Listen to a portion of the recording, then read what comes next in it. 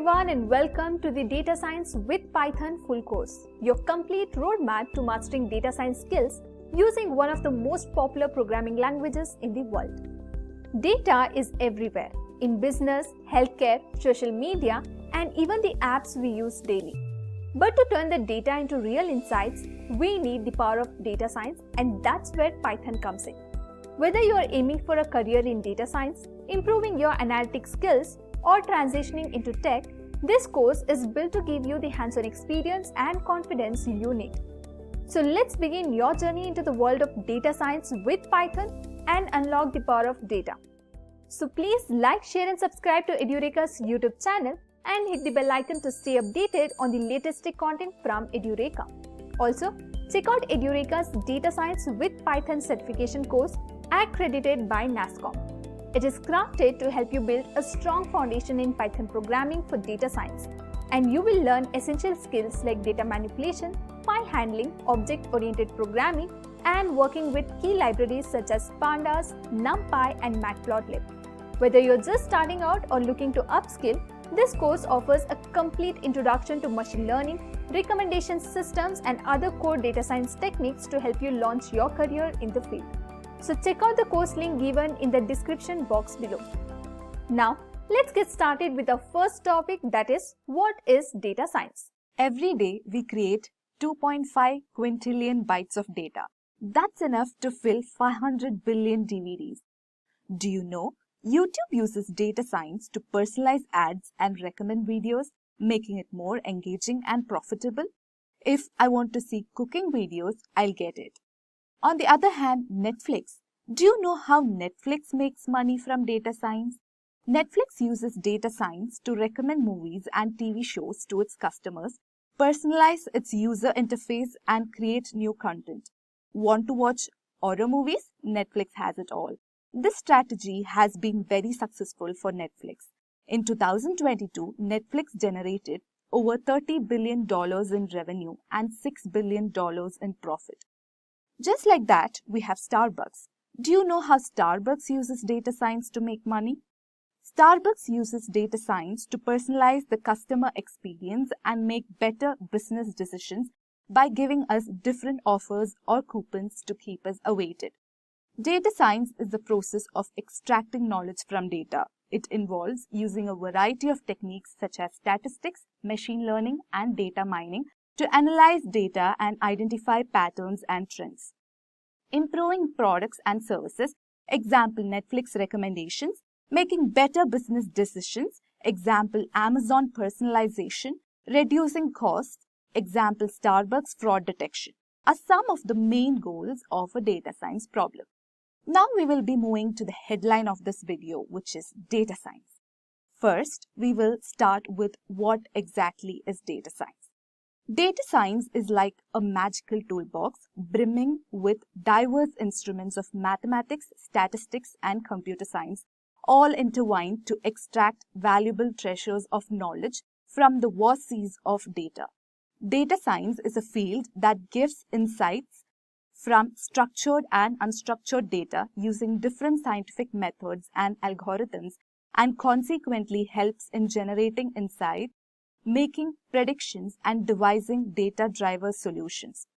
So why do we need data science anyway? Here are a few reasons why we need it. The answer is, we need data science to turn abundant, complex data into insights, enabling informed decisions, innovations, and solutions to challenges across various fields like healthcare, finance, and environmental conservation. Let me tell you it individually and how. We will start with data science for predictions. Data science is pivotal for predictions as it discerns patterns within data, enabling the forecasting of future events. For instance, it aids meteorologists in predicting weather patterns, saving lives during severe conditions, and assists financial analysts in forecasting stock prices and optimizing investment strategies, ultimately driving innovation and informed decision-making in diverse domains. Moving on to data science for business. Data science is indispensable in business for driving optimal strategies and outcomes. It enables retailers to forecast demand, ensuring stock availability and reducing surplus. Through customer segmentation and predictive analytics, businesses can tailor marketing efforts, enhancing engagement and conversion rates. It's the backbone for informed decisions, risk management, and operational efficiency. Moving on to data science for health. Data science is crucial in healthcare, especially for heart disease, as it enables the analysis of vast medical data to predict and diagnose conditions early. For example, by analyzing patient data, lifestyle, and genetic information, predictive models can foresee the likelihood of heart ailments, enabling timely intervention and personalized treatment plans. Now, I will be explaining to you the life cycle of data science, or you can say the things that go into the formation of data science. As you can see, we have the following steps. The first phase consists of defining the business problem, because a well-defined business statement defines a specific goal and is the key to the success of the project. What is the goal of the business? Or what should be the outcome of the business problem? The next step is to collect the data. Once the business understanding of the problem is obtained and the problem statement is defined, the next step would be to collect the data. This is also commonly referred to as data acquisition in machine learning. Data collection is an essential step in data science because data needs to be relevant to solve the business problem correctly. Data preparation is a crucial step in a data science project as it helps clean and bring the data into shape, which is required for further analysis and modeling. This may also be referred to as data cleaning. As part of the data preparation, we treat issues like missing values, outliers, and also transform the data into the required format. As part of exploratory data analysis, data is analyzed using summary statistics and graphically to understand key patterns. This is a relatively simpler step but highly effective in unearthing some useful patterns, and that may prove to be highly actionable. Once the data is prepared and all the hidden insights and hidden patterns from the data are understood, the next step is to build the model. There are two types of data modeling: descriptive analytics, which involves insights based on historical data, and predictive modeling, which involves future predictions. Once the model is built, it is ready to deploy in the real world. The deployment can occur offline, on the web, on the cloud, or any Android or iOS app. Generally, there is some variation in the accuracy of the model built and the model deployed. This is because the model is built on a certain amount of data and is deployed on different data. So, do you want to become a data scientist? The main role of a data scientist involves playing with data, which includes data collection from various sources, performing data cleaning, and transforming the raw data into business insights. Data cleaning and preparation are very important parts of a data scientist's job, and for this, a data scientist needs to be an expert in statistics, mathematics, machine learning, and programming languages. Data scientists should also use visualization techniques to obtain visual insights after data cleaning. This stage is crucial since the right patterns assist in developing an accurate model. After creating the models, model testing and deployment follow. Alright, budding data scientists, that's a wrap on the basics. Keep exploring and delving deeper into statistics, machine learning, and programming languages like Python and R. Remember, the journey in data science is filled with learning. So embrace curiosity, seek knowledge, and unlock the infinite possibilities of the data universe.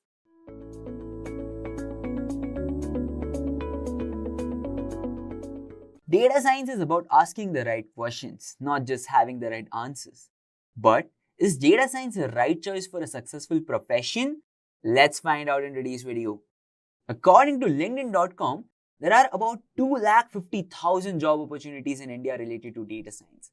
According to Indeed, 8 lakh per annum is the average salary of a data scientist in India, and it may go up to 40 lakh with experience.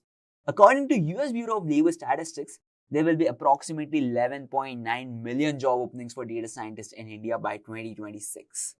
So, a huge number of opportunities, a great salary, and an amazing career growth make data science an excellent career path. So without any further delay, let's get started. Introduction to data science. So starting with an introduction, what comes to your head when you hear this term called data science or data scientist? Is it something like a scientist doing some random experiments with data? But what are these experiments? What is he exactly doing? Let's understand by checking this example. Let's meet Alex. And Alex loves to watch movies. Alex often spends a lot of time scrolling through the movie streaming platforms, trying to find something interesting to watch. To make Alex's movie choices more enjoyable, the streaming platform used a technique. The platform analyzed Alex's past movie preferences, the genres they frequently chose, and the movies they have rated highly.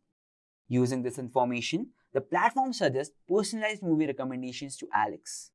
As a result, Alex spends less time in searching and more time enjoying the movies tailored to his taste. Now, what technique did it use? What technique did the platform use? How does it analyze everything? What is it called? Right? You might be wondering about that. Now, this technique is called as data science. From the above example, we can derive the definition of data science. Data science is a study of extracting insights and knowledge from data through methods like data analysis and machine learning, aiming to make informed decisions and solve complex problems. Now, you might be curious about this thing called machine learning. Don't worry, we'll dive into machine learning later in this video. So stick around until the end. For now, you can imagine it as teaching computers to learn and make decisions. Like when you learn to recognize things by looking at a lot of examples. It's similar to that. Since we have talked about examples, let's see some real-life examples of data science. In the screen, you can see some of the apps that use data science, like Amazon, Netflix, Instagram, YouTube. Now, let's discuss this one by one. Coming to Amazon, sometime or another, you must have shopped from Amazon.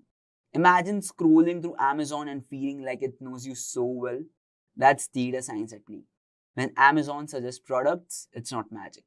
It's analyzing what you have liked and bought before, using data science to guess what might catch your eye. Coming to Instagram, I guess most of you have an Instagram account. And over on Instagram, when you find that perfect post on the Explore page, it's not luck. It's data science analyzing your interest and suggesting content that suits your vibe. Coming to Netflix, now think about Netflix cozying up with you on a lazy day. How does it know just exactly what shows to recommend? Yup, you guessed it right. Again, it's data science. By looking at what you have watched and liked, it predicts what you might want to binge watch next. Coming to YouTube, when you dive into that endless seas of YouTube videos, those recommendations aren't random. It's data science analyzing your watching habits to suggest videos that might fit your taste.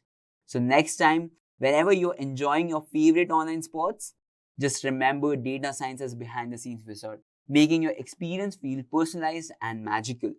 Now, let's dive into the most trending hot topics of today's world, which is the relationship between AI, ML, DL, and data science. Artificial intelligence, machine learning, deep learning, and data science are connected fields that collaborate to harness the power of data for intelligent decision making. At the core, data science involves extracting insights from data and utilizing statistical methods and algorithms.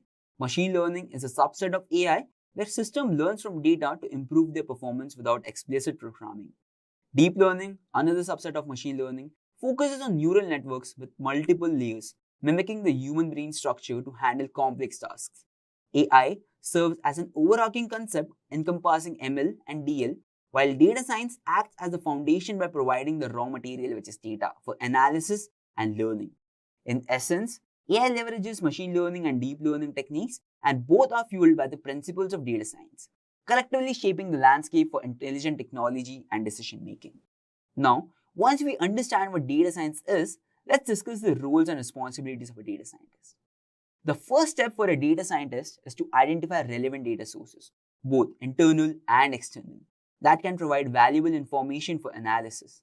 They can acquire the necessary data using methods such as web scraping, APIs database queries, or integrating with various data storage systems.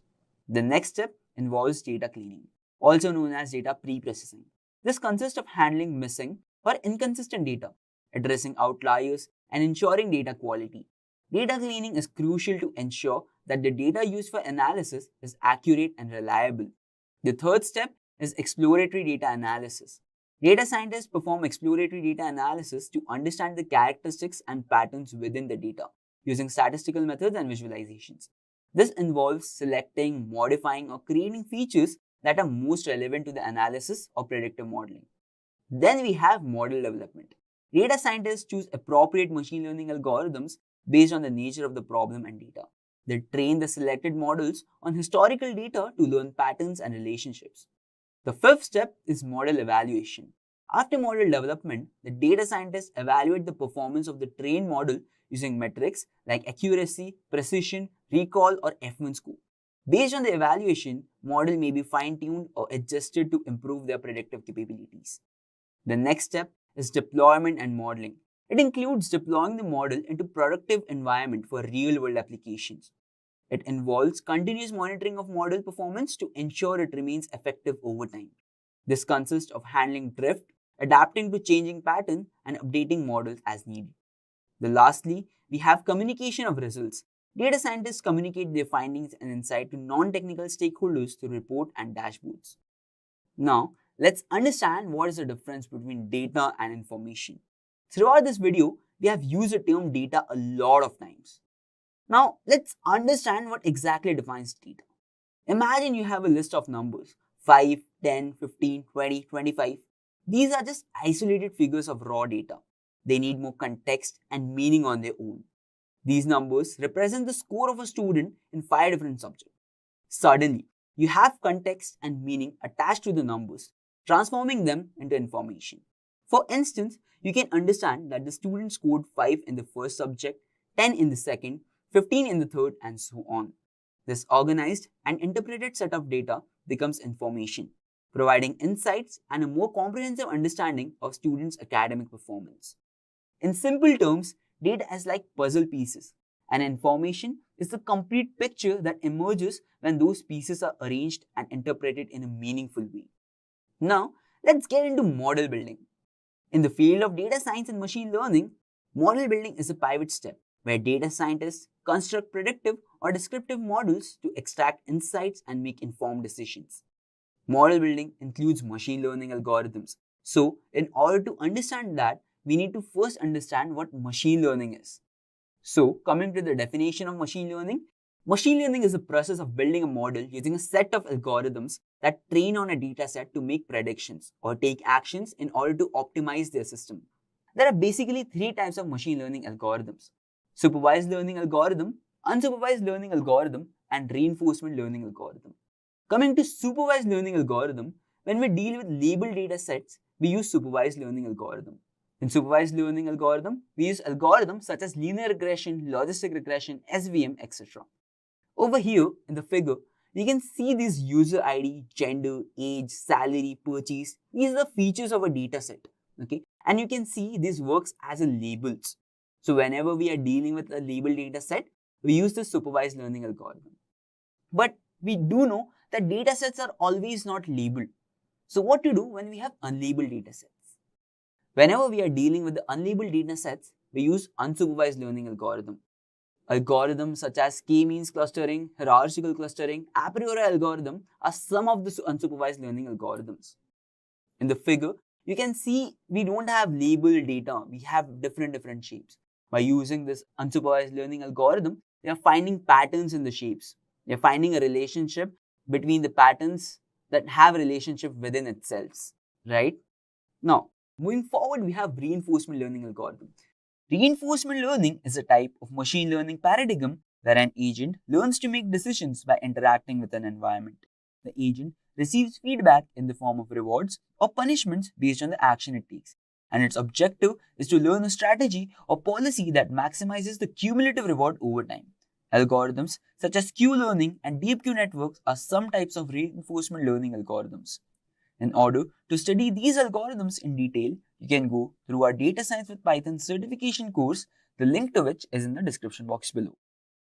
So, by now, I expect that all of you have become clear about the theoretical concepts. And now, let's finally move to practical demo where we will be building an end-to-end hands-on model. Now, previously in the model building section, we explored supervised learning. And over there, we came across a learning algorithm called linear regression. So firstly, let's understand the working of linear regression, and then we will be building a linear regression model. So to understand linear regression, let's take an example. Do you remember Alex, a movie-loving kid? Imagine it's been 20 years and guess what? Alex is now a successful data scientist who is looking to buy a property. Alex examined many properties, each with unique features and prices, giving him an understanding of how these features influence the property's value. So now, when he encounters a new property, he uses his knowledge of these features to estimate its price. But how does he does that? How is Alex able to predict the price of a new property just by examining its features? He is able to do that with the use of linear regression. How? Let's understand. Let's take the previous properties as P1, P2, P3 and P4 and P5 be the property whose price we need to evaluate. Now, let's start by plotting it on a graph where the dotted line is considered to be the hypothesis to evaluate the price of P5. In this example, in order to get this hypothesis, we took the average of the prices. The point that you can see on the graphs are the data points, and the red line represents the error by showing the distance of these data points from the hypothesis. The overall magnitude sum of this error is called as sum of squared error, which is calculated by L1 square plus L2 square plus L3 square plus L4 square. Now, can you guys tell me why we took the squared sum? We could have taken it without a square also, right? Like L1 plus L2 plus L3 plus L4. Think about it. One hint that I can give is consider the directions of the data points. Think more and kindly put your answers in the comment section. Now, in the last example, we took one feature which was price and we were getting one error value. But what if we take other features like area, bedrooms and house age into consideration? Will our error value decrease in this case? Let's find out by building a linear regression model.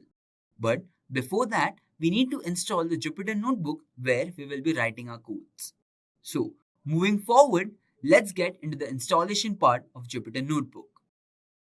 Now, very firstly, we will be installing Anaconda, which is a popular distribution of Python and R for scientific computing.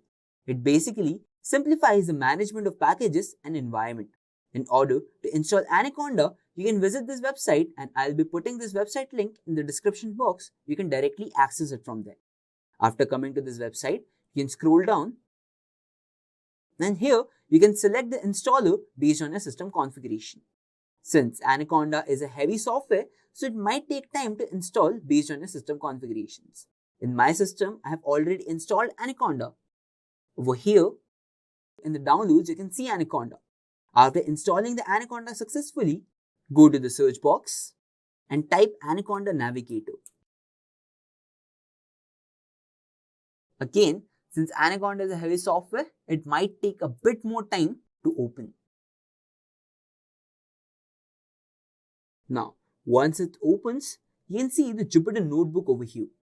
Click on Launch. And now, the Jupyter notebook opens in a default browser. So over here, click on New, click on Python 3. And now, finally, we can start our coding. So, let's start by importing some libraries. So, we'll go with import matplotlib.pyplot plot as PLT. Then let's import NumPy. So, import NumPy as NP. Then from Scikit-learn, we will be importing data sets and linear model. Now, from Scikit-learn.metrics,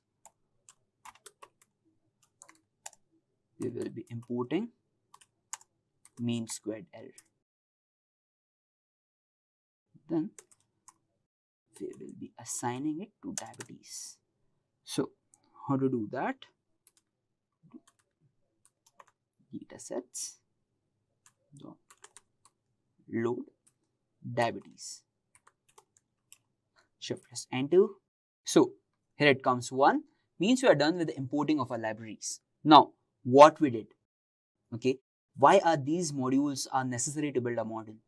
Let's understand them one by one. At first, we have matplotlib.pyplot, and I gave an alias for it as PLT. This library basically creates visualizations. We will be using this library to plot graphs to understand our data and the results of our model. Next, we have NumPy as NP, which helps us to work with multi-dimensional arrays. After that, we imported our most important library, Scikit-learn, and from that library, we imported these two modules, datasets and linear model. Since we are building a linear model, so we imported this linear model module. Now, for linear regression, we also need the mean squared error. Therefore, I imported this mean squared error library. Diabetes equal to datasets.load diabetes. Here, we load the diabetes datasets from sklearn.datasets and assign it to the variable diabetes. Now, let's check the description of the dataset that we imported. So, for that, we'll be having print diabetes.dscr, which means the description of diabetes. Okay, so over here you can see the description. Okay, we have 442 instances. The first 10 columns are numeric predictive values, and column 11 is a target column, that is a quantitative measure of disease progression 1 year after baseline. Over here we have 10 attributes, which are age, sex, BMI, BP, S1, S2, S3, S4, S5, S6, and the last 11 feature is our target feature. Here is the source URL from where we got the dataset. Now, moving forward, let's check the keys of the dataset. Print diabetes.keys. Shift plus enter. Over here, you can see the keys of the dataset. That is data, target, frame, description, feature names, data file name, target file name, and data module. After that, let's print the data that we imported. So, diabetes.data. Now, over here, you can see the data that we imported. It's the data that is present in the diabetes dataset. Now, if you guys remember, during the slideshow, in the example that we took for linear regression, we took only one feature, that was price. Okay, so over here also, we'll start by taking only one feature into consideration. And that one feature, let's take as body mass index. So it is 0, 1, 2. It's in the second index. Okay, so how to take that? Let's check. So let's first assign a variable diabetes.x, and then from diabetes.data, I only need the second one. So np.new access. Over here, np means NumPy that we already imported. So 2, because we need the second index, and then we need to print. So print diabetes_x. Shift plus enter. Yes. So over here, you can check this data set, and you can also see that it's in multi-dimensional array. We have a whole array. Inside that, we have small arrays, right? Yeah. So NP helps us to work with the multi-dimensional arrays. That's why I imported that. Now, since we got our one feature data set, let's split it into training and testing data set. How to do that? So initially, we'll be having diabetes x train. Now, I'm splitting this data set into two parts, the ratio of 70 and 30. For training, I'm taking the first 70%, and for testing, I'm taking the last 30%. So, moving on, diabetes x, let's take first 30%. So, we'll take it by using slicing. Then, diabetes x test part, we need diabetes x, and over here we need the last 30. Y train, we have diabetes x. Again, we need last 30. Sorry, first 70. Over here, minus 30 means we are excluding the last 30 elements. Then, diabetes y test equal to equal to diabetes X last 30% we need. So from minus 30 till the end of the data set. Shift plus enter. Now the splitting is done. For training, we took the first 70%. Okay, it means we excluded the last 30%. And that last 30% over here, we took it for the testing data set. Again, for Y-train, we took the first 70%. It means from starting till excluding last 30. And again, last 30 we took as Y-test. Now, let's work on a model now. So, model equal to linear model. And from that linear model, we need linear regression. Then, we need to fit this model with training data set, right?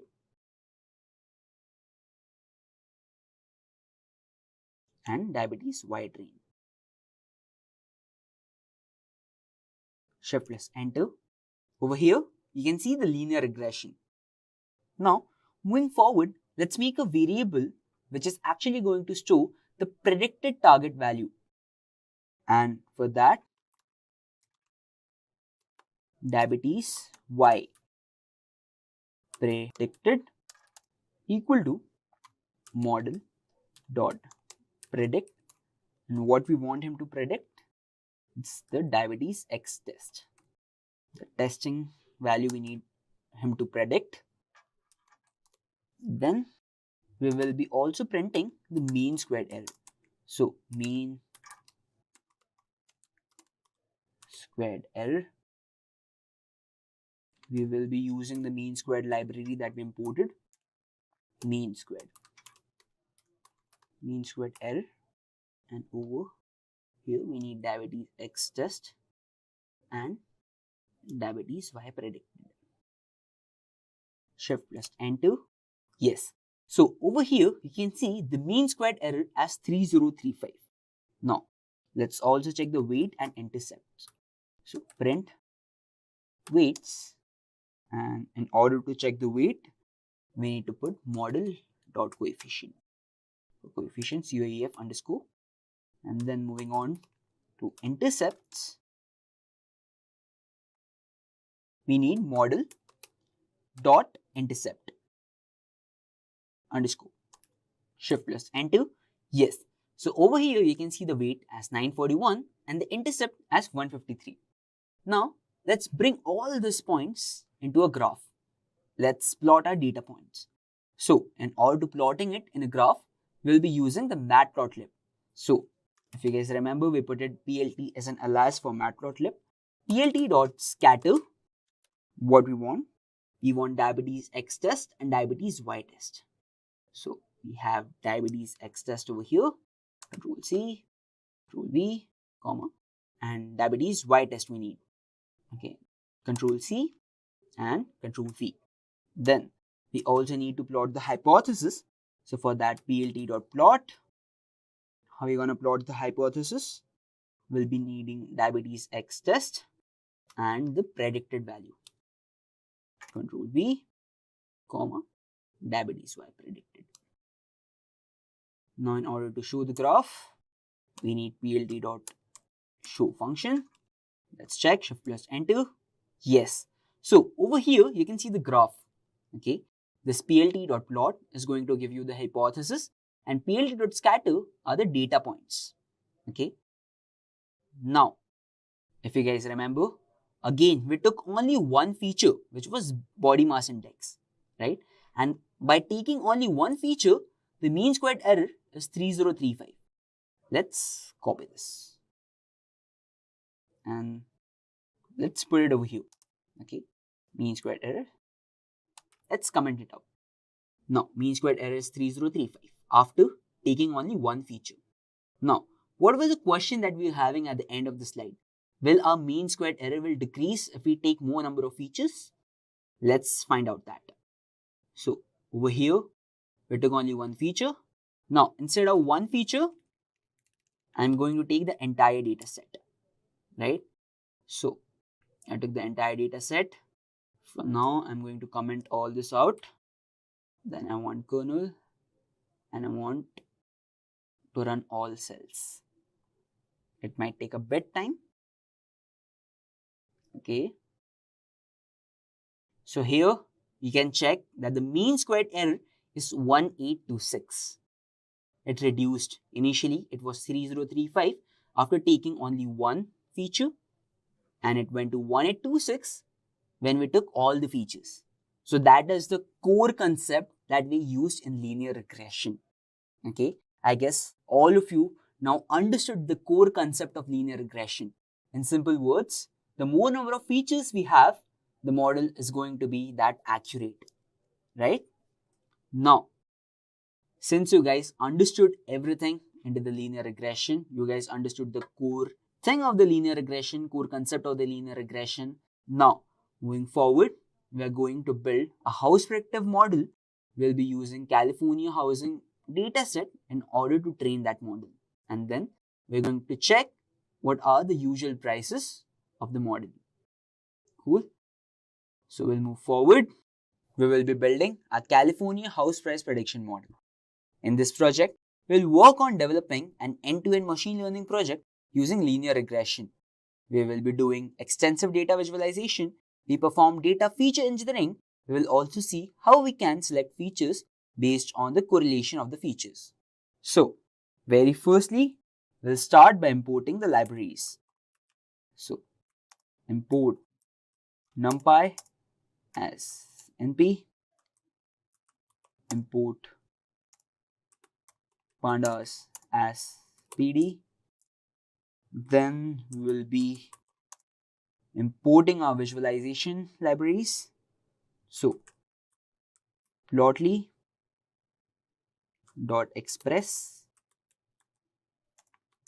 as px, import plotly.graph objects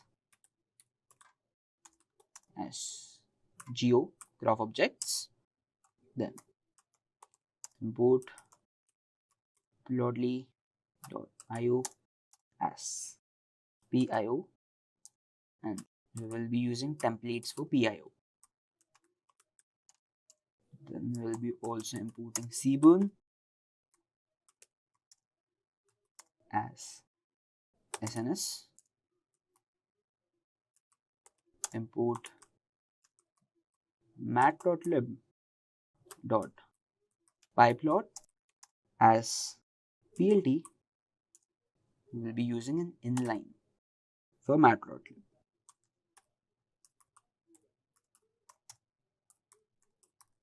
Shift plus enter. We'll wait for some time. Okay, so we are done with importing the following libraries.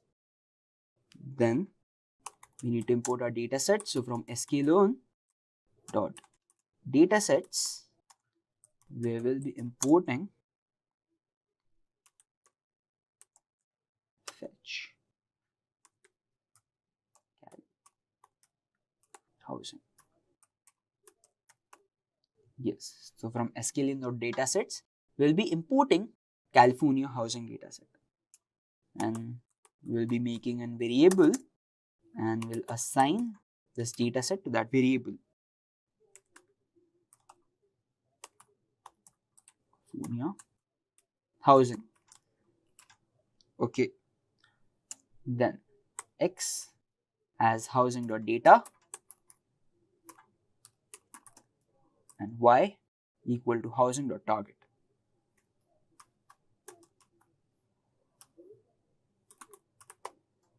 Then data equal to, we are using pandas over here and making it a data frame,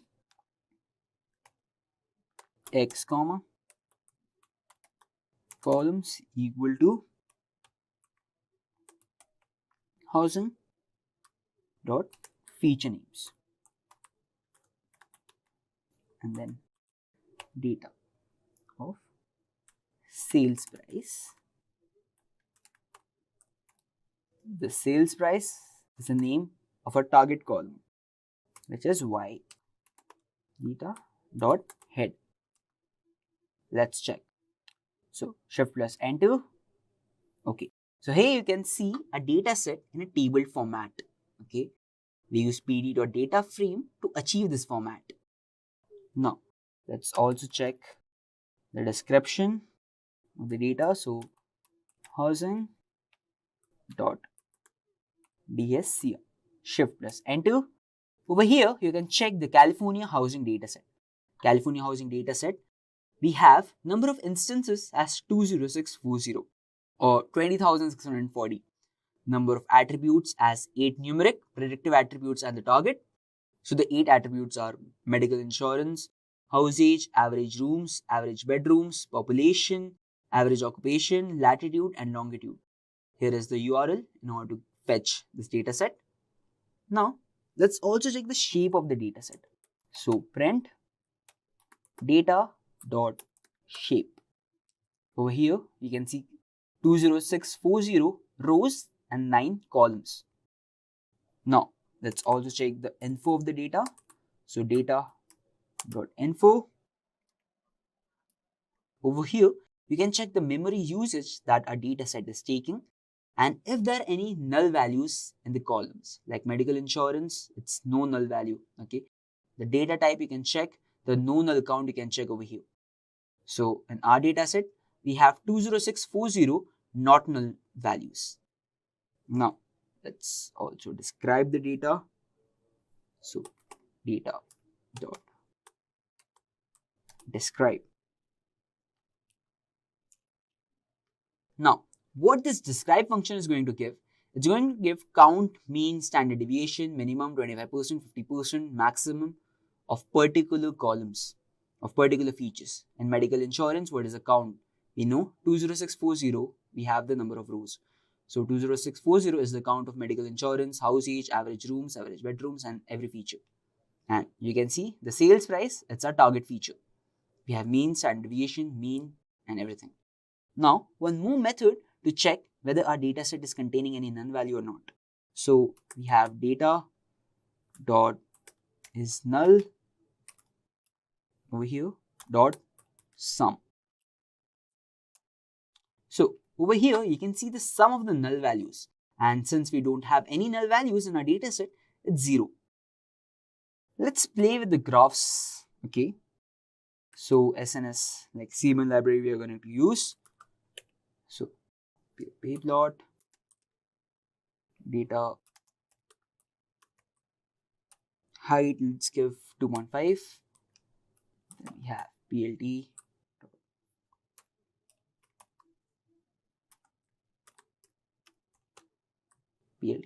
layout. Okay, shift plus enter. Now this might take some more time, so let's wait.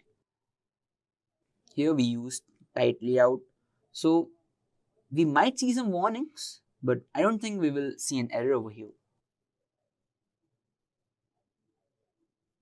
Okay, we are getting the warnings, but let's wait and let's check if we get any error.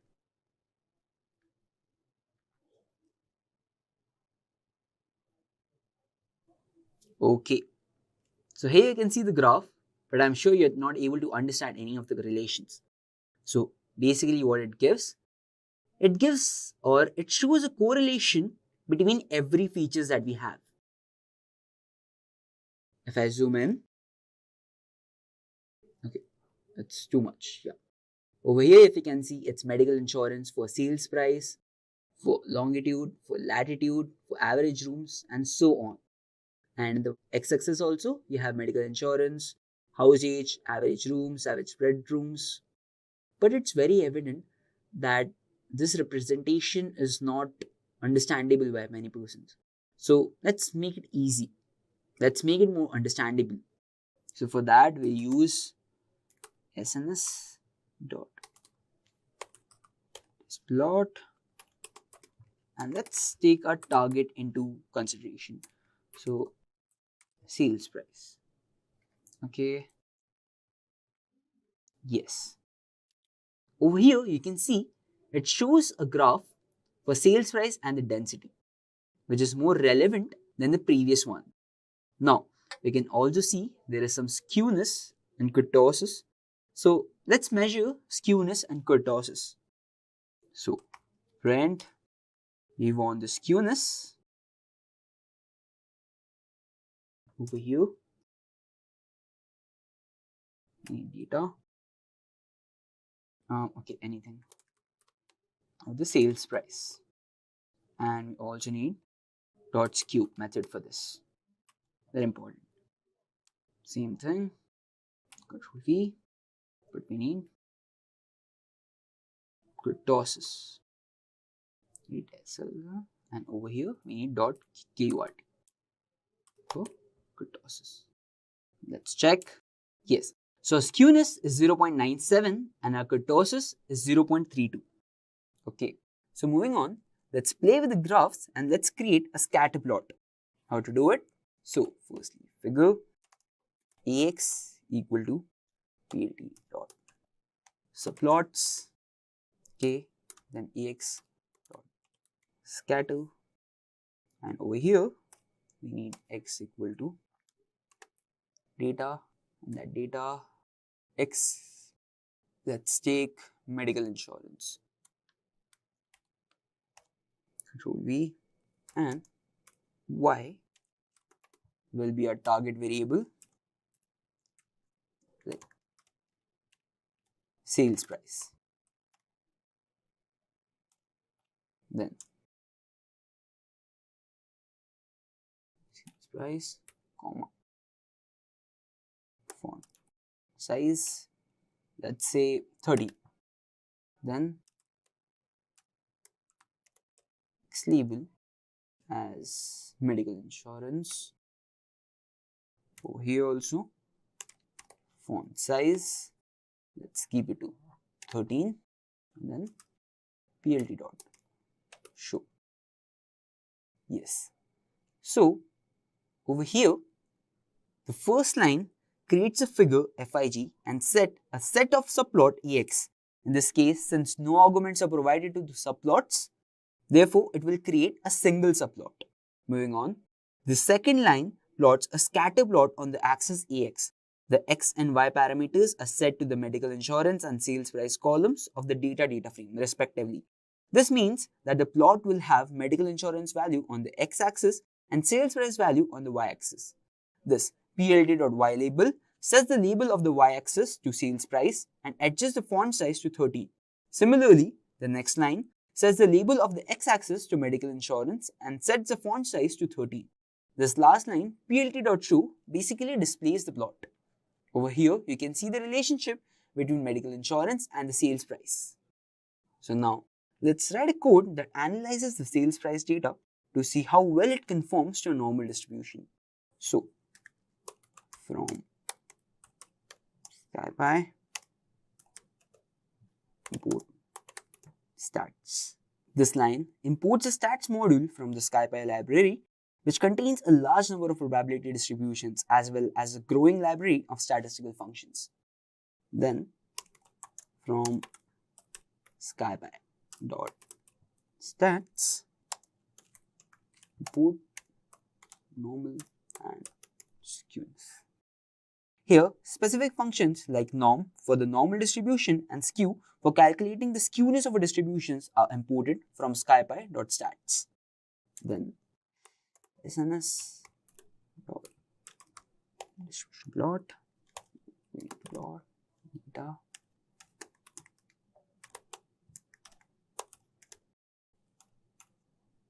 and fit equal to norm. Okay, so this line creates a histogram using Seaborn's displot function with the data taken from the sales price column of the data frame. The fit equal to normal argument fits a normal distribution to the data and overlays this on the histogram. Then we have mu, comma, sigma equal to normal dot fit data sales price. This line calculates the parameters of the normal distribution that best fit the sales price data. Mu is the mean and sigma is the standard deviation. Run.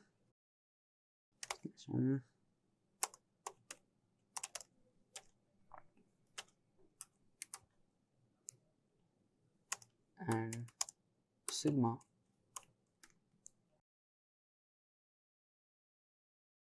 dot format sigma. Okay, this prints a calculated mean and standard deviation to the console, formatting them to 2 decimal places. Then we have plt dot normal distribution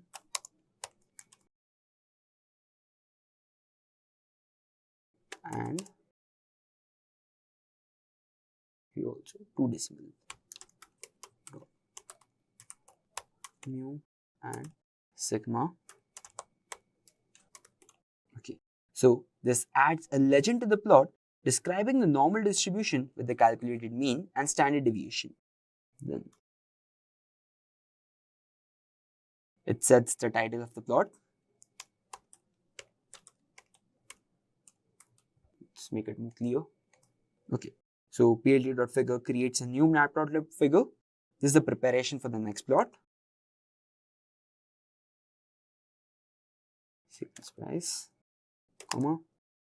Okay, this generates a probability plot which is used to determine if the sales price data follows a normal distribution.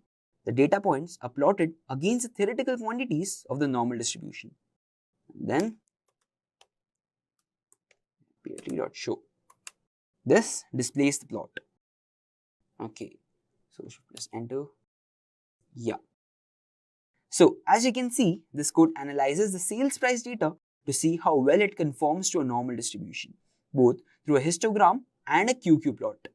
It is a common step in data analysis to check the distribution of variables, as many statistical tests and models assumes normality.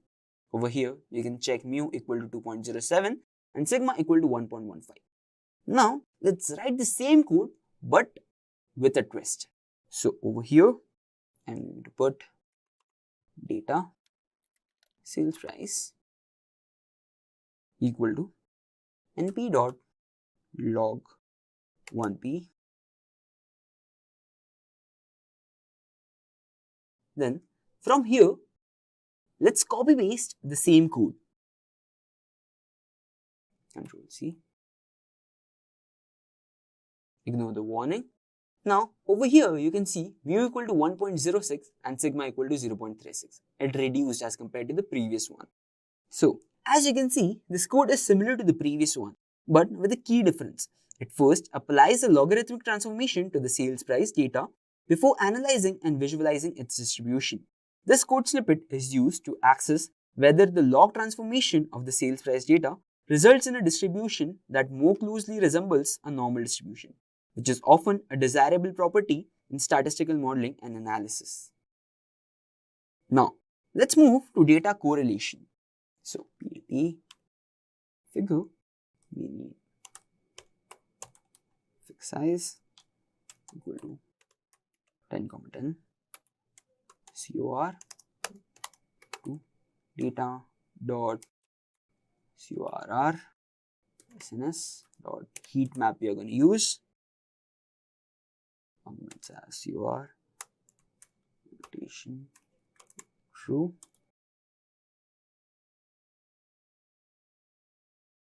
Then okay, so this code snippet is creating a heat map to visualize the correlational matrix of the data frame using Matplotlib and Seaborn Python. The heat map is a useful tool in exploratory data analysis to visually inspect the pairwise relationship between variables, helping to identify variables that might be highly correlated or uncorrelated with each other. Now, let's also check the relevant features. Firstly, we have target equal to yes sales price. Now, this line creates a series containing the absolute values of correlational coefficient between sales price and all the other columns in the correlational data frame. Taking the absolute value means we consider both strong positive and strong negative correlation as significant. Relevant features.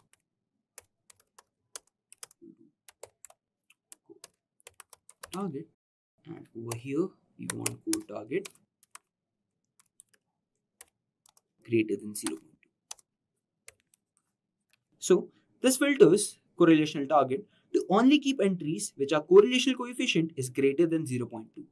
The choice of 0.2 as a threshold is arbitrary and can be adjusted depending on the context or domain knowledge.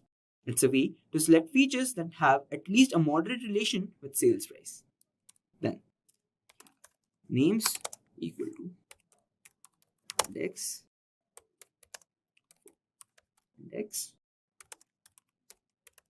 value in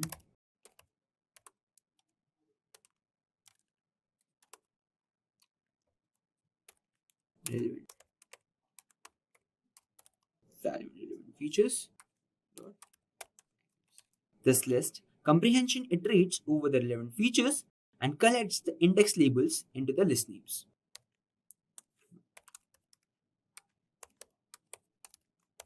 We want to remove sales price. Now, it removes sales price from the list as it is a target variable itself and not a feature to be used for prediction or analysis with respect to sales price. Then, names. It prints a list of feature names that have a significant correlation with sales price, which we wanted. And then, we'll write the length. How many are there? So, shift press enter. So, over here, medical insurance you can see as a relevant feature. Now, with this, let's finally move into the model building. So, starting with model building, first thing is the importing of the data sets. So, Scikit-learn .model selection, import, train, test, split, and then drop. We are gonna drop sales price because we wanted it in Y. Let's check access. So, what are we doing over here? We are again splitting the data set into the training data set and the testing data set. Okay. Over here, X contains all the features and we excluding the sales price because we need it for the target variable Y. So, Y equal to data. And what we need over here is the sales price. Over train, comma, test, Y train, comma, Y test, equal to train, test, split, X, comma, Y, comma, test size which we wanted to keep is 0.2. And we want the random state as 42. Let's make it look a bit proper. Okay, so training and testing data set splitting is done.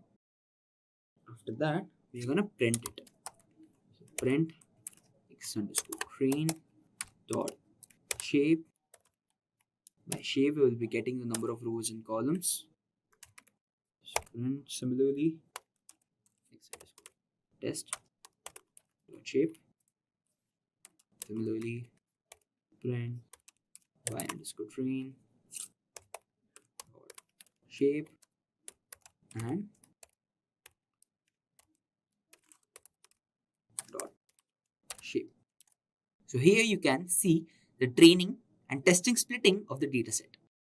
Now, since our model will be a linear regression model, so let's import that. So from Scikit-learn dot linear model,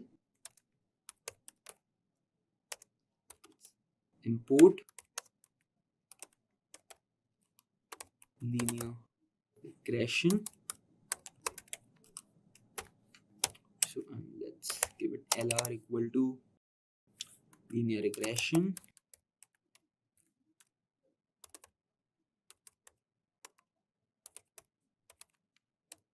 Then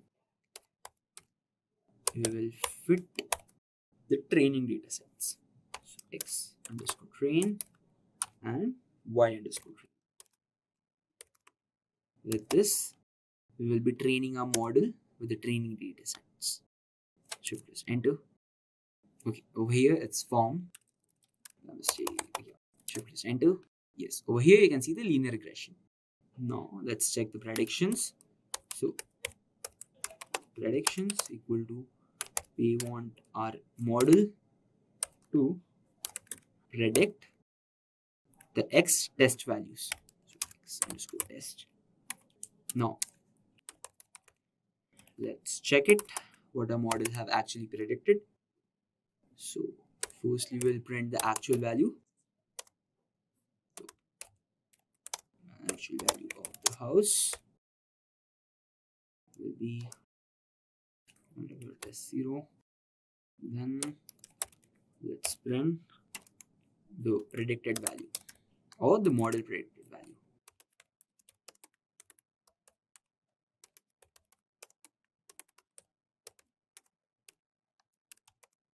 It will be predictions.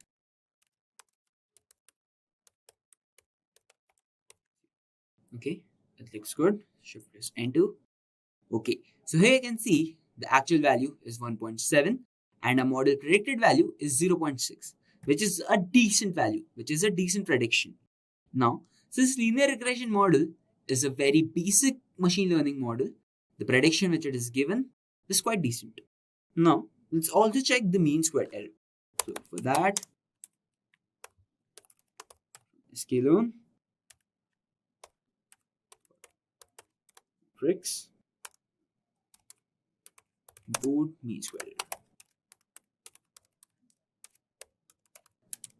That lets mean squared error equal to, oh, sorry, here, okay, let's see, equal to mean squared error y test, and we need predictions. And let's also check the root mean squared error. We'll use square root of MSE. And finally we'll print it. Let's print MSE. So you can see the mean squared error is 0.05, which is a good one. Okay.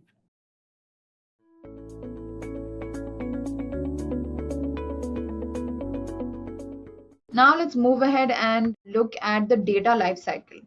So guys, there are basically 6 steps in the data lifecycle. It starts with a business requirement. Next is the data acquisition. After that, you'll process the data, which is called data processing. Then there is data exploration, modeling, and finally deployment. So guys, before you even start on a data science project, it is important that you understand the problem you're trying to solve. So in this stage, you're just going to focus on identifying the central objectives of the project, and you'll do this by identifying the variables that need to be predicted. Next up, we have data acquisition. Okay, so now that you have your objectives defined, it's time for you to start gathering the data. So data mining is the process of gathering your data from different sources. At this stage, some of the questions you can ask yourself is, what data do I need for my project? Where does it live? How can I obtain it? And what is the most efficient way to store and access all of it? Next up, there is data processing. Now, usually all the data that you collected is a huge mess. Okay, it's not formatted, it's not structured, it's not cleaned. So if you find any data set that is cleaned and it's packaged well for you, then you've actually won the lottery, because finding the right data takes a lot of time and it takes a lot of effort. And one of the major time consuming tasks in the data science process is data cleaning. Okay, this requires a lot of time, it requires a lot of effort, because you have to go through the entire data set to find out any missing values, or if there are any inconsistent values or corrupted data. And you also find the unnecessary data over here and you remove that data. So this was all about data processing. Next, we have data exploration. So now that you have sparkling clean set of data, you are finally ready to get started with your analysis. Okay, the data exploration stage is basically the brainstorming of data analysis. So in order to understand the patterns in your data, you can use histograms. You can just pull up a random subset of data and plot a histogram. You can even create interactive visualizations. This is the point where you dive deep into the data and you try to explore the different models that can be applied to your data. Next up, we have data modeling. So after processing the data, what you're going to do is you're going to carry out model training. Okay, now model training is basically about finding the model that answers the questions more accurately. So the process of model training involves a lot of steps. So firstly, you'll start by splitting the input data into the training data set and the testing data set. Okay, you're going to take the entire data set and you're going to separate it into two parts. One is the training and one is the testing data. After that, you'll build the model by using the training data set. And once you're done with that, you'll evaluate the training and the test data set. Now, to evaluate the training and testing data set, you'll be using series of machine learning algorithms. After that, you'll find out the model which is the most suitable for your business requirement. So this was mainly data modeling. Okay, this is where you build a model out of your training data set, and then you evaluate this model by using the testing data set. Next, we have deployment. So guys, the goal of this stage is to deploy the model into a production or maybe a production-like environment. So this is basically done for final user acceptance, and the users have to validate the performance of the models, and if there are any issues with the model or any issues with the algorithm, then they have to be fixed in this stage.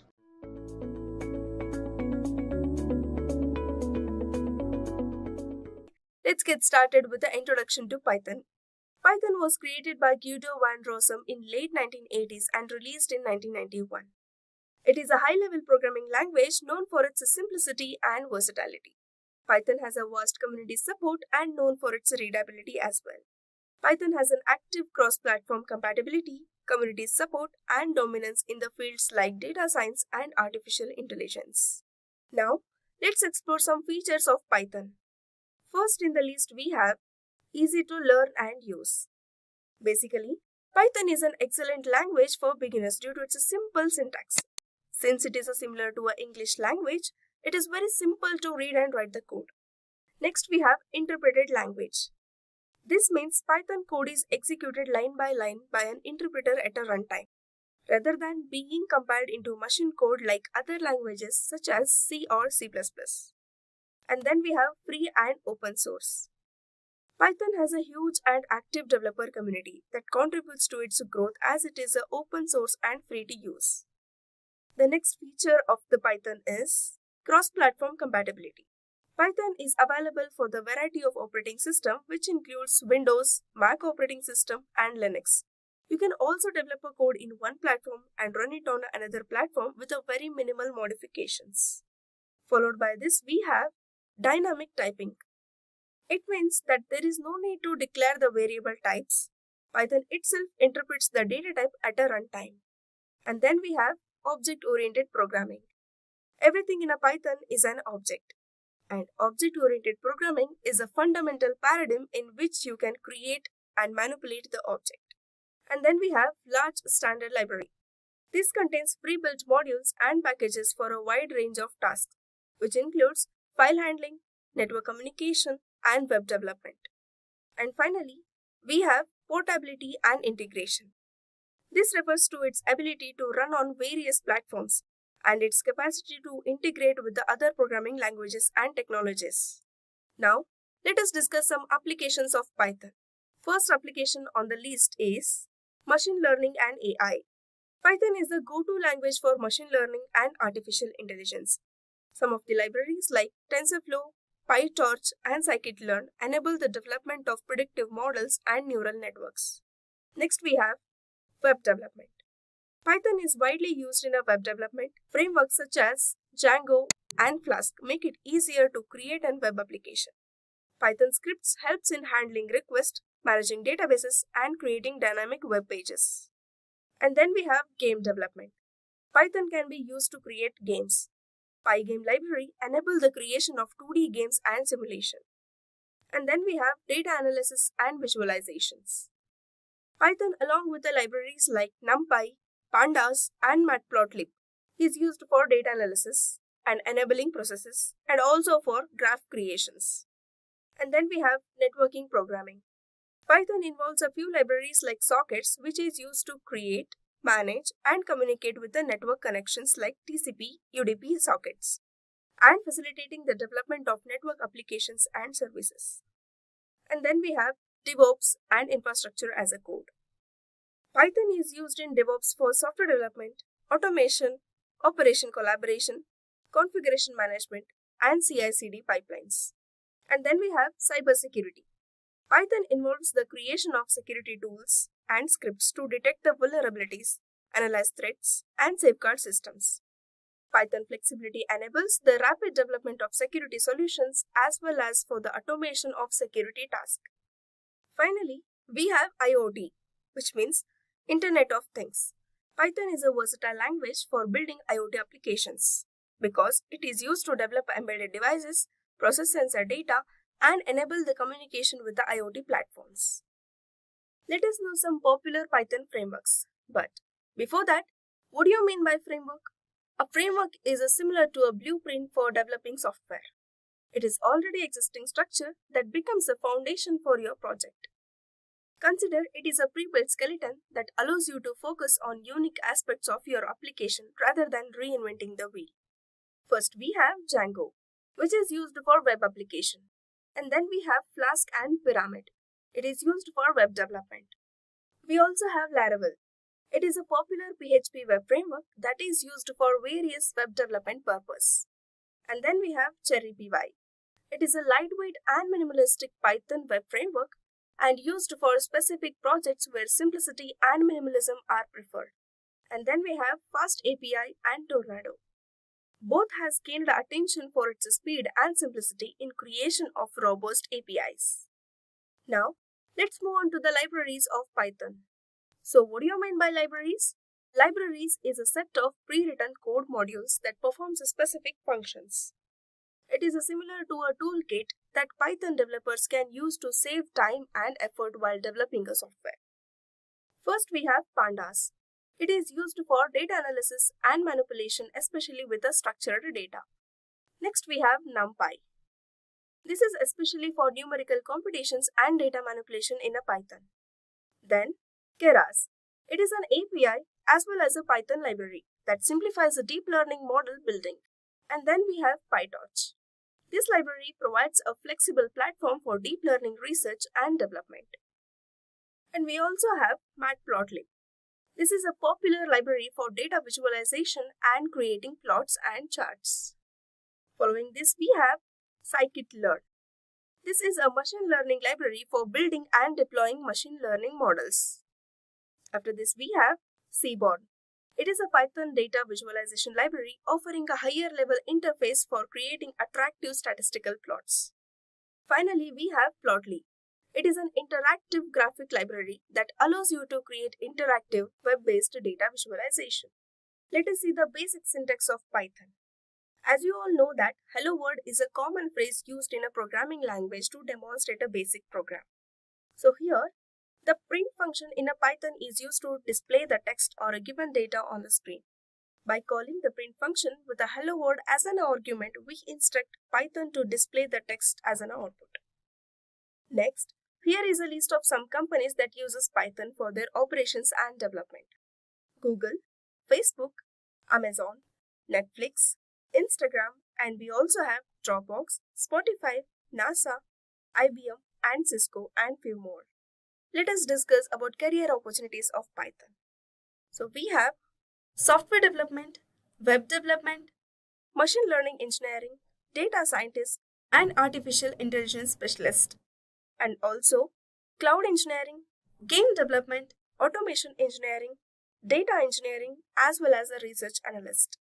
Let's discuss on salary. According to the Glassdoor data, the average annual salary in India for Python developer is around 6 lakhs per annum, whereas in USA, for the similar position, it is around $6,401. And for the backend developer, the average annual salary is around 8.3 lakhs per annum in India, whereas in USA, for the same position, it is around $7,800. In India, the average annual salary for full stack developer is 10 lakhs per annum, whereas in USA, for the same role, it is $8,900 per annum. Now, let's learn how to download and install Python on Windows. First, open the web browser, then type Python, hit the enter button. You can see that welcome to python.org. Click on this one to open a Python official website. Once you are on a website, look for the downloads tab. You can get all the details related to Python here. Click on this one. Now you are able to see that download the latest version for Windows. You can also see the version number here. So just click on this one. Python is downloaded. Double click on this one. Now, it is most important to click on this checkbox to add a Python path to our system and click on install now. Installing is happening now. Python is completely installed now. We'll just close this one. Now you can confirm that whether the Python is completely installed in our system or not by going through command prompt. Just type Python space --version. Hit the enter button. Now you can see that Python 3.12.0 is a version number. Or else if you got in any error that it will show that Python was not found, then you have to again install the Python properly. Let's install Jupyter. For that, we just have to type install Jupyter. Hit the enter button. Now it is downloading. Now we'll check a Jupyter version number as well by typing Jupyter --version. It is showing all the packages with their version numbers. So this is properly installed in our system now. Now, we'll create one new folder for Jupyter on desktop. Say Python programming. So just open this one. We'll open command prompt for this page. Now, we'll open Jupyter notebook. Hit the enter button. So this opens a new web browser. The screen that you are seeing is a Jupyter notebook. Now, open the new notebook. Click on this new tab, notebook. Then select the kernel as a Python 3. Select it as the same. Now it is ready for Python programming. So let's begin with some basics of Python. I'll just zoom this one. Let's say x is equals to 10 and we'll print the value of x. Just execute the cell. You are getting 10 as a value. You can also check the data type of our x by typing print of type of x. So just execute the cell. We have 10 as an output as well as an integer as a data type of a x. Now let's try for the string. Consider a is equals to single quote for each and every strings Edureka. Here a is a variable and Edureka is a value that is stored in a. Got it? So let's try to print the value of a. Print of a. And also we'll check the data type of a by typing print of type of a. Now you can see that Edureka is printed here and it is a type of a string. Yes. Let's check for hello world program. Just type it as print, then hello world. Just execute the cell. You'll get a hello world program. It is a very basic program. Now we will do some simple arithmetic operations. Let's say a is equals to 5 and b is equals to 8. Let's try for addition. Let's print a plus b. Then execute the cell. We are getting 13 as an output. Let's try for subtraction, multiplication and division as well. Print a minus b. Same for multiplication and for division. Let's execute this. We are getting all values. So a minus b is minus 3, a multiplication b is 40 and a division b is 0.625. Now we will see some Python conditional statement. In conditional statement, we can use equals, not equals, less than or equal to, greater than, and greater than or equal to. Now we'll see that how conditional statement works. Let's say A is equals to 26 and B is equals to 99. And then the condition is if B is greater than A, then it has to print that B is greater than A. Let's execute this one. The output is printed as B is greater than A. Now we will see how else if statement works. Let's say A is equals to 48, then B is equals to 48, and the condition is if B is greater than A, then it has to print B is greater than A. Else another condition is if A is equals to B, then it has to print both are equal, which means A and B. So A and B are equal. Let's execute this one. It is showing A and B are equal. Okay, let's take another example for else condition. Let's say A is equals to 100, then B is equals to 85. And the condition is if B is greater than A, print B is greater than A. Else if another condition, if A it is equals to B, it has to print equals. A and B are equal, or else it has to print A is greater than B. So let's execute this one. So we are getting output as A is greater than B. Because the condition is B is greater than A, we have a value as A equals 100 and B is equals to 85. Anyway, value of an A is greater. So this condition is not satisfied and it will search for other condition. So the other condition is A equals B. So this condition is also not satisfied. So it will directly skip up to the else part and it will print the statement. That is A is greater than B. Let us know about loops in Python. Basically, we have two types of loops. First one is for loop and second one is while loop. So first we will see for loop and we'll see how it works. Here loop is used for iterating over a sequence. For example, n is equals to 4. For I in range, we know the value of n is 4. Then print value of I. Execute the cell.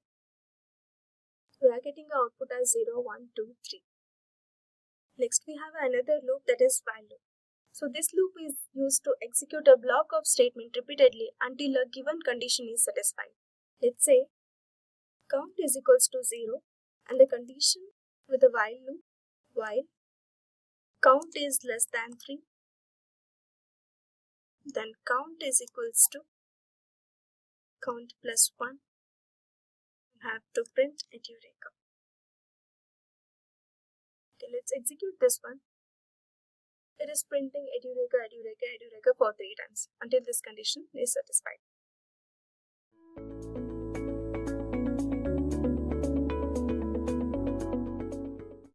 Now, in early days, scientists used to have a lab notebook to record tests, progress, results, and conclusions. Now, Jupyter is a modern-day tool that allows data scientists to record their complete analysis process, much in the same way other scientists use a lab notebook. Now, the Jupyter product was originally developed as a part of IPython project. The IPython project was used to provide interactive online access to Python. Over time, it became useful to interact with other data analysis tools such as R in the same manner. With the split from Python, the tool grew into its current manifestation of Jupyter. Now, IPython is still an active tool that's available for use. The name Jupyter itself is derived from the combination of Julia, Python, and R. While Jupyter runs code in many programming languages, Python is a requirement for installing the Jupyter Notebook itself. Now, to download Jupyter Notebook, there are a few ways. In their official website, it is strongly recommended installing Python and Jupyter using Anaconda distribution, which includes Python, the Jupyter Notebook, and other commonly used packages for scientific computing as well as data science. Although one can also do so using the pip installation method. Personally, what I would suggest is downloading Anaconda Navigator, which is a desktop graphical user interface included in Anaconda. Now, this allows you to launch application and easily manage Conda packages, environments, and channels without the need to use command line commands. So all you need to do is go to anaconda.org, and inside you go to Anaconda Navigator. So as you can see here, we have the Conda installation code, which you're going to use to install it in your particular PC. So either you can use these installers. So once you download the Anaconda Navigator, it looks something like this. So as you can see here, we have Jupyter Lab, Jupyter Notebook, we have Qt Console, which is an IPython console. We have Spider, which is somewhat similar to RStudio in terms of Python. Again, we have RStudio also, we have Orange 3, we have GlueViz, and we have VSC Code.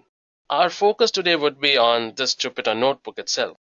Now, when you launch the Navigator, you can see there are many options available for launching Python as well as R instances.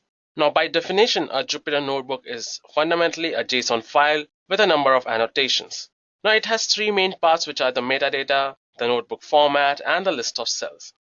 Now, you should get yourself acquainted with the environment. The Jupyter user interface has a number of components. So it's important to know what are components you should be using on a daily basis, and you should get acquainted with it. So as you can see here, our focus today will be on the Jupyter Notebook. So let me just launch the Jupyter Notebook. Now what it does is creates an online Python instance for you to use it over the web. So let it launch. Now as you can see, we have Jupyter on the top left as expected. And this acts as a button to go to your home page. Whenever you click on this, you get back to your particular home page, that is the dashboard. Now there are three tabs displayed, which are the files, running, and clusters. And what we'll do is we'll understand all of these three and understand what are the importance of these three tabs. Well, the file tab shows the list of the current files in the directory. So as you can see, we have so many files here. Now the running tab presents another screen of the currently running processes and the notebooks. Now the drop-down list for the terminals and notebooks are populated with their running numbers. So as you can see inside, we do not have any running terminals or there are no running notebooks as of now. And the cluster tab presents another screen to display the list of clusters available. So in the top right corner of the screen, there are three buttons, which are upload, new, and the refresh button. Let me go back here. So as you can see here, we have the upload, new, and the refresh button. Now the upload button is used to add files to the notebook space, and you may also just drag and drop as you would when handling files. Similarly, you can drag and drop notebooks into specific folders as well. Now the menu with the new in the top presents a further menu of text file, folders, terminal, and Python 3. Now the text file option is used to add a text file to the current directory. Now Jupyter will open a new browser window for you for the running new text editor. Now the text entered is automatically saved and will be displayed in your notebook's files display. Now the folder option, what it does is creates a new folder with the name untitled folder, and remember all the files and folder names are editable. Now the terminal option allows you to start an IPython session. The notebook options available will be activated when additional notebooks are available in your environment. The Python 3 option is used to begin Python 3 session interactively in your node. The interface looks like the following screenshot. Now what you have is full file editing capabilities for your script, including saving as new file. You also have a complete working ID for your Python script. Now if we come to the refresh button, the refresh button is used to update the display. It's not really necessary as the display is reactive to any changes in the underlying file structure. And at the top of the Files tab item, there is a checkbox, a drop-down menu, and a home button. As you can see here, we have the checkbox, the drop-down menu, and the home button. Now the checkbox is used to toggle all the checkboxes in the item list. So as you can see, you can select all of these. You can either move or either delete all of the files selected, or what you can do is select all and deselect some of the files. That's your wish. Now the drop-down menu presents a list of choices available, which are the folders, all notebooks, running, and files. So the folder section will select all the folders in the display and present a count of the folders in the small box. So as you can see here, we have 18 number of folders. Now all the notebooks section will change the count of the number of notebooks and provide you with three options. So as you can see here, it has selected all the given notebooks, which are 18 in number, and you get the option to either duplicate the current notebook, you need to move it, view it, edit it, or delete it. Now the running section will select any running scripts. As you can see here, we have 0 running scripts and update the count to the number selected. Now the files section will select all the files in the notebook display and update the counts accordingly. So if you select the files here, we have 7 files. As you can see here, we have 7 files, some data sets, CSV files and text files. Now the home button brings you back to the home screen of the notebook. So all you need to do is click on the Jupyter Notebook logo. It will bring you back to the Jupyter Notebook dashboard. Now, as you can see on the left hand side of every item is a checkbox, an icon and the item's name. The checkbox is used to build a set of files to operate upon, and the icon is indicative of the type of the item. And in this case, all of the items are folder here. Coming down, we have the running notebooks, and finally we have certain files, which are the text files and the CSV files.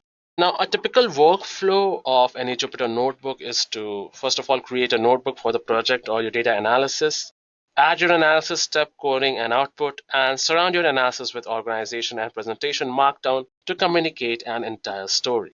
Now, interactive notebooks that include widgets and display modules would then be used by others by modifying parameters and the data to note the effects of their changes.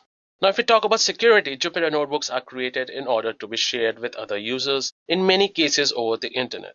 However, Jupyter Notebook can execute arbitrary code and generate arbitrary code. This can be a problem if malicious aspects have been placed in the notebook. Now, the default security mechanism for Jupyter notebooks include raw HTML, which is always sanitized and checked for malicious coding. Another aspect is you cannot run external JavaScripts. Now, the cell contents, especially the HTML and the JavaScripts, are not trusted. It requires user validation to continue, and the output from any cell is not trusted. All other HTML or JavaScript is never trusted, and clearing the output will cause the notebook to become trusted when saved. Now, notebooks can also use a security digest to ensure the correct user is modifying the contents. So for that, what you need to do is a digest. What it does is takes into the account the entire contents of the notebook and a secret which is only known by the notebook creator. Now, this combination ensures that malicious coding is not going to be added to the notebook. So you can add security digest to notebook using the following command, which I have given here. So it's Jupyter, the profile, what you have selected. And inside, what you need to do is security and notebook secret. So what you can do is replace the notebook secret with your part of the secret, and that will act as a key for the particular notebook. So what you need to do is share that particular key with all your colleagues or whoever you want to share that particular notebook with. And in that case, it keeps the notebook secured and away from other malicious coders and all. Another aspect of Jupyter is configuration. So you can configure some of the display parameters used when presenting notebooks. Now, these are configurable due to the use of product known as Code Mirror to present and modify the notebook. So Code Mirror, what it basically is, it is a JavaScript based editor for the use within the web pages and notebooks. So what you do is Code Mirror. So as you can see here, Code Mirror is a versatile text editor implemented in JavaScript for the browser. So what it does is allow you to configure the options for Jupyter. So now let's execute some Python code and understand the notebook in a better way. Jupyter does not interact with your scripts as much as it executes your script and records the result. So I think this is how Jupyter notebooks have been extended to other languages besides Python, as it just takes a script, runs it against a particular language engine, and records the output from the engine, all the while not really knowing what kind of a script is being executed. Now the new window shows an empty cell for you to enter the Python code. Now what you need to do is under new, you select the Python 3. And what it will do is open a new notebook. Now this notebook is untitled, so let's give the new work area a name Python code. So as you can see, we have renamed this particular cell. Now autosave option should be on the next to the title. As you can see, last checkpoint a few days ago, unsaved changes. The autosave option is always on. What we do is with an accurate name, we can find the selection and this particular notebook very easily from the notebook homepage. So if you select your browser's home tab and refresh, you will find this new window name displayed here again.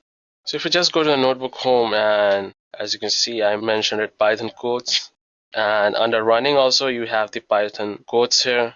So let's get back to the particular page or the notebook. One thing to note here that it has an item icon versus a folder icon. The automatically assigned extension, as you can see here, is IPYNB, the IPython node. And since the item is in a browser in a Jupyter environment, it is marked as running. And there is a file by that name in your directory as well. So if you go to your directory, let me go and check it. So as you can see, if you go into the users, here you can see we have the in-class projects, the Python codes. So you can see we automatically have that particular IPython notebook created in our working environment and the local disk space also. So if you open the IPYNB file in the text editor, you will see basic context of a Jupyter code. As you can see, if I'm opening it, the cells are empty, nothing is there. So let's type in some code here. So for example, I'm going to put in name equals Edureka. Next, what I'm going to do is provide subscribers that equals 700k. And to run this particular cell, what you need to do is click on the run icon. And as you can see here, we have 1. So this is the first cell to be executed. In the second cell, we enter Python code that references the variables from the first cell. So as you can see here, we have print name has string subscribers. So let me just run this particular. So as you can see here, note that we have an output here that Edureka has 700k YouTube subscriber now. So it's more than 700k. Now, to know more about Jupyter and other technologies, what you can do is subscribe to our channel and get updates on the latest trending technologies. So note that Jupyter color codes your Python just as a decent editor would, and we have empty braces to the left of each code block. So as you can see here, if we execute the cell, the results are displayed in line. Now it's interesting that Jupyter keeps track of the output last generated in the saved version of the file and is a saved checkpoints. Now if you were to rerun your cells using the rerun or the run all, the output would be generated and saved via autosave. Now the cell number is incremented, and as you can see, if I rerun this, you see the cell number changed from 1 to 3, and if I rerun this, the cell number will change from 2 to 4. So what Jupyter does is keeps a track of the latest version of each cell. So similarly, if you were to close the browser tab, refresh the display in the home tab, you will find a new item we created, which is the Python code. Yeah, notebook saved, auto saved. As you can see here in the bracket, it has auto saved. So if you close this in the home button, you can see here we have Python codes. So as you can see, if we click it, it opens the same notebook.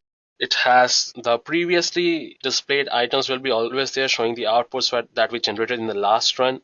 Now that we have seen how Python works in Jupyter, including the underlying encoding, then how does Python access a large dataset or a dataset work in Jupyter?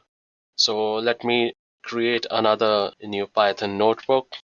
So what I'm going to do is name this as Pandas. So from here, what we'll do is read in large dataset and compute some standard statistics of data.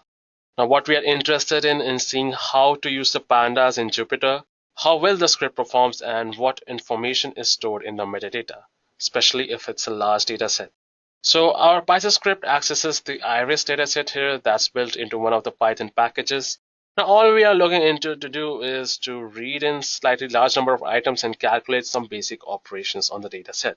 So first of all, what we need to do is from Scikit-learn, import the dataset.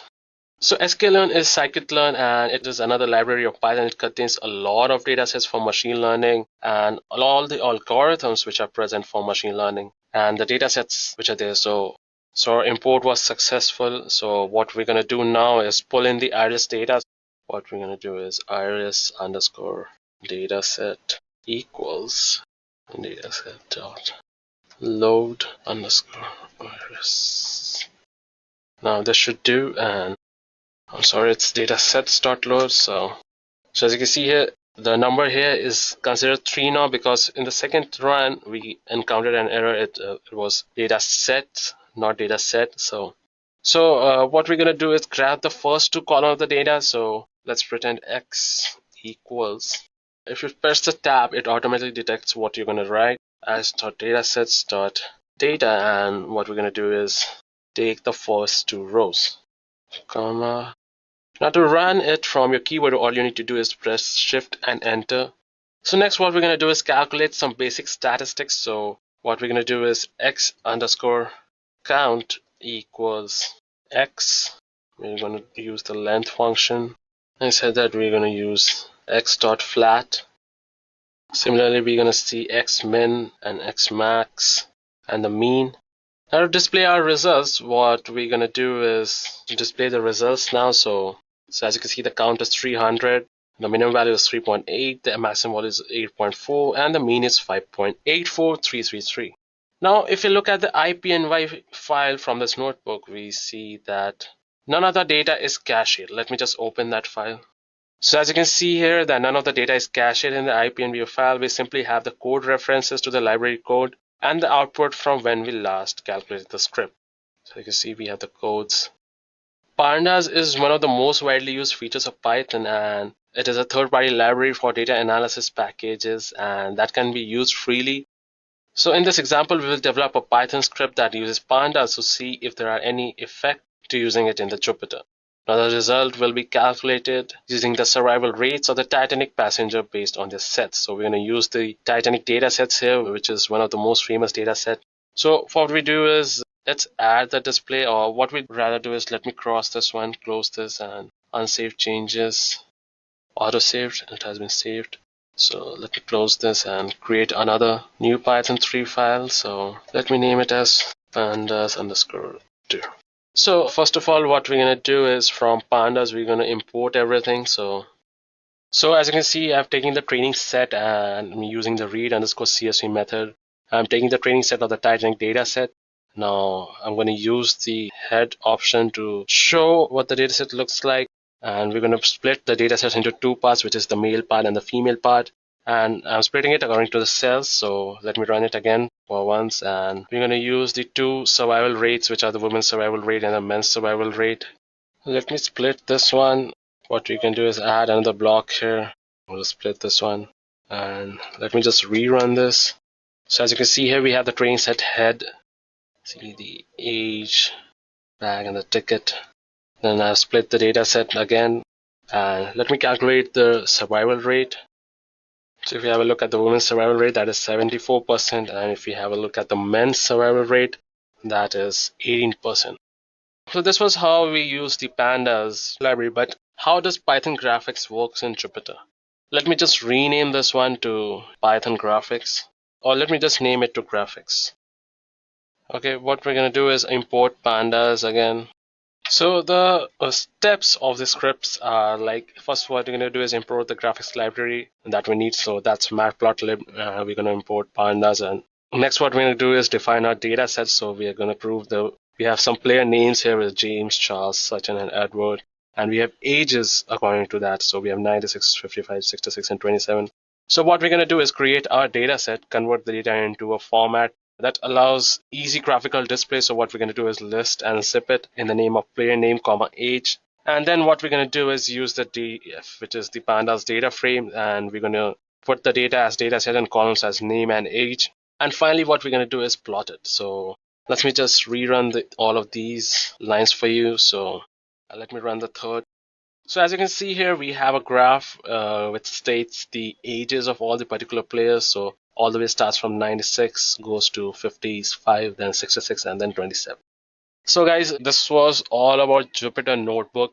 So I was curious what metadata was stored for the script looking into the IPNB file. So as you can see, the expected value for the formula cells, what you can do is just go here and we have the graphics one. Let me just open this for you. So as you can see here, the graphics output is also stored. You can see the image, the text plane, and all of this has been stored in this particular file.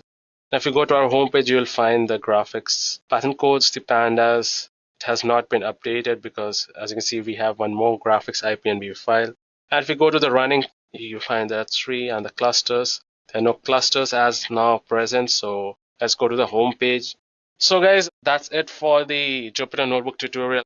I hope you got to know what are the various elements of Jupyter. How can you create a new file? How can you start the coding in Python? And I'm sure you guys can code in R and Julia also, depending on whatever your needs are. One more important thing I would like to say here is that Jupyter has a lot of shortcuts. So guys, if you want to know more about the shortcuts of the Jupyter, I will leave a cheat sheet link in the description below, so you can refer to that cheat sheet whenever you are working on Jupyter Notebook. And in the meantime, while working on Jupyter Notebook, if you go through this cheat sheet and use all the shortcuts again and again, then again, you'll be acquainted with all the shortcuts and you need not refer to any of the books. You'll automatically be acquainted and you'll know what to do at the right times.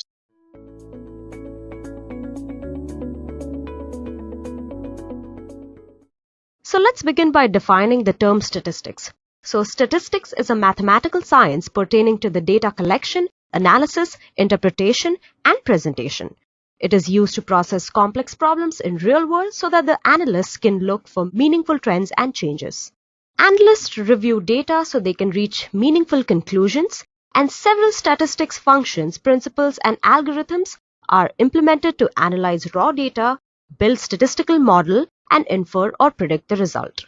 So the field of statistics has an influence over all domains of our life. The stock market, life sciences, weather, retail, insurance, and education are but to name a few.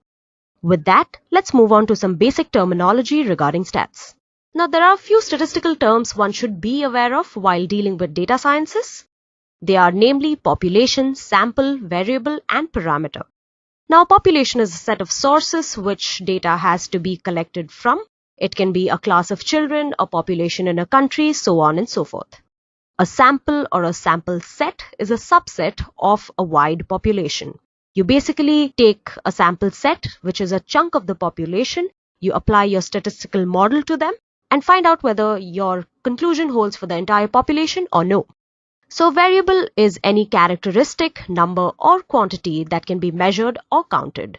When it comes to your population, it can be their height, weight, income, blood group, ethnicity, language, time, so on and so forth. A variable is also called a data item. A parameter, which is also known as a statistical model, is a quantity that indexes a family of probability distributions. It can be your mean, your summation, or any element of the sample set. It basically gives you a characteristic idea about a population in general. So an analysis of any event can be done in one of two ways, quantitative and qualitative. Now, quantitative analysis or the statistical analysis is the science of collecting and interpreting data with numbers and graphs to identify patterns and trends. Qualitative or non-statistical analysis gives a generic information using text, sound, or other forms of media. So, for example, if I want a coffee from a coffee house, it is available to me in small, medium, or large. That is qualitative analysis. There is no number. But if a store sells 50 regular coffees a week, it is a quantitative analysis because we have a perfect number, we have a statistic. Although the purpose of both these analyses is to provide results, quantitative analysis provides a clearer picture, an insight if you will. It is a characteristic that makes it crucial to analytics. And that's what we are interested in. So statistical analysis has two categories. You have your descriptive and inferential statistics.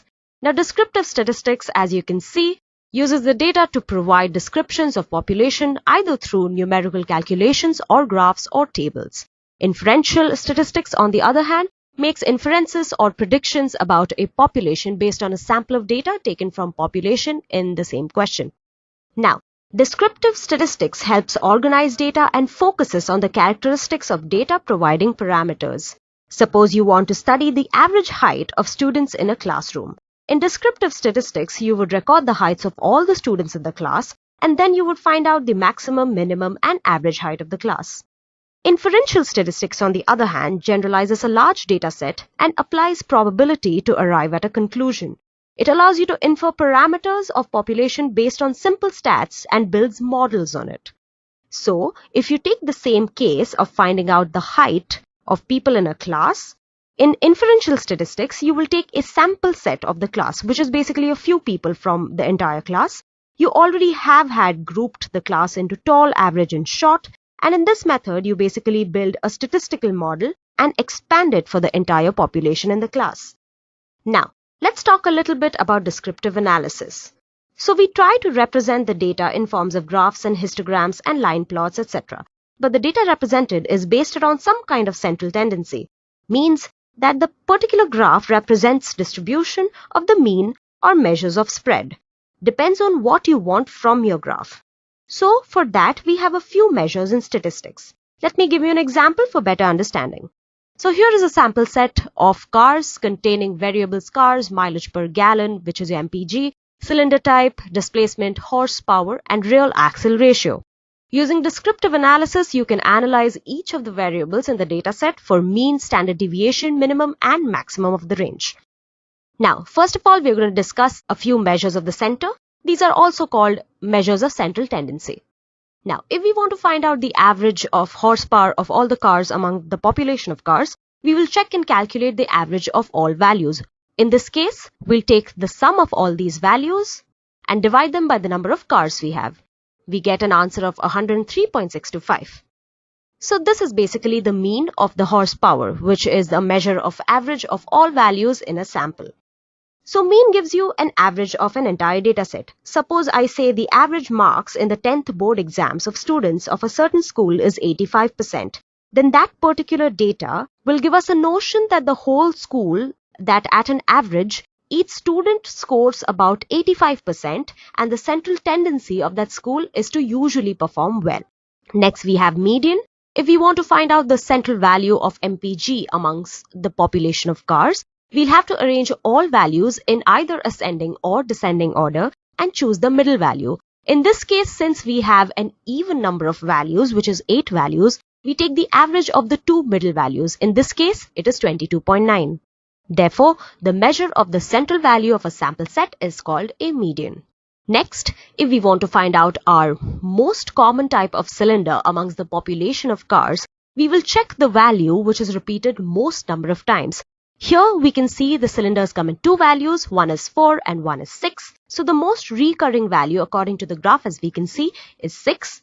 So that is our mode, which is our most recurrent value in the sample set. Now, like the measures of the center, we also have measures of the spread. This comprises of the range, interquartile range, variance, and standard deviation. So range is basically the value between the maximum and the minimum. You can see the formula is as given. Similar to the range, there's something called the interquartile range. For this, you'll have to know what is a quartile. Now, as you can see, we have a sample set from numbers 1 to 8. So basically, the purpose a quartile serves is to divide your entire data set into 4 quarters. So you have your Q1, Q2, and Q3, which are the 3 quartiles.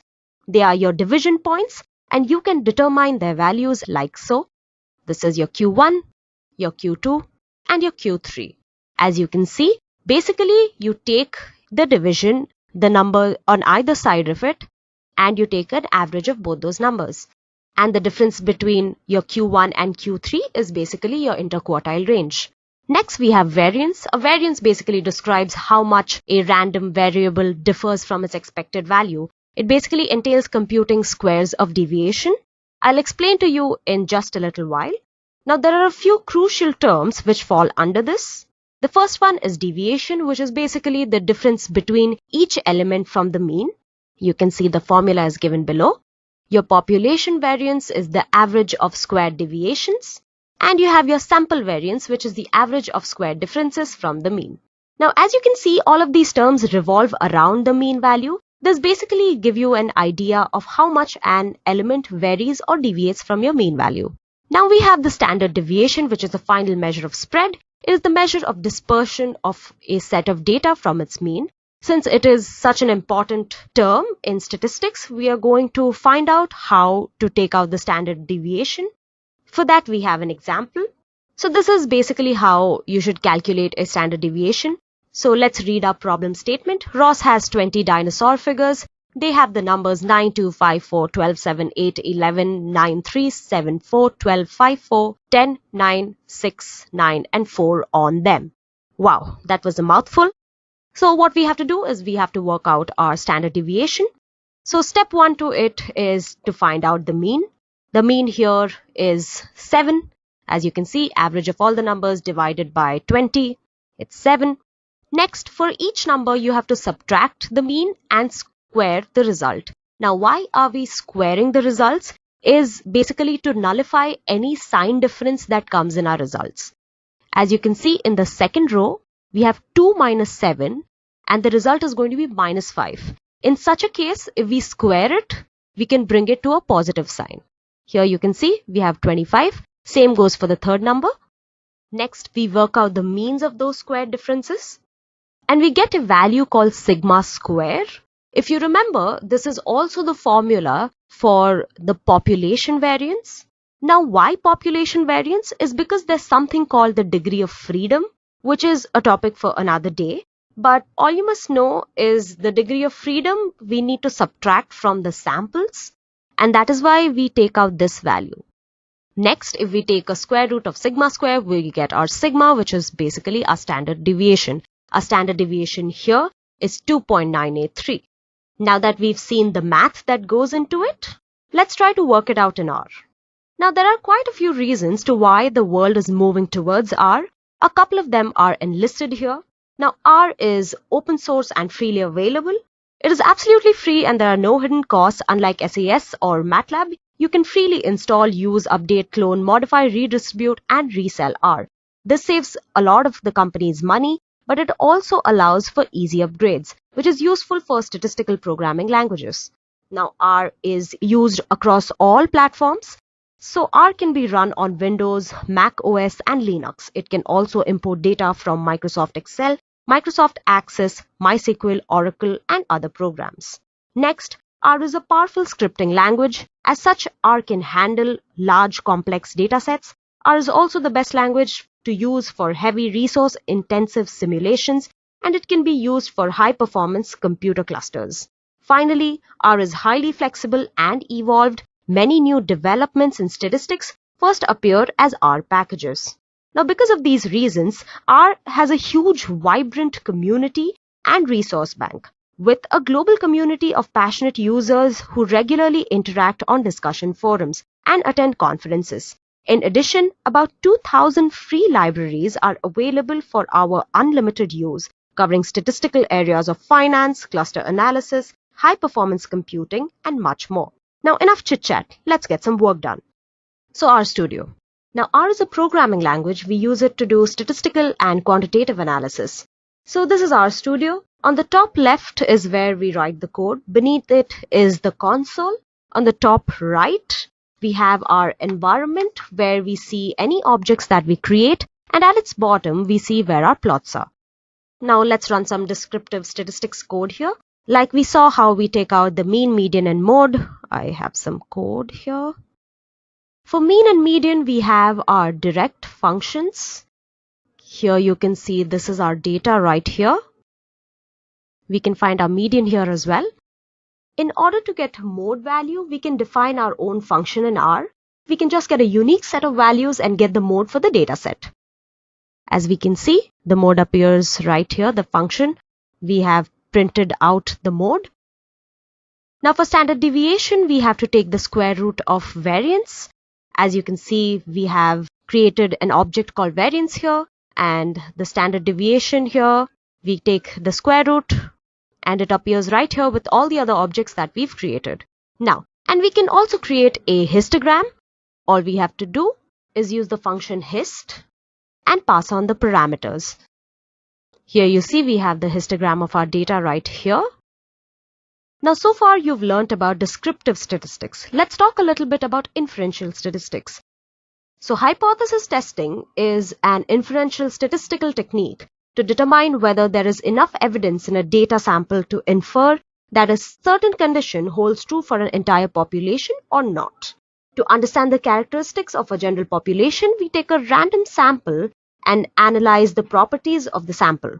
We test whether or not the identified conclusion represents the population accurately or not, and finally we interpret their results. Whether or not to accept the hypothesis or not depends on the percentage value that we get from the hypothesis. So let's try to understand this using a general example. Now consider 4 boys. Let's call them Nick, John, Bob and Harry. Now all these 4 boys have to take turns in cleaning the class. Now John comes up with this genius idea of writing their names on chits and putting them in a glass bowl. Every day they would pick up a name from the bowl and that person has to clean the class. Now it has been 3 days and everybody's name has come up except John's. Now assuming that this event is completely random and free of bias, what is the probability of John not cheating? Now if we give him the benefit of doubt, let's consider if John is not picked for a day, the probability is fairly high. We have a 3/4 probability, which is 75%. Now if John is not picked for 3 days in a row, the probability drops down to 0.42 approximately, which is also 42%. Now let's take a situation where John is not picked for many days in a row. Let's say 12 days in a row. The probability goes down to 0.032, which is also 3.2%. And this is what statisticians do, right? They define thresholds and say, hey, if the probability of this happening is more than 5%, then I'll consider it happening by chance. But if it is less, then given this example, John is surely cheating in some way or the other. And this number will keep dropping more and more if you increase the number of days. So this gives rise to something called null hypothesis. If your result is no different from the assumption, it is called null hypothesis. An alternate hypothesis is a result that disapproves the assumption. If a probability of an event is less than 5%, it is most probably a biased event, hence the alternate hypothesis. So I'll be using a data set and showing this to you in R. Okay, let's clear this out. Let's get our R script. Okay, so I'll be using a data set called Gapminder, so you can download it to your computers and use it simultaneously. To install the Gapminder dataset, you'll have to use install package, Gapminder, and put it in inverted commas. Now you don't have to install it every time you use it, but you've got to call it, so we use the library function. Gapminder, no inverted quotes this time. Now you can but don't have to use the data, which makes it visible on the right in your environment to view the functions.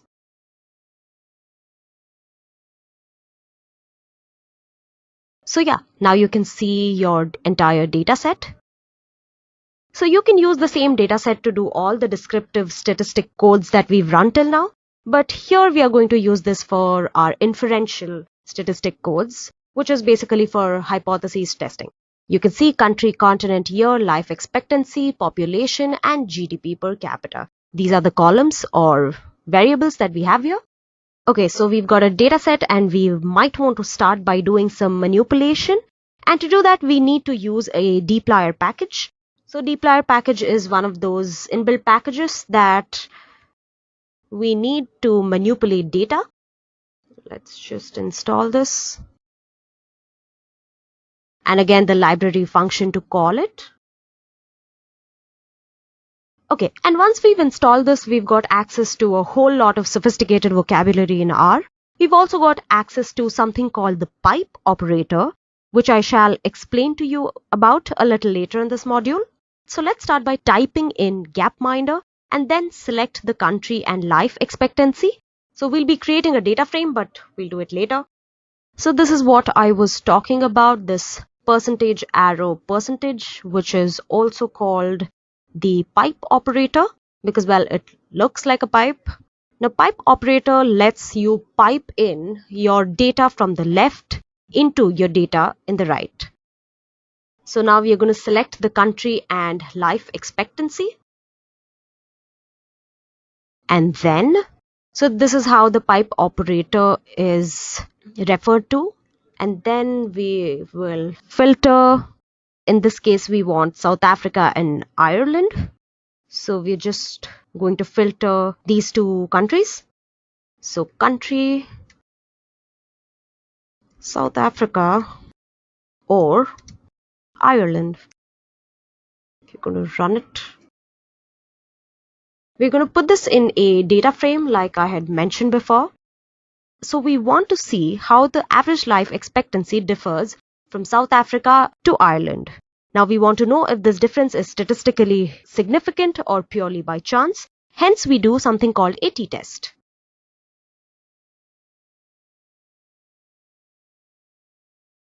So yeah, now apply the t-test to df1, which is our data frame, and compare the life expectancy. we can see our results right here. So we see the mean in the group Ireland and the mean in the group South Africa. Life expectancy differs by almost 20. 95% confidence interval lies between 15 to 22% and 23% if we take a rounded off value.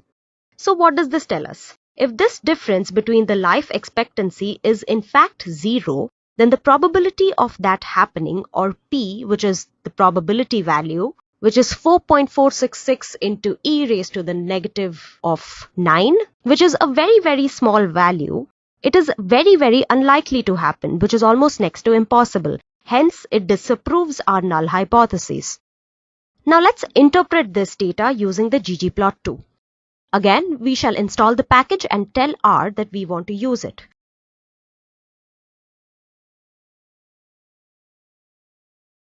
Now we're just going to type gapminder, and then now I'm just doing this to show you how much control the pipe operator can give you.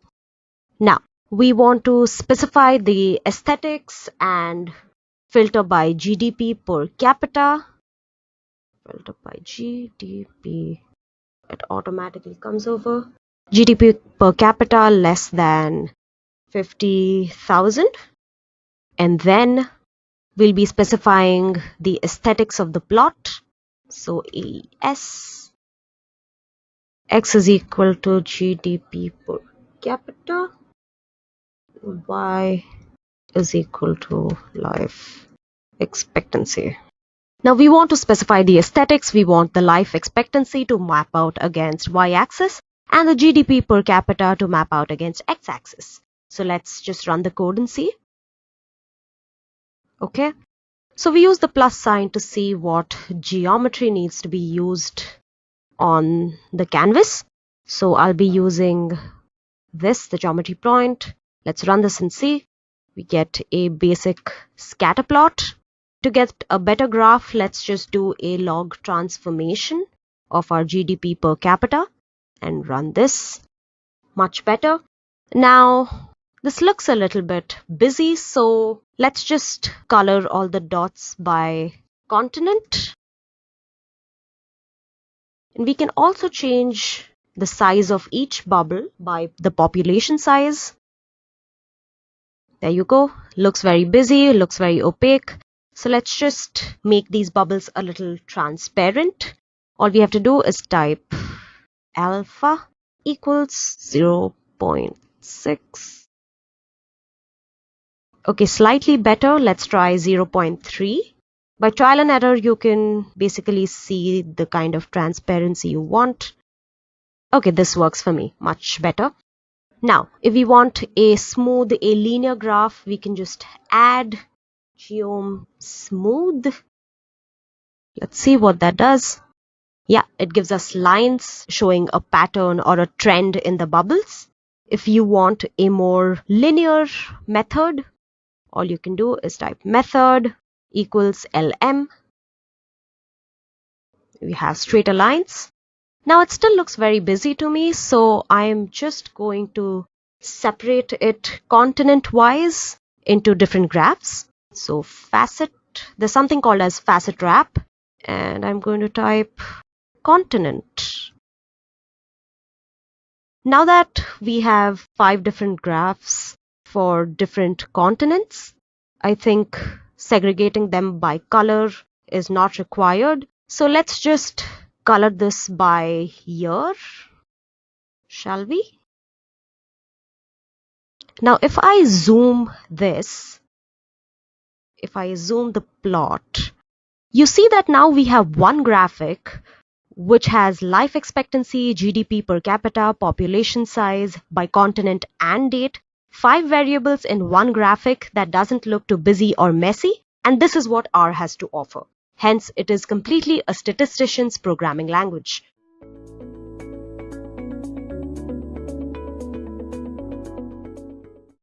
So let us move forward and understand what exactly is NumPy. So what is NumPy? NumPy is basically a module, or you can say a library, that is available in Python for scientific computing. Now it contains a lot of things. It contains a powerful n-dimensional array object, then tools for integrating with C, C++. It is also very useful in linear algebra, Fourier transform, and random number capabilities.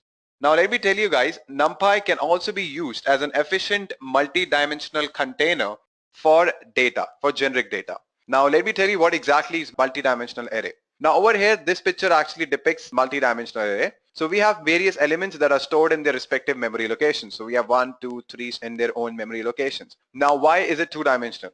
It is two-dimensional because it has rows as well as columns. So you can see we have 3 columns and we have 4 rows available.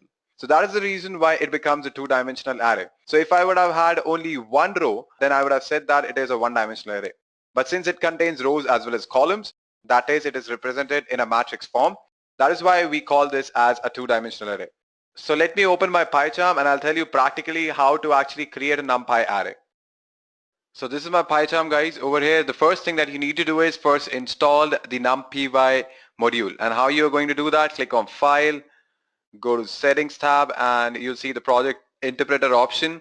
And on the right hand side, you'll see a plus symbol. Just go on and type the module that you want to install. So I'm going to install NumPy. Just go there, click on it, and install package. I've already done that, so I'm not going to repeat it. So this is my PyCharm. So first thing that I need to do is import NumPy as NP. Now after that, I need to create a NumPy array. So for that, I'm going to define a variable, let it be A. And I'm going to type in here np.array and certain elements inside it. So I'm going to put in 1, 2, 3 and print it. That's all. So this will actually print a single dimensional array. So 1, 2, 3 has appeared. Now if I want to convert this to a 2D array, so for that I'll keep this in parentheses. And after a comma, I'll add one more element and I'm going to give certain values inside that. So I can give, say, 4, 5, and 6. Now go ahead and print this. So as you can see that it is now a two-dimensional array. So this is how you actually create arrays using NumPy module. Alright, so many of you might be thinking, why are we using NumPy when we have lists? So basically we use NumPy because of 3 main reasons. The first thing is it occupies less memory when compared to lists. Then it is actually pretty fast when you compare it with lists, and at the same time it is very convenient to work with NumPy. So these are the 3 major advantages that NumPy has over lists, and that is the reason why we use NumPy instead of lists. Now don't worry, I'm actually going to prove it to you practically by opening my PyCharm. So guys, this is my PyCharm again. So first thing that I need to do is import NumPy as NP. And now what I'm going to do is I'm going to import a couple of more modules. I'm going to import time and I'm going to import sys. So our first step is to actually define a list. And the name that I'm going to give to my list is, say, S. And I'll type in here range 1000. So what this will actually do, it'll actually take all the integer values between 0 to 1000 and it will give it to a variable S. So this list will contain the integer values between 0 to 1000, but it won't include 1000. It will be only there till 999, that is 999. And now I'm going to print the space occupied by this particular list. So for that, what I need to do is I need to type in print sys.getSize of any one element. Okay, so you can give 3, 4, 5, anything. I'm going to give it as 5, any one element, and multiply that with the length of my list. That's all. So this will actually give me the space that has been occupied by the list, because sys.getSize of will actually give me the memory occupied by one element, and when I multiply that with length of my list, I get the entire memory that has been occupied by my list. Now the same I'm going to do with my NumPy array as well. Let me give a name to that. I'm going to type in d np.arange and the range will be 1000. Now arange function is pretty much similar to the range which is there. So the same thing will happen here. The integer values between 0 to 1000, but it won't include 1000, will be present in my variable d. So we have created a NumPy array. Now let us print the space occupied by it. So the first thing is I'm going to type in here d.size. So this will actually give me the space occupied by one single element, and when I multiply that with the length of my NumPy array, I get the entire memory that is occupied by the NumPy array. So I'm going to type in here d dot item size. That's all. Now go ahead and print this.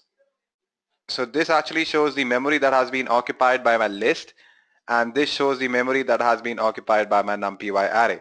So as you can see, there is quite a lot of difference between both of them. So we have proved our first point that it actually occupies less memory. Now when I talk about NumPy array is faster and more convenient than a list. So the next step is I'm going to prove it to you that NumPy array is actually faster and more convenient than list. So I'll remove all of this, and so now I'm going to show you that NumPy arrays are faster than lists. And at the same time, it is easier and more convenient in order to work with NumPy arrays when compared to lists. Let me show you practically. So first what I'm going to do is I'm going to define a variable, say size, which is equal to say 1000, and then I'm going to define two lists. Now what I'm going to do is I'm going to add those two lists, as well as I'm going to add two NumPy arrays, which I'm going to define now. And then I'm going to compare the time taken in order to find the sum for list and the sum for NumPy arrays. So first let me define two lists and two arrays. So my first list will be equal to range size. Same goes for my second list as well.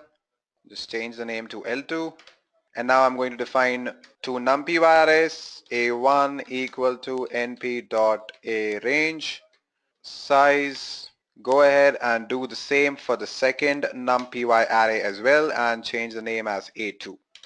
So we have two lists and two arrays, and we need to compute the sum of both of these lists as well as arrays. Now before that, I'm going to define a variable, say start, which is equals to time dot time, and now I'm going to calculate the sum. So I'm going to save that in result, and first I'm going to calculate the sum of list, that is L1 and L2. So for that, what I need to do is I need to run a for loop, because if I directly write L1 plus L2, it is going to give me a result which is nothing but the concatenation of both the lists. So in order to calculate the sum, I need to use for loop. Let me show you how to do that. First I'm going to type in x comma y, and we have already studied loops in detail. For x comma y in zip, and the name of the two lists, that is L1 comma L2. That's all. So what will happen here, it will first take the first element of list L1, and then it will take the first element of list L2. It will calculate the sum and it will store in result, and it will keep on repeating until the range has been exceeded.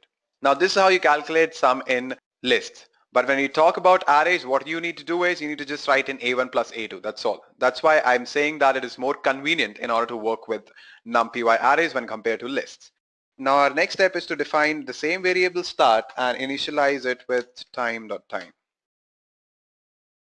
And now I'm going to find the sum of my two NumPy arrays, which is nothing but A1 plus A2. That's all.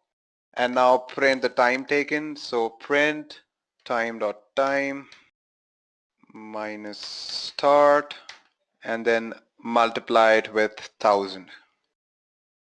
Because by default it will take it in seconds, and I need to convert it into milliseconds. Now I forgot to actually print the same thing for my list, so I'm going to do it over here.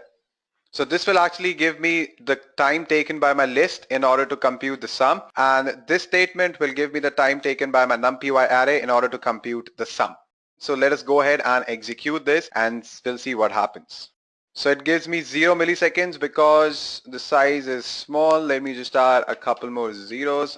Let's make it 1,000,000. Now go ahead and execute this. Now you can notice the difference, that there is a significant change. Lists took 208 milliseconds, whereas NumPy array took almost 67 milliseconds. So there's a huge difference between the compute time of a list as well as NumPy array.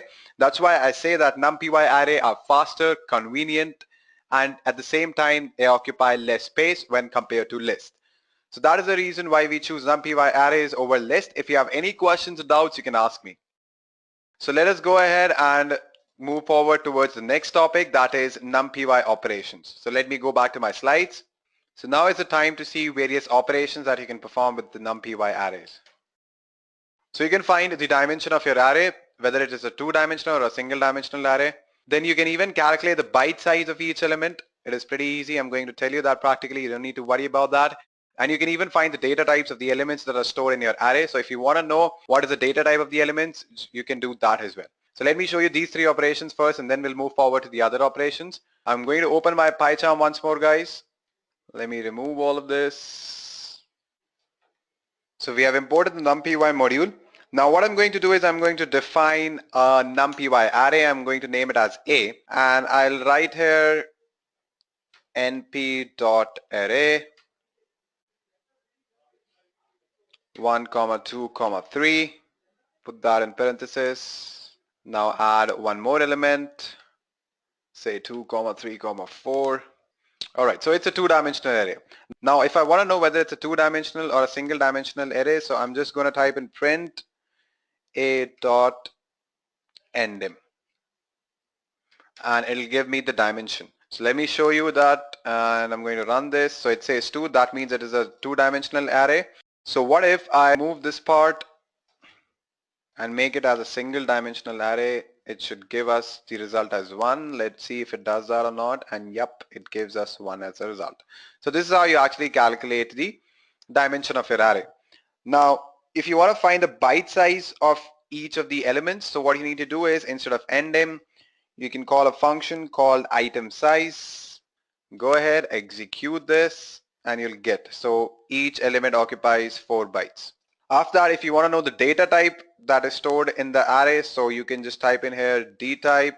Go ahead, execute this. It should give us integers 32-bit. Alright, so this is how you can actually perform these three functions that I've told you in my slides. So let us proceed with the presentation. Now let us move forward and see what are the other operations that you can perform with NumPy module. So by using NumPy array, you can actually find the size of your array. How you can do that, I'll show you practically. You don't need to worry about that. So when I say size of the array, that means the total number of elements that are present in the array. So if this is an array, so the total number of elements become 4. 1, 2, 3, and 4. Now you can even find the shape of your array. Now what do you mean by shape? So basically the total number of columns and rows. Now over here we have 3 columns and 4 rows. So our shape is actually 3 columns and 4 rows. Now let me show you practically how you can do that. Again, I'm going to open my PyCharm and show you. Let me remove this print statement from here. Now if I want to find the size of my NumPy array, I just need to type in print a.size. That's all you have to do, and it'll give the size of your array. So there are 3 elements. So if I go on and add some more elements, say 4, 5, 6, 7, then if I execute this, you'll see that 7 elements have appeared. That means the total number of elements in my array is 7. Then comes the shape part that I was talking about. So in order to find the shape, what you can do is you can just type in here a.shape, and it'll give you the shape. So let us see what happens. So it has 7 columns, but there are no rows, so it has given 7 comma blank. So what I can do is I can close this in parentheses, and I can define one more element, say 8, 9, 10, 11, 12, 13, 14. Go ahead and execute this, and you can see 2 comma 7 because we have 2 rows and 7 columns available with us. So this is how you can actually find the size of your array, as well as you can find the shape of your array. Now let us move forward and see what are the other operations that you can perform with NumPy module. So we saw how to find the size and the shape of an array. So we can perform reshape as well as slicing operation using NumPy array. Now when I talk about reshape, what do you actually mean by reshape? When you change the number of rows and columns, that is called reshaping. Now over here there is an example. So we have 3 columns and 2 rows, which we have converted to 2 columns and 3 rows. Now let me show you that practically how you can do it. In a variable, and I'm going to start a NumPy array, and I'll have 2 elements in that. My first element will be 1, 2, 3, 4, and my other element will be, say, 3, 4, 5, 6.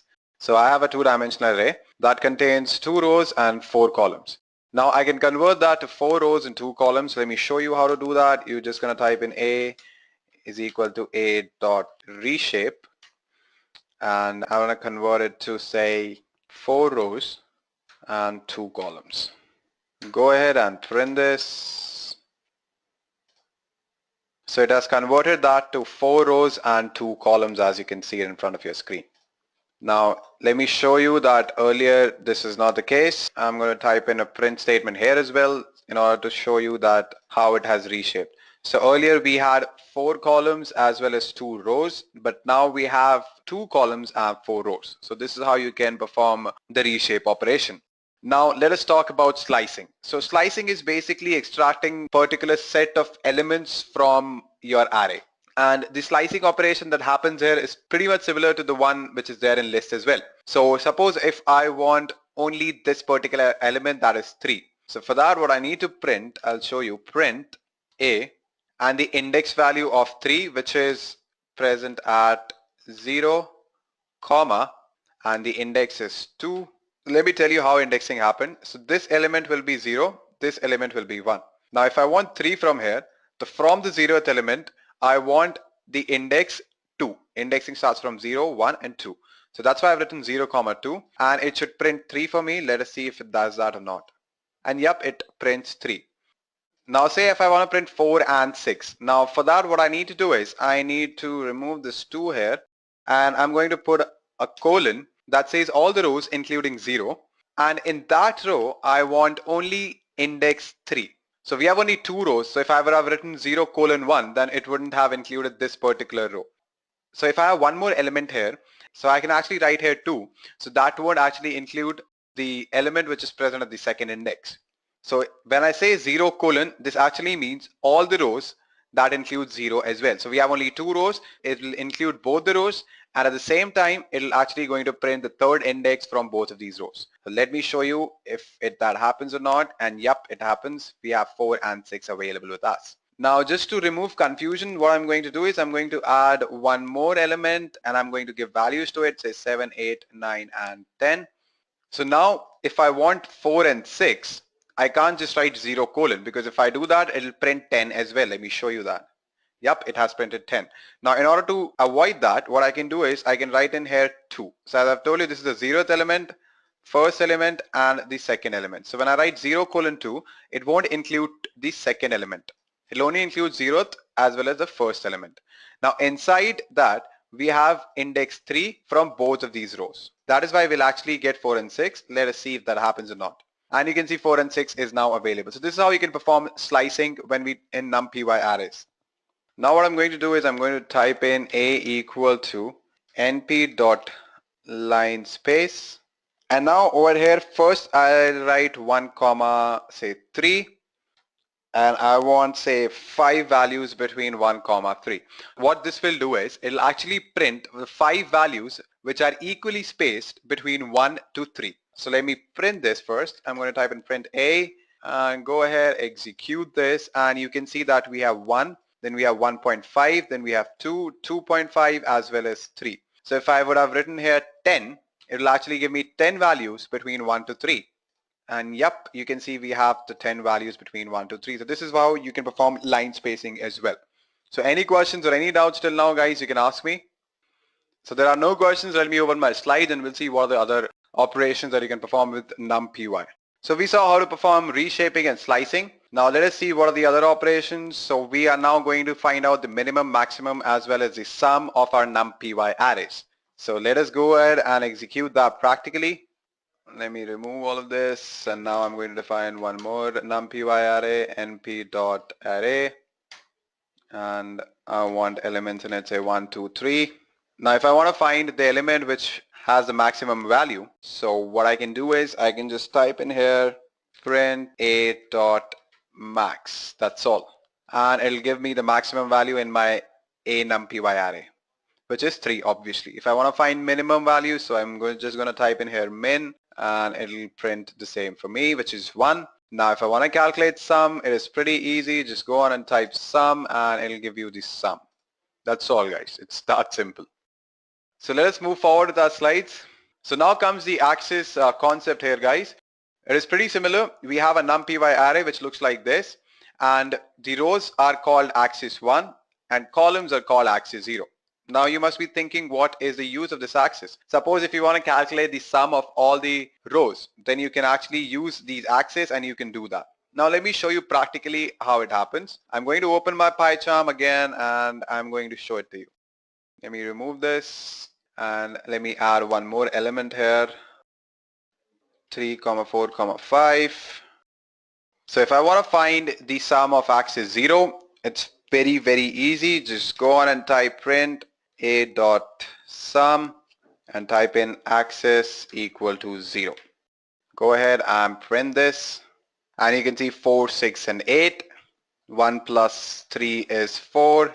2 plus 4 is 6. Similarly, 3 plus 5 is 8. If I make this as axis 1 and print this, so it gives me 6 and 12, because 3 plus 2 plus 1 is 6. Similarly, 4 plus 5 plus 3 is 12. So this is pretty easy, I know. Now let's go back to our slides and see what are the other operations. So there are many mathematical functions that you can perform with NumPy. That is to find the square root of each element. You can even find the standard deviation.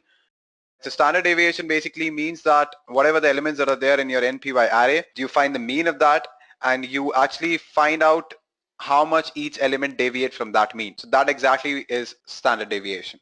So these two operations can be performed with the help of NumPy.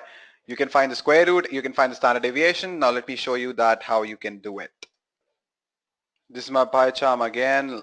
So now I'm going to remove this print statement here, and I want to print the square root of each of the elements that are there in my NumPy array, which is actually assigned to a variable a. So I'm going to type in here print np dot sqrt, that is square root of my NumPy array a. Go ahead and execute this, and it is actually printed the square root of each of the elements. So the square root of 1 is 1, for 2 it is 1.414, for 3 it is 1.73, again for 3 it is 1.73, then for 4 it is 2, then for 5 it is 2.23. This is how you can find the square root of each of the element. Now when I talk about standard deviation, so you can find that by typing here. So now if I want to find the standard deviation, what I need to do is, instead of sqrt, I'll just type in here std, and it'll give me the standard deviation, that is how much each element varies from the mean value of my NumPy array. And this is the standard deviation, guys. It's that simple. So this is how you find standard deviation. Now let us go back to our slides and see what are the other operations that are still left. Now these are the basic mathematical functions that you can perform with NumPy arrays, like addition, multiplication, subtraction, and division, and that will actually happen element wise. So basically you are performing matrix addition, matrix multiplication, matrix division, as well as matrix subtraction. Let me go ahead and show it to you practically. It is very, very simple, guys. So similarly, I'm going to define one more array, and let me name it as B. Let me remove this print statement. Now if I want to calculate the sum, so what I need to do is I need to type in print A plus B. That's all you need to do. But when I talk about list, again I'm telling you that when I talk about list, if I do that, it will concatenate both the lists. So if I want to print list, that is the addition of two lists, I need to use for loop. So that is where NumPy array stands apart, and it is pretty convenient. Go ahead and execute this, and you'll see that element-wise addition has happened. 1 plus 1 is 2, 2 plus 2 is 4, 3 plus 3 is 6. Similarly, 3 plus 3 is 6, then 4 plus 4 is 8, 5 plus 5 is 10. Alright, so this is how you can perform addition. You can perform subtraction by using the subtraction operator. Go ahead, execute this, and you'll find all zeros, because 1 minus 1, 2 minus 2, 3 minus 3, 3 minus 3, 4 minus 4, 5 minus 5 will be 0 only, right? No rocket science. Now go ahead and multiply it as well and see what happens. So you have 1 into 1 is 1, 2 into 2 is 4, 3 into 3 is 9, again 3 into 3 is 9, 4 into 4 is 16, 5 into 5 is 25. If I go ahead and divide this, it'll give me all ones, and yep, it does. So this is how you can actually perform addition, subtraction, multiplication, and division using a NumPy arrays. Now let me go back to my slides and see what are the other operations present. So now guys, let me tell you one more thing. If I actually want to concatenate two arrays, I don't just want to add those two arrays. You can say that if my one array is a box, then I want another array on top of it. So let me show you how you can do that. Actually, there are two ways to do that. One is called vertical stacking and another is called horizontal stacking. Let me show it to you one by one. First, I'm going to show you vertical stacking. For that, what I need to do is print np.vstack and a comma b. Let us see what happens when I run this. So we have 1, 2, 3. 3, 4, 5. Then again we have 1, 2, 3 and 3, 4, 5. So this is called vertical stacking. If I want that horizontally, I'll just write in here hstack, and I'm going to run this now, and you can see that we have 1, 2, 3. Then again 1, 2, 3. That means these two are present added horizontally. and we have 3, 4, 5. Again, we have 3, 4, 5. So this is how you can perform stacking as well. Now there's one more thing that I want to show you. If I actually want to convert this particular NumPy array, that is A, to say a single column. So how I can do that? Just type in here print a dot revel. That's all you have to do. Go ahead and execute this. So you'll have 1, 2, 3, 3, 4, 5. So you have 1, 2, 3, 3, 4, 5. Let me go back to my slides and see what are the other topics that we are going to cover. Now come certain NumPy special functions. Now I'm going to talk about sine function and cosine function first. So what I'm going to do is I'm going to use this cosine and sine function, and I'm going to plot sine and a cosine graph. So for that I'm going to import a module called Matplotlib. For now what we are going to do, we are just going to use sine and cosine function in order to print their graph. So for that I'll open my PyCharm and let me remove this and import Matplotlib dot pyplot as plt. Now we are going to define two coordinates, that is x and y. First, x is equal to np dot arange 0, 3 into np dot pi, 0.1. Now I'm going to define y. So for that I'll type y np dot sine x. Now I'm going to use plt in order to plot the graph x comma y. Now finally show the plot. For that I'll type plot.show. You must plot.show to make a graphics appear. So plot.show, and here we go. Go ahead and execute this and you might be able to see a graph, and yep, it is here. Similarly, what if I change the sine to cos and should give me the cosine graph? Go ahead and run this and you can see we have a cosine graph as well. Similarly, if I write in here tan, that is any other trigonometric function, and I print this, so I get the graph for tan as well. Now NumPy comes with two very good functionalities, I would say, that is called exponential function and logarithmic functions. Now exponential, this e value is somewhere equal to 2.7, and we all know log. So when I talk about log, it is actually log base 10, and when I'm talking about natural log, that is log base e, I will write it as ln. So instead of that I've written log, that means log base 10. So you can perform these operations with the help of NumPy. Let me show you how you can do that. So I'll open my PyCharm. Let me remove this. And I'm going to define a NumPy array. Let it be AR equal to np.array 1, 2, 3. Now I want to calculate the exponential value. I'm going to throw in a print statement and I'm going to write in here np.exp AR, and this will calculate the exponential value for me, and let us see if it does that or not. So yep, as I've told you earlier as well, value of e is 2.71. So e to the power of 1 is actually equal to e, so it has returned the e value, but e to the power of 2 will be somewhere equal to 7.38. E to the power of 3 will be somewhere equal to 20.0855. Now in order to calculate log, what you can do is you can just type in here log. Now this will give you natural log. So when I talk about natural log, it is nothing but ln, or you can say log base e. But if I want to calculate log base 10, so I need to type in here 10. First let me show you how you can find the natural log. Just go ahead and execute this. Alright, so when I talk about 1, so e to the power of 0 will be equal to 1, right? So log or ln AR equals to 0. Similarly, the other values as well. Now if I want log base 10 instead of ln, or you can say natural log, I can just write in 10 and go ahead and execute this, and you'll find log base 10 values. So obviously when answer is 1, that means anything to the power of 0 is equal to 1. So the answer will be 0 here, and similarly we have other answers as well. If you're unsure about it, you can open your calculators and do that.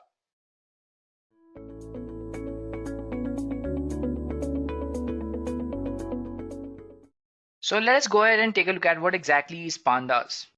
So Pandas is a Python library which is used for data manipulation, analysis and cleaning. And Python Pandas is well suited for different kinds of data, such as we can work on tabular data with heterogeneously typed columns. We can work on ordered and unordered time series data, arbitrary matrix data with rows and column labels. We can work on unlabeled data, and we can also work on any other form of observational or statistical data sets. Now I'm going to tell you how you can install Pandas on your systems, guys. It's very easy to install Python Pandas. You just go to your command line or terminal and just type pip install pandas, or if you're working on an IDE such as PyCharm, you can just simply type in pip install pandas in your terminal over there, or you can just open the project interpreter and add the library over there. Since we are going to work on Jupyter Notebook, I'm going to tell you how you can install Python Pandas on Anaconda. So you just have to do one thing. So I'll just show you guys how you install Python Pandas on your system. You open the Anaconda prompt. We'll wait for the prompt to set up. So you type conda install. It's already there in my system because I've already installed Pandas, since I've already worked on various data analysis projects, and it's a very integral part of it. Because to work on a data set, to read a data set, you require Pandas, and it's just that you cannot work without Pandas if you're working with any data related project. So this is how important Python Pandas actually is. I'm going to tell you a few applications of Pandas as well. So first of all, you can just say that Python Pandas is an integral part of data, whichever project you're working on. So you can work on economics. You can use Python Pandas for stock prediction. You can use it for recommendation systems.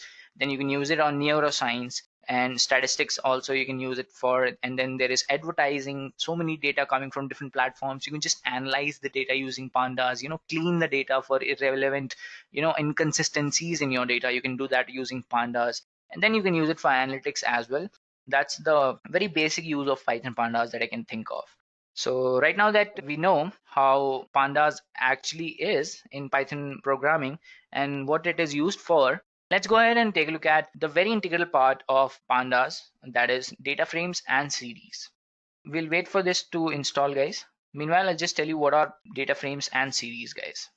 So data frame is a two-dimensional, and the size of the data frame is mutable, potentially heterogeneous data, or we can call it heterogeneous tabular data. So the data structure, which is data frame, also contain labeled axes, which is rows and columns, and arithmetic operations align on both rows and column labels. It can be thought as a dictionary-like container for series objects. Now, what exactly is a series, guys? So a series, or a Pandas series, is a one-dimensional labeled array capable of holding data of any type, which is integer, can be string, float, Python objects, etc. And the axis labels are collectively called index, and Pandas series is nothing but a column in an Excel sheet. So let's just take a look at a few examples, and then you'll be able to understand this better, what I'm talking about, like Pandas and series, what exactly they are. We'll be working on an example now. So I'll just take it to Jupyter Notebook, guys. So we have already created a Jupyter Notebook. If you are not familiar with Jupyter Notebook, guys, we have a full tutorial on how to use Jupyter Notebook, all the cheat sheet and everything. So you can just refer to those in our Edureka YouTube channel. And make sure you subscribe to Edureka for more exciting tutorials, because we have a lot of content on Python, guys. So if you want to learn Python inside out, or any other technology for that matter, we have a lot of content on YouTube you can refer. Also, if you are at it, be sure to check out our courses on edureka.co, and we have a full Python programming certification program that you should also check out. So since I have already installed Python Pandas, I'm just going to import Pandas as PD. Run this. I'm not going to face any problem running this command because I have already installed Pandas. Okay. So what this command will do over here, it's going to install the package, the latest release of Pandas for me. I think that's why it's not running. Okay, we have our first statement over here, and we have successfully imported Pandas as PD. So I'm using the alias as PD. I hope you guys know what alias is. So let's just say I'm importing this library. So alias is going to be this one, that is PD. So for importing, I'll tell you why I'm using this. Now if I want to create a data frame, I'll just use df as my variable name for data frame. So I'm going to use the alias. Now when I type tab over here, okay, so this is how I can use my alias to create a data frame. So this is just to tell you how you use an alias. Now I'm going to show you how you can create a series and a data frame. So first I'm going to, I'll have to import NumPy as well, because I'm going to use it to create a null value. All right. So df is equal to, I'm going to make a series, so I'll just write it as s.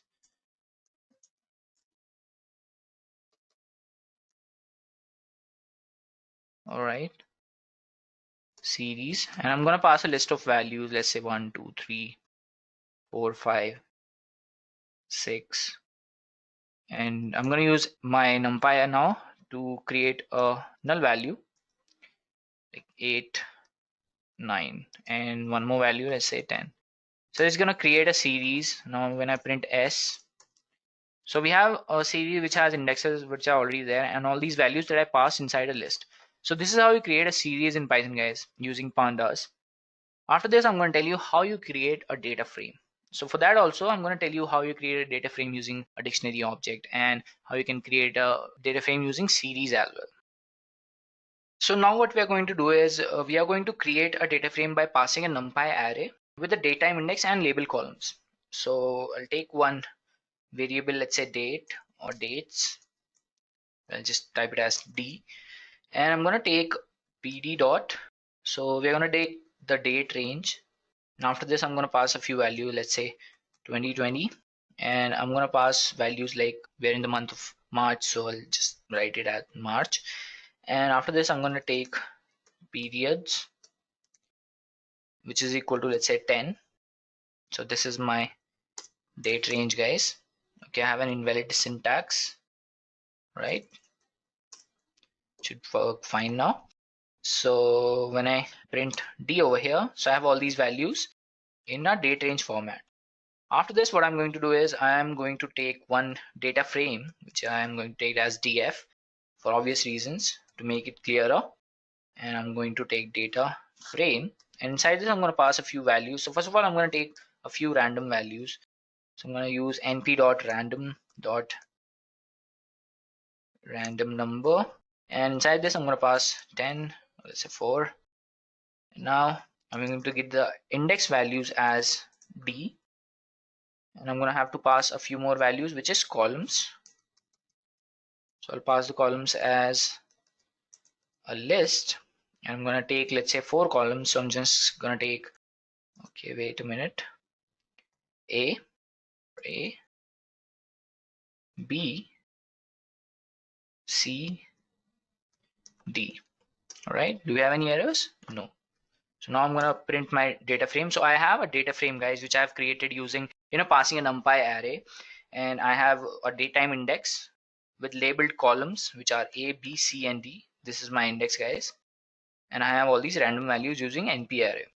So this is how you create a data frame, guys. Just a simple example, and I'm going to show you how you can create a data frame by passing a dictionary of objects that can be, converted into a series also.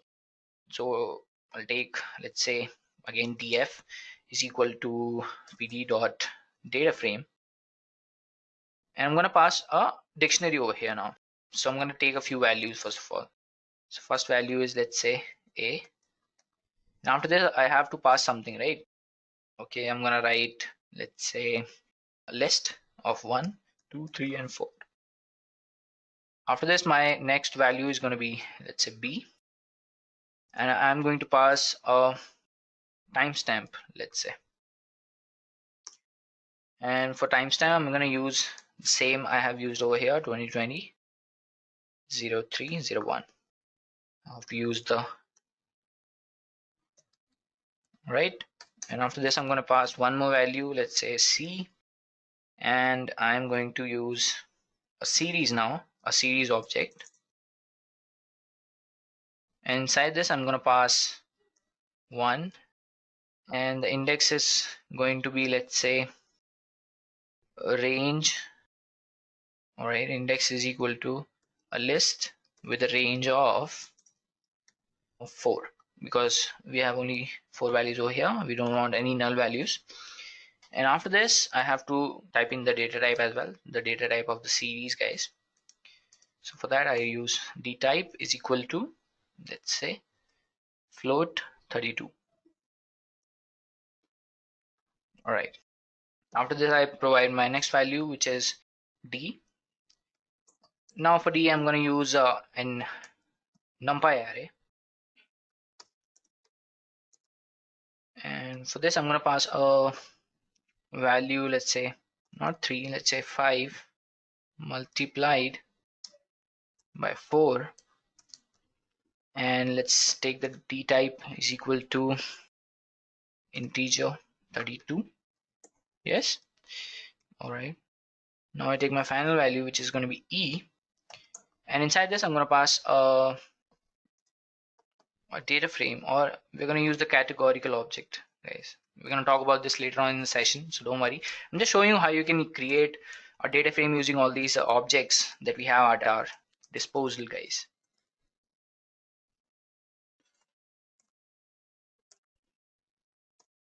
Now, instead of test and train, we can just call it as true or false.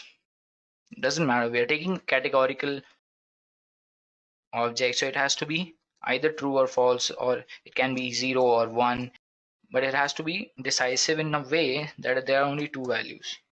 So I take another value, and for this, let's just say I give the value Edureka. All right, so our dictionary is done over here. So we have created our data frame, guys. There's no error. Now when I print this, so we have our data frame, guys. So A, B, C, D, E, and F. So we have all these values using different data types, or we can call it objects as well. So for that also, we can check the data frame, and we just write D types, and it's going to give us all the data types that we have. So we have date timestamps over here, integer, float, integer, category, and an object, because I have used a string over here. That's why it is giving us an object. But in the new release, that is Python 1.0.0, it's not going to be an object. It's going to show you it is a string. So don't worry, guys. And we have already made a video on Python Pandas 1.0.0 with all the features that have come with the new release, the new stable release released last month. You can check that out as well to check for the new features that we have come across. So now that we have done this, let us take a look at the next topic that we have, which is how to view data. So viewing data is basically, how you actually look at the data, or how you're going to look at the data using Pandas library. So we'll just jump right to Jupyter Notebook, guys, and I'll tell you what kind of functions or all those things you have at our bay that we can use to view our data. So we'll do one thing. First of all, we have data frames already that we have over here. So I'll do one thing. I'll just change it to df1 so that we have different data types, or I'm sorry, different data frames, guys. I'll run this, and this as well. Now when I check for df.d types, it should be different, guys, because we have already made a data frame using that. All right, it's not. So I'll run all the, wait.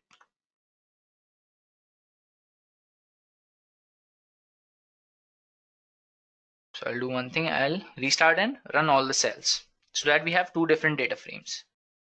So first of all, the first very basic thing that you can do for your data frame is to use, I'll just tell you guys, you write df.head. So what this function is going to do is give you the first 5 values inside your data frame, or the first 5 rows. And similarly, for the last rows, you can use the tail method. So this is how you get the first and last values inside your data frame. So it's going to display all the 5 values that you have at your beginning and the end of your data set. After this, we have df.index. So what this will do is it will give you all the values from your index. And similarly, we have df.columns, which is going to give you all the columns from your data frame. So this is how you view your data, guys. And then we have dataframe.toNumPy, which is going to give you a NumPy representation of the data. So I'll just tell you how you can do that. So I'll just write df.toNumPy. Wait a second, guys. Yes. So I'm going to create a NumPy array using this. I actually created a NumPy array. And for df, our data frame of all floating point values, dataframe.toNumPy is actually fast and does not require copying the data. So it is a very best deal for we have. And then, okay, I'll just remove this. I don't want this. And then we have dataframe.describe, which is going to give you somewhat like this. which is going to give you the count, the mean, the standard deviation, minimum, 25%, 50%, 70%, and maximum. So these are all values using the describe you can have, which is going to give you an idea or a perspective of how your data actually is and what kind of calculations are already there that you can think of. Then we have sorting by an axis. We can sort our data using an axis.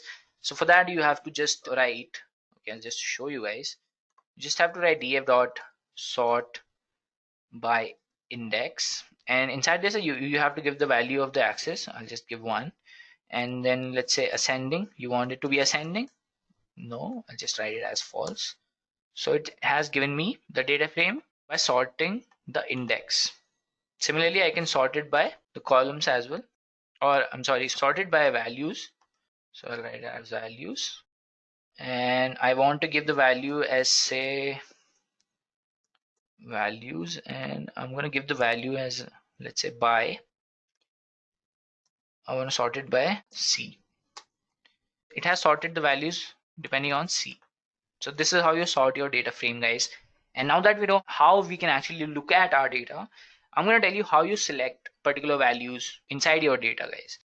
I'm going to show you how you select a single column from your data frame. So we'll write df.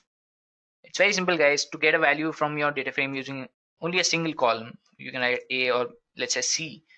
So it's going to give all the values from C over here. It has actually given you frequency. It has given you name, data type as well. So this is how you actually get a single column from your data frame. Now let me show you how you can slice the rows as well. So for that, we're going to use the slicing. If you have actually worked on list comprehension, so we have slicing the data over here. We are going to follow the same principle here as well. So I'll just write df.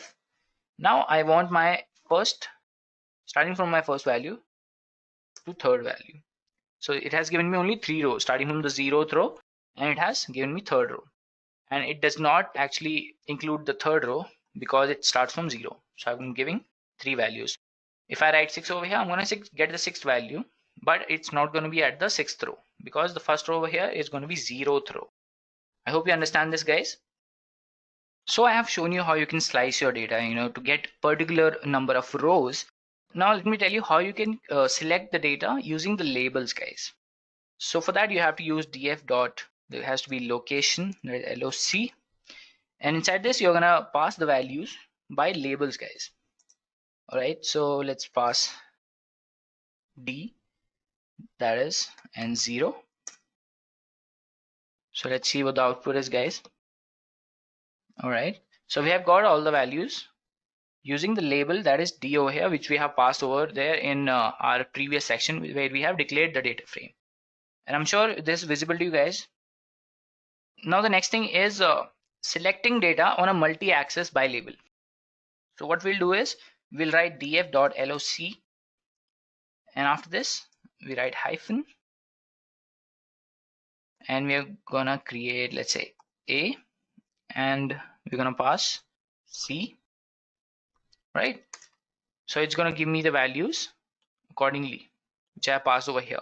So instead of A, I can write B, or I can write D. So this is how you can select multi-axis using labels, guys. And I have written this over here, so I can just write, let's say, 0 to 3. Let's see what happens. Oh, we have an error, guys. You cannot do this. So we'll now move on to the next topic that we have, is showing label slicing. Both endpoints are actually included. So how do we do that? So instead of this, we can just, let's say, copy this, paste it over here, and copy this, paste it over here, remove this.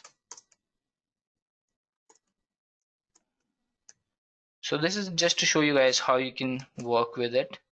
I'm very certain that the data that you work on is not going to be like this. It's going to be very complicated. So this is just to give you a perspective as a beginner how you can work with pandas. Now I'm gonna tell you how you can reduce the dimensions of the returned object as well. So for that, you just type one thing, guys. You remove all this, get just one value, and this is gonna give you the column number at over there. And this is how you get the values inside a data frame. So moving on, let's say we want to get a scalar value. So for that we just write, okay, let's say D0. Right, let's see if it works. We're getting the same values, guys, only from the 0th row. For getting the fast access to a scalar, you can just write as df instead of loc, we can just write at. Okay, we have an error, guys. I'll just remove this and let's see if it works. Yes, so I'm getting the exact value at the 0th row at the column number C. Now I'm going to tell you how you select a value from using the position inside your data frame. So for that we use df.iloc. All right, so let's say 3. Okay, so I'm getting all the values from third column.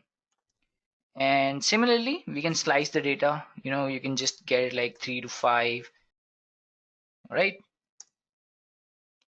we can add more values to this like 0 to 2. So this is how you select the values from your data frame, guys.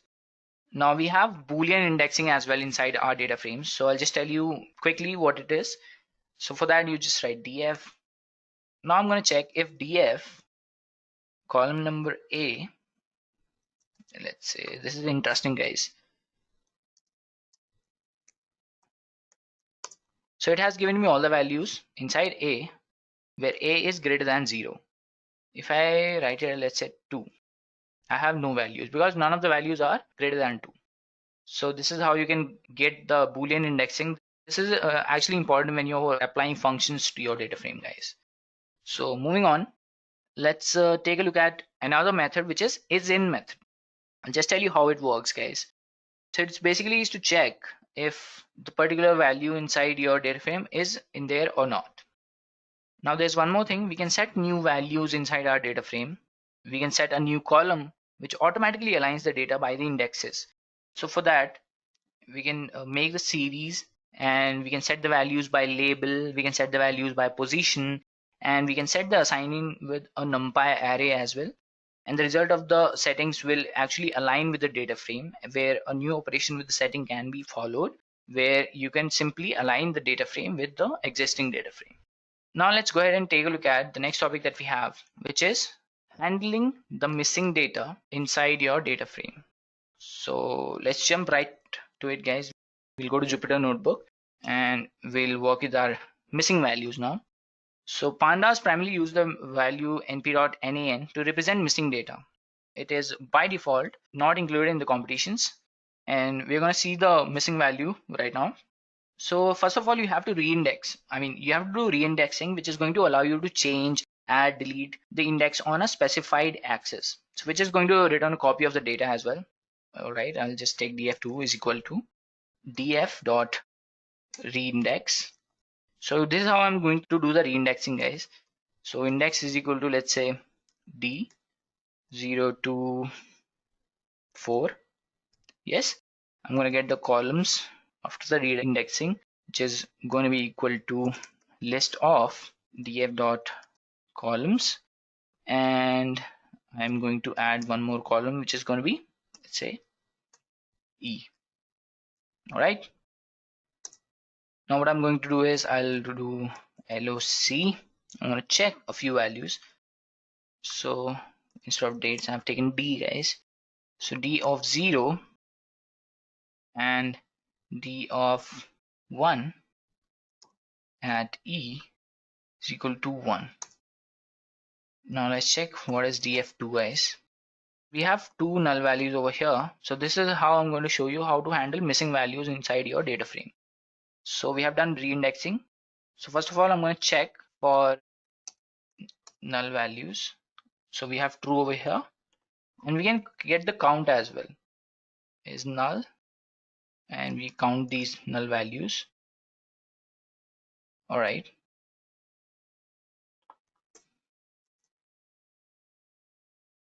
Right now we are going to drop a few columns. So we are going to drop the NA, that is the NA values. So as you can see from our data frame, all the values that had null values are dropped. Actually, the whole column has been dropped. Or we can do one thing. fill in the missing data, guys. Just do one thing. Okay, check df2 we have. So we can do one thing. We can fill the missing values, and we are going to provide some value. Let's say value is equal to 2, right? So we have actually filled the value with some other value. Wherever there is a missing value, we have given a value that is going to fill over there. So this is how you get, or check for all these missing values inside your data frame. After this, you can now actually get a Boolean mask where values are NaN, which is null. So for that, you do pd dot is NA df2. So this is going to get you a Boolean mask, which I've already told you how you can check using df dot is null. Same thing, but different processes to run this. Now let us move ahead and to the next topic that we have, which is Pandas operations, guys. Pandas operations are nothing but a few operations that you can apply on the data frame or any other Pandas object. So we have descriptive statistics that we can apply. We can apply functions, histogramming is there, and string methods is also there. So I'll tell you what histogramming is when we are talking about it. So let's take it up to Jupyter Notebook again, guys. I'll tell you how you can actually work with Pandas operations. So first of all, I'm going to tell you a basic operation, which is a descriptive statistics. So it's going to give us all the mean values. Similarly, we can get one value like df dot mean, provide one value over there. So this is how you get it, guys. Or we can write it as 2, right? All right. So this is how operating with objects that have different dimensionality and need alignment. In addition, Pandas automatically broadcasts along the specified dimension. So for that, let's make a series. I'll tell you just how it works.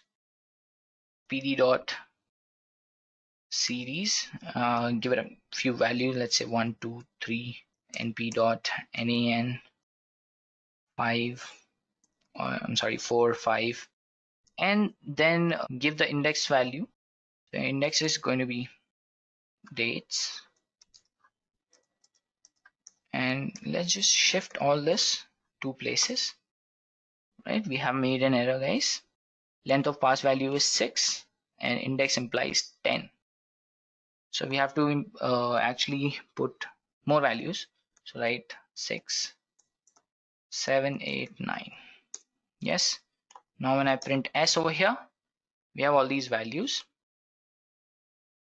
Now we can do one more thing.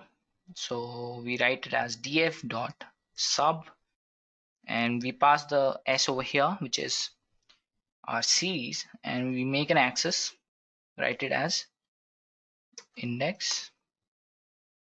So we have operated with objects that have different dimensionality and needed alignment. So in addition, Pandas actually helped us automatically broadcast the specified dimension.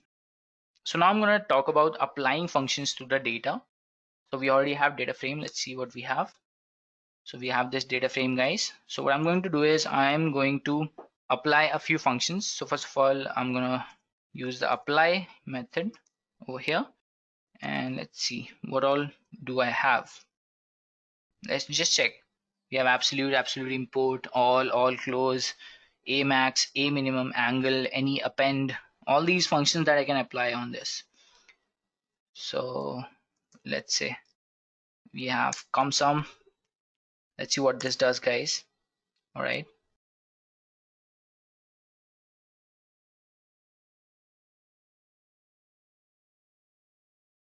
So this is how it works. Now let's apply a few more functions, guys. So I'll write lambda x. So we are talking about lambda functions here. I'm sure most of you must be aware of the lambda functions that we have in Python. If you don't have any prior knowledge on lambda function, guys, there is a full tutorial on how lambda function works in Python, guys. So this is how we applied lambda function to get the subtraction between the x max and x minimum. All right. For all the columns, we have the subtraction between all these values. So this is how we apply functions to our data, guys. Now I'm going to talk about histogramming. So histogram is a representation of the distribution of data. So this function we have, which is matplotlib.pyplot.hist, on each series in the data frame, resulting in one histogram per column. So what we do is, we'll make a series, and it's going to give us value counts for histogramming. How do we do that actually? So we can just write as dot value counts, right? Let's see if it works. Right, we have one value for each. So this is how we get or do the histogramming with our data, guys. Now I'm going to talk about the string methods. So series actually is equipped with string processing methods in the string attribute that actually makes it easy to operate on each element of the array. So let's just move ahead with the example. So I'll make a series, guys, pd dot, let's say series, and inside this I'm going to pass a few string values.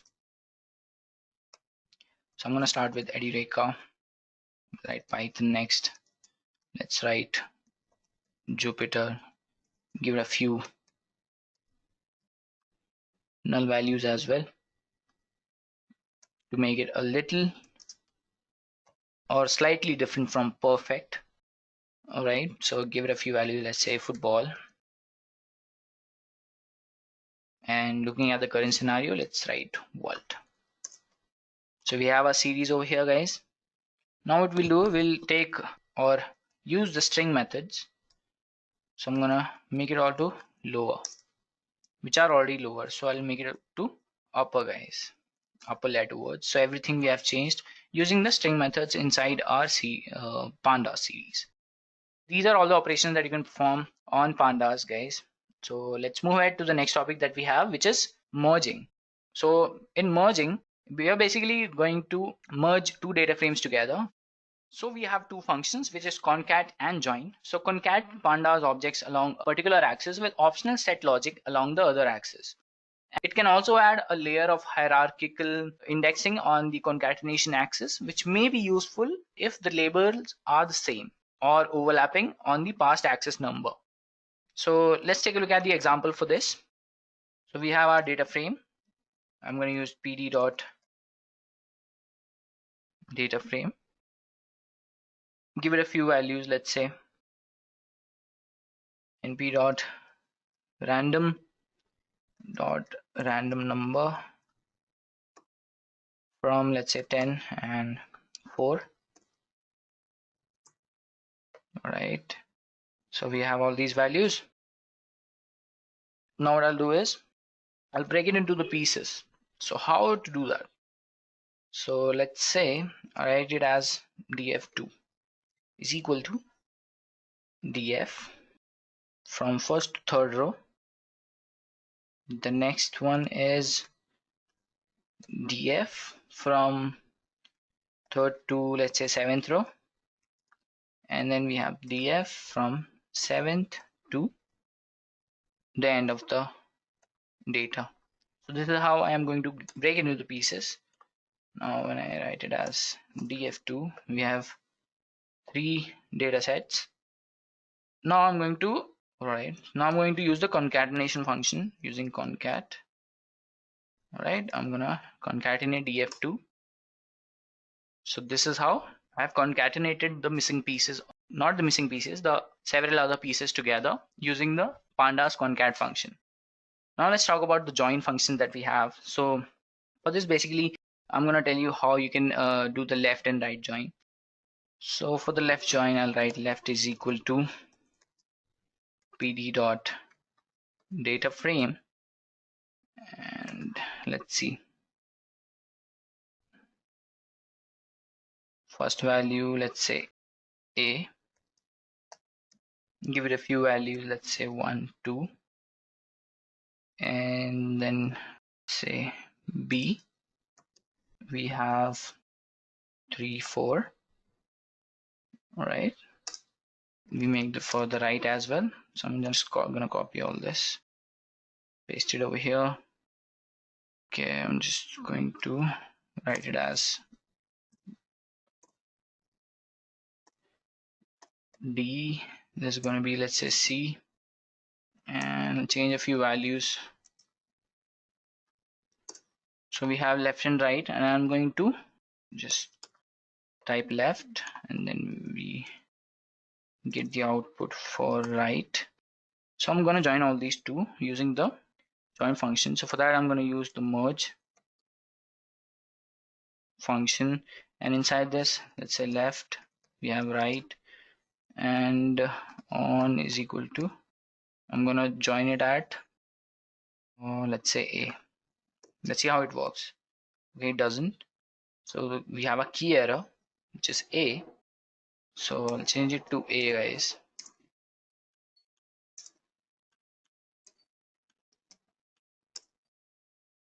So we actually joined using the merge function over here. And another example that I can think of is, let's say we have left and right. We can change the values differently and we can just group them together. Now what I'm going to talk about is grouping, guys. So how you do the grouping of different data inside your data frame using Pandas. First of all, for that, you have to split the data into groups based on some criteria that you have. And then after that, you apply some functions on them. And then later on, you can combine the results into a data structure. So first of all, you have to get a data frame, guys. So let's see, we have a data frame over here. So we can actually group it by, let's say, right, I'll just write group by, say, A, and I'm just gonna sum. Right, we have an error, guys. So we have a key error, that is A, because we don't have over there. So I'll write it as, let's say, 2. All right, we don't have 2 as well. We have a key error. We don't have 2 over there because it's not a string value, it's an integer value. So we have our values right over here. So we have grouped the data using the column that is number 2. Now we can actually group the data by multiple columns and form a hierarchical index. So for that, I'll just copy this, guys, or over here only I'll just do one thing, 2 and let's say 3. So this is how you actually combine multiple columns to form a hierarchical index. But here again, we don't have actually categorical values for these columns. If we had, we'd be able to do that. You know, if we had, like, let's say true and false, it is going to have created a hierarchical index which will have different values for true columns and for false columns. So that's how you do the grouping, or that's where you actually need grouping using Pandas. Now let's move ahead and take a look at the next topic that we have. Okay, we have already talked about operations, then I have talked about merge, where we have talked about concat and join, and then I've talked about splitting the data, how you apply the functions, and then combining the results together. Merging, we have talked about grouping. Now I'm going to talk about stack and pivot table. So what exactly is a stack, guys, in Pandas? I'm sure most of you must have heard about some of the definitions of stack. So I'm going to tell you about this with perspective of Pandas library here. So the stack function is used to stack the prescribed levels from columns to index, and it returns a reshaped data frame or a series having a multi-level index with one or more new innermost levels compared to the current data frame. So you're going to understand this with an example. So I'm just going to take let's say my tuple is equal to, I'm just gonna take a list, and inside this, let's see, we have values and we provide, or we get 2 lists over here, a list inside a list, guys. So let's take a few values, take 1, 2, 3, 4, 5, and then again, let's say 6, 7, 8, 9, and 10. Or we'll add a few more values, guys. Let's say 11, 12, and 13. Over here, I will add a few more values. Let's say 17, 18, and 19. So we have our tuple. I'm going to create one more variable index. So we'll have multi-index. So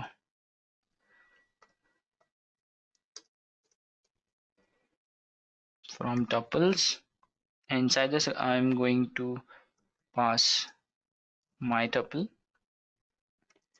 pass the names as well. So the names are going to be, let's say, first and second. So we have our index. Now I'm going to create the data frame, guys. So for this we write pd dot data frame, and inside this I'm going to pass a few values. np dot, let's say, random dot random number. So we have 8 values and 2 columns. All right, so and the index is going to be index, and columns is equal to A and B. All right, we have an attribute error, guys. I made a mistake.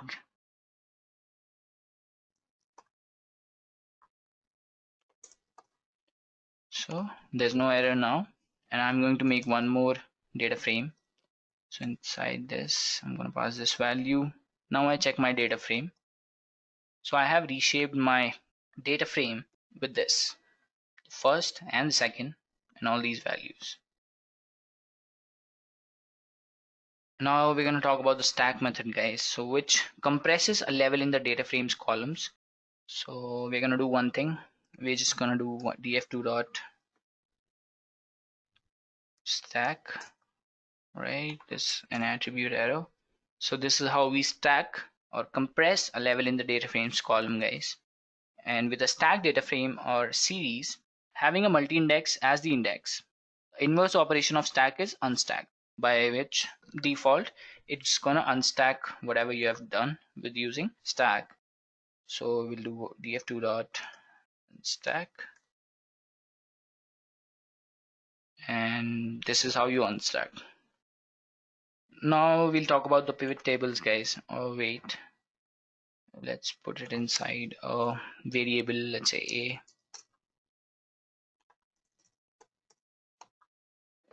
All right, so this is how you unstack, guys.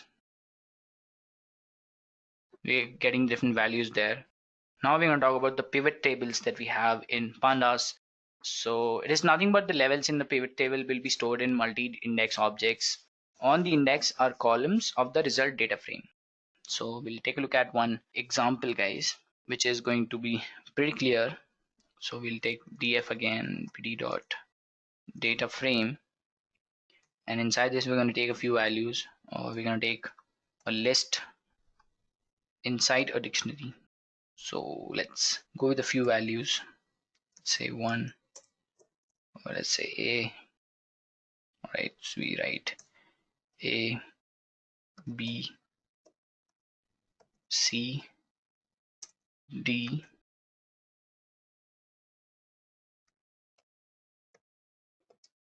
we'll remove a few values over here, multiply it to 3. Now we take another value, which is going to be b, and for this we're going to take a list again. So let's say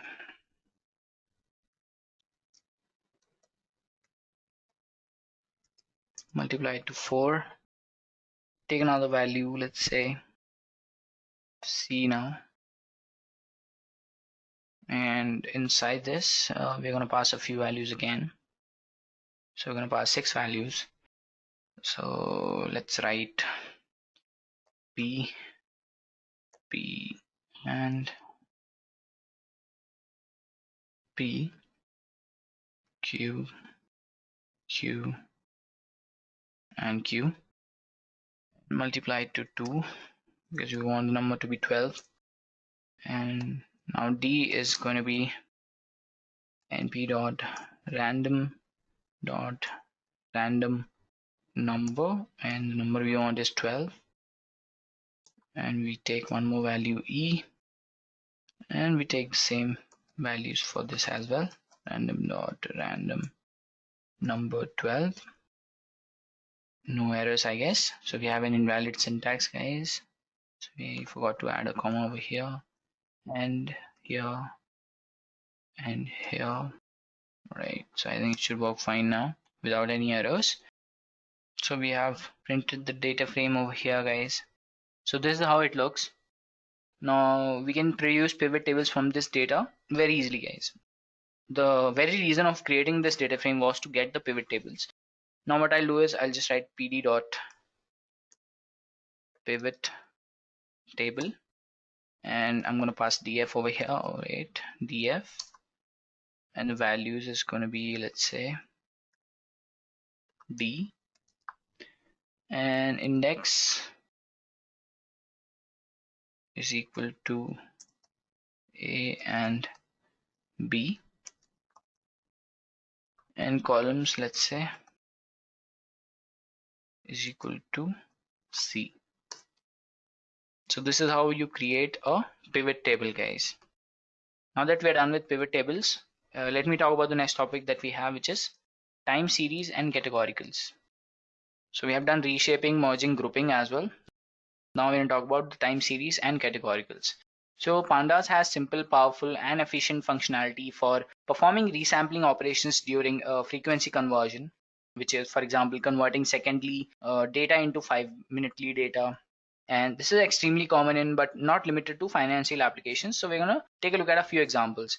And for categorical data, data that you collect can be either categorical or numerical. So numbers often don't make sense unless you assign meaning to those numbers. So for categorical data is when numbers are collected in groups or categories. And categorical data is also the data that is collected in an either or yes or no situation. For example, we have 0 or 1, we have true or false. So that's going to be the category over there. So let's take a look at a few examples to understand this, guys, the time series and categoricals. So we'll take a look at a few examples for time series. So first of all, what I'm going to do is I am going to make a time series, guys. So first of all, what we'll do is we'll convert the data into 5-minutely data. So it's very common, guys. So I'll just take the range first of all. So we'll take the dates.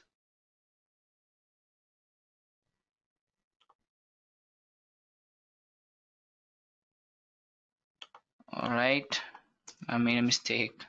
I'll just cut this.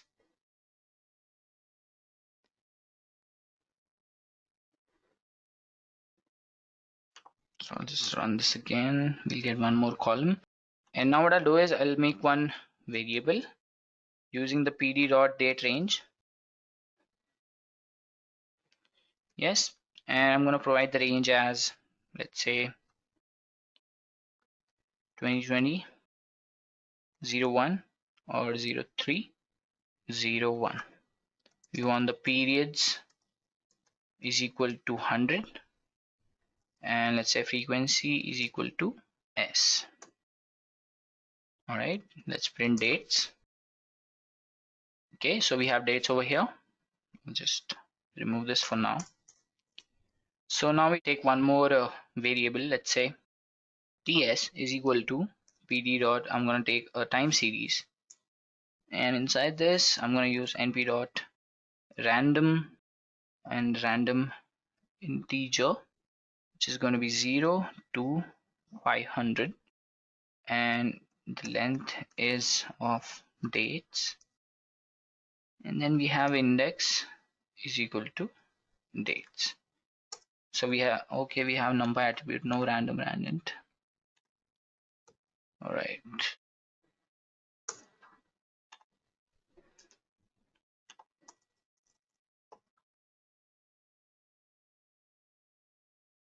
so we have an unsupported date time, so I'm going to have to change this over here. So we'll write it as, let's say, 3 1, or we're going to write 3 3 2020. Right, so let's see if it works now. It doesn't. So we are getting the unsupported D type. Okay, so we just mention a few more stuff over here. So we'll write it as 0000. So I think I figured out the problem over here. So I've changed this to this format, and now I'm going to add one more parenthesis here and remove this one, and now I'm not getting any errors, guys. So I'll run it again. Right, so now what I have to do is I will have to make a few changes to that TS, which is time series I've made. So I'll write it as TS dot resample, and I want to make it to 5 minutes, right? And I have to sum this. So no errors there, guys. So now I'm going to do the time zone representation. So for that, I'm gonna get one more. Okay, I'll just copy this, guys. This little change to this only. So I'll just copy this, paste it over here. And here I have to make a few changes. That is, 0 0. Rest everything is going to be fine, and we'll change this to 5. All right, so now we make another timestamp and we just use pd dot series, and inside this I'm going to use np dot random number, and the random number is going to be the length of dates and dates over here. All right, so now when I print timestamp, I'm getting the output as something like this. So this is how you get the time zone representation, guys. So you're getting the date, the time, and everything, and the data type is float 64. And then you can also get the UTC as well. So for that, I'll just write TS UTC, and we just write timestamp dot TZ localize, and we get UTC, right? It's UTC. Now I'm gonna print this, so we get the UTC as well. So this is how you create the time zone representation. And now after this, I want to show you how we can convert to another time zone. So for that, we don't have to do anything. We just write ts dot, all right, ts UTC dot TZ, which is time zone convert, and we write US Eastern.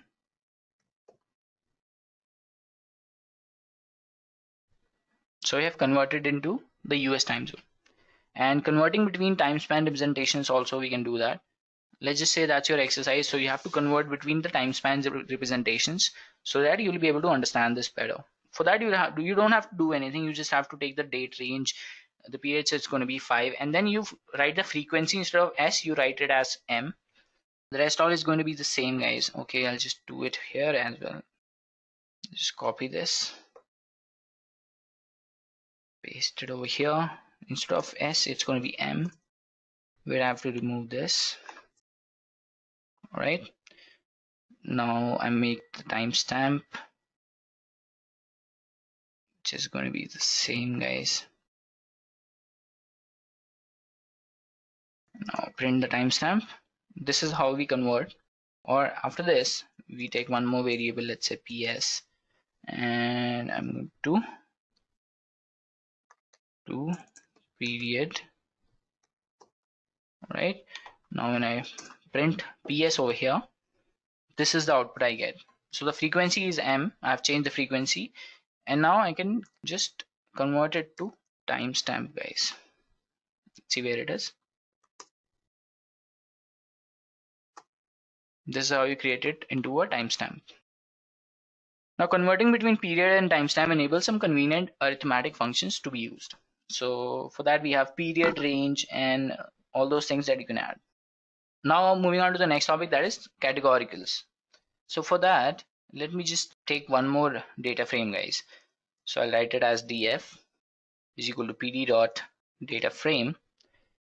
Now I'm going to take a few values inside this dictionary. The first is going to be, let's say, ID.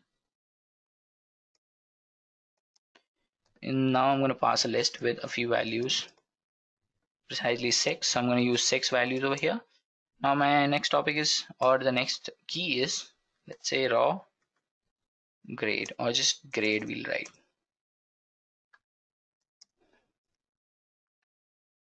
So we're going to write A, B, C. Let's say again the guy is getting B and this one's getting A. So we have 5 and one more. Let's say one guy has failed. So we have our data frame. Let's print this.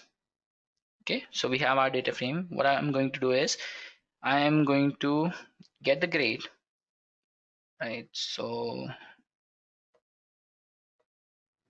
we'll get the grade is equal to df grade. Now this is going to be the category I'm going to make. All right. Now we print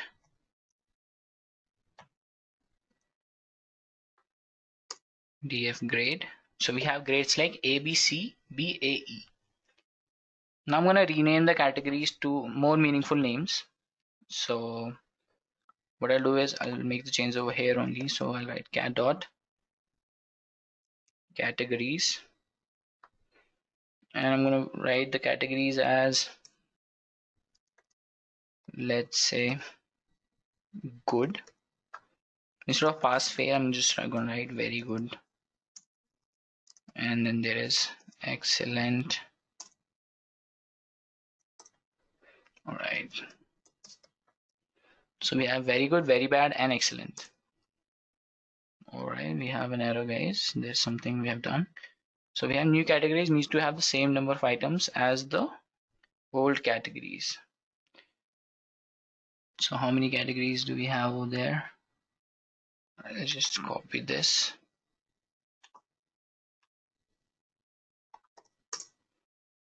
So we have categories 4. So we're gonna have to make 4 categories, guys. So I'm just going to add good as well. There shouldn't be any errors. Now what I'll do is I'll just set the categories.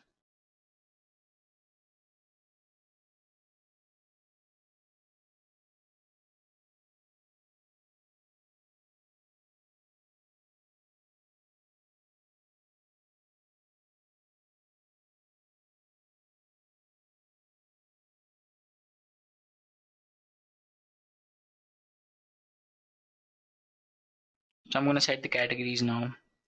Let's say here I'm going to have to give 6 values, guys.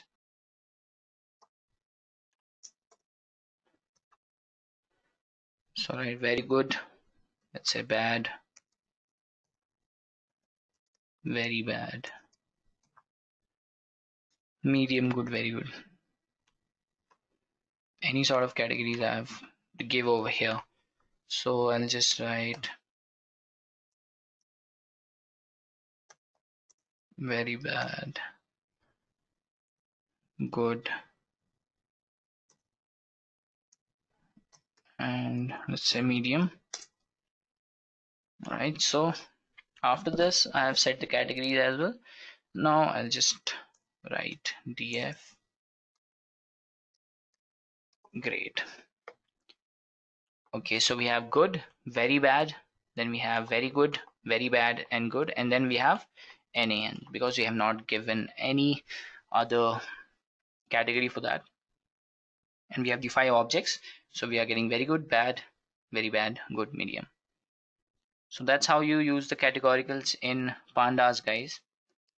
Now I'm going to talk about plotting using Pandas. So that's going to be very simple, guys. For that, I'm going to have to import one more library, that is Matplotlib dot pyplot.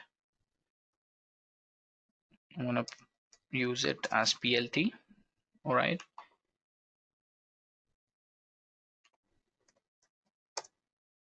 Same thing goes with this as well. All right, this is going to be pyplot.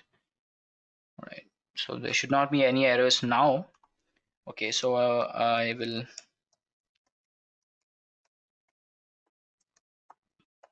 close all. Now I'm going to make one series, guys. And inside the series, I'm going to provide a few random values like np dot random number until, let's say, 1000, or let's say 500, or yes, 500. And the index is equal to pd dot date range. I'm going to take the date range as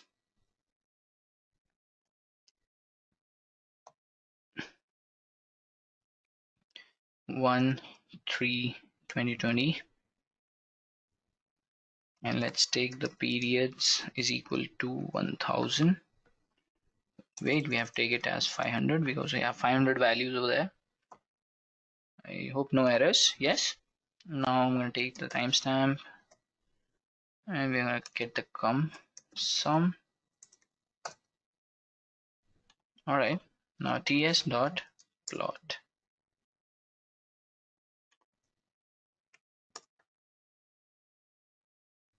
So we have a plot over here using Pandas, guys. This is how we have created one series using the random numbers from NumPy library, and using the pyplot, we have plotted a graph for random values, which we have taken from 0 to 500 and the random range as well. So this is how you take or get a plot using Pandas, guys. Now, last but not the least, we have another topic, which is reading and writing to files.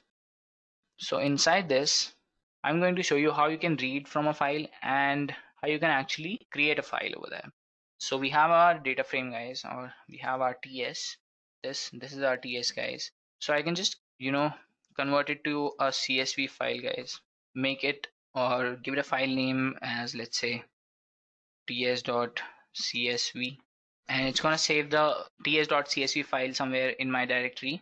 And similarly, I can read from a CSV file. So for that, I can just write pd.read CSV, and I'm going to have to give the file location for that. So I'll just copy one file location from one of my data sets. So this is one data set that I have. So I'm going to check for the properties, or wait, I'm going to copy this, paste it over here. Okay, we have an Unicode error, so I'll just write R over here, and I'm able to read from the CSV file, guys. Look at this. Instead of CSV, I can write Excel, and it's going to create a Excel file or a CSV file it's going to read from. So that's how we actually read and write from files, like a CSV file, which is a comma separated file basically, or we read from a file.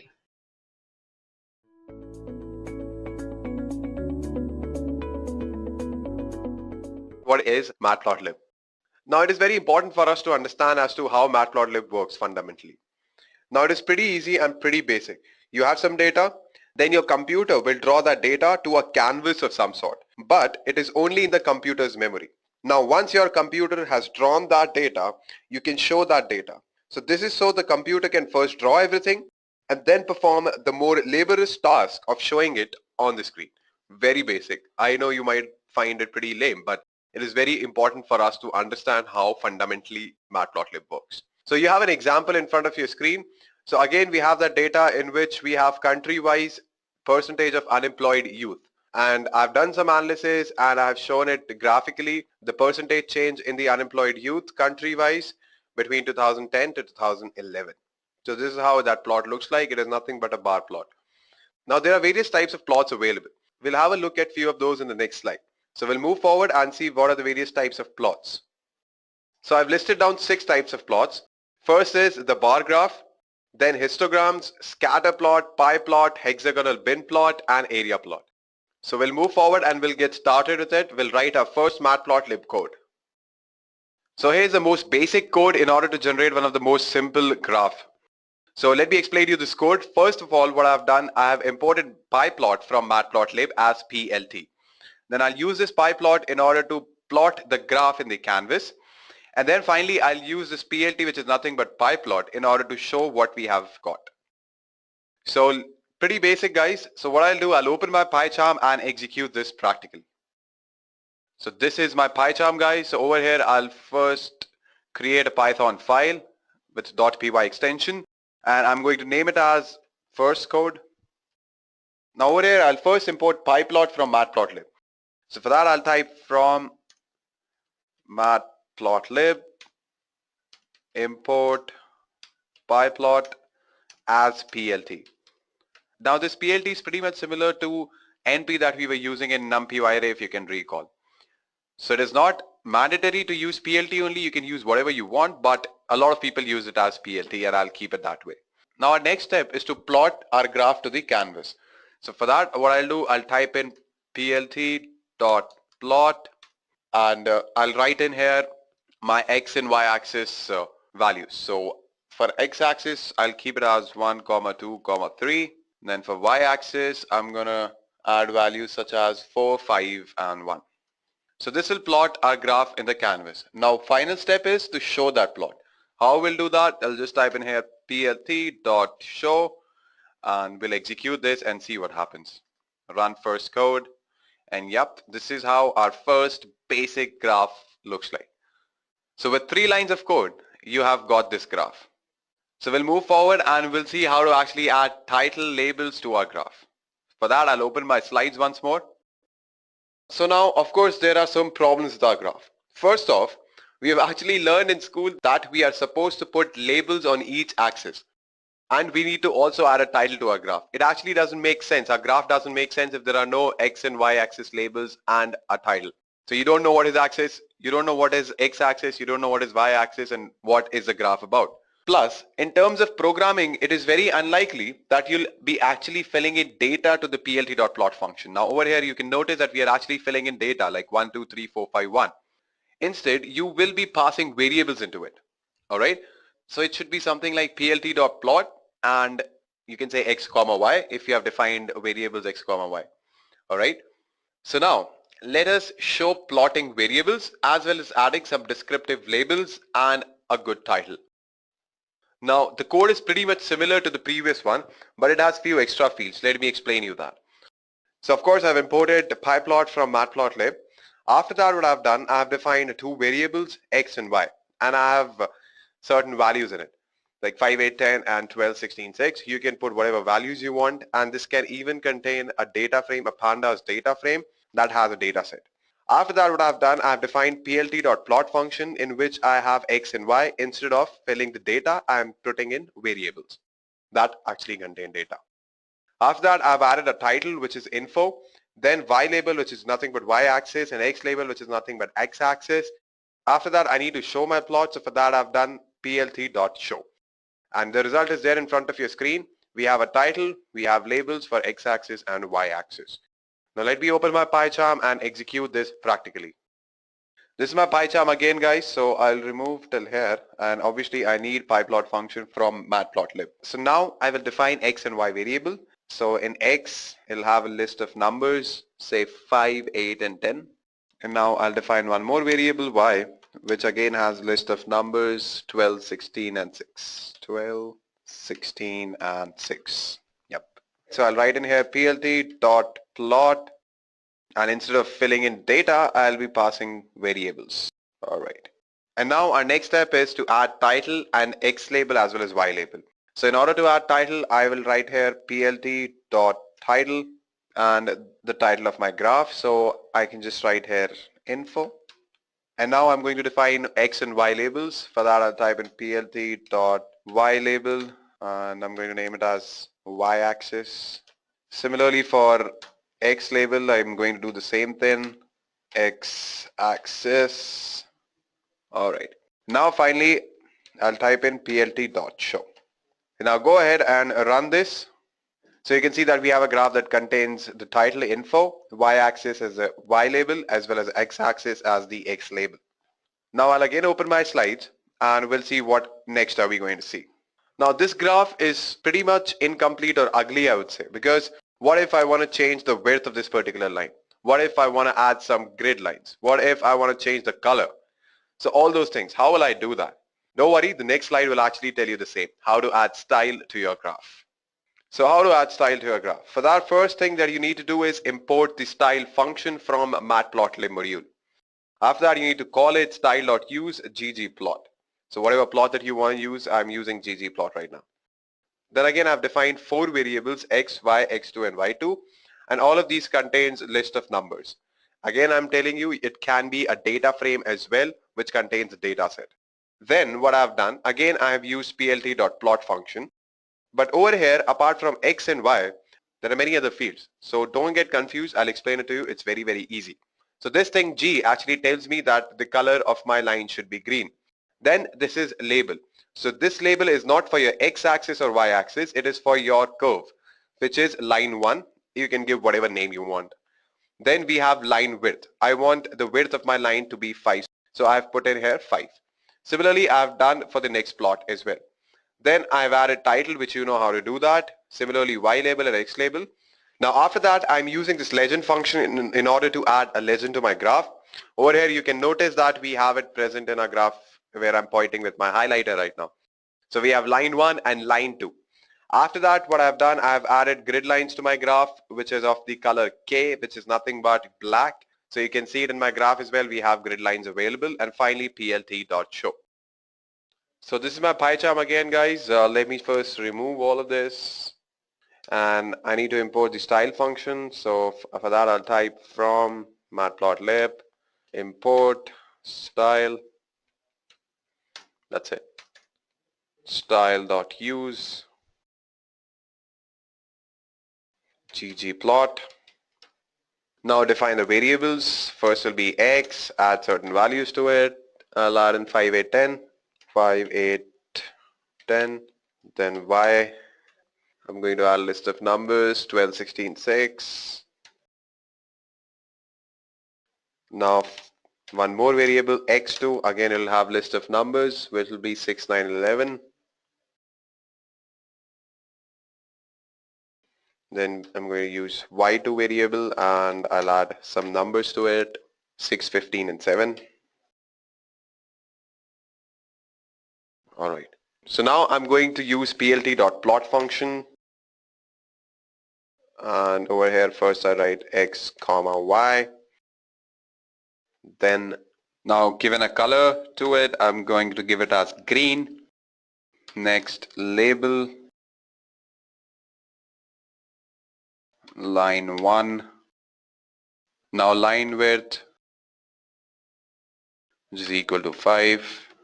Now again for x2 and y2, I'm going to type in plt.plot x2 comma y2 comma the color, then label. So I'm going to type in line 2, then comes line width. Alright, so now our next step is to add title to our plot. So plot plt.title, and the title that I'm going to give is info again. Then x and y labels, plt.y label, y axis, then plt.x label, x axis, plt.show. Now go ahead and run this. So over here I've not added any grid lines. I can do that as well. So for that, let me first close it. Fine, so I've defined title, x label as well as y label. Now our last task is to actually add grid lines. So for that I'll type plt.grid and just write in here true, comma, give a color. I want it black, so I'll keep it that way. Finally, show your plot. So plt.show, that's all. Go ahead and run this. So you can see that this is our graph. So we have changed the default line width. We have added grid lines. We have added labels, titles, plus we can add legend as well. So let me show you how you can add a legend. So for that, I'll go back to my code once more. Just write in here plt.legend. Go ahead and run this again and you'll see that legend has been added. So here we have line 1 and line 2 as our legend, and we have changed the default line width, title, y-axis, x-axis labels, plus we have grid lines. So this is how you can customize and add style to your graph. We are going to look at how to plot various types of graphs. For example, a bar graph or a histogram, all those things. Fine, so first we'll look at how to plot a bar graph. So these are all the linear graphs that we have seen till now. Now we'll see how to plot a bar graph. So before I tell you how to plot a bar graph using Matplotlib, let us understand why we actually use a bar graph. So bar graphs are basically used to compare things between different groups. And when we are trying to measure changes over time, bar graphs are very well suited when changes are larger. So this is why we use bar graph. Now let us understand how we can do that using Matplotlib. Now since we know why we use bar graph, let me explain you the code and how you can do that using Matplotlib. So first import pyplot like we do every time. After that, instead of plt.plot, I'll use plt.bar, and I have filled in data here. You can fill in variables as well that contains data. Then I have defined a label example1. After that, I have one more plot in which I have filled in data plus a label, and I've given a color as well. I don't want the default color. I want some change. So I've written it as green. After that, I've plotted the legend. After that comes legend and then X label and Y label that you have seen in the previous graphs as well. Then I've added a title and then finally show it. Don't worry guys, I'll execute this practically in my PyCharm now. So this is my PyCharm guys. So over here what I've done, first of all, I have imported the pyplot function. Then instead of plt.plot, I'm using plt.bar, and inside that I have data filled in. Instead of that, I can even have variables that contains data. Then comes label, in which I am using example 1. Then again, for one more plot, I have plt.bar. Inside that I have data filled in, then label, and then in order to differentiate between both of them, I'm using a color green for this particular bar graph. Then comes legend, and then after that I've defined X label as well as Y label. After that I have title, and then finally show it. Now go ahead and run this and see if it works or not. And yes, it does. So we have legend here, we have Y label as well as X label, and we have a title for our graph. I'll tell you, in histograms we have quantitative variables, all right? And when I talk about bar plot, they have categorical variables. So let me explain you this with an example. So suppose if I want to plot the GDP growth of every city in a particular country. So at that time I'll use a bar plot because it has a category, this particular city, like New Jersey, New York, all those things. Now when I talk about, I'll use histogram when I'm talking about quantitative variable. That means if I'm talking about age group. In that same example, if I want to calculate how much each age group is actually contributing towards the GDP growth, so at that time I'll be using histogram. So I hope this answers your question. All right, he wants me to repeat it. Fine, I'll do that. So when I talk about histogram, it actually has quantitative variables. When I talk about bar plot, it has categorical variables. Now with an example, if I explain you can take the example of GDP growth. So if I want to calculate how much GDP growth is there for every city in a country, so at that time I'll use bar plot.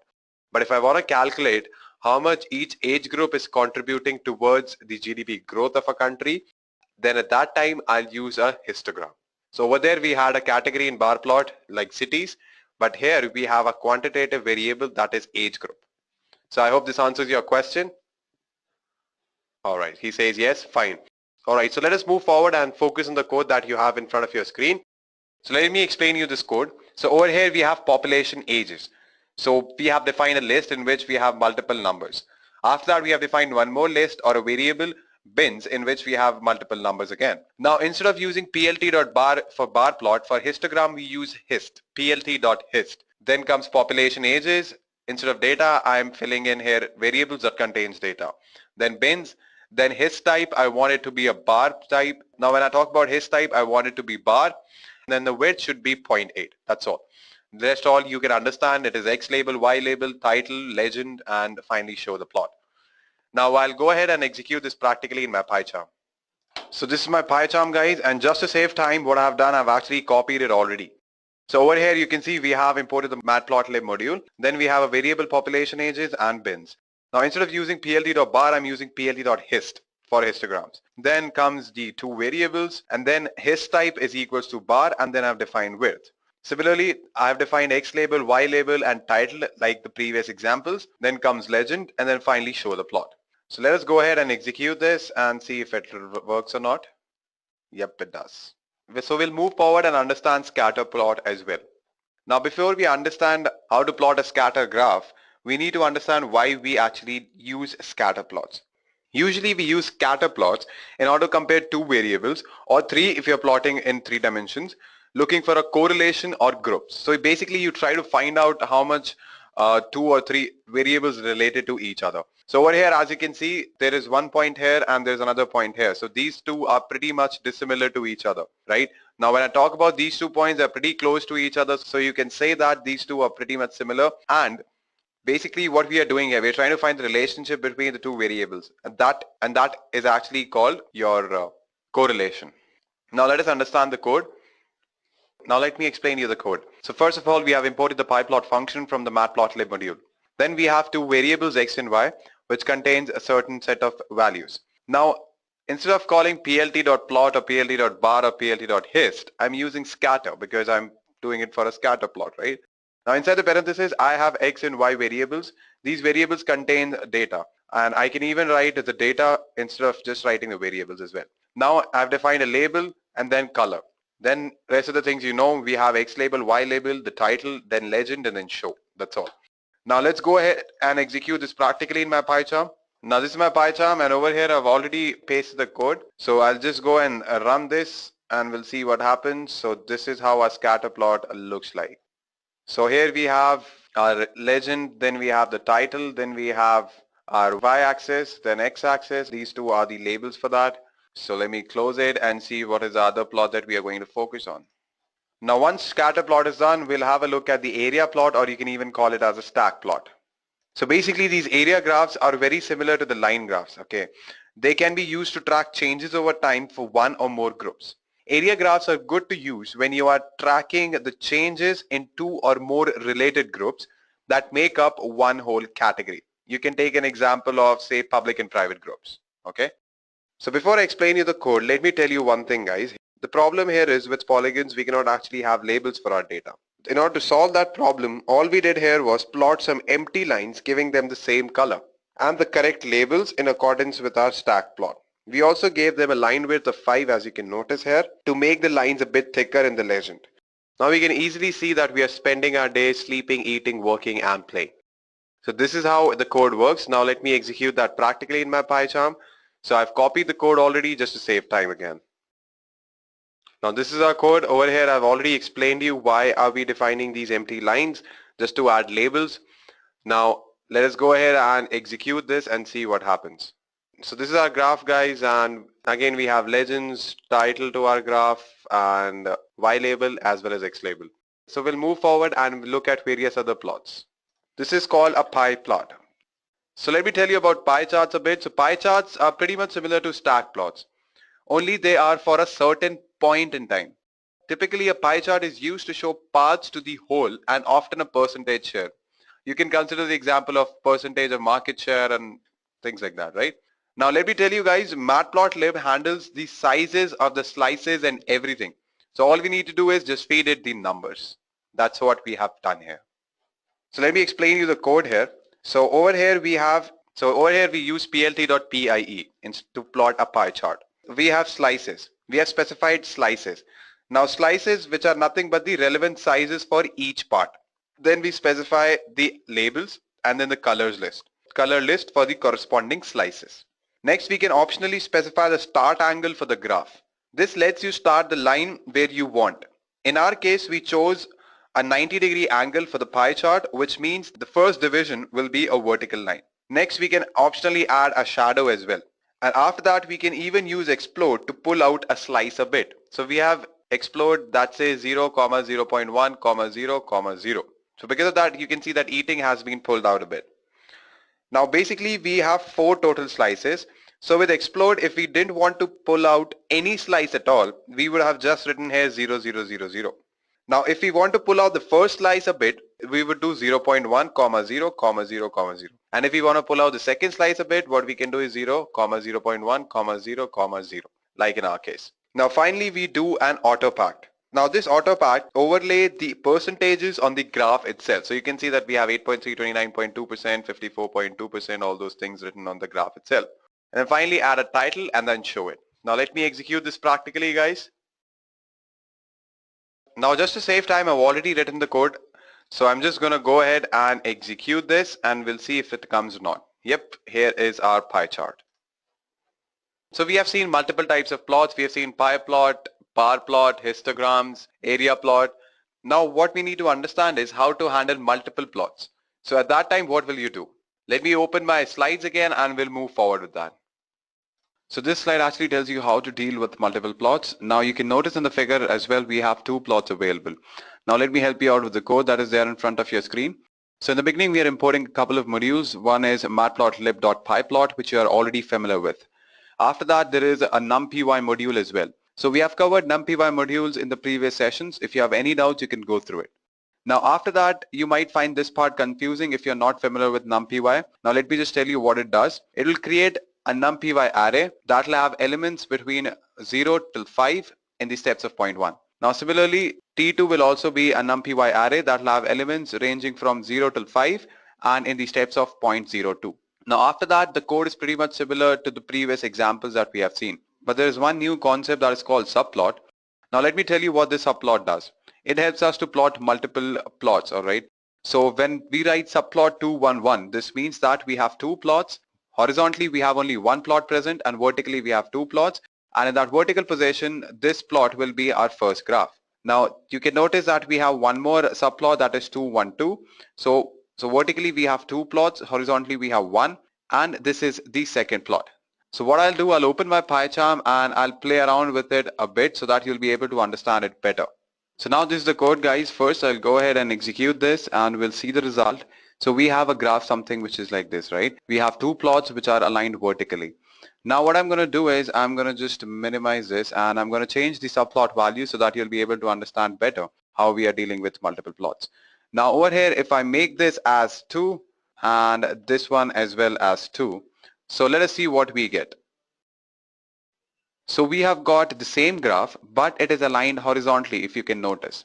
This is our another graph and this is our first graph. So you can notice the difference between both of these graphs, right? So this is why we use subplot. So we have, this was the first graph and this is our second graph. This is how it works.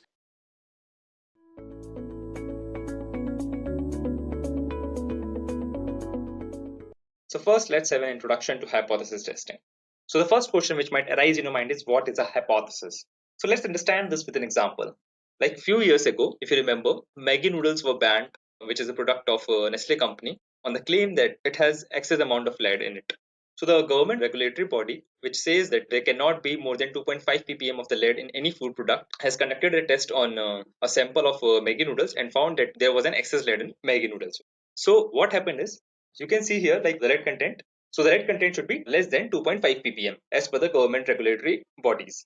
So what happens is, suppose if like the manufacturer, like which is the Nestle, which produces 1 million packets of Maggi noodles every day, you cannot actually do a survey on that. What they did is, they did a survey on 10,000 packets of Maggi noodles, and that's how they found out that there is excess lead in Maggi noodles.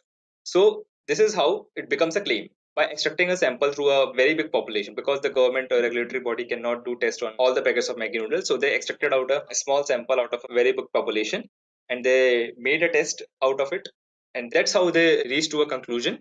That's how they claim that Maggi noodles contain excess lead. So the process of extracting out a sample from a big population and conducting a test on it is called hypothesis. I hope it's clear now. We can also look at another example, like a survey being conducted on Edureka employees. The average commute time of an Edureka employee to reach office from home and then going back to the office comes out to be 35 minutes on average. But it's an average, means there are employees which are taking time as 10 minutes also, some are taking time as 50 minutes also, 1 hour also, some are taking just 30 minutes, 40 minutes also.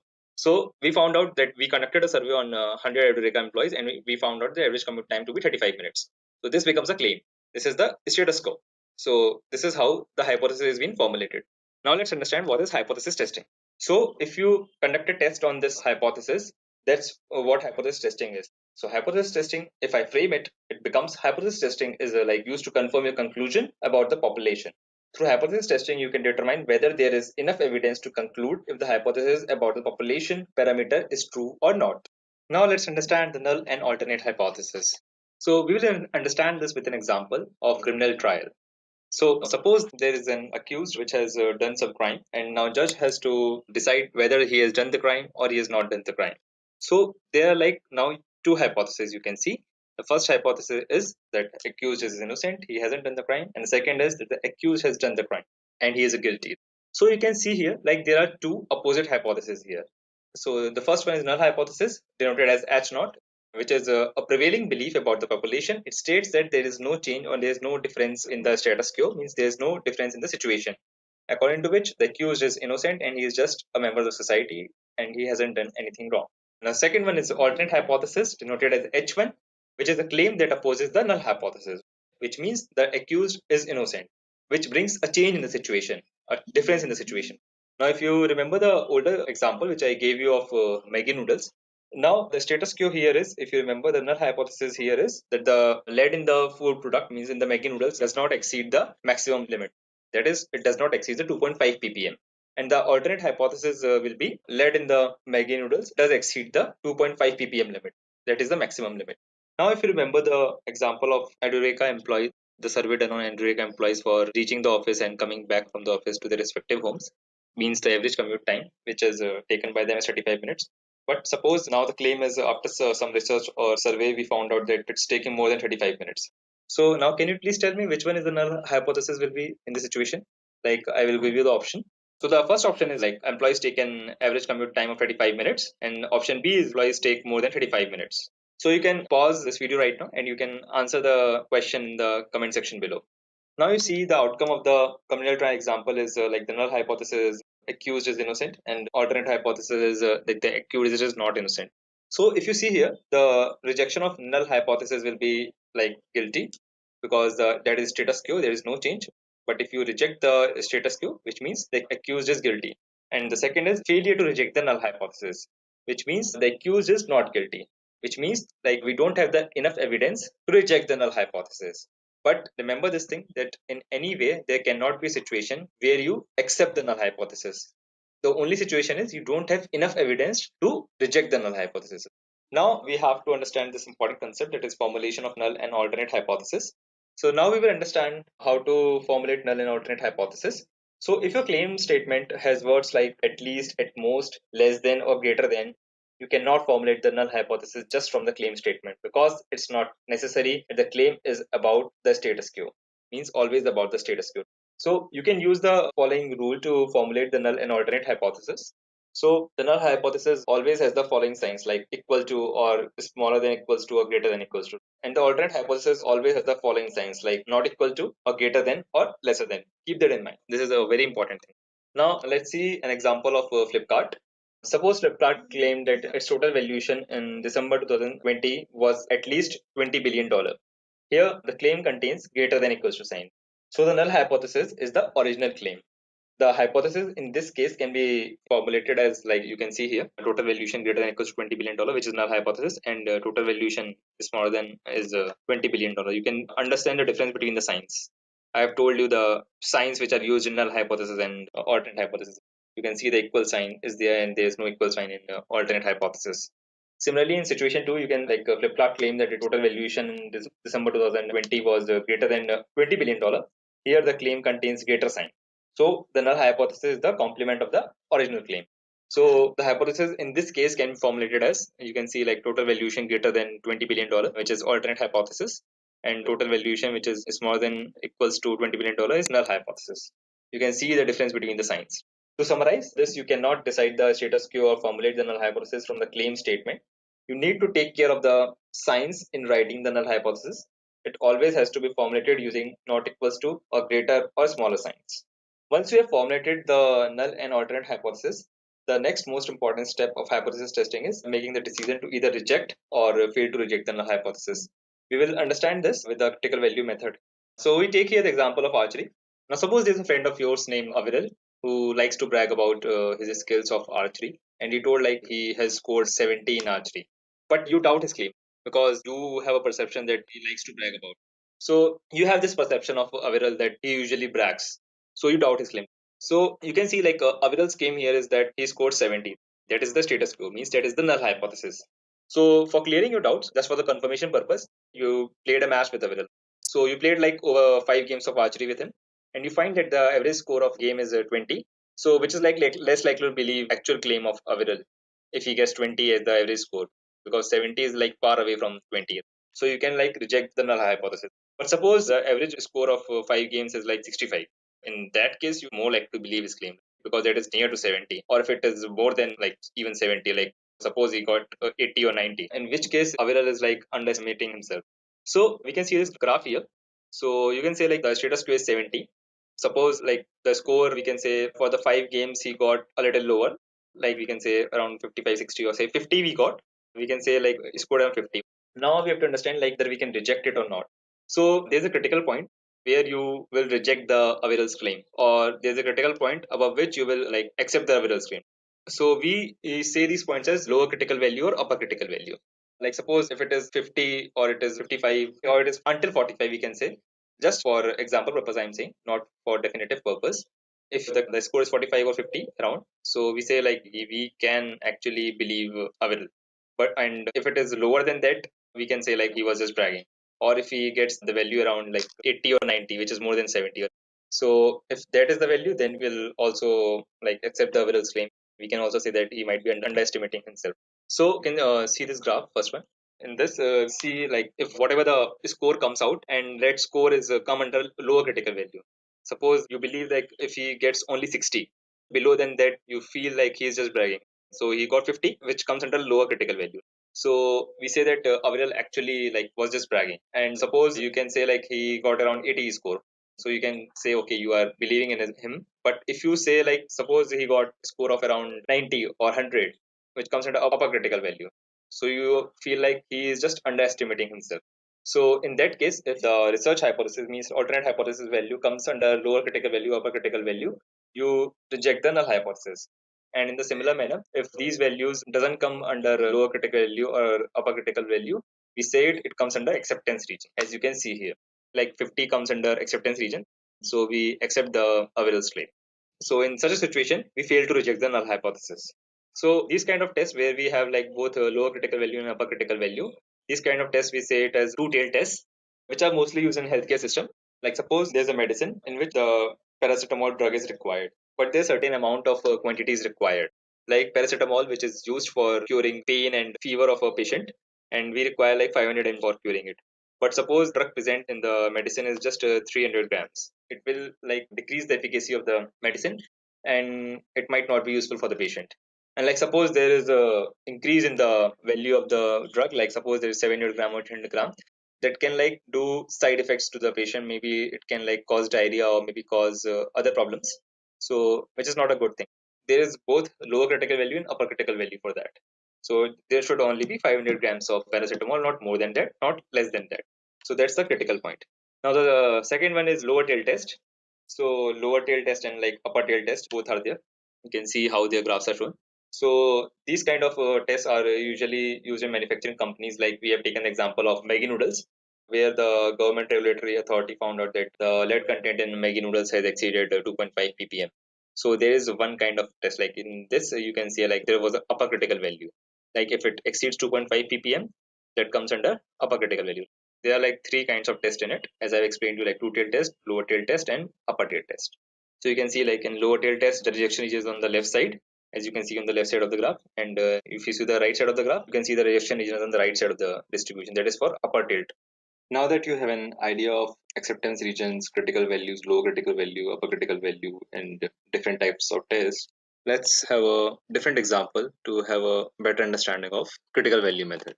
So assume that you are the owner of multiple AC stores. You want to know about the mean demand of AC units per month per store during summer. Till now, you have been ordering 350 AC units per store per month based on the historic demand. But now the meteorological department has said that there will be intense heat waves. So you anticipate that the demand might go up. So you want to check your assumption that the average units required in 1 month will be different from 350 units per store. So in this case, you are assuming that 350 units is the average number of units that are sold every month. When you are trying to visualize it, you use a histogram and the means comes out to be 350 approximately, like you can see here.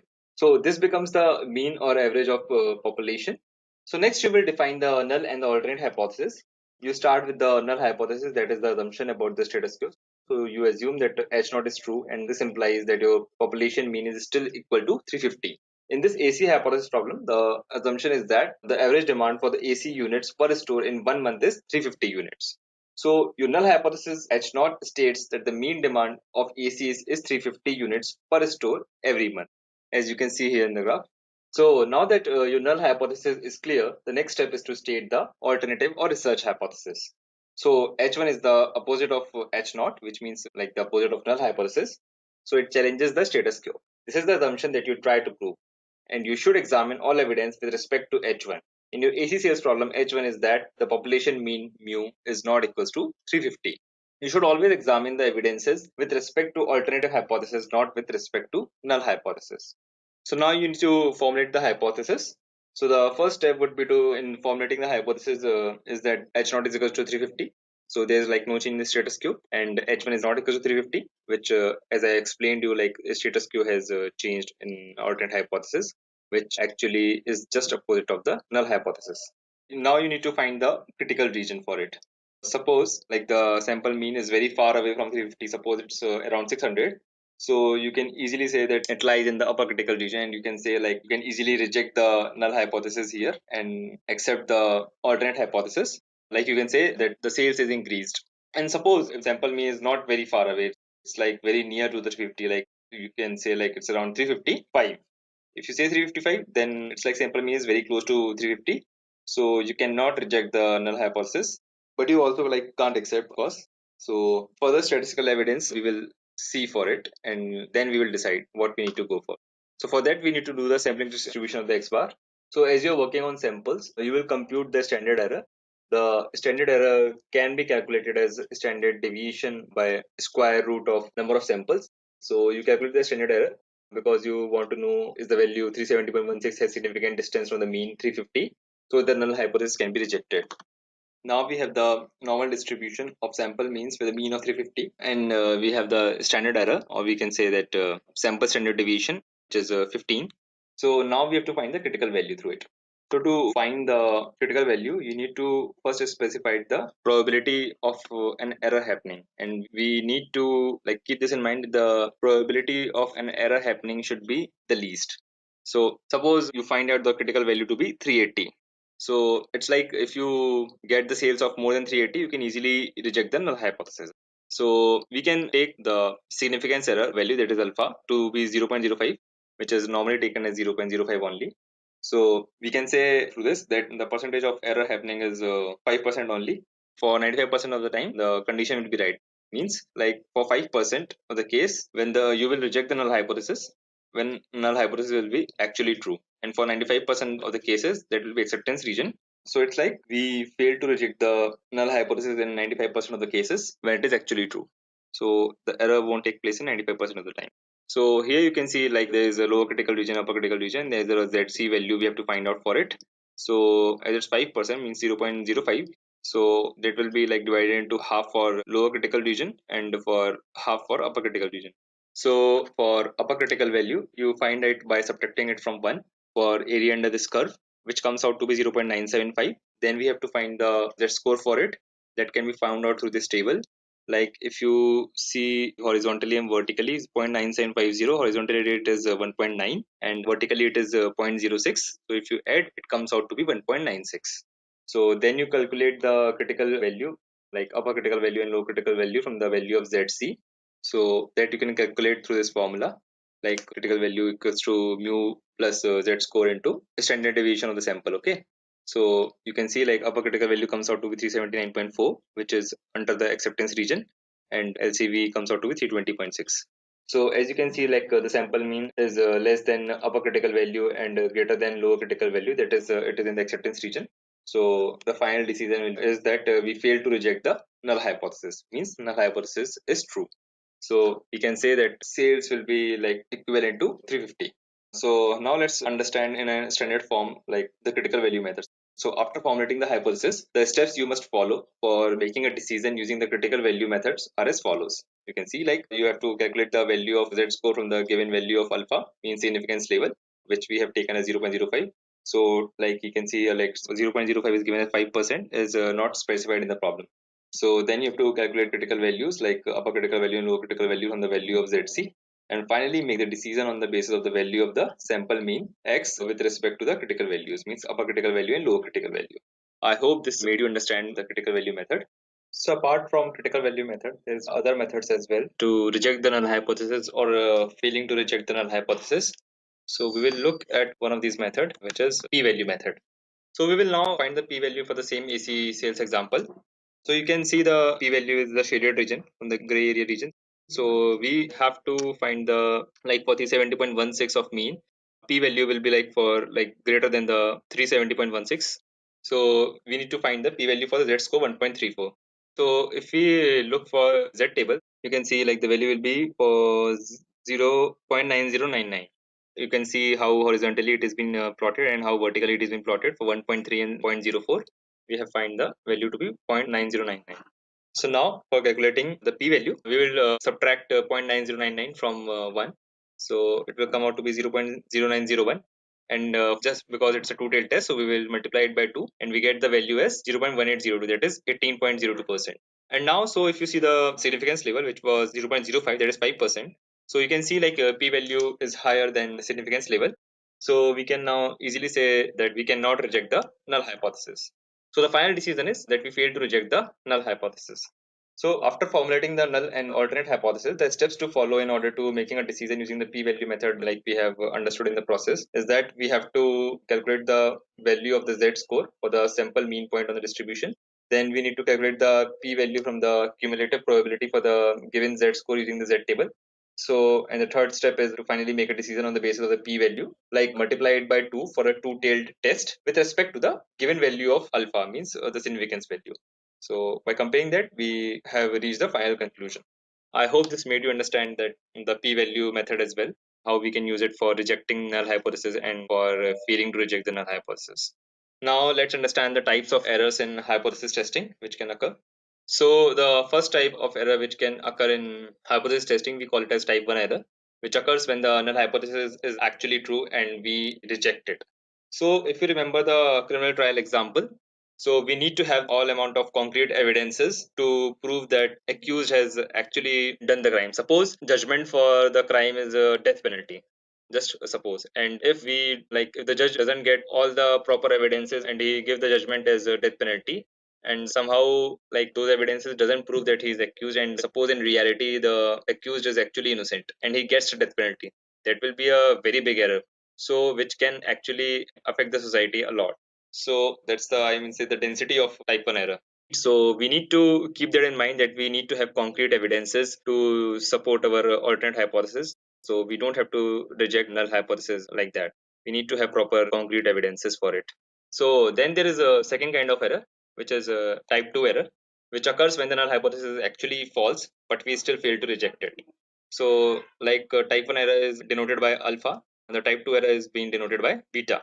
So in the same criminal trial example, suppose the accused has actually done the crime. He is actually a criminal, but we don't have enough evidences to prove that he has done the crime.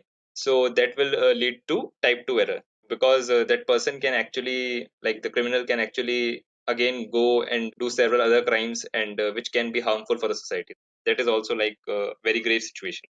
So these are, you can say, the types of error we can take place in hypothesis testing, type 1 and type 2 error. I hope you have understood this concept of errors as well.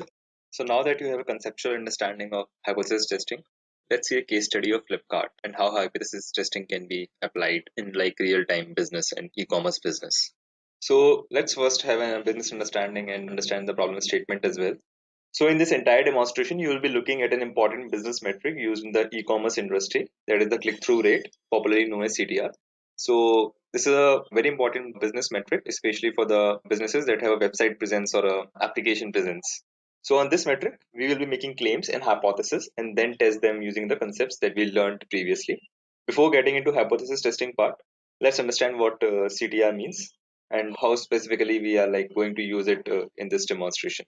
So click-through rate is a pretty generic yet important term in the online marketing industry. In plain terms, it measures the action rate of some entity.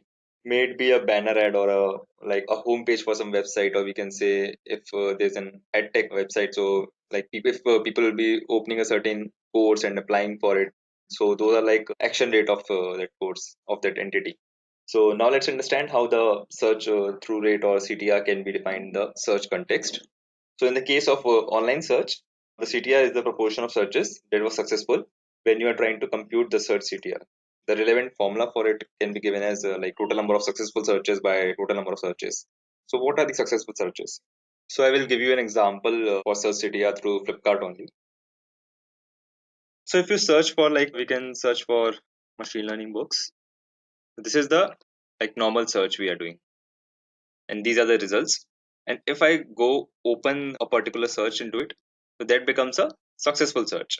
So now let's get introduced to the industry problem statement that we are going to solve in this entire case study. So suppose that you are a data analyst at Flipkart and you works with a product manager, and that product manager claim that the search CTR has increased from 35% to 40%. and you will be trying to test this claim using the concepts of hypothesis testing. So let's dissect the problem statement a bit further, which will help us in hypothesis formulation as well. So to summarize this problem statement, we can say that the product manager is claiming that the average population search CTR is 40%. That means out of 100 such searches on Flipkart website, around 40 searches will result in conversions, means in successful searches. So using this, we can formulate the hypothesis, means null and alternate hypothesis.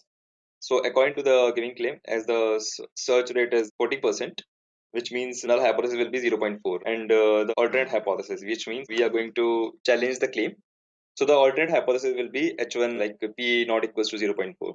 Now we have taken this data of 14 days. It's like a sample, we can say. And in this, we can say on day one, it has 38% and 37% day two. But on some days, we have 44% as well, 43%, 41% as well.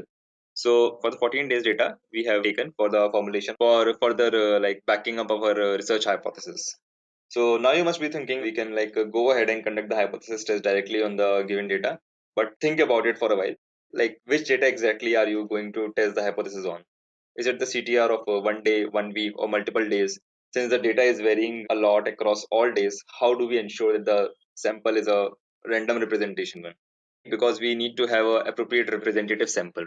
Let's understand how to choose the representative sample. So do you think we need to take the data in a manner it should show 40% CTR rate on every day? That's not possible, right? That's not happening.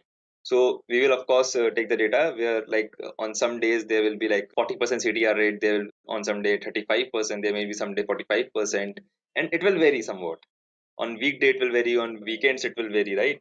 So according to given claim, population mean for the given search CTR is 40%, or we can say 0.4. Now the sample we have seen can show variation and may not be exactly equal to the value that is 40%. So it is only that on an average, when you compute the mean CTR for several days, that will bring the search CTR average to be 0.4, means 40%. So now once you have understood this concept, you need to know which distribution you need to look at.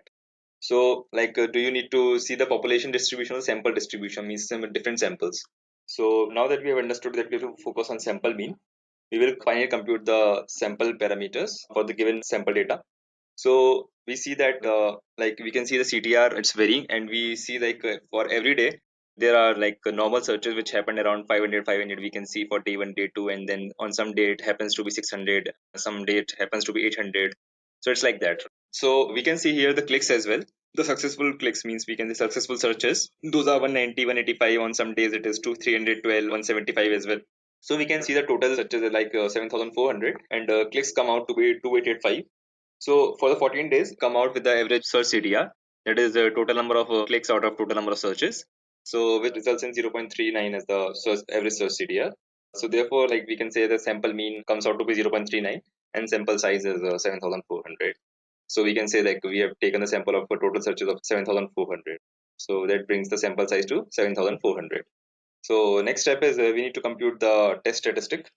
So now that we have the required sample parameters, we need to compute the test statistic for the given sample.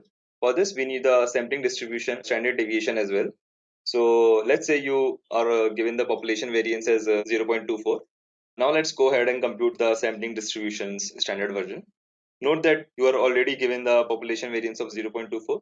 So from this and the given sample size, you need to compute the sampling distribution standard deviation. Recall that from the central limit theorem, the formula for sample distributions standard deviations comes out to be sigma by root n. So we can say that sigma square, which is population variance, is 0.24.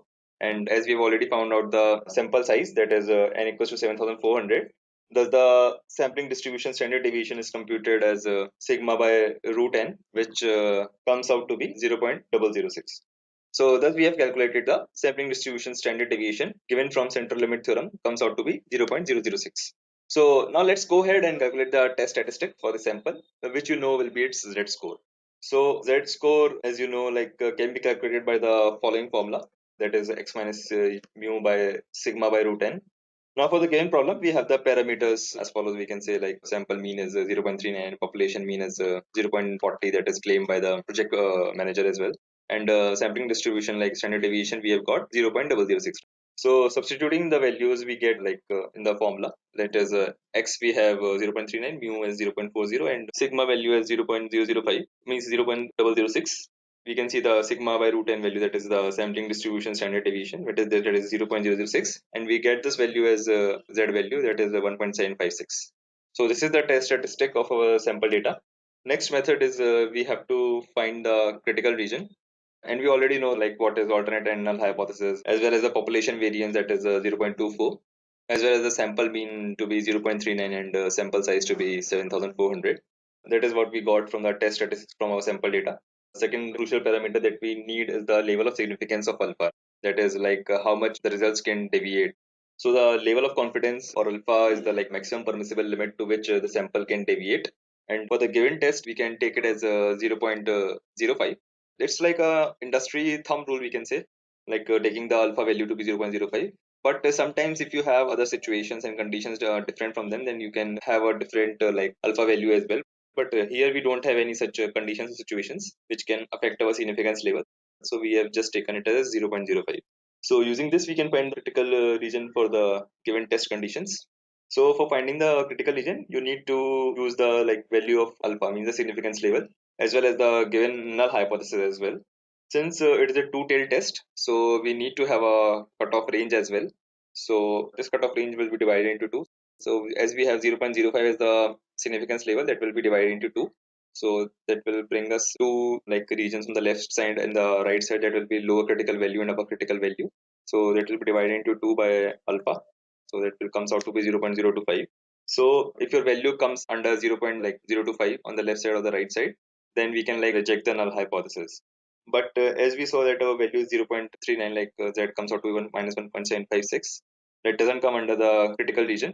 So it's like become easier for us to make the final decision based on the given hypothesis. So now that you have found the critical region, you need to check where your test statistic lies, and based on that make the decision.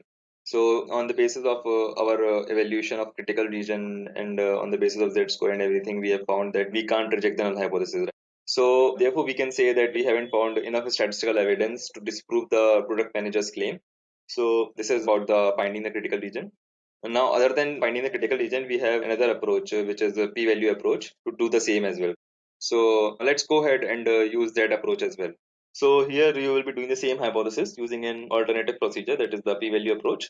So this is the most common way of finding the significance of test results in the industry. So technically, like p-value is the probability of observing values which are similar to more extreme than the observed value, given that the null hypothesis is true. This metric also enables us to determine whether the given test statistic gives us sufficient evidence to reject or fail to reject the null hypothesis.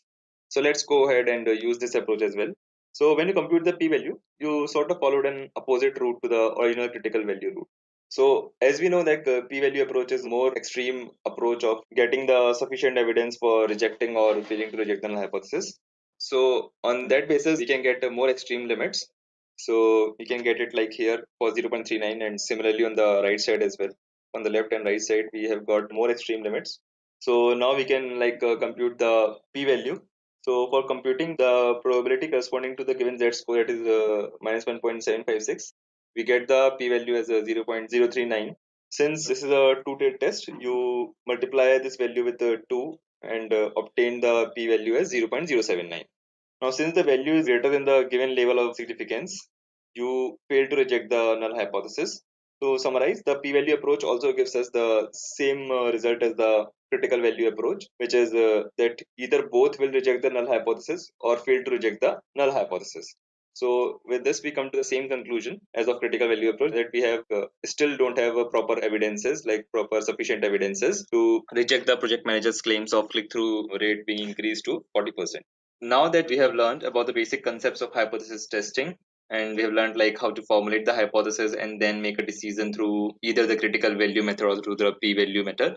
So we will now learn how hypothesis testing is used in the industry, and how the concepts which we have learned till now form an important foundation of useful industry concepts. So let's start. So till now we have done critical value method and p-value method, and both of them comes under z-test. But what if I tell you that we won't be able to apply them practically, like when we are working in the industry? It happens because if you know the formula, if you remember the formula, like it is because the formula for standard error is population standard deviation sigma by square root of a sample size n. And in most of the cases, when we handling the situation practically, we don't have the population standard deviation. So we won't be able to calculate the standard error. So how will we calculate the hypothesis?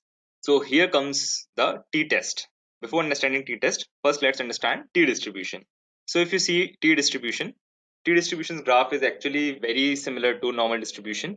Like you can see here, the normal distribution graph in blue and the t-distribution graph in red. The only difference is t-distribution graph is shorter and a little flatter. So we can say like t-distribution is very similar to normal distribution in many cases. For example, like it is symmetrical about its central tendency. However, it is shorter than the normal distribution and has a flatter tail, which would eventually mean that it has a larger standard deviation. And at a sample size beyond 30, the t-distribution becomes approximately equal to the normal distribution. So each t-distribution is distinguished by what statisticians call degree of freedom, which are related to the sample size of the data set. If your sample size is n, the degrees of freedom for the corresponding t-distribution is n plus 1. For example, if your sample size is 10, you use t-distribution with 10 minus 1 or 9 degrees of freedom, you can say, denoted as t9, t base 9. Okay. So smaller sample size have flatter t-distributions than larger sample sizes. And as you may expect, the larger the sample size is and the larger the degree of freedom. So for example, if your sample size is 10, you use a t-distribution with 10 minus 1 or say 9 degrees of freedom. So smaller sample sizes have flatter t-distributions than larger sample sizes. And as you may expect, the larger the sample size is and the larger the degree of freedom, the more the t-distribution looks like a standard normal distribution, or we can say the Z distribution. So now the question is when t-distribution is used. So the most important use of the t-distribution is that you can approximate the value of the standard deviation of the population sigma from the sample standard deviation S. However, as the sample size increases more than 30, the t value tends to be equal to the Z value. Thus, if you want to summarize the decision making in a flow chart, it will look like this. So if you look at how the method of making a decision changes if you are using the sample standard deviation instead of the populations. So if you recall the critical value method, the first step is like calculate the value of ZC from given value of alpha, that is significance level, take it as 5% if not specified in the problem. So to find ZC, you would use the T table instead of the Z table. The T table contains values of ZC from a degree of freedom and value of alpha, which is significance level. So ZC in this case can also be called as T statistic. So practically you would not need to refer to the Z or the table when doing hypothesis testing in the industry. Going forward, when you need to do hypothesis testing and demonstrations of Excel or we can say of R programming, you would use the term t-test since that is mostly performed in the industry. So all calculations and results of a t-test are same as the Z-test whenever the sample size is greater than 30. Now the next one is two sample mean test. So two sample mean test are divided into two types. That is a two sample mean test paired and two sample mean test unpaired. So two sample mean test paired is used when your sample observations are from the same individual or object. During this test, you are testing the same subject twice. For example, if you are testing a new drug, you would need to compare the sample before and after the drug is taken to see if the results are different. And similarly for two sample mean test unpaired, which is used when your sample observations are independent. During this test, you are not testing the same subject twice. For example, if you are testing a new drug, you would compare its effectiveness to that of the standard available drug. So you would take a sample of patients who consume the new drug and compare it to those who consume the standard drug. So we will do a test for it. We can do it in Excel. So Excel is like very heavily used in industry. So this is the data set we have. So we will be performing the t-tests, multiple kind of t-tests in Excel. So Excel is like heavily used in industry for hypothesis testing. So first we can see the one sample mean test. In one sample mean test, we have the commute time of Edureka employees. We have taken the data of 32 Edureka employees, and we can see like how much time the employees are taking for like reaching Edureka office from the respective homes and then reaching back to their home from the office. So we can say like this is the all the data for 32 employees, and this is the hypothesized mean, which is 35.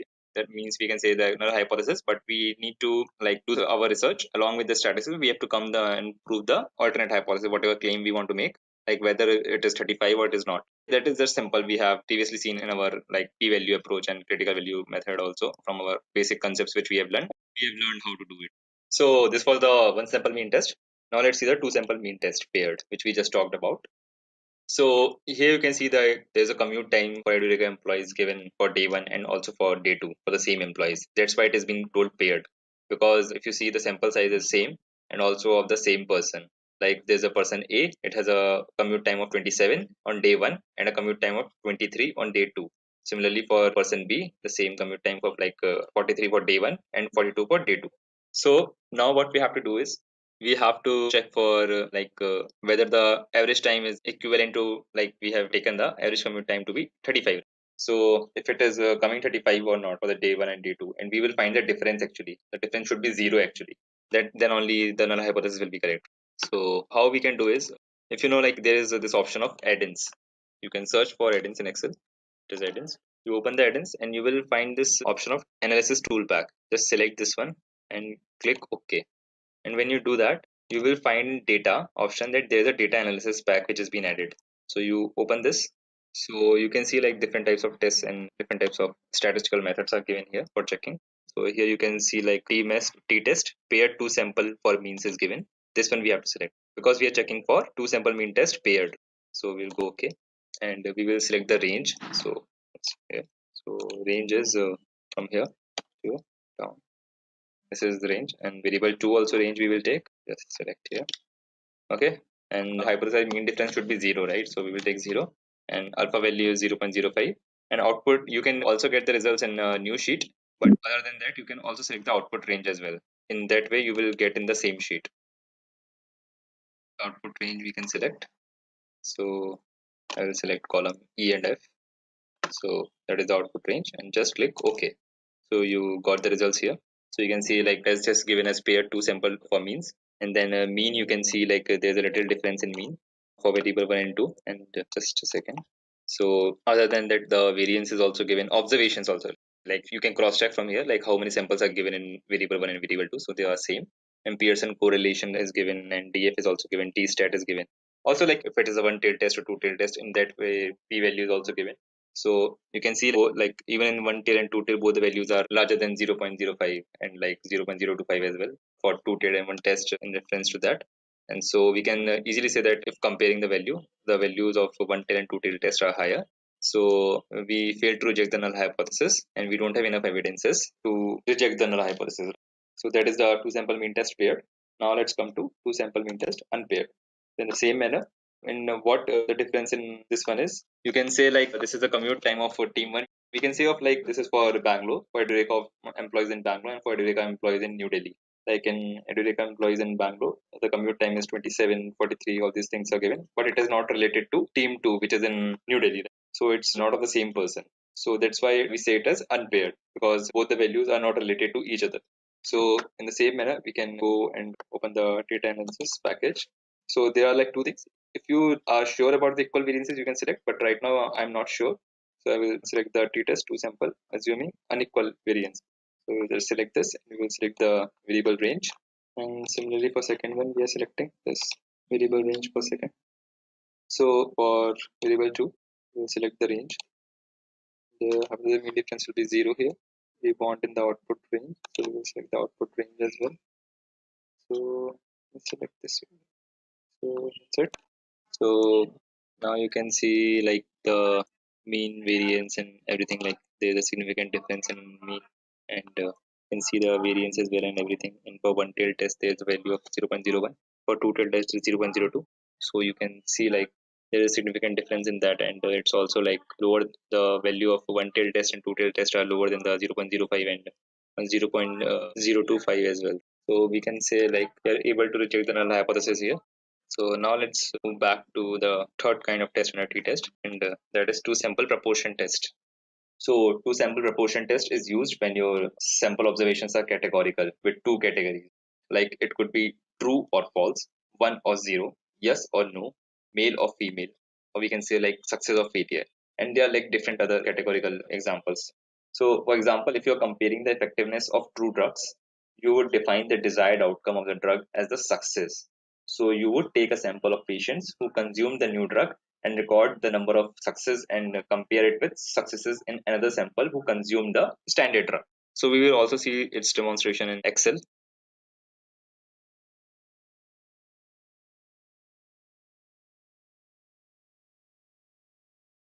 So this is the data for two sample proportion test we are going to take.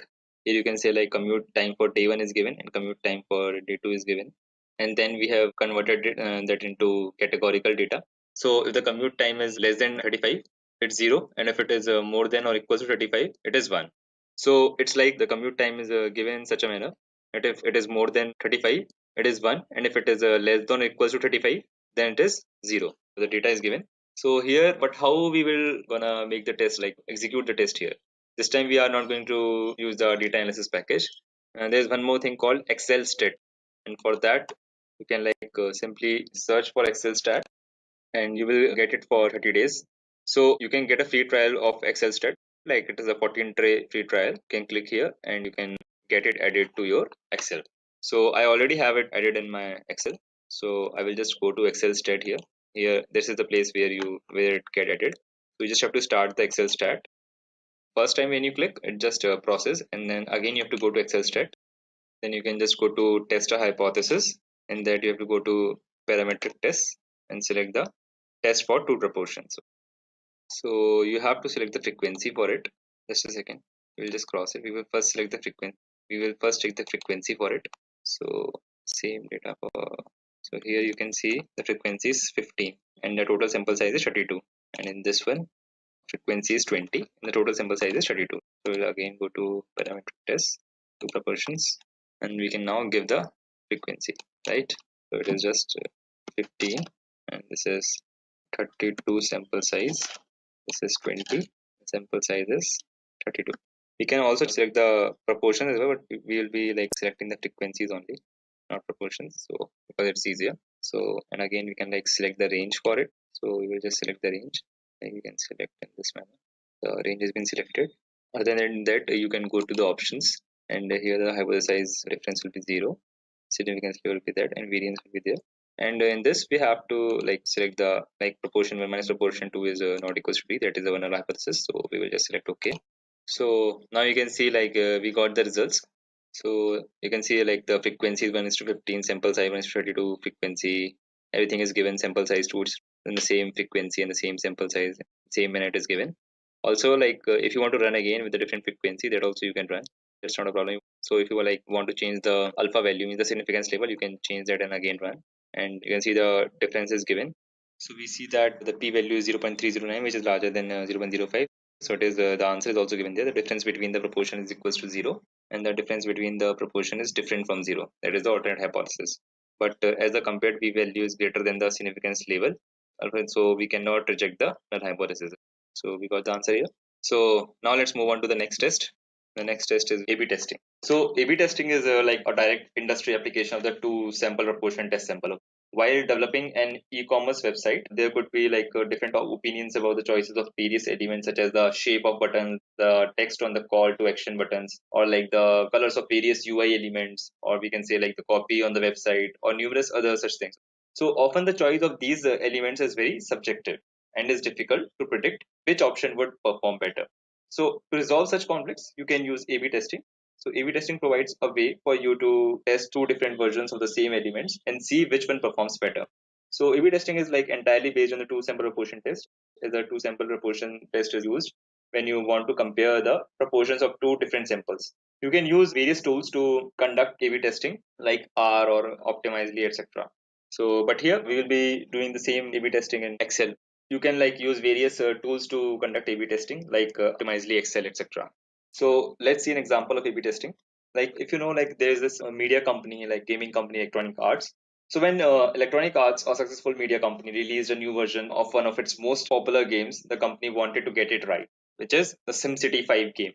So if you see the homepage for SimCity 5, a simulation game that allows players to construct and run their own cities, would undoubtedly do well in terms of sales. So Electronic Arts wanted to capitalize on its popularity. So according to like HubSpot, Electronic Arts relied on A/B testing to get its slide page for SimCity 5 just right. So the desire behind this A/B testing example revolved around improving sales. So Electronic Arts wanted to maximize revenue from the game immediately upon its release, as well as through pre-sales efforts. So these days people can like buy and download games immediately. The digital revolution has made those plastic encased CDs nearly like obsolete, especially since companies like Electronic Arts promoted digital downloads. It's less expensive for the company as well, and like more convenient for the consumer. So however, sometimes the smallest things can like influence conversions. Like Electronic Arts wanted to A/B test different versions of its sales page to identify how it could increase sales exponentially. So I'm highlighting this particular A/B testing example because it shows how a hypothesis and conventional wisdom can blow up in your faces. So for instances, most marketers assume that advertising incentive will result in increased sales. That's often the case, but not this time. So the original version of the pre-order page, which you can see here, has offered 20% off on a future purchase for anyone who bought SimCity 5. And you can see the option B, so which is the variation which is like created afterwards. The variation, if you see, like has eliminated the pre-order incentive. Like you can see here, the pre-order incentive is given, and here there's no pre-order incentive. So as it turns out, like the variations performed more than actually 40% better. Means option B performed 40% better than the control version, means the original version. So avid fans of SimCity 5 weren't interested in an incentive. So they just wanted to buy the game. As a result of the A/B test, half of the game sales were digital. So do you understand why it works? So the A/B test for Electronic Arts revealed important information about the game's audiences. Like many people who play a popular game like SimCity don't play any other games. They like this particular franchise. Consequently, the 20% off offer didn't resonate with them. If you make assumptions about your target audience, you will eventually get it wrong. So human behavior is like difficult to understand even without hard data. So you need A/B testing to generate data on which you can rely.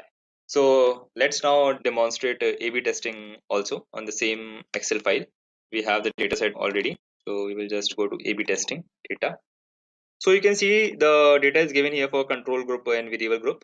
So we can say like this is for our Edureka website only, for example. So like someone has reached our website and has opened the course, and if that person registers on the application, so that is where we give them as a 1, and who haven't registered, we give them a 0. That is how it is being labeled. That's how we have labeled the data. Whoever has registered, it's 1, and whoever has not registered but has opened the course, we have labeled it as 0. Let's now check the results for both of them. So let's go to Excel stat, and same visualizing data we can open, not the visualizing. So test a hypothesis, and we can go to parametric tests, and we can do the same test for two proportions. So first let's check the frequency of it.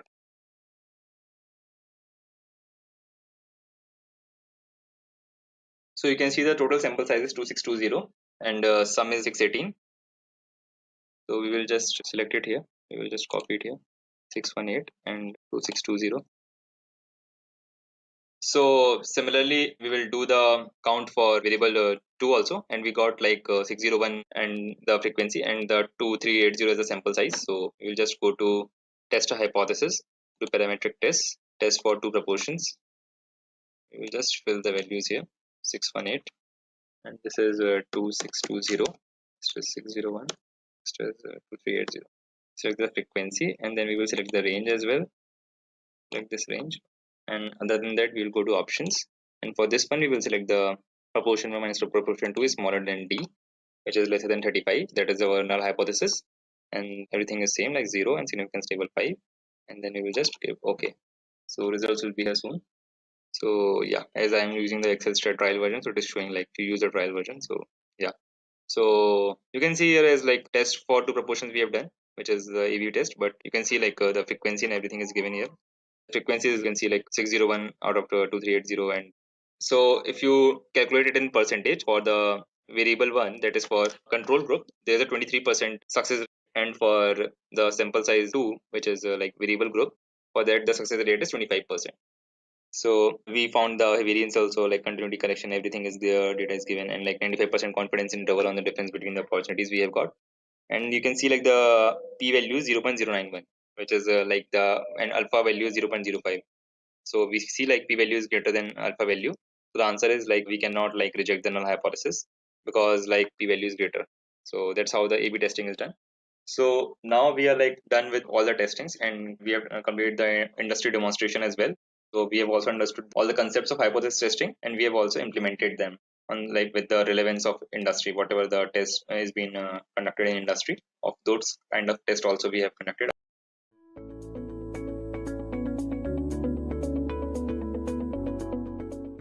So what is the importance or what is the need for machine learning? Now, ever since the technical revolution, we've been generating an immeasurable amount of data. As per research, we're generating around 2.5 quintillion bytes of data every single day. And it is estimated that 1.7 MB of data will be created every second for every person on Earth. Now that is a lot of data. Right now, this data comes from sources such as the cloud, IoT devices, social media, and all of that. Since all of us are very interested in the internet right now, we're generating a lot of data. Right? You have no idea how much data we generate through social media. All the chatting that we do and all the images that we post on Instagram, the videos that we watch, all of this generates a lot of data. Now, how does machine learning fit into all of this? Since we're producing this much data, we need to find a method that can analyze, process, and interpret this much data. All right, and we need to find a method that can make sense out of data. And that method is machine learning. Now, there are a lot of top tier companies and data driven companies such as Netflix and Amazon, which build machine learning models by using tons of data in order to identify any profitable opportunities. And if they want to avoid any unwanted risks, they make use of machine learning. All right. So through machine learning, you can predict risks, you can predict profits, you can identify opportunities which will help you grow your business. So now I'll show you a couple of examples wherein machine learning is used. All right. So I'm sure all of you have binge watched on Netflix. Now, the most important thing about Netflix is its recommendation engine. All right. Most of Netflix's revenue comes from its recommendation engine. So the recommendation engine basically studies the movie viewing patterns of its users and then recommends relevant movies to them. All right. It recommends movies depending on users' interests, depending on the type of movies the user watches and all of that. All right. So that is how Netflix uses machine learning. Next, we have Facebook's auto tagging feature. Now, the logic behind Facebook's auto tagging feature is machine learning and neural networks. I'm not sure how many of you know this, but Facebook makes use of DeepMind face verification system, which is based on machine learning, natural language processing, and neural networks. So DeepMind basically studies the facial features in an image and it tags your friends and family. Another such example is Amazon's Alexa. Now, Alexa is basically an advanced level virtual assistant that is based on natural language processing and machine learning. Now, it can do more than just play music for you, all right? It can book your Uber, it can connect with other IoT devices at your house, it can track your health, it can order food online and all of that, okay? So data and machine learning are basically the main factors behind Alexa's power. Another such example is the Google spam filter. So guys, Gmail basically makes use of machine learning to filter out spam messages. If any of you just open your Gmail inbox, you'll see that there are separate sections. There's one for primary, there's social, there's spam, and there's your general mail. Now, basically, Gmail makes use of machine learning algorithms and natural language processing to analyze emails in real time and then classify them as either spam or non-spam. Now, this is another famous application of machine learning. So to sum this up, let's look at a few reasons why machine learning is so important. So the first reason is obviously increase in data generation. So because of excessive production of data, we need a method that can be used to structure, analyze, and draw useful insights from data. This is where machine learning comes in. It uses data to solve problems and find solutions to the most complex tasks faced by organizations. Another important reason is that it improves decision making. So by making use of various algorithms, machine learning can be used to make better business decisions. For example, machine learning is used to forecast sales. It is used to predict any downfalls in the stock market. It is used to identify risks, anomalies, and so on. Now, the next reason is it uncovers patterns and trends in data. Finding hidden patterns and extracting key insights from data is the most essential part of machine learning. So by building predictive models and using statistical techniques, machine learning allows you to dig beneath the surface and explore the data at a minute scale. Now, understanding data and extracting patterns manually will take a lot of days. Now, if you do this through machine learning algorithms, you can perform such computations in less than a second. Another reason is that it solves complex problems. So from detecting genes that are linked to deadly ALS diseases to building self-driving cars and building face detection systems, machine learning can be used to solve the most complex problems. So guys, now that you know why machine learning is so important, let's look at what exactly machine learning is. The term machine learning was first coined by Arthur Samuel in the year 1959. Now, looking back, that year was probably the most significant in terms of technological advancements. Guys, if you browse through the net about what is machine learning, you'll get at least 100 different definitions. Now, the first and very formal definition was given by Tom M. Mitchell. Now, the definition says that a computer program is said to learn from experience E with respect to some class of task T and performance measure P if its performance at tasks in T as measured by P improves with experience E. Alright. Now, I know this is a little confusing, so let's break it down into simple words. Now, in simple terms, machine learning is a subset of artificial intelligence which provides machines the ability to learn automatically and improve from experience without being explicitly programmed to do so. In the sense, it is the practice of getting machines to solve problems by gaining the ability to think. But wait, now how can a machine think or make decisions? Well, if you feed a machine a good amount of data, it will learn how to interpret, process, and analyze this data by using machine learning algorithms. Okay. Now, guys, look at this figure on top. Now, this figure basically shows how a machine learning algorithm or how the machine learning process really works. So the machine learning process begins by feeding the machine lots and lots of data.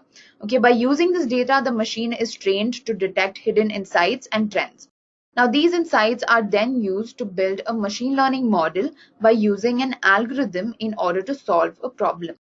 Okay, so basically, you're going to feed a lot of data to the machine. The machine is going to get trained by using this data. It's going to use this data and it's going to draw useful insights and patterns from it. And then it's going to build a model by using machine learning algorithms. Now, this model will help you predict the outcome or help you solve any complex problem or any business problem. So that's a simple explanation of how machine learning works. Now let's move on and look at some of the most commonly used machine learning terms. So first of all, we have algorithm.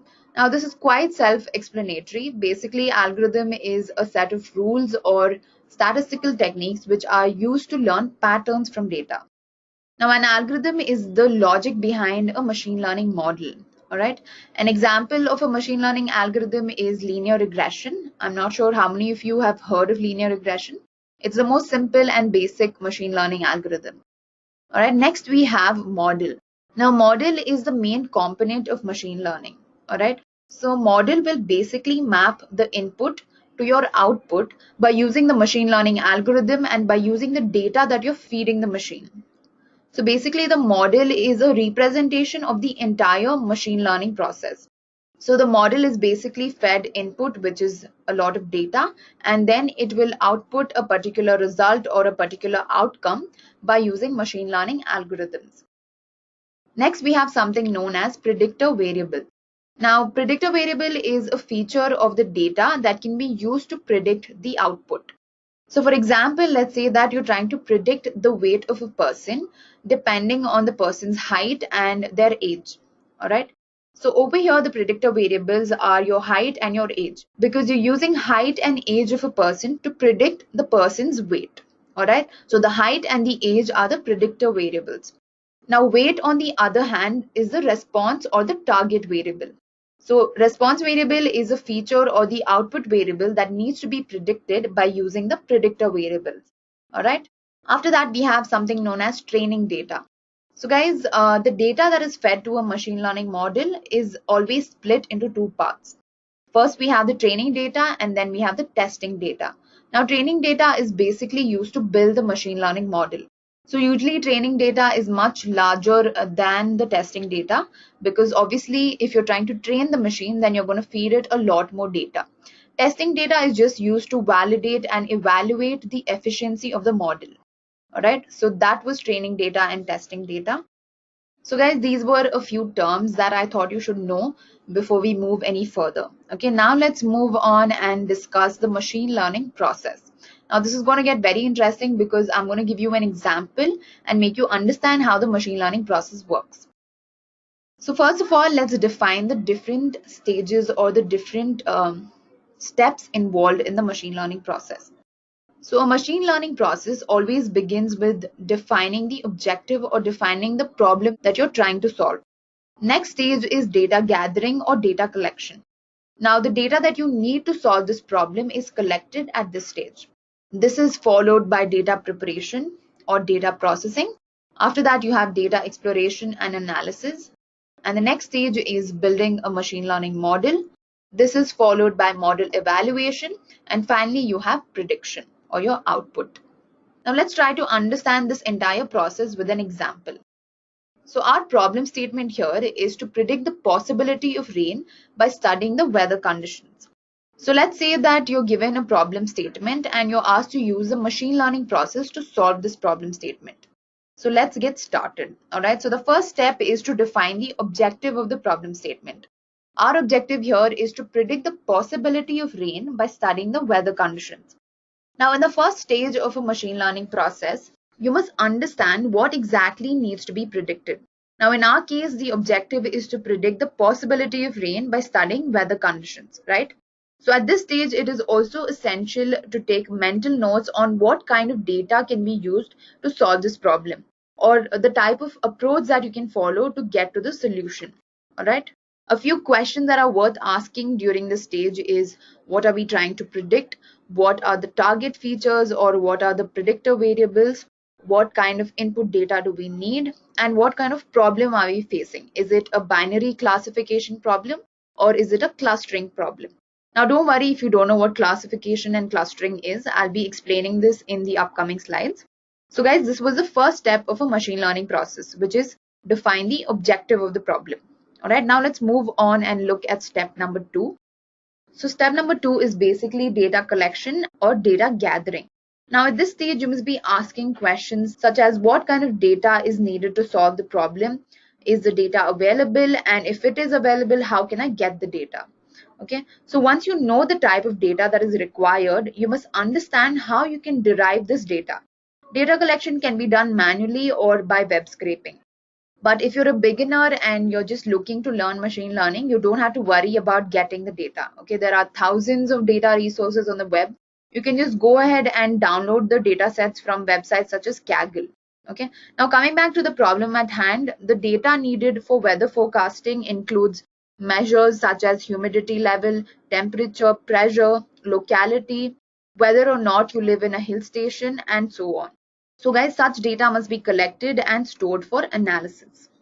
Now the next stage in machine learning is preparing your data. The data you collected is almost never in the right format. So basically you'll encounter a lot of inconsistencies in the data set.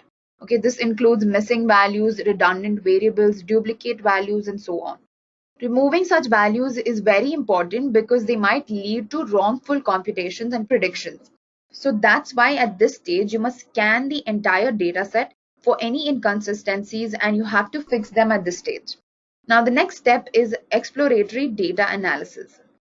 Now, data analysis is all about diving deep into data and finding all the hidden data mysteries.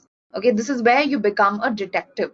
So EDA or exploratory data analysis is like the brainstorming of machine learning. Data exploration involves understanding the patterns and the trends in your data. So at this stage, all the useful insights are drawn and all the correlations between the variables are understood. So you might ask, what sort of correlations are you talking about?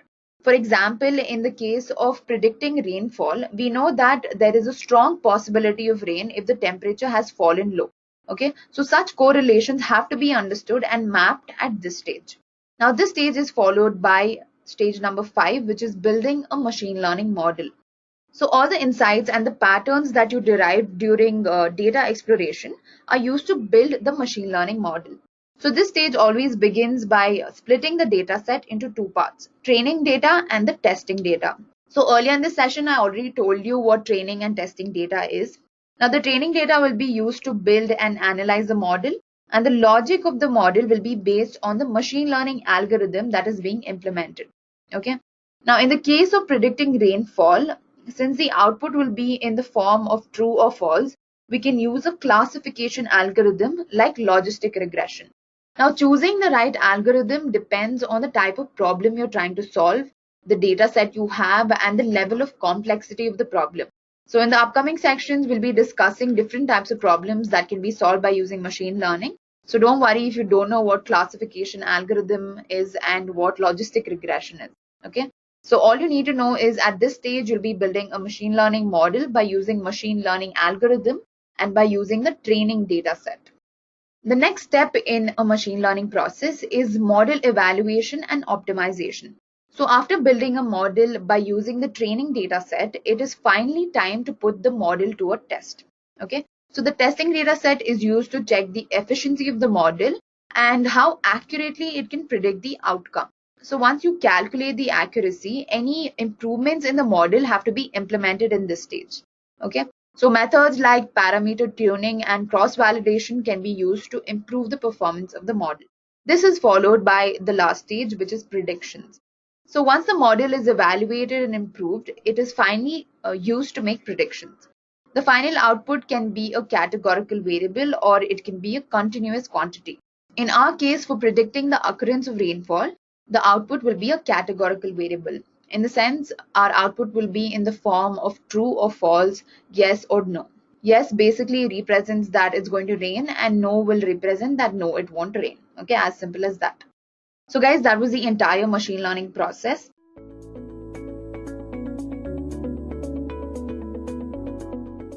Now, without wasting any more time, let us understand what regression in machine learning is. So what exactly is regression? The main goal of regression is the construction of an efficient model to predict the dependent attributes from a bunch of attribute variables. A regression problem is where the output variable is either real or a continuous value like salary, weight, area, etc. We can also define regression as a statistical means that is used in applications like housing, investing, etc. to predict the relationship between a dependent variable and a bunch of independent variables. For example, let's say in the finance application or investing, we can actually predict the values of certain stock prices, or those values depending on the independent variables like how many years it takes for a stock to actually mature, or how many days will it take to grow, or those variables that you have in investing. And depending upon that, we can make a possible outcome or a possible prediction of how our stock is going to be invested in a profit state or a loss state, or all those things. Or we can take another example like housing. We can take different parameters like number of years it's been there, how many people have used it, or what is the area of the house. Depending on all these factors, or how many rooms does a house have, we can predict the price of a house. So this is basically what regression really is. So let us take a look at the various types of regression techniques that we have. We have simple linear regression, then we have polynomial regression, support vector regression, decision tree regression, we have random forest regression, and we have logistic regression as well. That is also a type of regression that we have. But for now, we'll be focusing on simple linear regression. So let's talk about how or what exactly is simple linear regression first. So one of the most interesting and common regression technique is simple linear regression. In this, we predict the outcome of a dependent variable y based on the independent variables x. So the relationship between the variables is linear, hence the word linear regression. Then comes the polynomial regression. So in this regression technique, we transform the original features into a polynomial feature of a given degree and then perform regression on it. So this is basically polynomial regression. After this, we have support vector machine regression, or we can also call it SVR. We identify a hyperplane with maximum margin such that the maximum number of data points are within those margins. It is also quite similar to the support vector machine classification algorithm. Then we have decision tree regression. A decision tree can be used for both regression and classification. But in this case of regression, we use the ID3 algorithm, which is iterative dichotomizer 3, to identify the splitting node by reducing the standard deviation. After this, we have a random forest regression, which is basically an ensemble of predictions of several decision tree regressions. So this is all about the types of regressions. For now, we are going to focus on simple linear regression. So let's take a look at what exactly is simple linear regression. Simple linear regression is a regression technique in which the independent variable has a linear relationship with the dependent variable. The straight line in the diagram is the best fit line, and the main goal of the simple linear regression is to consider the given data points and plot the best fit line to fit the model in the best way possible. So if we talk about a real life analogy to explain linear regression, we can take an example of a car resale value. So we have different parameters, when we are talking about a resale value of a car, like how many years the car has been there in the market and how many kilometers it has been ridden, the kind of mileage the car gives, and then we have different parameters we can focus upon, and all these independent variables somehow are linearly connected or interconnected to the price of the car. So that is one example to understand linear regression. We'll be doing that in the use case. I'll be telling you about how you can predict the price of car. Now, talking about linear regression terminologies, there are a few terminologies you have to be thorough with to begin with linear regression. So first of all, we have to talk about cost function.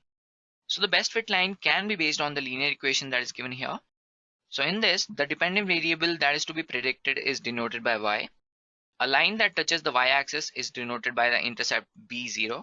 The b1 is the slope of the line, and x represents the independent variables that determine the prediction of y. The error in the resultant prediction is denoted by e. Now talking about cost function, the cost function provides the best possible values for b0 and b1 to make the best fit line for the data points. We do this by converting this problem into a minimization problem to get the best values for b0 and b1. So with this, the error is minimized in this problem between the actual value and the predicted value, and we choose the function above to minimize. Now we square the error difference and sum the error over all the data points. The division between the total number of data points and the produced value provides the average square error for all the data points. It is also known as mean squared error, and we can change the values of b0 and b1 so that the MSE or the mean squared error value is settled at the minimum. So this is one terminology, that is cost function, that we use in linear regression. Then we have the gradient descent. So the next important terminology to understand linear regression is gradient descent, of course, and it is a method of updating b0 and b1 value to reduce the MSE, which is the mean squared error. The idea behind this is to keep iterating the b0 and b1 values until we reduce the MSE to the minimum. Now to update b0 and b1, we take the gradients from the cost function, and to find these gradients, we take partial derivatives with respect to b0 and b1. And these partial derivatives are the gradients and are used to update the values of b0 and b1. I'm sure guys this might be a little confusing for you guys if you are new to this, like gradient descent and cost function, but you don't have to worry about this, because in Python when we're using linear regression, we're going to be using the Scikit-learn or the Scikit-learn library, so you don't have to worry about this. You just have to integrate your model with the linear regression module that we have already over there, and you will be done with it. And when I'm implementing the linear regression model, you'll see how easy it is to actually implement linear regression in Python. So after this, let's talk about a few advantages and disadvantages of linear regression. So talking about the advantages first, linear regression performs exceptionally well for linearly separable data. And it is actually very easy to implement, interpret, and very efficient to train as well. And even though the linear regression is prone to overfitting, it handles it pretty well using dimensionally reduction techniques, regularization, and cross-validation. And one more advantage is that the extrapolation beyond a specific data set. So these are all the advantages that we have with linear regression. Let's talk about a few disadvantages as well. So one of the most common disadvantage with linear regression is that it takes the assumption of linearity between dependent and independent variables.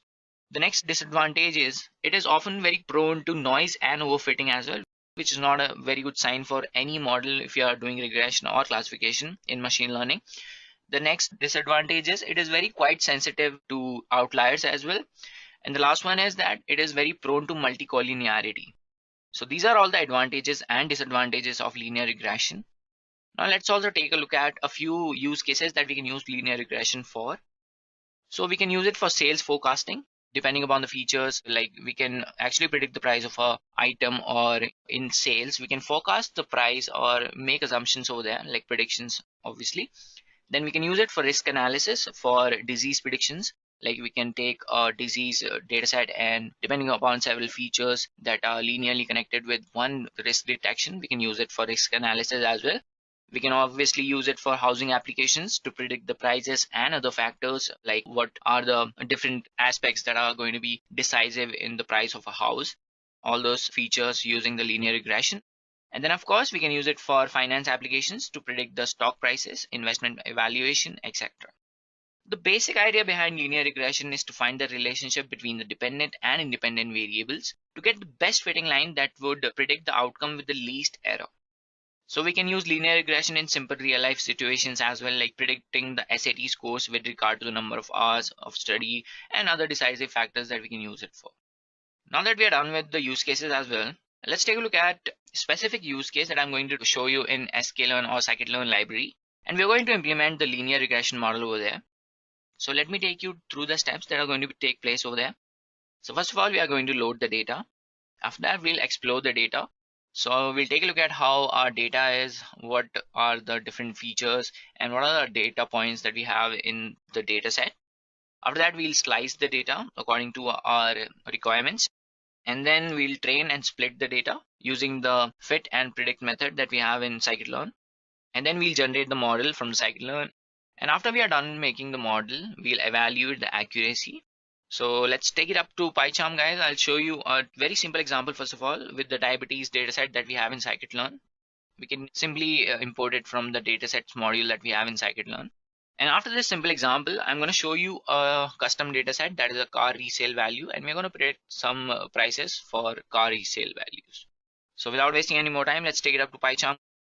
So now that we're in PyCharm, guys, we'll try to implement linear regression using simple dataset that we have in Sklearn library. So first of all, we'll have to import basic libraries like Matplotlib. I'll make it a little bigger for visibility. So first I'll import matplotlib.pyplot as, let's say, PLT. And after that, I'll import NumPy as NP. So from Sklearn, we'll have to import datasets because we are going to use the dataset from the datasets module. And we are going to import linear model as well for linear regression. Okay, I made a mistake over here. And again, we have to import metrics for accuracy evaluation, and we'll be importing mean squared error. So these are all the libraries that I'm going to use to show you how you can implement linear regression. But before that, don't make a mistake of using these libraries just as it is, because I have already installed all these libraries. So for that, you can just go to the project interpreter that you'll find in the settings. And over here, you can just install all the packages that you need. So this is the add button. There you can add all the libraries that you need. So for Sklearn, you can just type Sklearn and install that library. I'm not doing that again because I've already done it. So after this, first thing that you have to do is import your dataset. So for that, I'm taking a variable disease and datasets dot load datasets, or I'm just going to load diabetes because that's the dataset that we are going to use in this. And let's just see what all we have in the dataset that we have over here. So I'm just going to print this to know what all we are dealing with right now. So it's going to take a while. So this is our dataset, guys. We already have our data over here. I'm sure we'll be having a target. We have a description over here. So this is our dataset, guys. We have a target also.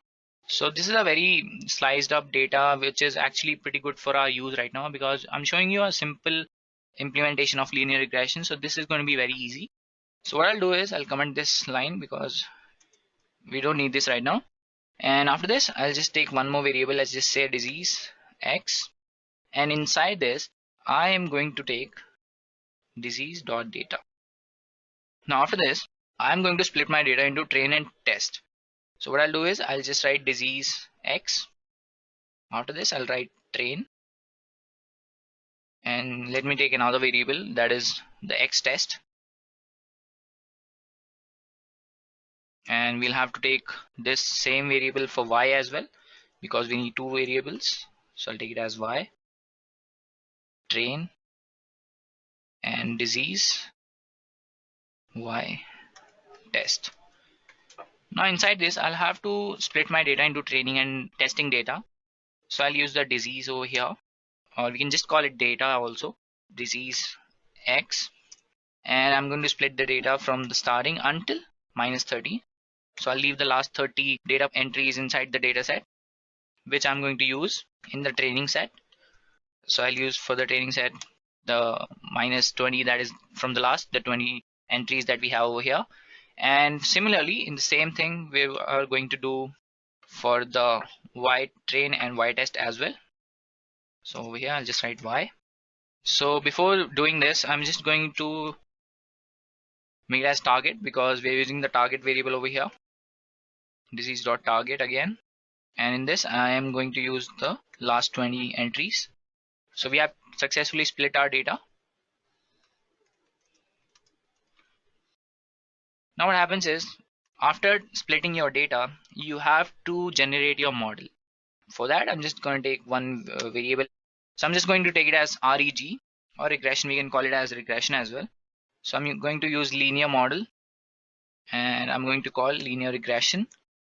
So this is how you can generate your model. So after this, you have to fit your training data inside the model using the fit function. So I'll use fit over here, and to fit the data I'm going to use disease x train that has the data variables, all those values that we have over here. That is this one. This array is going to be in the training one, and we're going to use the target one for the disease y. So I'll just do that, disease x train and disease y train as well. So we're done. After this, I have to make a prediction variable as well.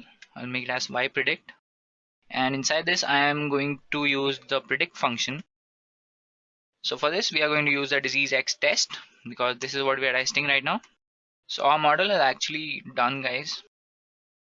I'll just write some code for checking the accuracy as well. So I'll use the mean squared error over here, and inside this I'll pass disease y test and the y predict that we are going to get after the prediction. So we're almost done. After this I'll print the accuracy as well, whatever we will get, and let's just print the weights and the coefficients as well. So let's just say weights is equal to reg dot.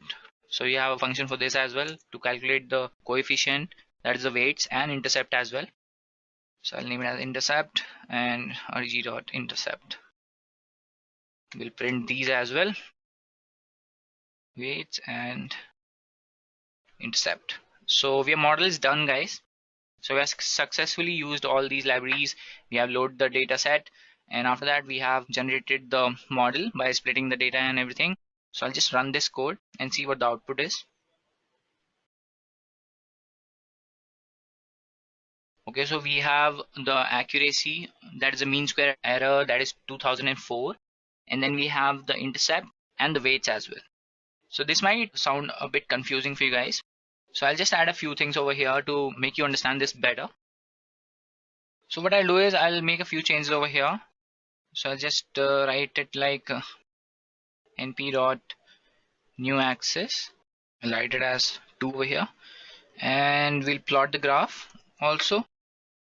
So for that I'll just write plot scatter. Inside this I'll use disease dot x test, disease dot y test, plt dot plot for the line, and inside this I'm going to use disease x test and y predict. So now when I run my code, you will be able to see the graph which will have the data entries, and you will be able to see the graph which has the data points, and there will be an intercept as well with a line plotted, which is the best fit line over here. Okay, we have not written plt.show, that's why we're not getting the graph. Now it should be fine, and we'll be able to see the graph as well. So this is our best fit line, guys. So we have successfully implemented linear regression using Python for this disease dataset.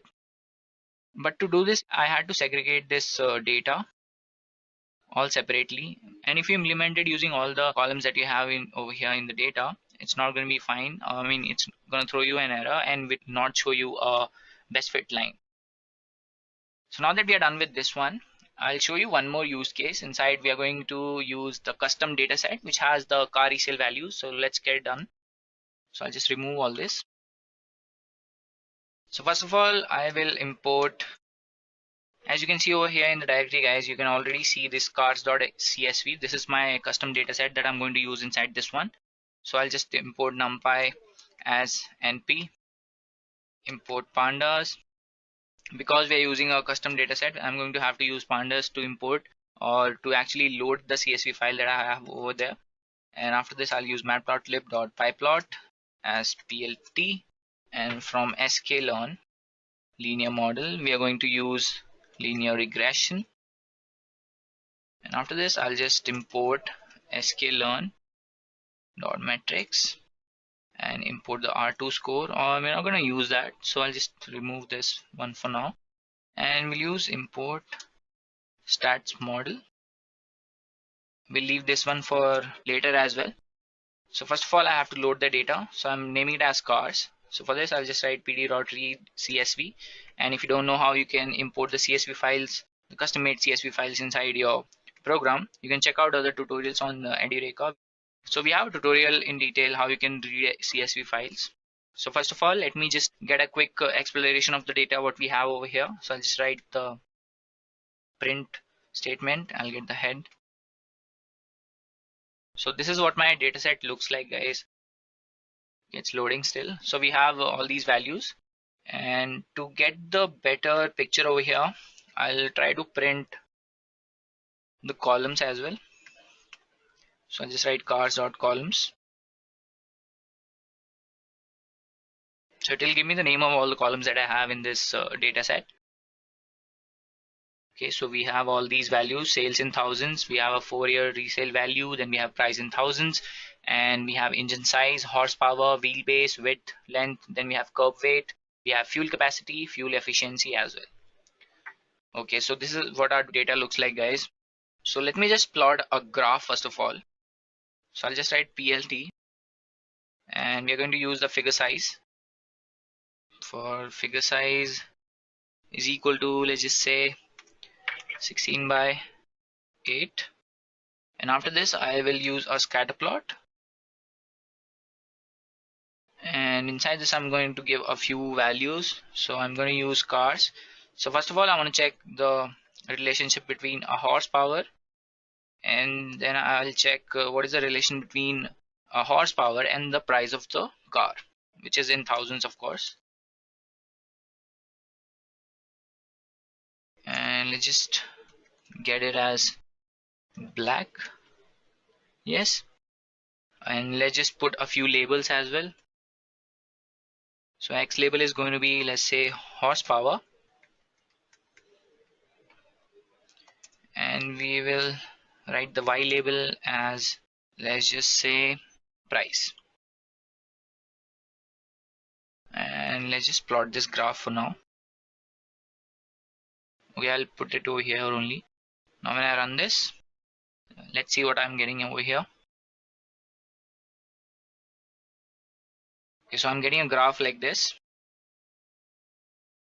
So you can see all the data points, and as we go further, the values are actually increasing. We're not getting the Y labels over here somehow. I think there's some problem. I'll just check it out.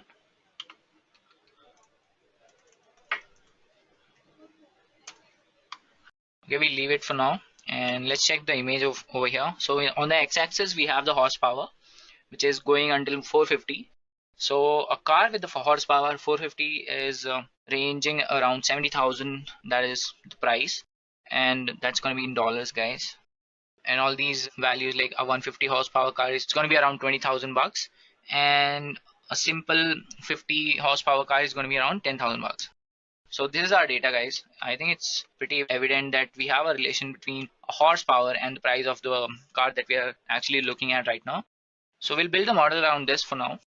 So I'll take one variable, let's just say X, and inside this I'm going to put cars horsepower, because we are going to take horsepower as our independent variable. And all these values, I'm going to reshape them into -1 and 1. I'm going to take one more independent variable Y. That's going to be my price in thousands, guys. I'm going to do the reshaping again. It's just basically to avoid the errors, guys. The reshaping that I'm doing over here. And I'll just generate my model right now. So I'll use linear regression. And after this, I'll try to fit my X and Y over here using the fit method. So just write X and Y. Now I'm going to print the coefficient using the coefficient function that I've shown you before. I'm going to take the values as 0 and 0. Again, for the same thing, I want the intercept as well. So instead of coefficient, I'll write as intercept, and I'll remove this one. After this, let's make one variable. Let's just say predictions. That's going to store the predicted value, and we're going to use the predict function over here. So I'm just going to put x over here in the predict function, and let's just plot a graph again. So I'll write figure size. Again, let's just take 16 by 8. We'll use the scatter plot again. We'll just write it again. So first of all, we have cars and horsepower. Then we have cars, price in thousands. After this, I'm just going to write C is equal to black.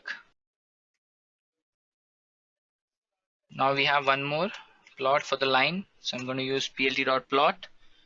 Inside this, we'll have cars horsepower. We'll use the predictions as well, and let's just make it blue.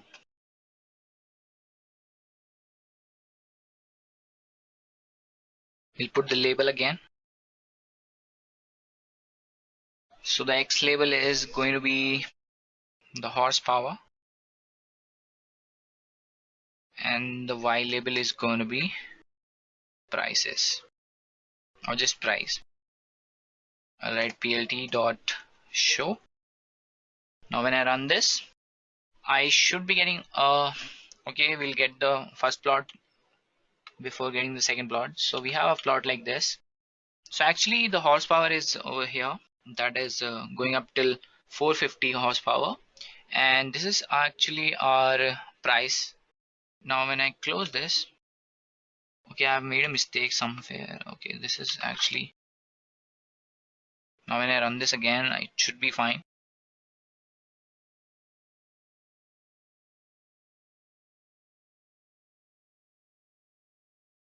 I'll close this, and after this, okay, so I've got the mistake that I was making.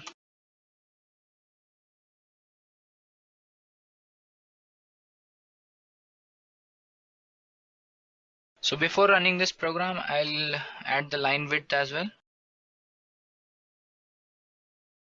And let's just run this again.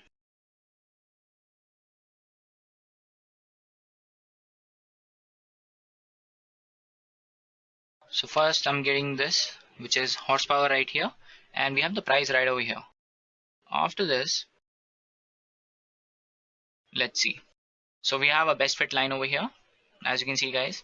So this is a simple linear regression implementation on a custom data set.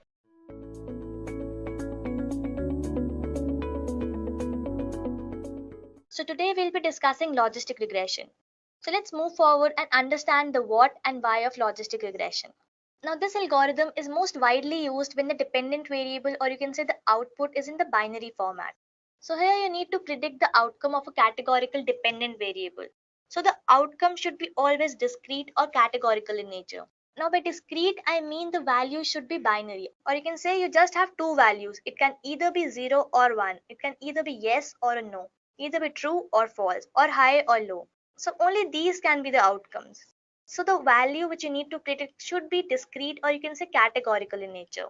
Whereas in linear regression, we have the value of y, or you can say the value you need to predict is in a range. So that is how there is a difference between linear regression and logistic regression. Now you must be having a question, why not linear regression? Now guys, in linear regression, the value of y, or the value which you need to predict, is in a range. But in our case, as in the logistic regression, we just have two values. It can be either 0 or it can be 1. It should not entertain the values which is below 0 or above 1.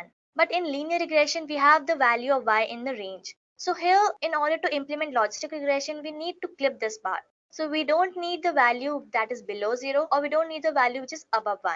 So since our value of y will be between only 0 and 1, that is the main rule of logistic regression, the linear line has to be clipped at 0 and 1. Now once we clip this graph, it would look somewhat like this. So here you are getting a curve which is nothing but three different straight lines. So here we need to make a new way to solve this problem. So this has to be formulated into an equation, and hence we come up with logistic regression. So here the outcome is either 0 or 1, which is the main rule of logistic regression. So with this, our resulting curve cannot be formulated. So hence our main aim to bring the values to 0 and 1 is fulfilled. So that is how we came up with logistic regression. Now here, once it gets formulated into an equation, it looks somewhat like this. So guys, this is nothing but a S-curve, or you can say the sigmoid curve or sigmoid function curve. So this sigmoid function basically converts any value from minus infinity to infinity to your discrete values, which a logistic regression wants, or you can say the values which are in binary format, either 0 or 1. So if you see here, the values are either 0 or 1, and this is nothing but just the transition of it. But guys, there's a catch over here. So let's say I have a data point that is 0.8. Now, how can you decide whether your value is 0 or 1? Now, here you have the concept of threshold, which basically divides your line. So here threshold value basically indicates the probability of either winning or losing.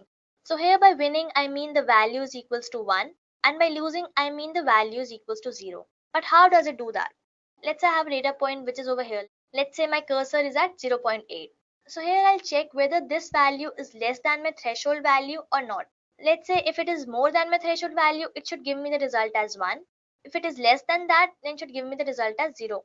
So here my threshold value is 0.5. Now I need to define that if my value, let's say 0.8, it is more than 0.5, then the value shall be rounded off to 1. And let's say if it is less than 0.5, let's say I have a value 0.2, then should reduce it to 0. So here you can use the concept of threshold value to find your output. So here it should be discrete, it should be either 0 or it should be 1. So I hope you caught this curve of logistic regression. So guys, this is the sigmoid S curve. So to make this curve, we need to make an equation. So let me address that part as well. So let's see how an equation is formed to imitate this functionality. So over here we have an equation of a straight line, which is y is equals to mx plus c. So in this case, I just have only one independent variable. But let's say if we have many independent variables, then the equation becomes m1x1 plus m2x2 plus m3x3 and so on till mn(xn). Now let us put in b and x. So here the equation becomes y is equals to b1x1 plus b2x2 plus b3x3 and so on till bn(xn) plus c. So guys, your equation of the straight line has a range from minus infinity to infinity. But in our case, or you can say in logistic equation, the value which we need to predict, or you can say the y value, it can have the range only from 0 to 1. So in that case, we need to transform this equation. So to do that, what we had done, we have just divided the equation by 1 minus y. So now if y is equals to 0, so 0 over 1 minus 0 which is equals to 1. So 0 over 1 is again 0. And if we take y is equals to 1, then 1 over 1 minus 1 which is 0. So 1 over 0 is infinity. So here my range is now between 0 to infinity. But again we want the range from minus infinity to infinity. So for that what we'll do, we'll have the log of this equation. So let's go ahead and have the logarithmic of this equation. So here we have just transform it further to get the range between minus infinity to infinity. So over here we have log of y over 1 minus 1, and this is your final logistic regression equation. So guys, don't worry, you don't have to write this formula or memorize this formula. In Python, you just need to call this function which is logistic regression and everything will be automatically for you. So I don't want to scare you with the maths and the formulas behind it, but it's always good to know how this formula was generated. Next, let us see what are the major differences between linear regression versus logistic regression. Now, first of all, in linear regression, we have the value of y as a continuous variable, or the variable which we need to predict are continuous in nature. Whereas in logistic regression, we have the categorical variable. So here the value which you need to predict should be discrete in nature. It should be either 0 or 1, or it should have just two values to it. So for example, whether it is raining or it is not raining. Is it humid outside or it is not humid outside? Now, does it going to snow or it is not going to snow? So these are the few examples where you need to predict where the values are discrete, or you can just predict whether this is happening or not. Next, linear regression solves your regression problems. So here you have a concept of independent variable and a dependent variable. So here you can calculate the value of y which you need to predict using the value of x. So here your y variable, or you can say the value that you need to predict, are in a range. But whereas in logistic regression you have discrete values. So logistic regression basically solves your classification problem. So it can basically classify it and it can just give you result whether this event is happening or not. Next, in linear regression, the graph that you have seen is a straight line graph. So over here you can calculate the value of y with respect to the value of x. Whereas in logistic regression, the curve that we got was a S curve, or you can say the sigmoid curve. So using the sigmoid function, you can predict your y values. Moving ahead, let us see the various use cases wherein logistic regression is implemented in real life. So the very first is weather prediction. Now, logistic regression helps you to predict your weather. For example, it is used to predict whether it is raining or not, whether it is sunny, is it cloudy or not. So all these things can be predicted using logistic regression. Whereas you need to keep in mind that both linear regression and logistic regression can be used in predicting the weather. So in that case, linear regression helps you to predict what will be the temperature tomorrow. Whereas logistic regression will only tell you whether it's going to rain or not, or whether it's cloudy or not, whether it's going to snow or not. So these values are discrete. Whereas if you apply linear regression, you'll be predicting things like what is the temperature tomorrow, or what is the temperature day after tomorrow, and all those things. So these are the slight differences between linear regression and logistic regression. Now moving ahead, we have classification problem. So Python performs multi-class classification. So here it can help you tell whether it's a bird or it's not a bird. Then you can classify different kind of mammals. Let's say whether it's a dog or it's not a dog. Similarly, you can check it for reptile, whether it's a reptile or not a reptile. So in logistic regression, it can perform multi-class classification. So this point I have already discussed that it is used in classification problems. Next, it also helps you to determine the illness as well. So let me take an example. Let's say a patient goes for a routine checkup in a hospital. So what doctor will do, it will perform various tests on the patient and will check whether the patient is actually ill or not. So what will be the features? So doctor can check the sugar level, the blood pressure, then what is the age of the patient, is it very small or is it an old person, then what is the previous medical history of that patient, and all of these features will be recorded by the doctor. And finally, doctor checks the patient data and determines the outcome of an illness and the severity of illness. So using all the data, a doctor can identify whether a patient is ill or not. So these are the various use cases in which you can use logistic regression. Now I guess enough of theory part, so let's move ahead and see some of the practical implementation of logistic regression. So over here I'll be implementing two projects wherein I have the data set of a Titanic. So over here we'll predict what factors made people more likely to survive the sinking of the Titanic ship. And in my second project, we'll see the data analysis on the SUV cars. So over here we have the data of the SUV cars, who can purchase it, and what factors made people more interested in buying SUV. So these will be the major questions as to why you should implement logistic regression and what output will you get by it. So let's start by the very first project, that is Titanic data analysis. So some of you might know that there was a ship called as Titanic which basically hit an iceberg and it sunk to the bottom of the ocean. And it was a big disaster at that time because it was the first voyage of the ship and it was supposed to be really strongly built and one of the best ships of that time. So it was a big disaster of that time, and of course there's a movie about this as well. So many of you might have watched it. So what we have data of the passengers, those who survived and those who did not survive in this particular tragedy. So what you have to do, you have to look at this data and analyze which factors would have been contributed the most to the chances of a person's survival on the ship or not. So using the logistic regression, we can predict whether the person survived or the person died. Now, apart from this, we'll also have a look with the various features along with that. So first, let us explore the data set. So over here, we have the index value. Then the first column is passenger ID. Then my next column is survived. So over here, we have two values, a 0 and a 1. So 0 stands for did not survive and 1 stands for survived. So this column is categorical, where the values are discrete. Next, we have passenger class. So over here, we have three values, 1, 2, and 3. So this basically tells you that whether a passenger is traveling in the first class, second class, or third class. Then we have the name of the passenger, we have the sex, or you can say the gender of the passenger, whether the passenger is a male or female. Then we have the age, we have the SIB-SP. So this basically means the number of siblings or the spouses aboard the Titanic. So over here we have values such as 1, 0, and so on. Then we have patch. So patch is basically the number of parents or children aboard the Titanic. So over here we also have some values. Then we have the ticket number, we have the fare, we have the cabin number, and we have the embarked column. So in my embarked column, we have three values. We have S, C, and Q. So S basically stands for Southampton, C stands for Cherbourg, and Q stands for Queenstown. So these are the features that we'll be applying our model on. So here we'll perform various steps and then we'll be implementing logistic regression. So now these are the various steps which are required to implement any algorithm. So now in our case we are implementing logistic regression. So our very first step is to collect your data or to import the libraries that are used for collecting your data and then taking it forward. Then my second step is to analyze your data. So over here I can go to the various fields and then I can analyze the data. I can check, did the females or children survive better than the males, or did the rich passenger survive more than the poor passenger, or did the money matter, as in who paid more to get into the ship, were they evacuated first, and what about the workers, does the worker survived, or what is the survival rate if you were the worker in the ship and not just a traveling passenger. So all of these are very interesting questions and you would be going through all of them one by one. So in this stage you need to analyze your data and explore your data as much as you can. Then my third step is to wrangle your data. Now data wrangling basically means cleaning your data.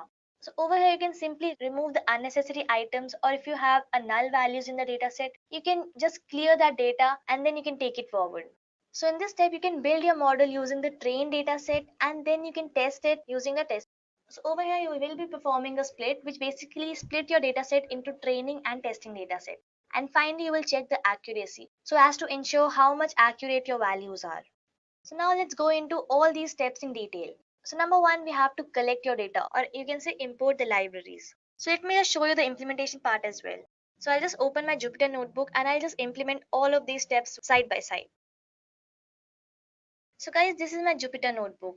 So first let me just rename the Jupyter notebook to, let's say, Titanic data analysis.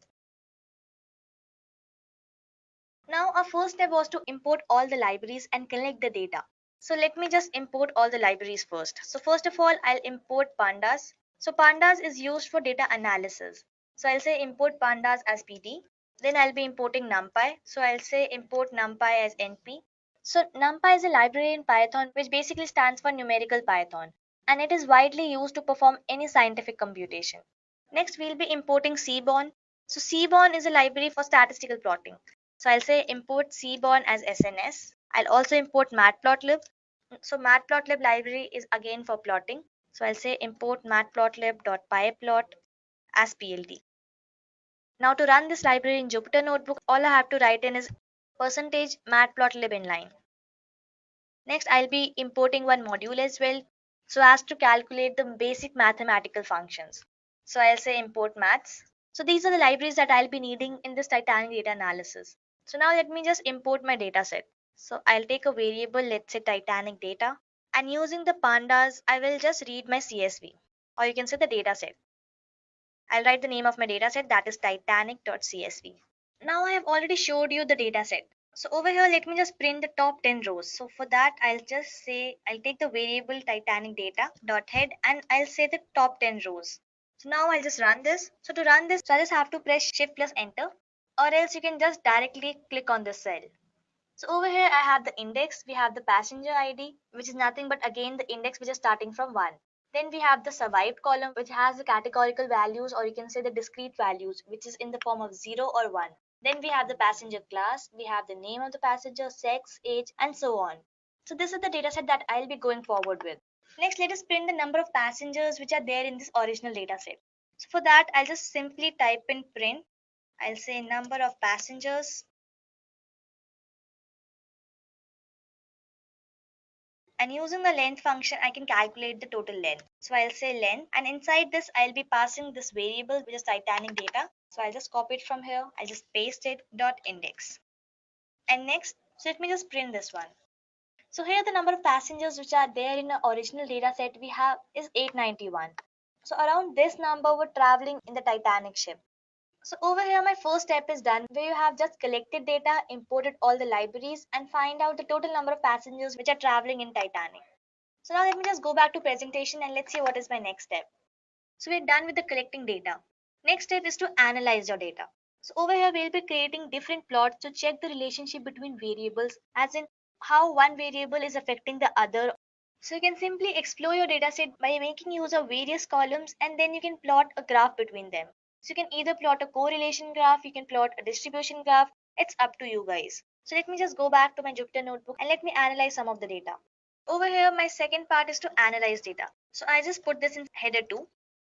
Now to put this in header 2, I just have to go on code, click on markdown, and I'll just run this. So first let us plot a count plot where you compare between the passengers who survived and who did not survive. So for that I'll be using the Seaborn library. So over here I have imported Seaborn as SNS. So I don't have to write the whole name. I'll simply say sns.countplot. I'll say X is who survived, and the data that I'll be using is the Titanic data. Or you can say the name of variable in which you have stored your data set. So now let me just run this. So over here, as you can see, I have survived column on my x-axis, and on the y-axis, I have the count. So 0 basically stands for did not survive, and 1 stands for the passengers who did survive. So over here, you can see that around 550 of the passengers who did not survive, and there were around 350 passengers who only survived. So here you can basically conclude that there are very less survivors than non-survivors. So this was the very first plot. Now let us plot another plot to compare the sex as to whether out of all the passengers who survived and who did not survive, how many were men and how many were female. So to do that, I'll simply say sns.countplot. I'll add the hue as sex. So I want to know how many females and how many males survived. Then I'll be specifying the data. So I'm using Titanic data set. And let me just run this. Okay, I've done a mistake over here. So over here you can see I have survived column on the x-axis and I have the count on the y. Now, so here your blue color stands for your male passengers and orange stands for your female. So as you can see here, the passengers who did not survive, that has a value 0. So we can see that majority of males did not survive. And if we see the people who survived, here we can see the majority of females survived. So this basically concludes the gender of the survival rate. So it appears on average women were more than 3 times more likely to survive than men. Next, let us plot another plot where we have the hue as the passenger class. So over here we can see which class that the passenger was traveling in, whether it was traveling in class 1, 2 or 3. So for that, I'll just write the same command. I'll say sns.countplot. I'll keep my x-axis as subject only. I'll change my hue to passenger class. So my variable is named as P class. And the data set that I'll be using is Titanic data. So this is my result. So over here you can see I have blue for first class, orange for second class and green for the third class. So here the passengers who did not survive were majorly of the third class, or you can say the lowest class or the cheapest class to get into the Titanic. And the people who did survive majorly belong to the higher classes. So here 1 and 2 has more rise than the passenger who were traveling in the third class. So here we have concluded that the passengers who did not survive were majorly of third class, or you can say the lowest class. And the passengers who were traveling in first and second class would tend to survive more. Next, let us plot a graph for the age distribution. Over here, I can simply use my data. So we'll be using Pandas library for this. I'll declare an array and I'll pass in the column that is age. So I plot and I want a histogram. So I'll say plot.hist. So you can notice over here that we have more of young passengers, or you can say the children between the ages 0 to 10. And then we have the average age people. And if you go ahead, lesser would be the population. So this is the analysis on the age column. So we saw that we have more young passengers and more mediocre age passengers which are traveling in the Titanic. So next, let me plot a graph of fare as well. So I'll say Titanic data. I'll say fare. And again, I'll plot a histogram. So I'll say hist. So here you can see the fare size is between 0 to 100. Now let me add the bin size so as to make it more clear. So over here I'll say bin is equals to, let's say 20, and I'll increase the figure size as well. So I'll say fig size. Let's say I'll give the dimensions as 10 by 5. Okay, so it is bins. So this is more clear now. Next, let us analyze the other columns as well. So I'll just type in Titanic data and I want the information as to what all columns are left. So here we have passenger ID, which I guess it's of no use. Then we have see how many passengers survived and how many did not. We also see the analysis on the gender basis. We saw whether female tend to survive more or the men tend to survive more. Then we saw the passenger class, whether passenger is traveling in the first class, second class or third class. Then we have the name. So in name we cannot do any analysis. We saw the sex, we saw the age as well. Then we have SIB-SP. So this stands for the number of siblings or the spouses which are aboard the Titanic. So let us do this as well. So I'll say sns.countplot. I'll mention x as SIB-SP. And I'll be using the Titanic data. So you can see the plot over here. So over here you can conclude that it has the maximum value on 0. So you can conclude that neither a children nor a spouse was on board the Titanic. Now second most highest value is 1. And then we have very less values for 2, 3, 4 and so on. Next, if I go above, we saw this column as well. Similarly, you can do for Parj. So next we have Parj, or you can say the number of parents or children which were aboard the Titanic. So similarly, you can do this as well. Then we have the ticket number. So I don't think so any analysis is required for ticket. Then we have fare. So fare we have already discussed. As in the people who tend to travel in the first class usually pay the highest fare. Then we have the cabin number and we have embarked. So these are the columns that we'll be doing data wrangling on. So we have analyzed the data and we have seen quite a few graphs in which we can conclude which variable is better than the another, or what is the relationship they hold. So third step is my data wrangling. So data wrangling basically means cleaning your data. So if you have a large data set, you might be having some null values, or you can say NaN values.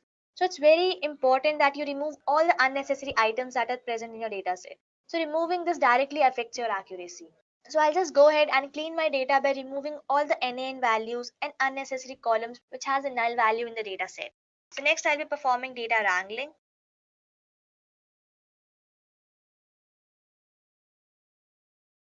So first of all, I'll check whether my data set is null or not. So I'll say Titanic data, which is the name of my data set, and I'll say is null. So this will basically tell me what all values are null and it will return me a Boolean result. So this basically checks the missing data and your result will be in Boolean format, as in the result will be true or false. So false means if it is not null and true means if it is null. So let me just run this. Over here you can see the values as false or true. So false is where the value is not null and true is where the value is null. So over here you can see in the cabin column we have the very first value which is null. So we have to do something on this. So you can see that we have a large data set, so the counting does not stop, and we can actually see the sum of it. We can actually print the number of passengers who have the NaN value in each column. So I'll say Titanic underscore data is null and I want the sum of it. So I'll say dot sum. So this will basically print the number of passengers who have the NaN values in each column. So we can see that we have missing values in each column, that is 177. Then we have the maximum value in the cabin column. And we have very less in the embarked column, that is 2. So here if you don't want to see these numbers, you can also plot a heat map and then you can visually analyze it. So let me just do that as well. So I'll say sns.heatmap. I'll say y tick labels to false. So I'll just run this. So as we have already seen that there were 3 columns in which missing data value was present. So this might be age. So over here almost 20% of age column has a missing value. Then we have the cabin columns. So this is quite a large value. And then we have 2 values for embarked column as well. Add a CMAP for color coding. So I'll say CMAP. So if I do this, so the graph becomes more attractive. So over here your yellow stands for true, or you can say the values are null. So here we have concluded that we have the missing value of age, we have a lot of missing values in the cabin column, and we have very less value which is not even visible in the embarked column as well. So to remove these missing values, you can either replace the values and you can put in some dummy values to it, or you can simply drop the column. So here let us first pick the age column. So first let me just plot a box plot and they will analyze with having a column as age. So I'll say sns.boxplot. I'll say X is equals to passenger class. So it's P class. I'll say Y is equals to age. And the data set that I'll be using is Titanic set. So I'll say data is equals to Titanic data. You can see the age in first class and second class tends to be more older rather than we have it in the third class. Well, that depends on the experience, how much you earn, or might be there n number of reasons. So here we concluded that passengers who were traveling in class 1 and class 2 tend to be older than what we have in the class 3. So we have found that we have some missing values in M. Now one way is to either just drop the column or you can just simply fill in some values to that. So this method is called as imputation. Now to perform data wrangling or cleaning, let us first print the head of the data set. So I'll say Titanic.head, it's Titanic underscore data. Let's say I just want the 5 rows. So here we have survive, which is again categorical. So in this particular column, I can apply logistic regression. So this can be my y value or the value that I need to predict. Then we have the passenger class, we have the name, then we have ticket number, fare, cabin. So over here we have seen that in cabin we have a lot of null values, or you can say the NaN values, which is quite visible as well. So first of all, we'll just drop this column. So for dropping it, I'll just say Titanic underscore data, and I'll simply type in drop and the column which I need to drop. So I have to drop the cabin column. I'll mention the axis equals to 1, and I'll say in place also to true. So now again, I'll just print the head and let us see whether this column has been removed from the data set or not. So I'll say Titanic dot head. So as you can see here, we don't have cabin column anymore. Now you can also drop the NA values. So I'll say Titanic data dot drop all the NA values, or you can say NaN, which is not a number. And I'll say in place is equals to true. It's Titanic. So over here, let me again plot the heat map, and let's say what the values which were before showing a lot of null values, has it been removed or not. So I'll say sns.heatmap, I'll pass in the data set, I'll check it is null. I'll say y-tick labels is equals to false. And I don't want color coding, so again I'll say false. So this will basically help me to check whether my values has been removed from the data set or not. So as you can see here, I don't have any null values. So it's entirely black.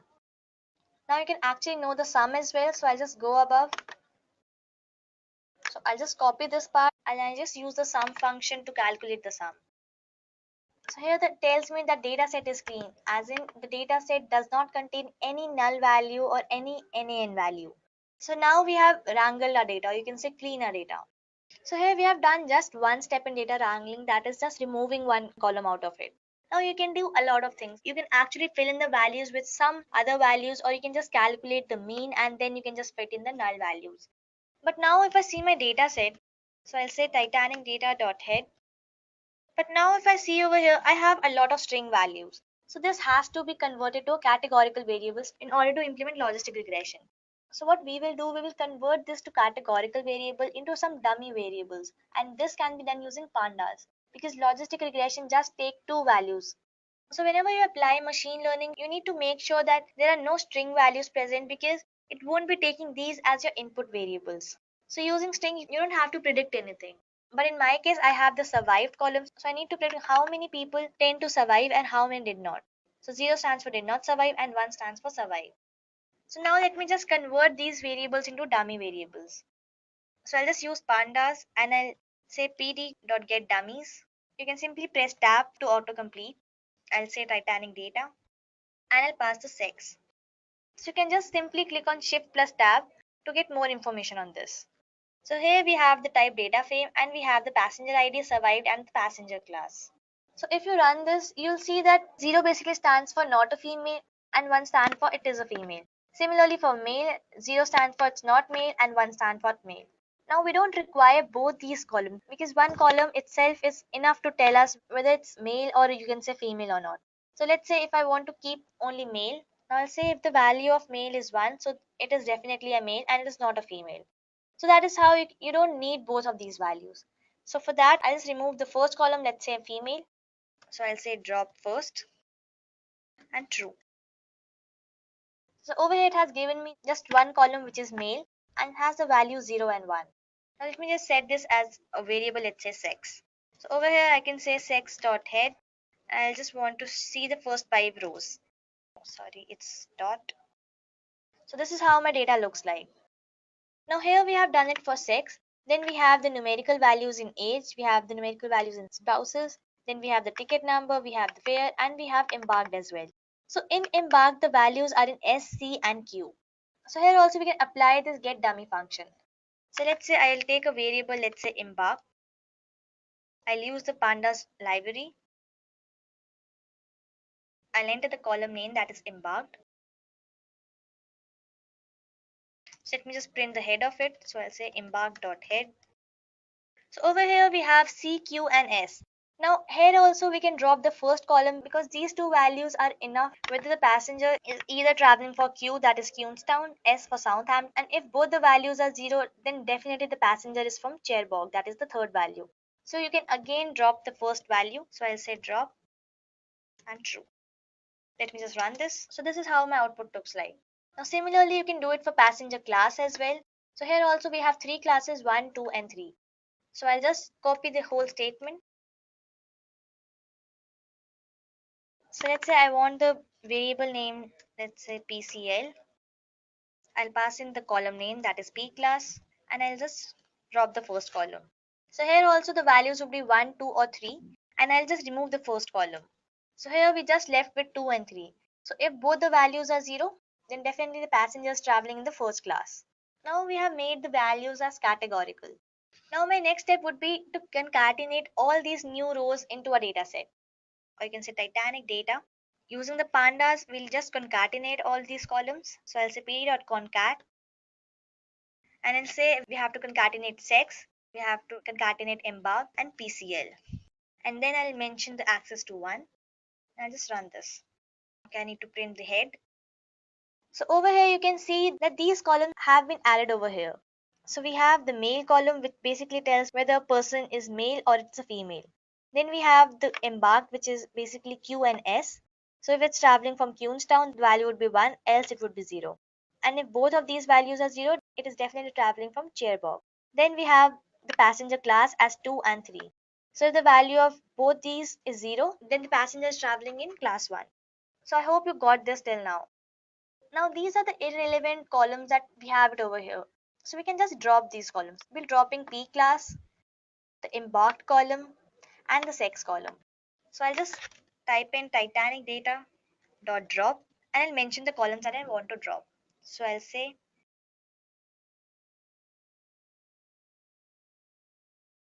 I'll even delete the passenger ID because it's nothing but just the index value which is starting from 1. So I'll drop this as well. Then I don't want name as well, so I'll delete name as well. Then what else we can drop? We can drop the ticket as well. And then I'll just mention the access, and I'll say in place is equals to true. Okay, so my column name starts from uppercase. So these has been dropped. Now let me just print my data set again. So this is my final data set, guys. We have the survived column which has the value 0 and 1. Then we have the passenger class. Oh, we forgot to drop this as well. So no worries, I'll drop this again. So now let me just run this. So over here we have the survived, we have the age, we have the SIB SP, we have the parch, we have fair, male, and these we have just converted. So here we have just performed data wrangling, or you can say clean the data, and then we have just converted the values of gender to male, then embark to QNS, and the passenger class to 2 and 3. So this was all about my data wrangling or just cleaning the data. Then my next step is training and testing your data. So here we will split the dataset into train subset and test subset. And then what we'll do, we'll build a model on the trained data and then predict the output on your test dataset. So let me just go back to Jupyter and let us implement this as well. Over here, I need to train my dataset. So I'll just put this in heading 3. So over here, you need to define your dependent variable and independent variable. So here my y is the output, or you can say the value that I need to predict. So over here, I'll write Titanic data. I'll take the column which is survived. So basically, I have to predict this column whether the passenger survived or not. And as you can see, we have the discrete outcome, which is in the form of 0 and 1. And rest all the things, we can take it as a features, or you can say independent variable. So I'll say Titanic data dot drop. So we'll just simply drop this survived, and all the other columns will be my independent variable. So everything else are the features which leads to the survival rate. So once we have defined the independent variable and the dependent variable, next step is to split your data into training and testing subset. So for that, we'll be using Scikit-learn. I'll just type in from scikit-learn.cross-validation, import train test split. Now here, if you just click on Shift and Tab, you can go to the documentation and you can just see the examples over here. I'll click on plus to open it, and then I just go to examples and see how you can split your data. So over here you have xtrain, xtest, ytrain, ytest. And then using this train test split, you can just pass in your independent variable and dependent variable and just define a size and a random state to it. So let me just copy this and I'll just paste it over here. Over here we'll train, test, then we have the dependent variable train and test, and using the split function we'll pass in the independent and dependent variable. and then we'll set a split size. So let's say I'll put it as 0.3. So this basically means that your data set is divided in 0.3. That is in 70-30 ratio. And then I can add any random state to it. So let's say I'm applying 1. This is not necessary. If you want the same result as that of mine, you can add the random state. So this will basically take exactly the same sample every time. Next, I have to train and predict by creating a model. So here logistic regression will grab from the linear regression. So next I'll just type in from sklearn.linear model import logistic regression. Next I'll just create the instance of this logistic regression model. So I'll say log model is equals to logistic regression. Now I just need to fit my model, so I'll say log model dot fit, and I'll just pass in my x train and y train. Alright, so here it gives me all the details of logistic regression. So here it gives me the class weight, dual, fit, intercept, and all those things. Then what I need to do, I need to make prediction. So I'll take a variable, let's say predictions, and I'll pass on the model to it. So I'll say log model dot predict, and I'll pass in the value that is x test. So here we have just created a model, fit that model, and then we had made predictions. So now to evaluate how my model has been performing, so you can simply calculate the accuracy, or you can also calculate a classification report. So don't worry guys, I'll be showing both of these methods. So I'll say from sklearn.metrics import classification report. So over here I'll use classification report, and inside this I'll be passing in y test and the predictions. So guys, this is my classification report. So over here I have the precision, I have the recall, we have the F1 score, and then we have support. So here we have the value of precision as 75, 72, and 73, which is not that bad. Now, in order to calculate the accuracy as well, you can also use the concept of confusion matrix. So if you want to print the confusion matrix, I'll simply say from sklearn.metrics import confusion matrix first of all, and then we'll just print this. So here my function has been imported successfully. So I'll say confusion matrix, and I'll again pass in the same variables, which is y test and predictions. So I hope you guys already know the concept of confusion matrix. So can you guys give me a quick confirmation as to whether you guys remember this confusion matrix concept or not? So if not, I can just quickly summarize this as well. Okay, Jagriti says a yes. Okay, Swati is not clear with this. So I'll just tell you in a brief what confusion matrix is all about. So confusion matrix is nothing but a 2 by 2 matrix which has 4 outcomes. This basically tells us that how accurate your values are. So here we have the column as predicted no, predicted y, and we have actual no and an actual yes. So this is the concept of confusion matrix. So here let me just feed in these values which we have just calculated. So here we have 105, 21, 25, and 63. So as you can see here, we have got 4 outcomes. Now 105 is the value where our model has predicted no, and in reality it was also a no. So here we have predicted no and an actual no. Similarly, we have 63 as a predicted yes. So here the model predicted yes, and actually also it was a yes. So in order to calculate the accuracy, you just need to add the sum of these two values and just divide the whole by the sum. So here these two values tells me where the model has actually predicted the correct output. So this value is also called as true negative. This is called as false positive. This is called as true positive, and this is called as false negative. Now in order to calculate the accuracy, you don't have to do it manually. So in Python, you can just import accuracy score function and you can get the results from that. So I'll just do that as well. So I'll say from sklearn.metrics import accuracy score, and I'll simply print the accuracy. And I'll pass in the same variables, that is y test and predictions. So over here it tells me the accuracy as 78, which is quite good. So over here, if you want to do it manually, you have to plus these two numbers, which is 105 plus 63. So this comes out to almost 168, and then you have to divide it by the sum of all the 4 numbers. So 105 plus 63 plus 21 plus 25. So this gives me a result of 214. So now if you divide these two numbers, you'll get the same accuracy, that is 78%, or you can say 0.78.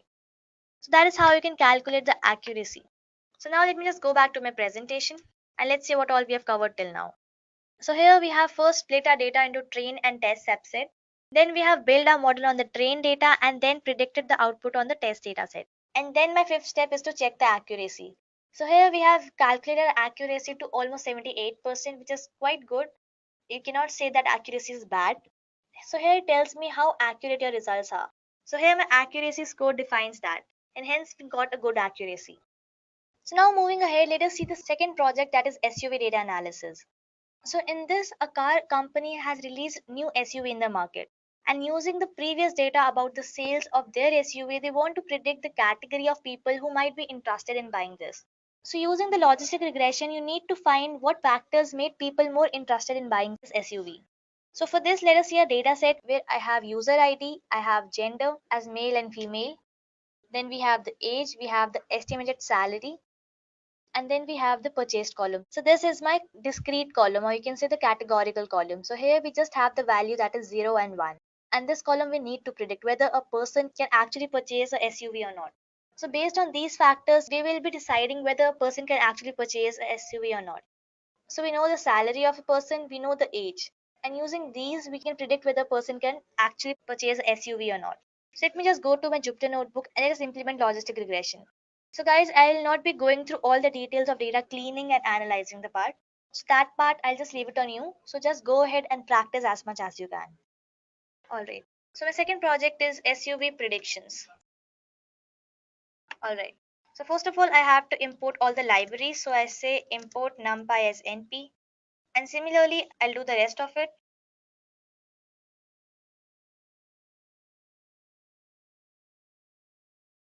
Alright. So now let me just print the head of this data set. So this we've already seen that we have columns as user ID, we have gender, we have the age, we have the salary, and then we have to calculate whether the person can actually purchase a SUV or not. So now let us just simply go on to the algorithm part. So we'll directly start off with the logistic regression, or how you can train a model. So for doing all those things, we first need to define your independent variable and a dependent variable. So in this case, I want my x that is an independent variable. I say dataset.ilog. So here I'll be specifying all the rows. So colon basically stands for that. And in the columns, I want only 2 and 3 dot values. So here it should fetch me all the rows and only the second and third column, which is age and estimated salary. So these are the factors which will be used to predict the dependent variable, that is purchase. So here my dependent variable is purchase. And the dependent variable is of age and salary. So I'll say dataset.ilog.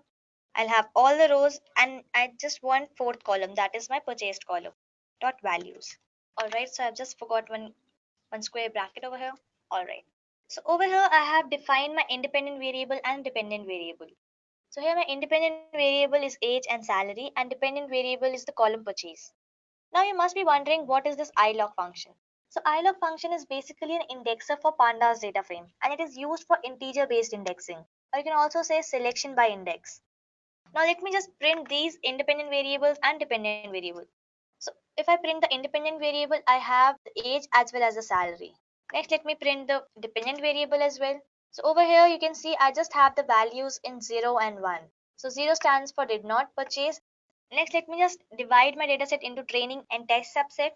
So I'll simply write in from sklearn.crossvalidation import train test. Next, I'll just press shift and tab. And over here, I'll go to the examples and just copy the same line. So I'll just copy this. I'll remove the points. Now I want the text size to be, let's say, 25. So I have divided the train and test split in 75-25 ratio. Now let's say I'll take the random state as 0. So random state basically ensures the same result. Or you can say the same samples taken whenever you run the code. So let me just run this. Now you can also scale your input values for better performing. And this can be done using standard scaler. So let me do that as well. So I'll say from sklearn.preprocessing import standard scaler. Now, why do we scale it? Now, if you see our data set, we are dealing with large numbers. Well, although we are using a very small data set, so whenever you're working in a prod environment, you'll be working with large data set, where you'll be using thousands and hundred thousands of tuples. So their scaling down will definitely affect the performance by a large extent. So here, let me just show you how you can scale down these input values. And then the pre-processing contains all your methods and functionality which is required to transform your data. So now let us scale down for test as well as a training data set. So I'll first make an instance of it. So I'll say standard scalar. Then I'll have xtrain. I'll say sc.fit, fit underscore transform. And I'll pass in my xtrain variable. And similarly, I can do it for test, wherein I'll pass the xtest. Alright. Now my next step is to import logistic regression. So I'll simply apply logistic regression by first importing it. So I'll say from sklearn.linear model import logistic regression. Now over here I'll be using classifier. So I'll say classifier dot is equals to logistic regression. So over here I'll just make an instance of it. So I'll say logistic regression. And over here I'll just pass in the random state, which is 0. And now I'll simply fit the model. And I simply pass in xtrain and ytrain. So here it tells me all the details of logistic regression. Then I have to predict the value. So I'll say ypred is equals to classifier, then predict function, and then I just pass in xtest. So now we have created the model, we have scaled down our input values, then we have applied logistic regression, we have predicted the values, and now we want to know the accuracy.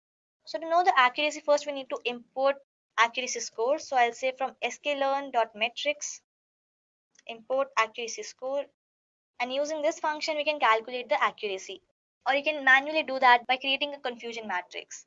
So I'll just pass in my y test and my y predicted. Alright, so over here I get the accuracy as 89%. So if we want to know the accuracy in percentage, so I just have to multiply it by 100, and if I run this, so it gives me 89%.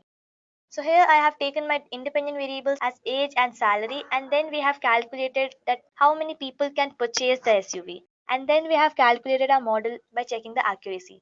So over here we get the accuracy as 89, which is great.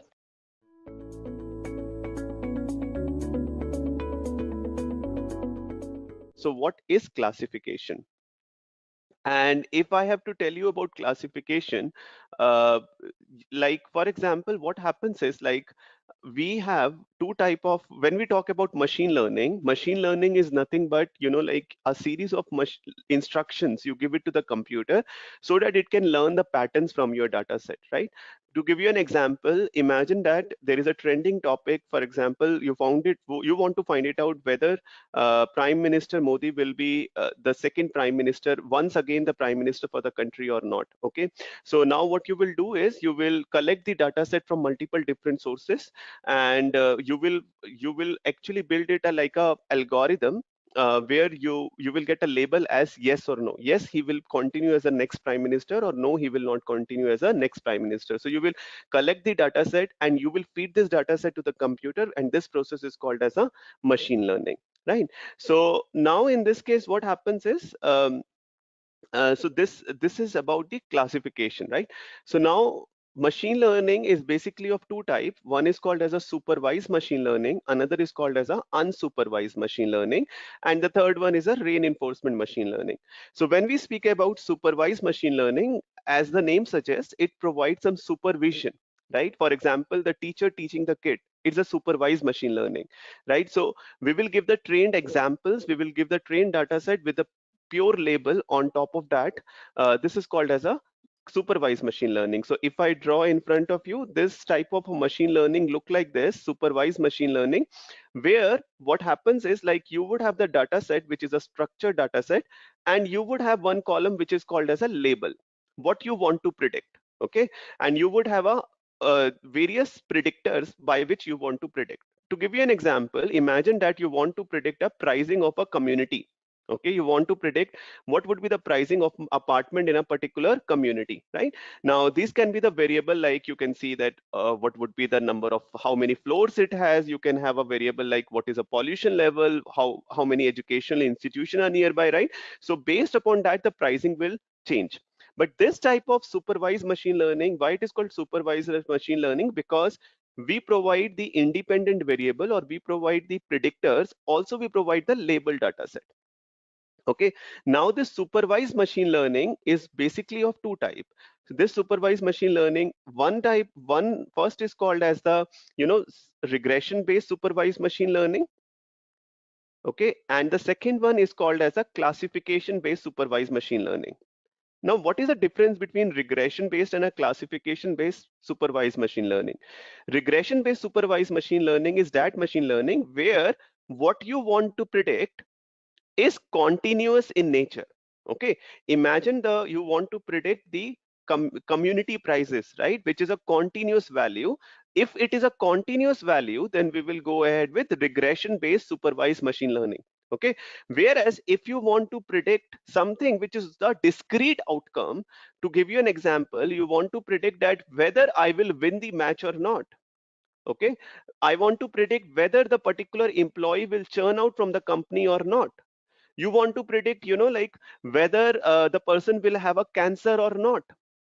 You're getting my point, right? So if you have the output which you want to predict is in the form of yes or no or true or false, right, this is called as the supervised machine learning, but a classification based supervised machine learning. Okay, so classifications based supervised machine learning is the process of dividing the data set into different categories or group by adding a label. Okay, so always remember that whenever you guys want to predict the classes in the data set, whenever you want to predict, like whether this will happen or not, whether a person will do a credit card fraud or not. You're getting my point, right? Whether the employee will churn out from the company or not, right? Whether the particular person will have a diabetes as a disease or not. All these questions, wherever you want to find it out, yes or no, or true or false, or you want to predict classes in the data set, this is called as a classification based supervised machine learning. Okay, so this is what is called as a classification based supervised machine learning. And today I will teach you, I will tell you about various form of classification based supervised machine learning, although we will do a deep dive into decision tree. Right now you will be able to understand that decision tree, how decision tree is connected to the network, what we are learning today with classification based supervised machine learning. Okay, so now we have various algorithms. Algorithm is nothing but a set of mathematical equations for classification based supervised machine learning. We first of all we have something called as decision tree, then we would have something called as random forest, then knife base, and then KNN, which is called as a k nearest neighbors. Okay, so let me give you few statements about this algorithm, and we have many others, but today we will focus on one of them, which is decision tree. So now first let's start with decision tree. Now what is a decision tree? What I was telling you is, believe me or not, decision tree is something you use every day in your daily life. For example, you take decisions, and today also you took a decision to attend this webinar, right? But how do you decide a decision? Based on various further decisions, right? For example, for today joining the webinar, you have seen that, okay, when this webinar is about, okay, so you said it is weekday or weekend, then you might have said check it out, right? What is the time of the webinar? Then you might have checked it out, what is the topic of the webinar, right? So, and who is conducting this webinar? So based upon this, you took a decision, shall I go ahead or not go ahead? You're getting my point, right? So this is what is called as a decision tree. We call it as decision tree because it is a graphical representation of all the possible solution to a decision. It's like a tree. Like decision tree is like a tree. Why? Because a tree also start with a root and then it emerge into various branches. Similarly, you have a decision tree, which I'm showing to you here as a simplest algorithm, which is being used for machine learning purposes.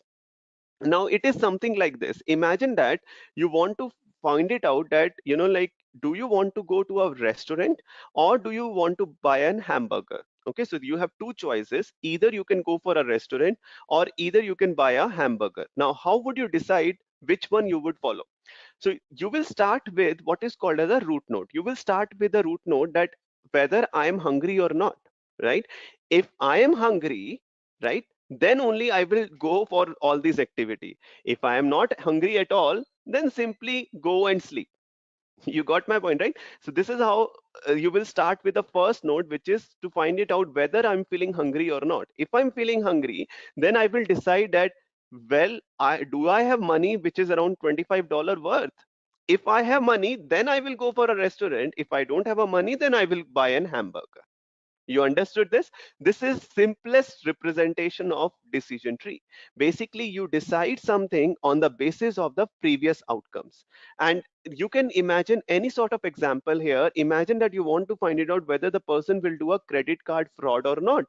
Again, it will depend upon the previous circumstances that, for example, it will depend upon how much is the salary of the person. It will depend upon what is the job profile of the person. It will depend upon the fact that, like for example, how many fraud or how many cards this person have, right? So on basis of, you will decide that whether this will do a credit card fraud or not. So this is the simplest form of classification based algorithm. Then we have the next algorithm, which is called as a random forest. Now, what is a random forest? As the name suggests, you built one decision tree in the last example, right? But one decision tree can sometimes be overfitting as a case, right? So people said that, like, why should I only trust one decision tree? For example, whenever you take a bold decision in your life, you don't trust only a single voice, right? You want to hear it from multiple different people to make your decision more stronger, right? Go to a doctor. If the doctor says to you that you have this type of a disease, you don't believe in that. What you do is you also talk to second doctor, third doctor, fourth doctor to confirm that this is true or not. Okay, so this is what is called as a random forest. As the name suggests, why it is called random forest? It is called random forest because now you're building the various number of decision trees here. It's like a forest of all the trees, right? It is no longer a single tree, it is a forest of complete trees. So for example, you can imagine that if it is my training data set, I will split my training data set into multiple examples, multiple decision trees will be built, and then based upon the majority, I will decide whether should I do this or not. Okay, so it is also called as a bagging sort of methodology where we bring the outcome of various models or we bring the outcome of various trees all together to make our powerful decision. Okay, this is another algorithm which is called as a random forest. Then after random forest, we have something called as naive Bayes. Okay, now what is a naive Bayes algorithm? Naive Bayes is also a simplest algorithm, but naive Bayes is basically based on the Bayes theorem. Okay, so this algorithm is basically based on the Bayes theorem, and Bayes theorem is based on the conditional probability, right? So it is based on the conditional probability, which is your naive Bayes. Now in naive Bayes, what happens is like we decide that whether something will happen or not on the basis of probability. So let me illustrate you with this example. Imagine that you want to find it out whether I would have a disease or not. Okay, so first of all, the probability of having a disease is 0.10 and the probability of not having a disease is 0.90. Okay, so if there is a probability of having a disease is 0.10, you will further find it out that what is the probability that my test will be positive given I am diseased. What is the probability that my test to diagnose the disease is negative given I have a disease? Right? Similarly, if you go into this direction, if there is a probability of not having a disease is 0.90, you will find it out that what is the probability of having a disease, test being positive with no disease, and what is the probability of no disease given I don't have the disease, which is 0.90. So basically here you check the outcomes. Here you check the outcome of all the possible combinations. This is what is called as the naive Bayes algorithm or Bayes theorem or conditional probability based theorem. Okay. Then we also have something which is called as a key nearest neighbor, which is the one of the finest algorithm, which also helps you in deciding the classification, right? Now, what is k nearest neighbor? K nearest neighbor, as the name suggests, what happens in this case is we try to build, basically it's like a neighbor. So it's something like this, like if I give you the data set, say I give you the customer data set, okay, and it is a transaction data set. So customer number one has bought a product number one right, from a particular vendor at a particular rate, and this is a profit this customer has given to us, and this is the revenues. Okay, this is my customer number one. Similarly, you would have customer number two, customer number three, customer number four, right? Now if I ask you that which customer profiling is same, is nearby same, right? So what you can do is you can group your customers, or you will get to know that which customer behave in the similar way. So you can say that customer one, customer three, and customer four, they behave in the similar way because they are giving us the high profit and high revenue margins.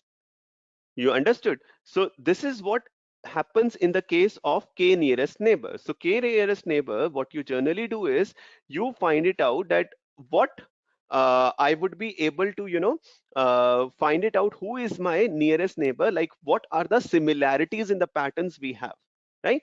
This is what we use for k nearest neighbors. And this you can see that, for example, the algorithm based on the distance based mechanism find it out that how many people or what type of audience is similar to the outcomes, right? So then moving further here, with the second topic, let's go into detail about what is decision tree all about, right? So far I have touched base on classification based algorithm, right? And I was teaching you different type of classification based algorithm, but since the focus of today's class is decision tree, let's take a deep dive into the decision tree. Okay, so let's get started with decision tree. A decision tree is a graphical representation of all possible solutions to a decision based on a certain condition. What does it mean? It means that it is as simple as that. Imagine that this is a tree, right? So it is like a tree where you have a problem statement that should I accept a job offer or not? Imagine that you want to find it out that should I accept a job offer or not? This is a problem statement which is there in your mind. Now, how would you solve this problem statement with the help of a decision tree? First of all, you will start with what we call as a root node. We will start with a root node, starting with, to find it out, what is a salary? Okay, what is the salary I'm getting? So if my salary is equal to or greater than equal to 50,000, I'll go here. If my salary is not greater than equal to 50,000, I will say I will not accept this offer. Okay, now imagine that you say that your salary is greater than 50,000, then you will check another variable here. You will check it out whether I have to commute more than 1 hour. If I have to commute more than 1 hour, I will decline the offer. Then if you don't have to commute more than 1 hour, then you will still consider this option, and then you will check it out. For example, in this case, we are checking it out whether you are getting the free offers also, like coffee or some snacks or other things like that. If yes, then you will accept finally the offer. Otherwise, you will decline the offer. You got my point? This is how our decision tree works. Basically, decision tree will keep on splitting unless and until you are able to find it out your decision.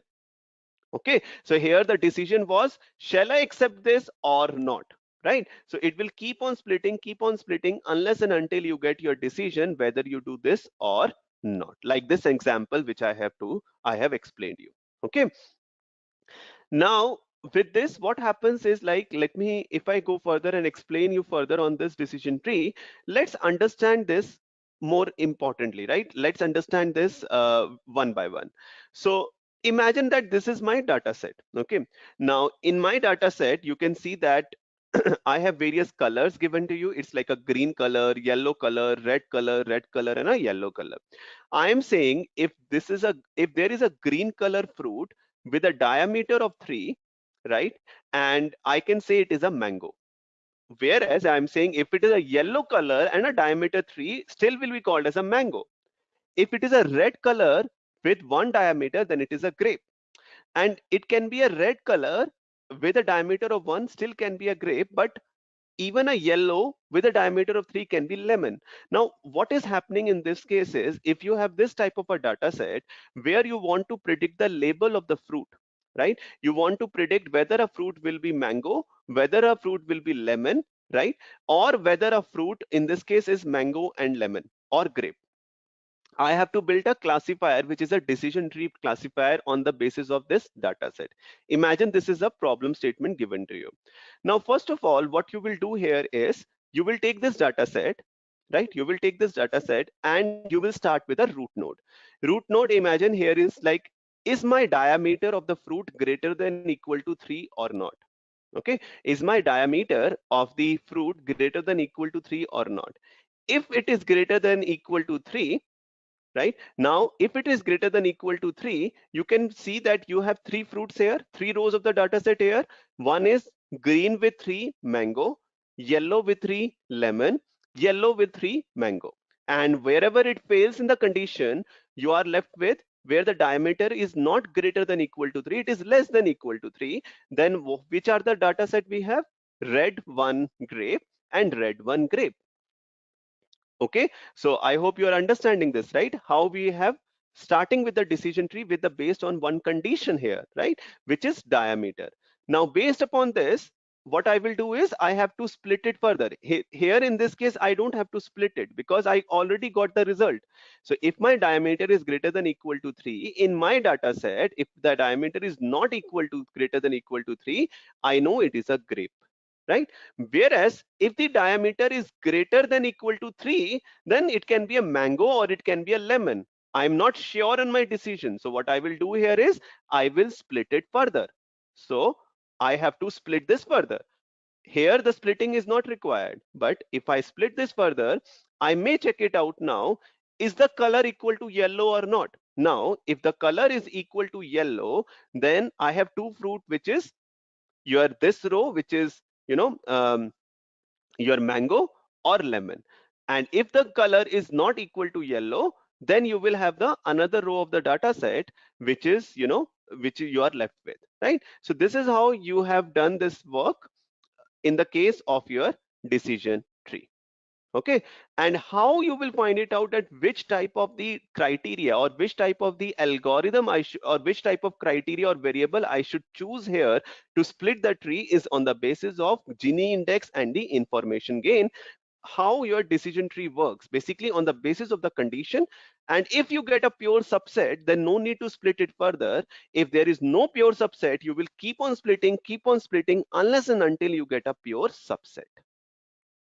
So in this case, what has happened is you got 100% mango. Here you got 50% mango and 50% lemon. So now this is what, like, how does it work, right? Now this all depend upon the Gini index basis, right? Now in the next subsequent slide, let me tell you and explain you about Gini index and information gain. How does it work, right? How does that something works on the basis of your Gini index? So imagine that, imagine that I have a feature here, is the color green or not, right? Basis of whether the feature, whether you have a color green or not, what would happen here is, if the color is green, you will get this row here. If it is not, you will get these two rows here, right? In the next, it may decide on the other basis, right? It can be, is the diameter which is greater than equal to 3 or not, and many other things. Okay. Now let's go ahead the example and the questions which is coming to your mind, which is related to decision tree terminologies. I'm pretty sure you would have these questions in your mind, and you would be thinking that how should I decide that which feature I should use and which feature shouldn't I be using? This is the question which you had. And this is an excellent question for understanding the decision tree. But before I go on to that, I have to tell you about some of the terminologies which we commonly use while we build the decision tree. So first of all, decision tree looks like this type of a tree-based structure. Okay, so every decision tree will have its root node. So root node is where the decision tree will start. So it represents the entire population or sample, and it is further get divided or into two or more homogeneous sets. So as you know that this will be the first feature on the basis of your tree will start. Like tree start with a root, your, in this case, your decision tree will also start with a root node. Okay, now once you have the root, after that in a tree, what happens is you will start getting the branches, right? I hope you understand what is branches. In this case, we will keep on splitting unless and until we get a decision whether this will happen or not. So it's like a branches. Okay, then we would also have a parent or a child node. So child node is nothing but when you have a branches, then the branches can also have the outcomes. So in the previous example, like for example, we have whether the diameter is greater than equal to 3 or not. You remember whether the diameter is greater than equal to 3 or not. If it is true, what is happening? If it is a false, what is happening? So this is a child or child node. Basically, this is an intermediate node. This is not the final decision which is being made. So this is called as a parent or the child node.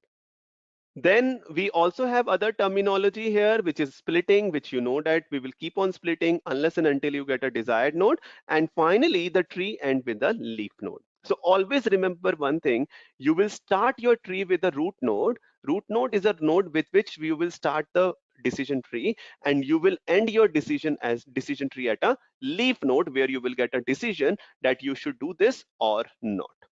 Okay, and now pruning is the activity where you will cut down the decision tree if it is pruned lot amount of times. I will even explain you this.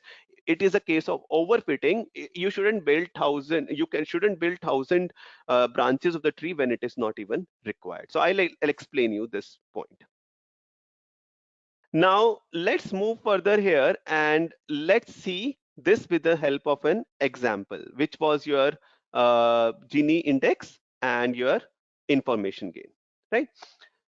So this is where you were asking me that which question to ask and when, right? How would you decide that which feature has to be taken first, right?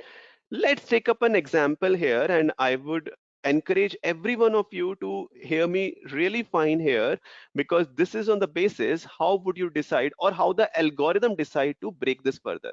And I'm explaining you with the help of one simplest example, and we will do some maths over it. So imagine that there is a data set where I want to find it out whether I will play the match or not. Okay, there is a cricket match or there is a football match or whatever it is. I want to find it out whether I will play the match or not. Okay, now how do the decision tree look like? Decision tree look like this. If the outlook is humid, if the outlook is humid and if the outlook is humid and humidity is very high, then I will not play the match. On the other hand, if the outlook is humid and humidity is normal, I may play the match. Okay. If the outlook is absolutely clear, then I will always play. On the other hand, if outlook is windy and the winds are very strong, I may not play the match. On the other hand, if the outlook is windy and the wind are weak, I may play the match. So now what is happening again is that you are not sure how you decided with outlook, how you decided with these nodes here, how you decided with these features here. Let me try to show you this entire data set. So this entire data set look like this. Okay, so this is basically your 14 days data set, and this exactly happens in the case of your classification based algorithm. You will get a data set like this. So you can imagine that you want to find it out. I would like whether I will play or not, right? This is what you want to essentially find it out whether I would play or not. On basis of what? On basis of 4 different variables you have. 4 different variables or features in the data set is outlook, temperature, humidity, and wind, right? So now it can be like if the outlook is sunny, temperature is hot, humidity is high, wind is not there, I will not play the match. This is how you will read this one data point, right? Similarly, I have multiple data point. Now I have to decide how can I build a decision tree, and out of these 4 features, which feature should I use first as my root node, right? So this is what I have to decide, and let's do it accordingly, right? So now what I'll do from here is I will illustrate you what is Gini index, what is information gain, and how does this happens, right? And this is basically used to build your decision tree. So before I make you understand about Gini index or information gain, one thing which you should always remember is to understand the concept of impurity. What is impurity? Impurity is nothing but, you can see there is a basket where you have apples, right? Now, if you have a basket which is of apple and another tray, it is written the label as apple. Now, in this case, you will never make a mistake. You will never make a mistake because here you have an apple, here you have only one label. So everything will be perfect. It will be 100%. Basically, there is no impurity, there is no problem in your data set, right? On the other hand, let me flip this story. In this case, imagine that I have different fruits in the basket, which is like apple, you have a banana, you have a grapes, you have a cherries and many other things, right? And you have many apples, many labels here. In this case, try imagining you have to match each fruit with its label, right? Now, in this case, the impurity cannot be equal to 0. The impurity will not be equal to 0 in this case, because what would happen here is that you have a chances of misclassification, right? This is a very important concept, right? When you have perfect thing, the misclassification will not happen. But whereas if you have a multiple labels with multiple fruit, misclassification or impurities will not be equal to 0, right? So this is associated with a term called as entropy. Maybe in your childhood days you have learned about entropy in your chemistry class. In a simple sense, what is entropy? Entropy is a randomness of the space, sample space. Whenever you are not sure on your decision, then entropy will be more. Imagine that I'm giving you the data set where it is like 51% of doing this thing, 49% of not doing this thing. 51% chance that the employee may leave the organization, 49% chance that employee may not leave the organization. So basically you are not sure on your decision. If you are not sure on your decision, then the entropy will be very high. On the other hand, if you are very sure on your decision, then the entropy will be very low. So basically we need that feature which can provide us lowest entropy rather than the highest entropy to select as that as a good feature. So we generally find it out entropy by the help of this formula. What we simply do is don't get scared with this formula because everything happens automatically in R or Python, right? Imagine, just look at this formula. What is this formula?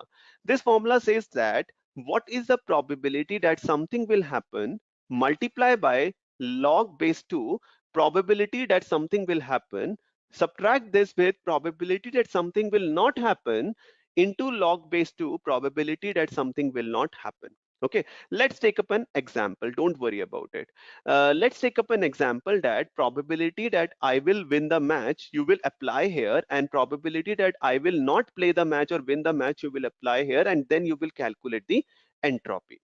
Let's take an example how you can do this in our case. So in our case, let me show you. Yeah, how we will build the decision tree in our case. In our case, you just see here what is happening is that we have 14 instances or 14 rows of the data set, where 9 times if you see it, I will play the match, and 5 times I will not play the match. Okay, so if you see carefully, there are 9 labels where I'm playing the match, and there are 5 labels where I'm not playing the match, right? So first of all, I have to find it out the total entropy. How I will find the total entropy? This is being determined by probability that I will play the match, multiply this with log base power 2 probability that I will play the match. What are the chances that I will play the match? 9 out of 14. All of you will be with me, right? This is 9 out of 14. Multiply with log base 2, 9 out of 14. Subtract this with what is the probability that I will not play the match? 5 out of 14. Multiply this with log base 2, 5 out of 14. So once you calculate this, you will find it out the entropy of this entire system. Entropy of this entire system is 0.94. Okay, so this is the entropy of your entire sample space. This is the first thing. Now, how this entropy will help you in selecting which features you will take or not? So let's go further. So now we will take each feature one by one, whether I should take outlook, whether I should take temperature, whether I should pick up humidity, or whether should I pick up windy, right? Let's go one by one. Now, first I'm plotting for outlook. Imagine for outlook, how many times, so what are the distinct value of outlook? Outlook can be sunny, outlook can be overcast, or outlook can be rainy. right? These are the three different combinations you can have for outlook. Now, if the outlook is sunny, 2 times I'm playing, 3 times I'm not playing the match. If the outlook is overcast, I'm always playing the match. If the outlook is rainy, 3 times I'm playing, 2 times I'm not playing the match, right? This is how I have bifurcated it. What I will do in the next iteration is, let me find it out the entropy of outlook. Okay, so if we start with outlook, remember this formula, which is, probability that I will play, multiply with the probability that I will play, right? And subtract with probability which I will not play, and log base 2 of not playing. So 2 by 5 is the chances that I will play, into log base 2 2 by 5. This is a subtraction here, right? With I will play and log 3 by 5 I will play, right? So you will calculate this entropy when outlook is sunny. Yeah, so you got this entropy when the outlook is sunny is 0.971. Accordingly, you will proceed with calculating the entropy when the outlook is overcast. Outlook is overcast, always you are playing, right? If the outlook is overcast every time you are playing, so it means that you will get a probability of 0. If you apply in that formula, you will get 0. And third, what would happen if the outlook is sunny? In that case, you will again multiply and you will put the formula and you will get it out 0.971, right? So you will find it out entropy for each and every distinct combination of your feature. You got my point, right? Outlook being sunny, outlook being overcast, outlook being sunny,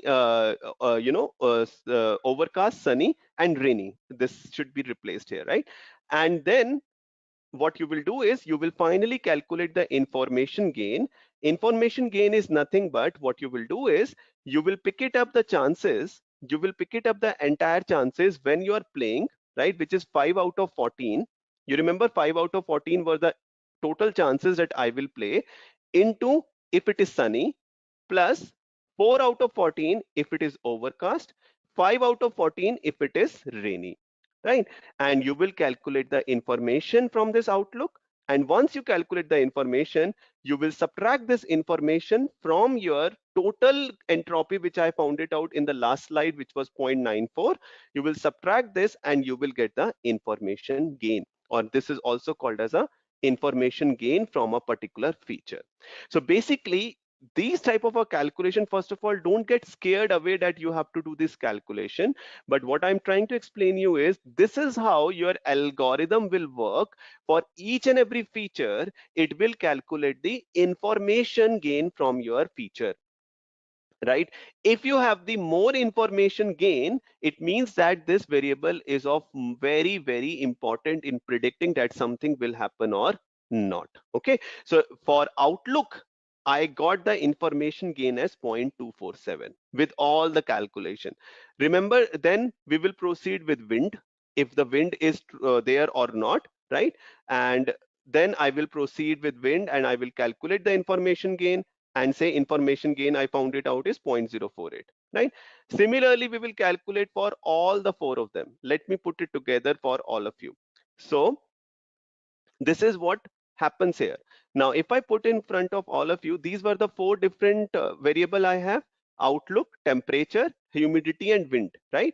I am calculating the information gain for each one of them, and the information gain I got for outlook is 0.247. So if the information gain is highest in a particular feature, that feature will become your root node. You got my point. So therefore, we will pick it up outlook as our root node. Similarly, for when the tree gets started later on as a branch node also, your information gain will be calculated, and whichever feature is giving you more information gain, that will be picked up later in the your tree also. So this is how you will build your decision tree, and you will finally get a decision tree like this. Okay. So now what I will do is, I will quickly show you how do we do the decision tree in your Python. Okay. So I'll show you how do you do this in Python, and then I will summarize for all of you that why decision trees or tree-based algorithms are better than your other algorithm. Okay. So how do you choose? basically that which algorithm you will select and when. Okay, so I'll describe you this, but before, let's jump on to Python and go there. So what I have done here is, like, I had built the decision tree in front, already.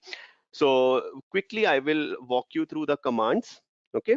So what happens here is that in Python, as you would be well versed with this, that we generally import packages in Python. So I'm importing NumPy, I'm importing Matplotlib for plotting the chart. I'm importing various packages from your Scikit-learn, which is for machine learning purposes, right? So I am importing your label encoder, your decision tree classifier, classification report, and I am importing your tree, right? So we have all this which I am importing, right?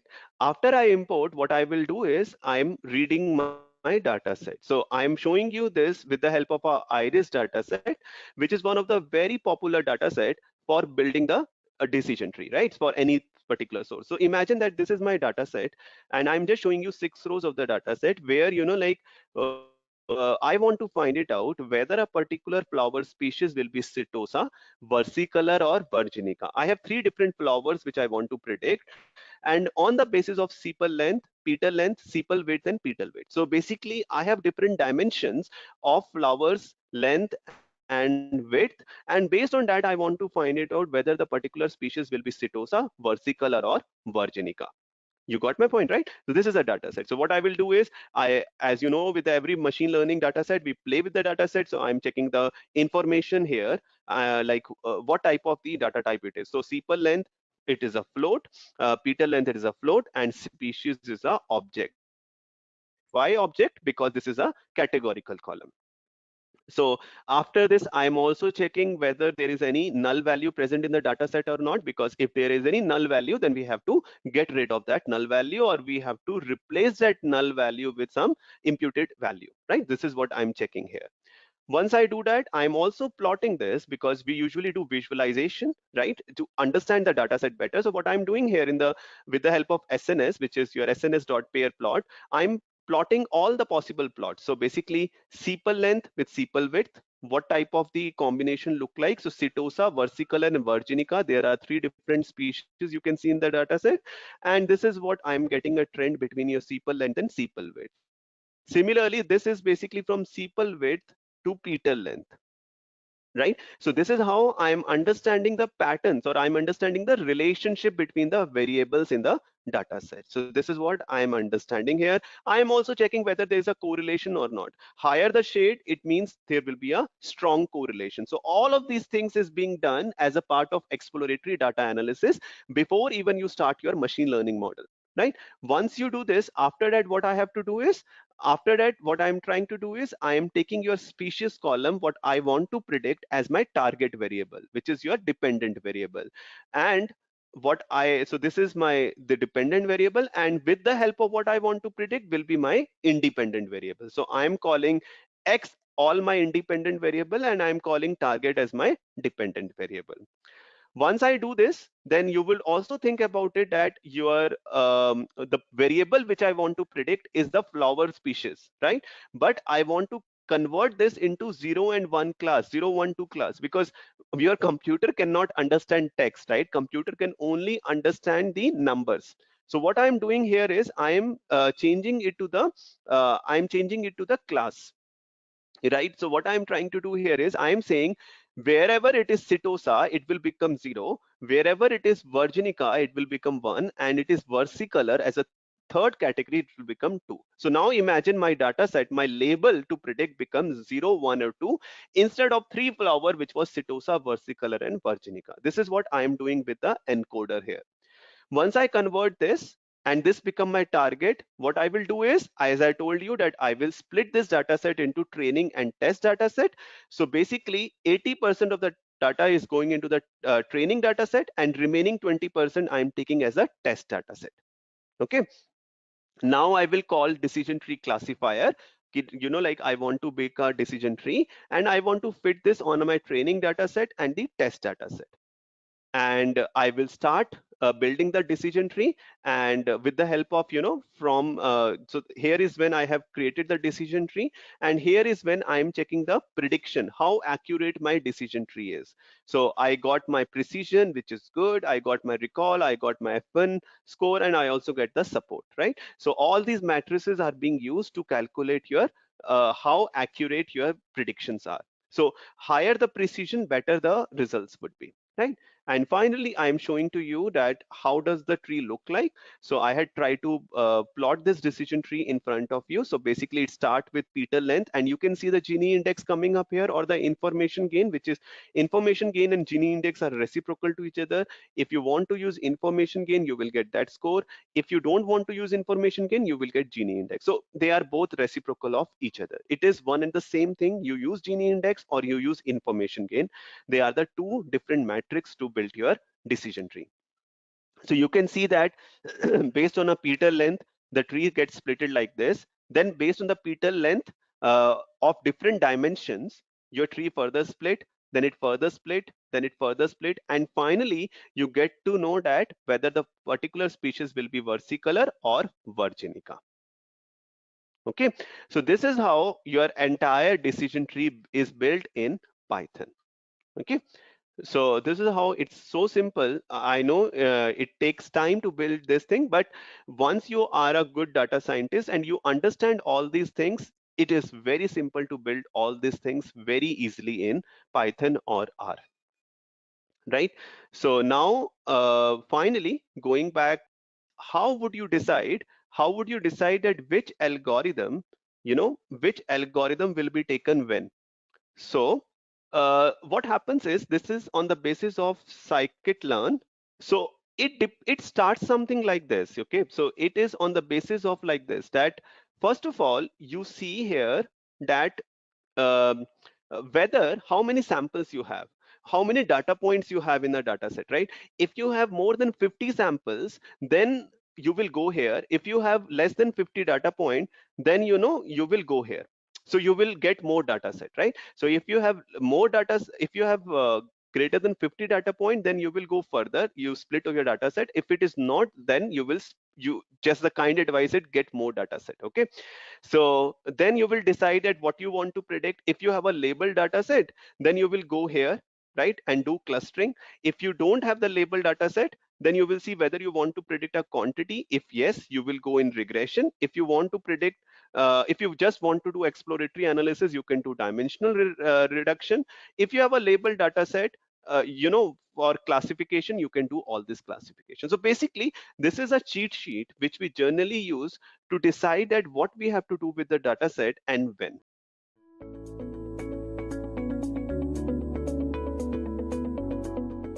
So now let's understand what is a random forest. So random forest is constructed by using multiple decision trees, and the final decision is obtained by majority votes of these decision trees. So let me make things very simple for you by taking an example. Now suppose we have got 3 independent decision trees. Here we are just taking 3 decision trees, and I've got an unknown fruit, and I want that these trees would give me a result of what exactly this fruit is. So I pass this fruit to the first decision tree, the second decision tree, and the third decision tree. Now a random forest is nothing but a combination of these decision trees. So the results are being fed into the random forest algorithm. So what it sees is that, okay, the first decision tree classifies it as peach. The second decision tree says that it is an apple. And the third one says that it is a peach. So random forest classifier says that, okay, I've got the result as 2 peach and 1 for an apple. So I would say that the unknown fruit is an peach. All right. So this is based on the majority voting of the decision trees. And that is how a random forest classifier comes to a decision of predicting the unknown value. Okay, so this was a classification problem, so it took the majority vote. Now suppose if it was a regression problem, it would have taken mean of it. Okay, so now let's move on further to understanding what is a decision tree. But before that, we should understand that random forest, the building blocks are decision trees. And that's why studying decision tree becomes important, because if we understand one decision tree, we can apply the same concept to random forest. So now let's move on forward and understand the important terms in random forest. And this will also help us consolidate whatever we have learned so far. So we've taken the same small decision tree of the previous example, and let's understand these are also the important terms which will be relevant to random forest also. So the first is the root node. Now here what happens is that the entire training data has been fed to the root node. And then we've got here that each node will ask either true or false question with respect to one of the feature. And then in response to that question, it will partition the data set into different subsets. That's what it is doing here based on the condition that if the body mass is greater than or equal to 3500, it asks a question either yes or no. And based on that, again, further partition is done. And if not, then it just classifies the species. And then again, what happens is that the splitting. Now, this is very important here. The splitting takes place either with the help of a Gini or entropy methods. And these helps to decide the optimal split. And we will be discussing about splitting methods very soon, right? Okay. And then we've got the decision nodes, which provide the link to the leaf nodes. And these are really important because then only the leaf nodes would tell us what actually the real predictions or to which class does this species belong. So now coming to the leaf node, and these are the endpoints where no further division will take place and we will obtain our predictions. Okay. So now coming up to another important thing here is working of random forest. So now for working of random forest, we will have to understand a few important concepts like random sampling with replacement, feature selection, and also the ensemble technique, which is used in random forest, and that is bootstrap aggregation, which is also known as bagging. So we will understand this with the help of an example, which will be very simple. And then we will go on understanding how feature selection is done in both the classification and the regression problem. Actually, how random forest select features for the construction of decision trees. Well, in random forest, the best split is chosen based on Gini impurity or information gain methods. So this also we will understand. Now let us first understand random sampling with replacement. Now what happens here is that we have got a small subset of the same penguin dataset, wherein we have got some 6 rows and 4 features, that means 4 columns. And the arrows that you can see is that now we will be creating 3 subsets from this small subset, right? And these 3 subsets will become our decision trees. And then we'll be constructing decision trees from these subsets. So let us create our first subset. And you can see here that the subset is randomly being created. And for convenience sake, let me just also show you the different subsets here. Okay, so now for better understanding, let us understand this, that in the first subset, if we focus, we've got certain random rows here and we've got certain feature, but we do not know how this feature has been selected. We got island and we got body mass, but in the second subset, we got island and flipper length, and in the third subset, we got body mass and flipper length, right? Now let's look at the rows. Now, when I am talking about these features, I will say this is feature selection, and remember this term. Now coming to the second concept, that is random sampling. Now random sampling is nothing but selecting randomly from your subset. So I'm selecting randomly certain rows from my subset and creating further subset. Okay, so what is replacement here? Replacement can be seen here and can be understood with this second subset. We see here that the Gento species, this row is being repeated again. And this is replacement. That means that when we are working with repeated rows and this row can be repeated again in the second or the third subset, then this is random sampling with replacement. That means my random forest can use a row multiple times in multiple decision trees, right? So this is the basic concept of random sampling with replacement and feature selection in random forest. Another important term which I would like to bring into the notice is that when we are working with these type of small subsets, these are also known as a bootstrap data sets. And when we aggregate the results of all these data sets, it becomes bootstrap aggregation. So just filling in the gaps so that later on the concepts become more clear. So now let's move on to drawing decision trees of these subsets. Okay. So let's draw the decision tree of the first subset. Again, we are taking body mass as the first root node, and then based on a decision like If the mass is greater than or equal to 3500, then take a decision either yes or no. If it is no, then the species is chin-strap, and if it is yes, then again you partition based on island, and if it is Togresen, then it is Adelie, and if it is Visco, then it is Gento species.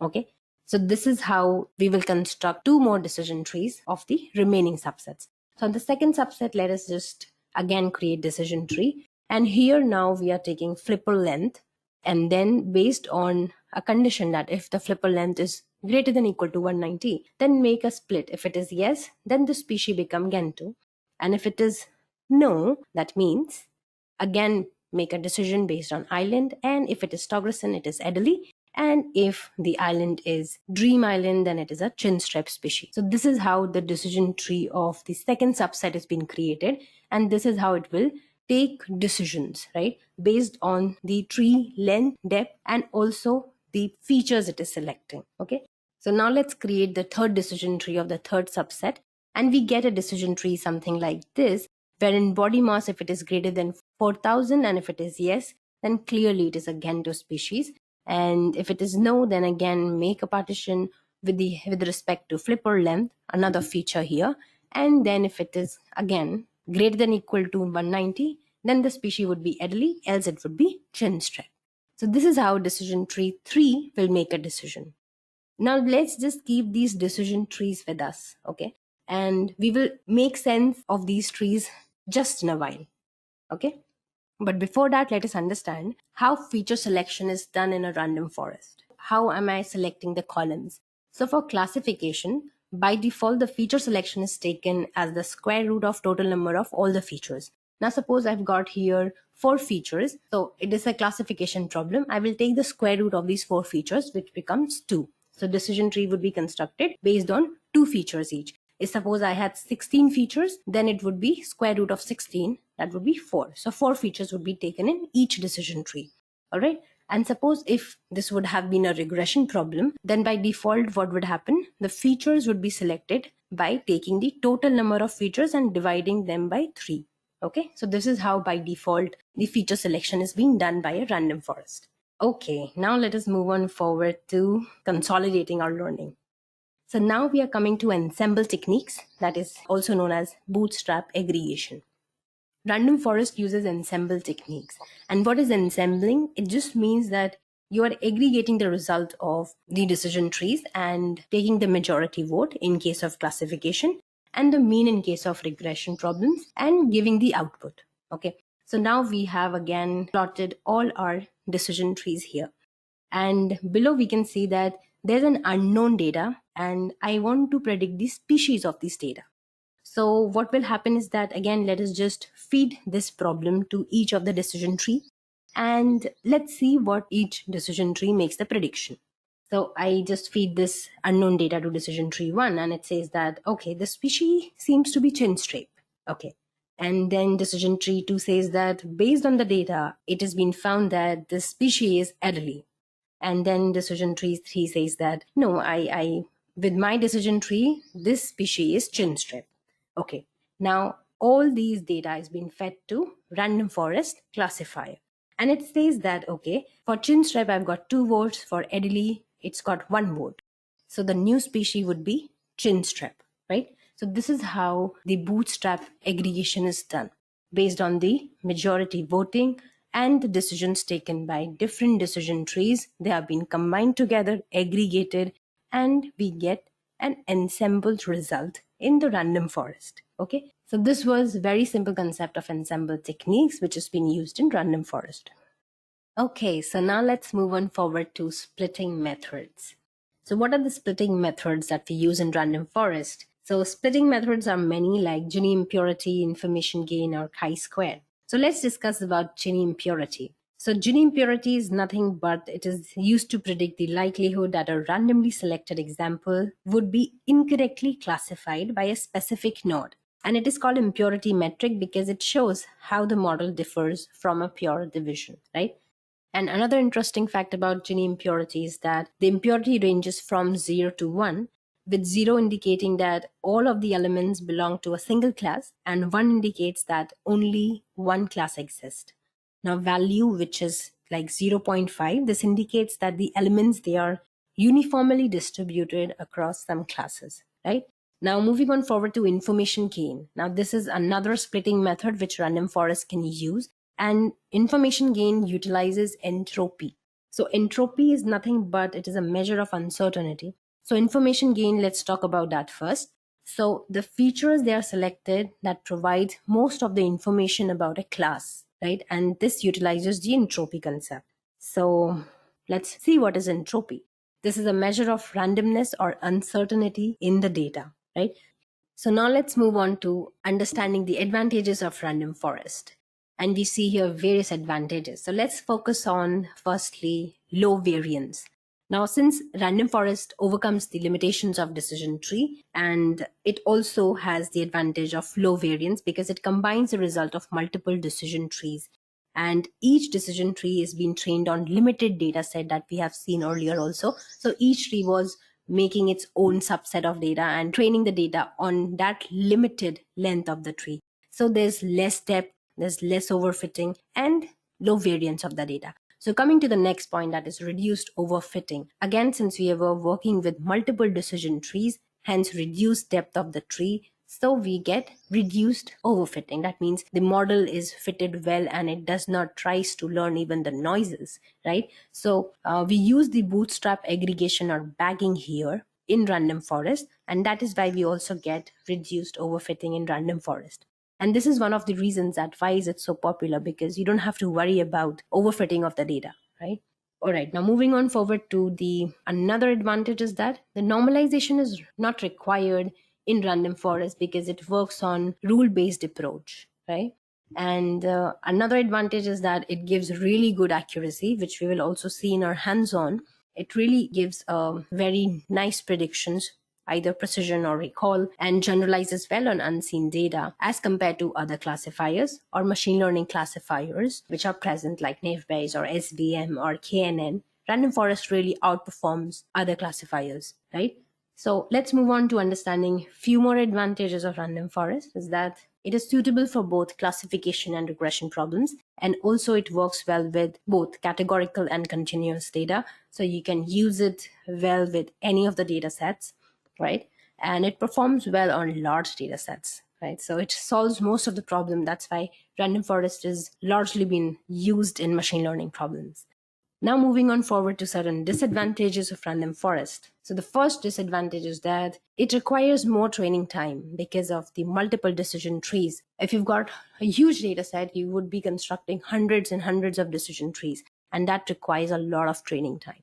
And here comes one more disadvantage, is that the interpretation becomes really complex when you've got multiple decision trees. So decision tree interpretation is easy because it is an individual decision tree. But when you combine hundreds of decision tree to form a random forest, the interpretation is really very difficult to understand and it becomes quite complex to apprehend what exactly the model is trying to predict and where the splitting occurs and what features are being selected and so on.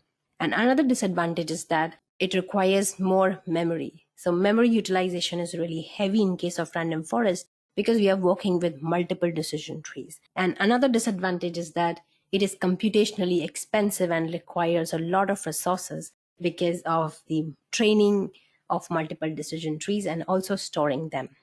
All right, so this was all about random forest, the theory part of it. And now let us just move on to the practical demonstration or a hands-on on random forest.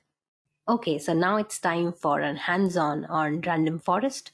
So let us just import a few basic libraries of Python in our Jupyter notebook. And we will run this. We will import Pandas as PD, NumPy as NP, and Seaborn as SNS. Now Seaborn is needed here because we want to load a data set, that is a penguins data set, with the help of Seaborn. And this is already been preloaded in Seaborn. This is already loaded data set, and Seaborn has got multiple data sets, for practice for beginners. So it is a good way to practice for data sets. Now we can see this asterisk sign, that means it is telling us to wait. So let us just let it get loaded. So we got our data in an object called df, and we can see the first 5 entries here. And this data frame is shown in the form of a table, rows and columns. And we see here some species, island, bill length, bill depth, flipper length, body mass, and the sex of the penguin. So our task is to specify or to classify these species of penguins into the respective correct species, right? So we see the shape of our data and we see that it is like 344 rows and 7 columns. And we will see the info. So we see df.info, and this gives us, along with the non-null count, we also get the data type of the values. So we have got species island as the object data type, whereas the build length, build depth, triple length, and body mass are in floating point, or you can say floating data type, and the sex is in object data type, right? So now moving on forward to calculating how many null values are there with the help of df.isNull.sum. So we get certain like some around 2 null values in all these columns, as you can say the features like build length, build depth, flipper length, and body mass, whereas there are 11 null values in sex feature. Right? So what we do is, since they are very small null values, we can just drop it, or you can also ignore them. So here in this data frame, what I'm doing is I'm just dropping these null values, and let us just check whether they are being dropped or not with the help of, again, the same function .isNull.sum, and then we see that yes, they are being dropped from our data frame. Now let us do some feature engineering with our data. Now we have seen that we have got some object data type in our data frame.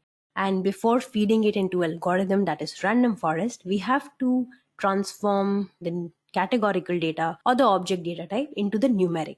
So we are using here one-hot encoding to convert the categorical data into numeric. Now there are various ways in Python which we can do that, like one-hot encoding, or you can also use a mapping function in Python, but here we are using one-hot encoding. So let us just do that. And we find here, first of all, let us apply it on the sex column. And here we see that we have got 2 unique values in sex, that is male and female.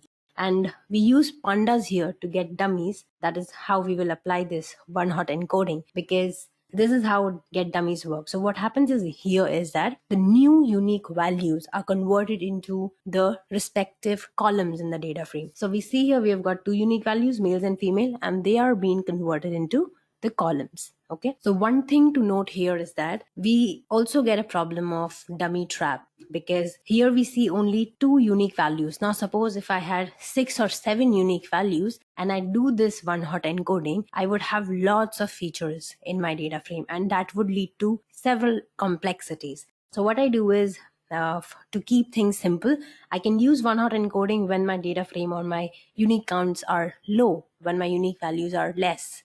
So since I had just 2 or 3, I can use it. So I'm using here.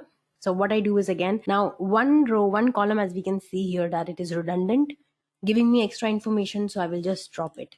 So I drop this first column, and what I get in this data frame is only male.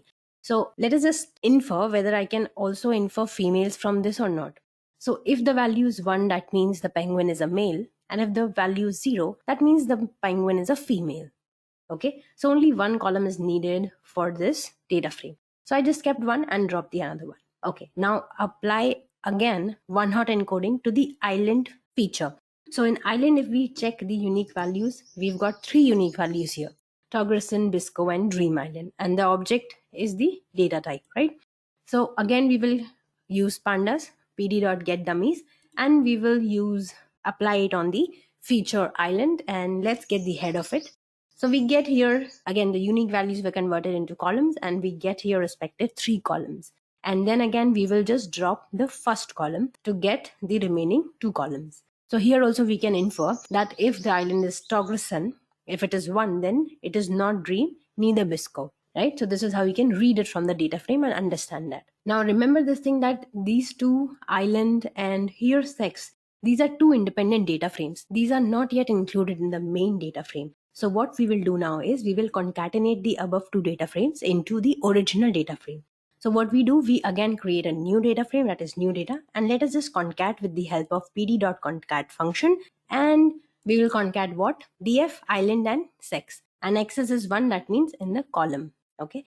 So when we will run this, let's see the head of it. So everything gets concatenated in a single data frame, which is good for the feeding this data into, or splitting the data into test and train data. So now we have this new data frame, and we've got some repeated columns here which needs to be deleted. So what we do is we will delete sex and island here, which are just repeating, because we've got here male And we have also got here dream and Togresen. So we do not require this island column, neither this sex. So we just drop it with the help of new data.drop and the column names x is 1 in place equals to true, right? And let's see the head of this data frame. Head of the data frame gives me 5 unique values, right? And now it is time to create a separate target variable. And what we'll do is we will store in a variable called y only species. So what we do is from this new data.species, we will just store the species in this y. And we see this y.head, that is the first 5 species. And we got the values here. That means another target variable is being created now. So, and you can also see the y.unique values as Adelie, Chinstrap, and Gentoo. So now we see here 3 unique values of the penguin, that is Chinstrap, Adelie, and Gentoo, and the data type is object here. So again, we need to convert this object into the numeric data type. So now what we are doing is we are using the map function in Python, and what we do is we map Adelie to 0, Chinstrap to 1, and Gentoo to 2. So this is how we see then all the values are being mapped to numeric. This is another way to convert a categorical value into a numeric value in Python. Now what we do is let us just drop the target value species from our main data frame. So we just drop it and let's see our new data frame. So we see that we don't have any target species here, right? Okay. So in X, let's store this new data and perform the splitting of the data. So what we do is from sklearn.model selection, we will import our train test split and we will split our training data into 70% and 30%. So test data becomes 30% and training data is some 70%. And this random state is 0, which means that I'm not fixing any random state. And this is also used for the code reproducibility. Now suppose if I again run this code, I will get the same result. It will not change. You can set this random state to any of the random number as per your choice and the result would differ. Okay. So now let us print the shape of xtrain, bytrain, xtest and ytest. So we see here that it has been split into 70 and 30% and we get xtrain as 233 values here and 7 features and xtest has 100 values and 7 features. Similarly, ytrain you can see 233 values and ytest has 100 values. That means the species. Okay. So that has been perfectly splitted into 70 and 30%. Now what we do is we will train the random forest classifier on the training set. How do we do it? We will import the random forest classifier from sklearn.ensemble.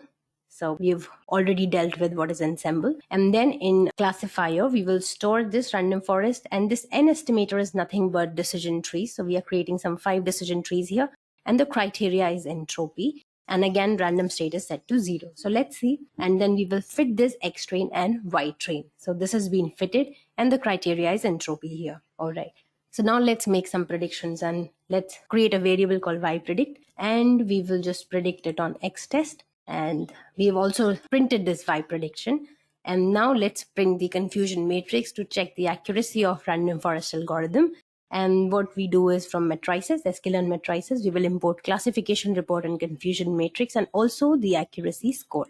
So we will just import them and then in CM variable, we will print the confusion matrix of ytest and y predictions. So we will print it and we see here the accuracy score also, which is 98%. So our random forest classifier is giving us a very good accuracy of 98%. And you can see your confusion matrix that only 2 cases have been misclassified. Rest all the cases have been correctly classified by random forest classifier. Okay, so now let's move on to printing the classification report of ytest and y prediction. Let's see. And we get the precision as 96%. That means the true predictions by the algorithm is 96%. The recall or the true prediction rate is 100%, which is very nice. And F1 score is also good, which is 98%. So this is giving us a good result. But what if we change the criteria from entropy to Gini? So let's just experiment with that too. So let's try this with the different number of trees and change the criteria to Gini coefficient. So now again from sklearn.ensemble, we will import random forest classifier and fit it. Okay. And here what we are doing is just we are using 7 trees. Previously we used 5. And now in the criteria, we will use Gini coefficient and random state is 0. So let's run this and see whether there is a change in accuracy or not. And let's predict this and let's check the accuracy score. What is the accuracy score for this random forest classifier with 7 trees? So we get 99% accuracy with changing the criteria and changing the number of trees. So you can just experiment with different number of trees and different number of decision trees. Let's just experiment with 12 decision trees and see what happens. So you can see the accuracy reduced to 98%. Okay, with 7 we were getting 99. So let's just keep 7 because it is giving us really good accuracy. So this is about random forest classifier and how it works with several trees and different criteria to give us very good accuracy on our training and test data.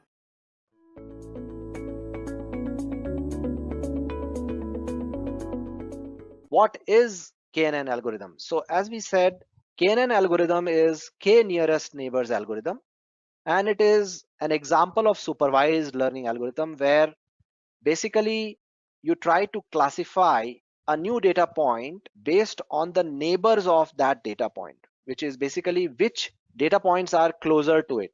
For example, here, as you can see, on one side you have dogs and on the other side you have cats, right? Now, if a new data point is given to us, there is a picture of a new animal, and if it is lying somewhere here, right, then we know that it is nearer to the cats, right, and therefore we will classify it as cat.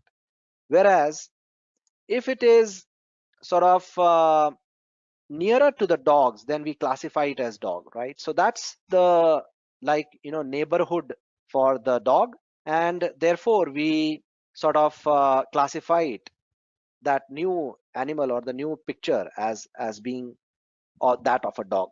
And this is quite this is something which is we even see in our regular day-to-day life, right?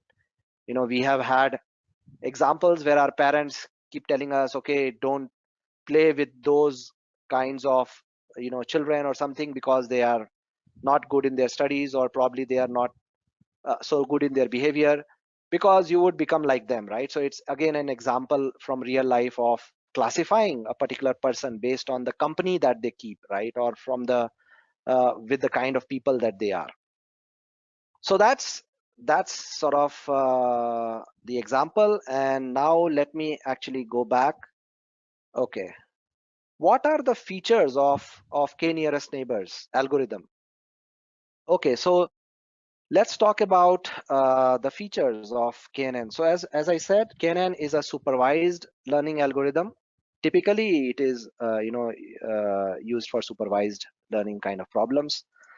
It's very simple, as we mentioned. Intuitively, you can it's about what kind of neighbors do you have. So your class is predicted based on your nearest neighbors, as the name suggests. And then it's a non-parametric technique. So I would like to spend a couple of minutes here to discuss about what we mean by non-parametric. So typically, the supervised machine learning algorithms are of two kinds, right? One is the parametric types, and the second one is the non-parametric type.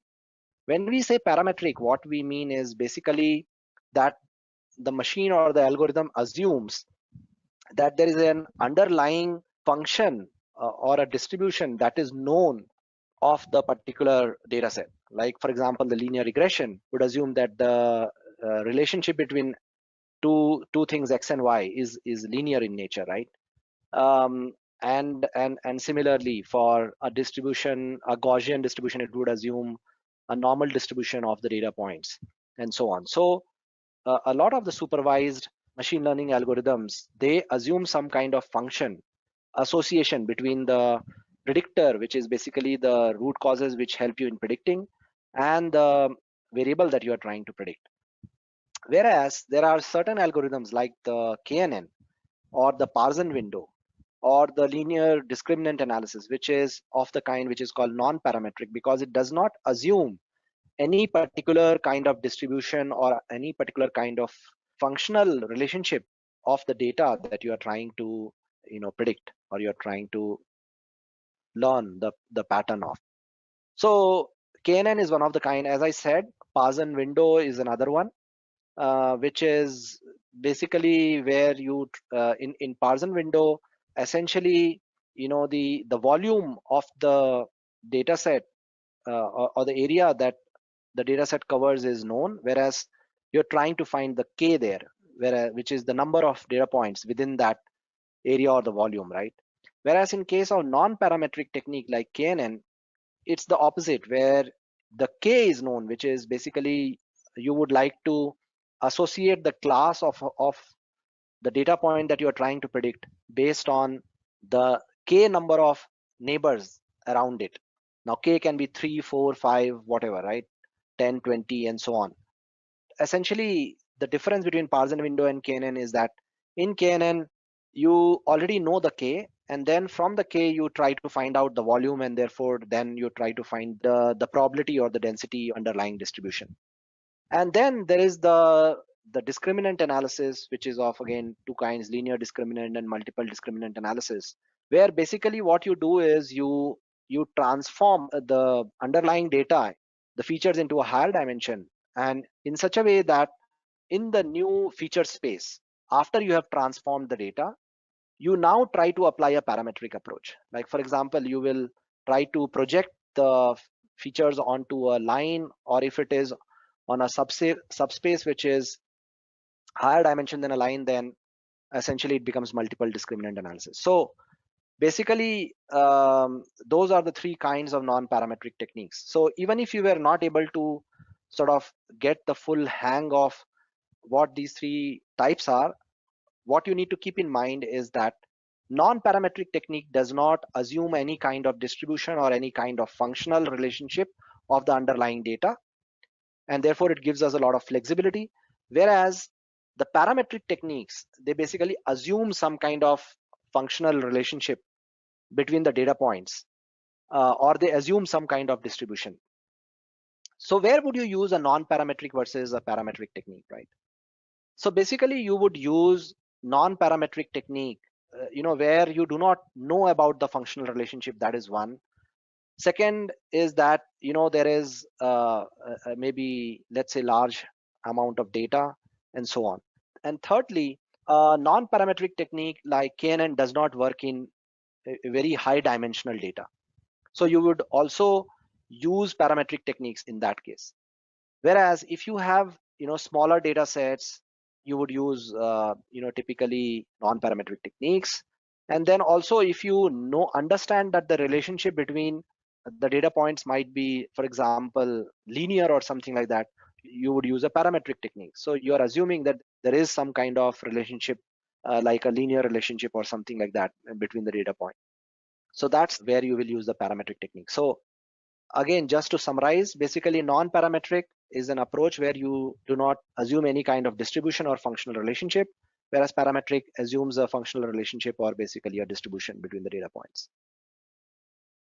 The other feature of KNN is that it is a lazy algorithm. So what do we mean by lazy algorithm?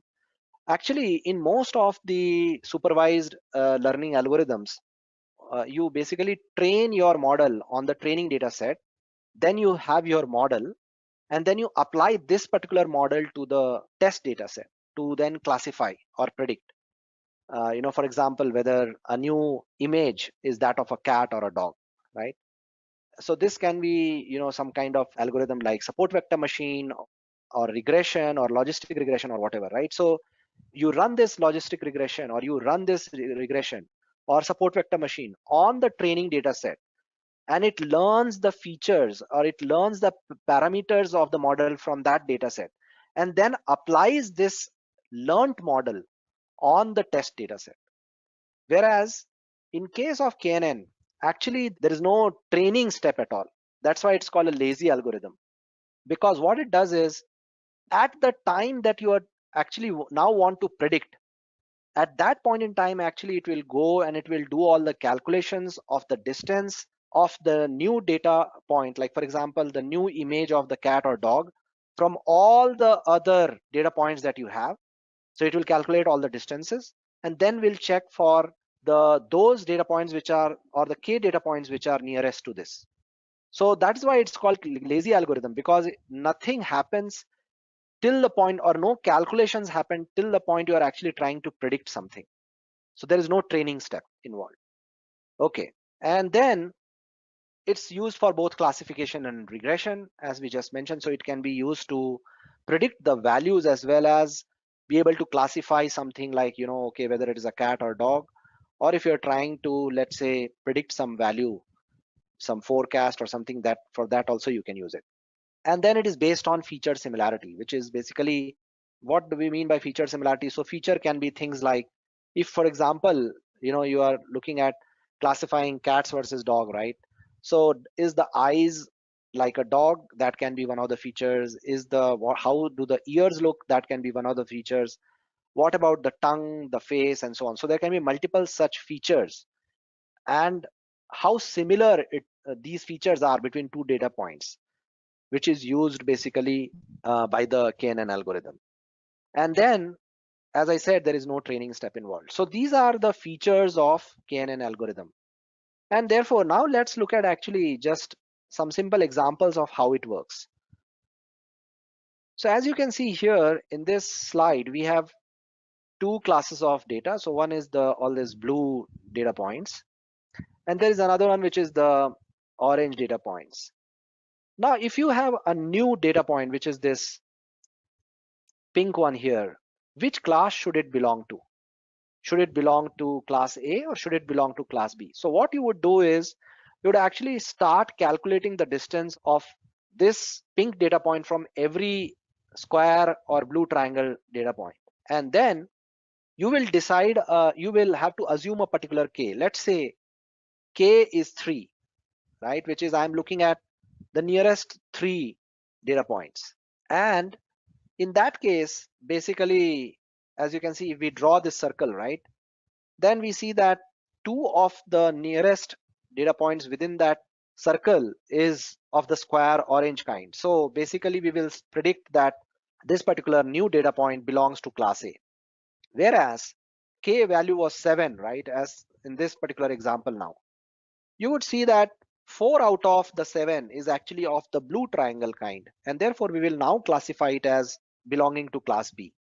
So essentially this prediction changes, as you can see here, depending on what is the K value. So therefore the question is, what should be the value of K, right? And typically what happens is you run a trial and error, and basically you come up with, okay, what is the best K value?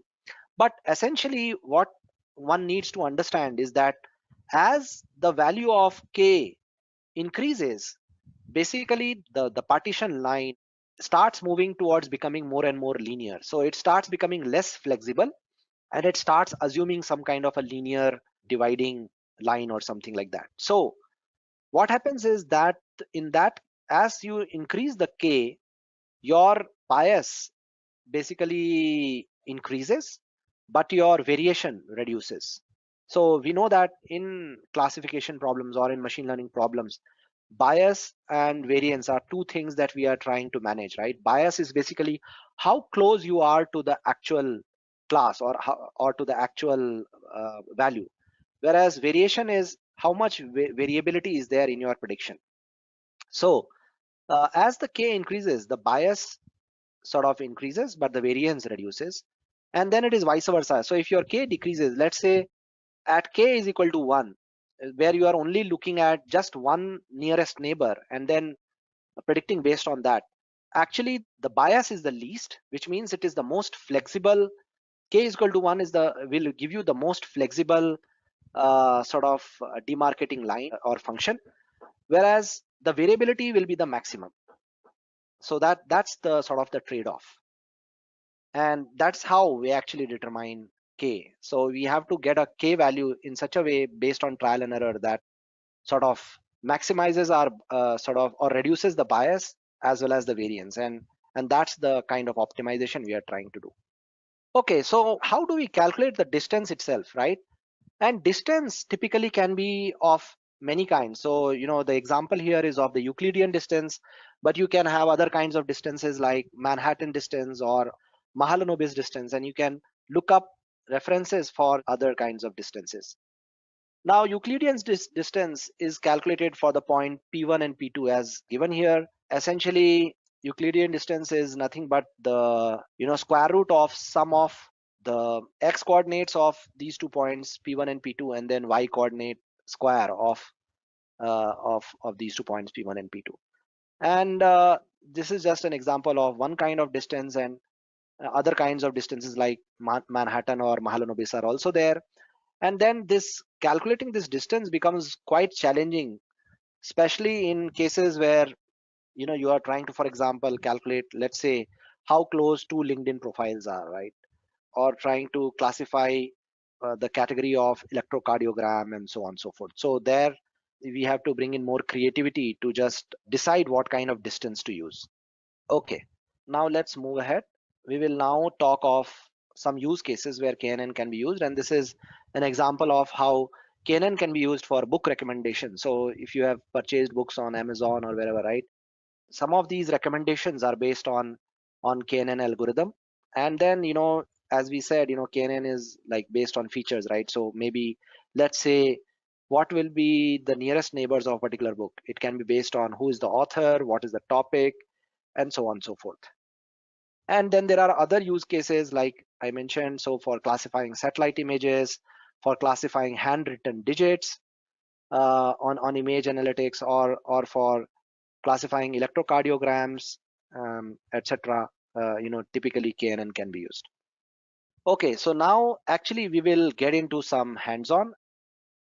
Okay, so to start the hands-on session, I'll go to this Jupyter notebook that I already have installed on my system, and I have a certain code written which we will take two examples. Both the examples are based on data sets which are available in the open source, so you can easily get access to that data. So what we do is we start by importing the necessary libraries. So we import Pandas, Seaborn, NumPy, and Matplotlib. Basically, Pandas and NumPy are there for doing the data manipulation and also for storing data as matrices or as arrays, and be able to perform some mathematical procedures on them. And then Seaborn is basically used for plotting, and Matplotlib for plotting as well. And this line here, get IPython, just helps us to run the images that we'll be creating in line with Jupyter Notebook instead of opening up a new window. So let's run this, and what it will do is it will import all these packages for us which we are going to use. And then we will first import the breast cancer data that is available in your Scikit-learn datasets. So we import that, and then let's just initialize that data into a variable here called cancer. So cancer here represents all the breast cancer data. And now let's actually look at what this data is. It's a bunch of attributes in this dictionary here. So you have data, the target, which is basically nothing but whether it is a cancer or not. So whether it is malignant or benign. Malignant means it's a bad cancer, and benign means, well, it's just a tumor, it's not cancerous. Target's name, description, feature names, which is basically the features that will tell us whether a particular case belongs to cancerous or non-cancer, or malignant or benign. And then actually let's just print the description of this particular data here. So as you can see, we can use this command to print the description here. And then we see that there are 569 data points with about 30 attributes. And these attributes are radius, texture, parameter, etc. And the max and min values of those are given here. And then now let's look at some of the feature names. So these are the feature names, radius, texture, and so on. And now let's actually set up a data frame of this particular data here using Pandas, this function here. So there are 569 data points, and all these are basically your features as we talked about. And let's look at the target variable, which is nothing but whether it is telling us whether a particular data point belongs to malignant or benign. So 0 is cancerous and 1 is non-cancerous. And then we convert the target into a data frame as well. And then let's look at the couple of examples of how the data points look like. This is one row of the data points with all the several feature values that we have. So basically we use this package called standard scalar from Scikit-learn for pre-processing and for standardizing the variables. And we initialize this standard scalar into a variable called scalar.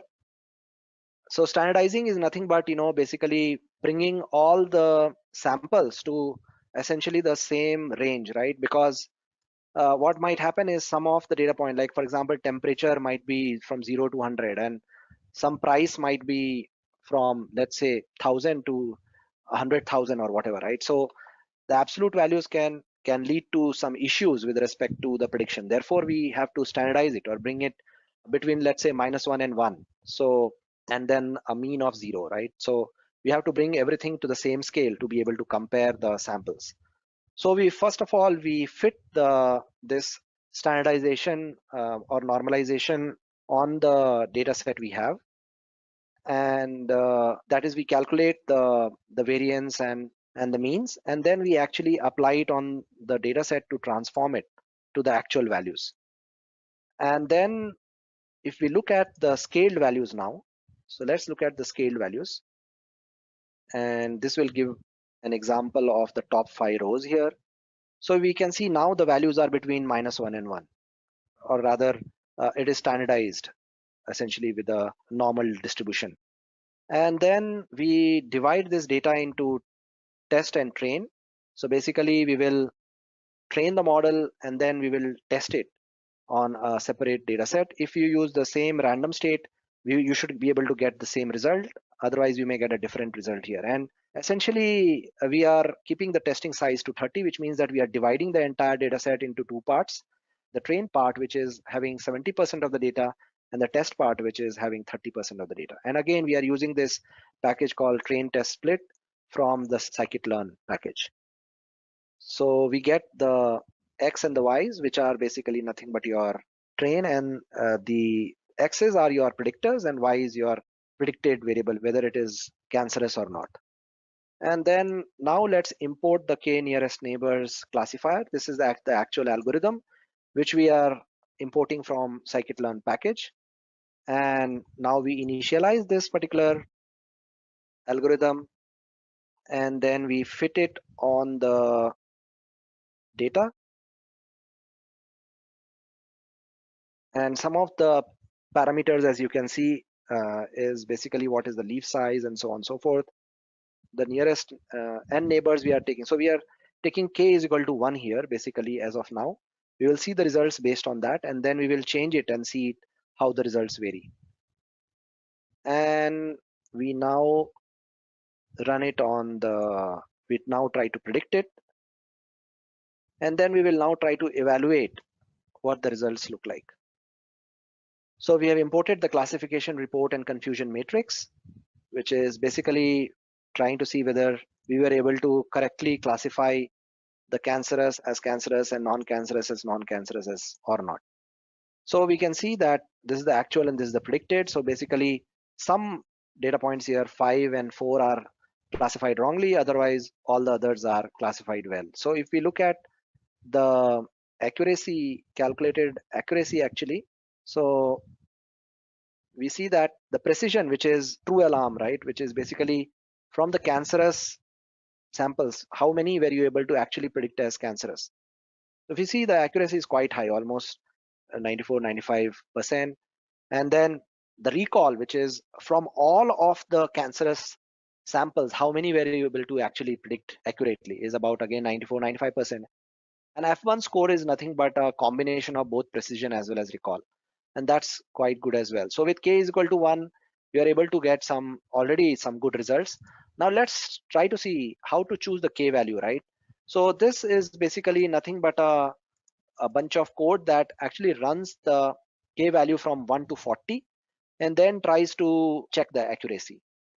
And this is just like doing a trial and error to see where we get the best results so that we can then use the best k value. So if you can see this particular plot here, after we plot the result from the running the trial and error from 1 to 40, we see that the error actually starts decreasing, and somewhere around this k is equal to 21, we get the minimum value of error. So for us, the best k value is 21. So now if we compare the results between k is equal to 1 and k is equal to 21, we should be able to see the prediction result. So as you can say, this was the result with k is equal to 1, which is we get about 94-95% accuracy.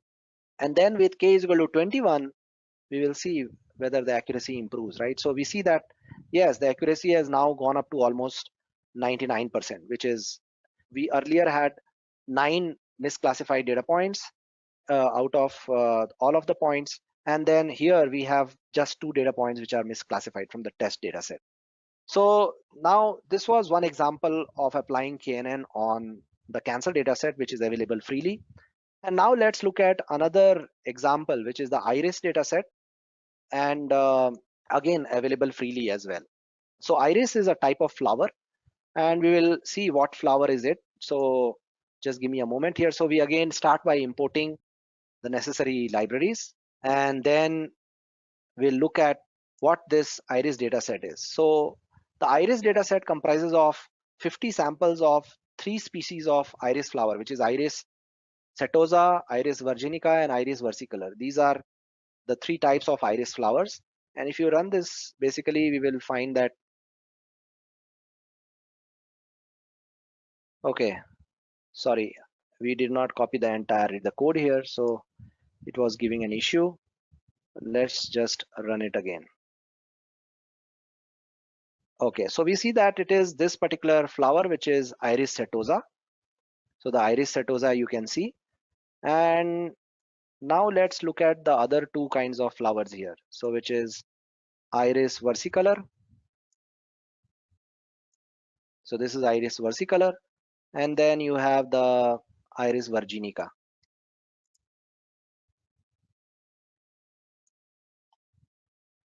So we see that this one is iris virginica. So essentially we now will import the sort of data set. We have already done that, and we will now use the Seaborn package to actually plot some of this data and see how it looks like, which is basically do some kind of exploratory data analysis. So if we look at the data itself, so this is the top 5 rows from the data, right? So essentially the data consists of basically what is the sepal length, sepal width, petal length, and petal width. And this is nothing but basically your petal is your this colored part of the flower, and the sepal is basically your green part here, right? So it is talking about what is the sepal length, sepal width, and petal width of each of the species, whether it is setosa, virginica, or versicolor. And we will see whether we can use KNN to actually classify these flowers into the data points into these categories of flowers. So let's do some quick exploratory data analysis on this. So we are running a pair plot on the data set, and in the meantime, I'll just copy another part of the code here. Okay, so now the plot has come up. So as we can see that the green is basically your setosa flower, and we can see that this pair plot actually just plots the sepal length, sepal width, and the petal length, petal width of each of the samples of setosa, versicolor, and virginica. And we see that the green dots, which are the setosa flower, is actually quite separable from the others. It's when you plot, let's say for example, sepal length and petal length, right? We see that this is quite separate from the other data points. So let's see whether we can actually be able to classify it using KNN or not. And here we are running a kernel density estimation function on the setosa flower to check what kind of distribution it has. So this is the kernel density estimation plot using the SNS package. So only for the setosa flower. So if we plot the sepal length and sepal width, we get something distribution like this. So essentially we see that the maximum centered around here, and then there is a distribution, as you can see here. So there's some kind of a linear relationship here. Okay, so now we will again do the same standardization of the variables that we had done in the cancer dataset case. So we are importing the standard scalar function from the scikit-learn preprocessing. So we will initialize that. So we are again basically doing the standardization or normalization of the data. And we will do the standardization on everything except the species, which is a categorical value, right? So it's categorical whether it is which kind of flower it is. So we have removed that, and then we have done the standardization or normalization on rest of the data. So we now convert this into a data frame, a pandas data frame. And if we look at the top 5 rows, now it's all converted or transformed. So the values are now normally distributed basically. Okay, so now we divide the data again into train and test. And we again have a training of about 70% and test data set of about 30%. So we are dividing that entire data set into these 2 buckets. And we will now use KNN to see if we can use KNN to classify them. Again, the same n k is equal to 1. And we will check the results, and then we will do a trial and error to check what is the best value of k. So here k is equal to 1. And now we are going to predict on the test data set and look at the results. So we are now importing the classification report and the confusion matrix. So if we look at the confusion matrix, we see that kind of already we are getting quite good prediction. So just 2 misclassified points. And if we look at the accuracy, we see that the accuracy is quite high, around 96% already. Now we have to see what is the best value of k. So essentially we will again run k is equal to 1 to 40 and check which is the best value. So let's plot the errors when we vary the k from 1 to 40, and we see that actually the error decreases and then increases. So basically the error is minimum with k is equal to, let's say, 3 or even 5 or maybe 11. So let's choose one of these values. So let's say k is equal to 3, and let's see how the results look like. Does it improve the accuracy or not? So we now see that even the 2 data points which are misclassified earlier is now classified properly. So the accuracy improves to 100%. So that's the example of how you can choose k. So we have covered the hands-on, and now we will look at some of the references. So some of the references are basically these 3 textbooks here, which I found quite good. Some of them are even available online, so you can refer to them if you want to learn more about KNN. And also they are quite good references for some of the other techniques as well.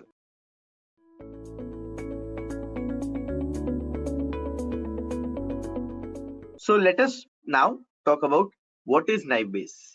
Okay, let us understand naive Bayes with an example. Here, I just cannot seem to figure out which are the best days to play football with my friend. Can you please help us out? All possible conditions are given to us. There is summer, monsoon, and winter, which is nothing but the outlook.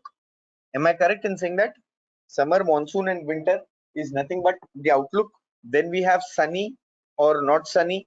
So that basically is the humidity, right? And then we have windy or no windy.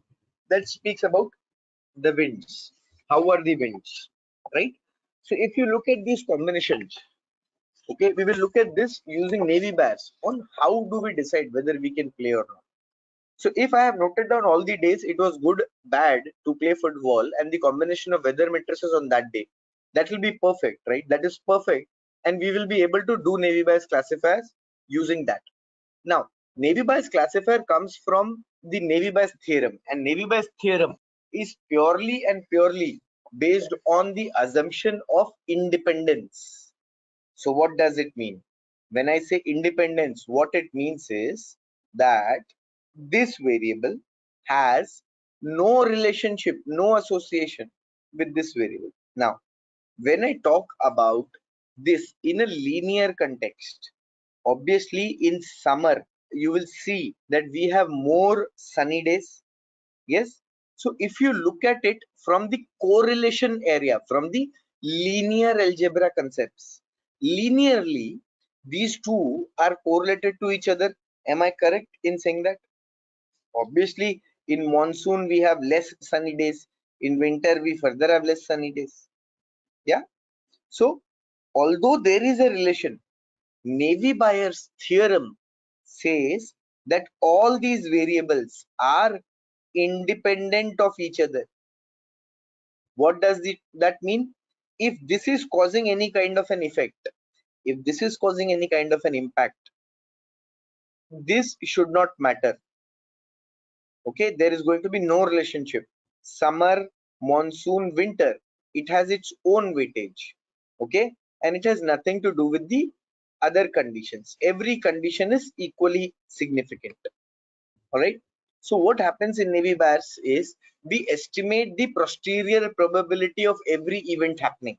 Here we calculate the posterior probability of an event happening. Okay, so here if you see, if you look at the sunny conditions, what we have done, sunny conditions, we have this distribution that there is no play happening in summer, there is play happening in monsoon, there is play happening in winter, right? So based of the season, we are figuring that out. Similarly, for windy conditions, we are doing that, right? Again, then we do it for a combination, right? Whether when windy conditions are yes and no, what happens to play? Okay, so here what at the end of the day, what gets selected is the one which has a posterior probability of greater than 5. Now, when I talk about posterior probability, what do I mean by posterior probability? Let me have a blank slide. Here you go. Actually, it's given, so I need not show you that. What is the simplistic probabilistic classifier here? What is the probability of an event A happening given B? So if you look at our problem context, what is it that we are trying to figure out? We are trying to figure out what is the probability of play happening given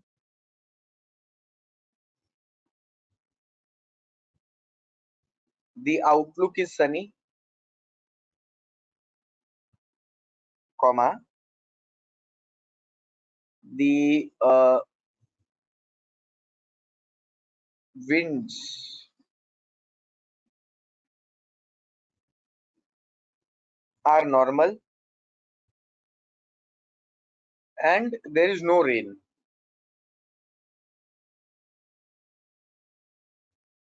On any given day,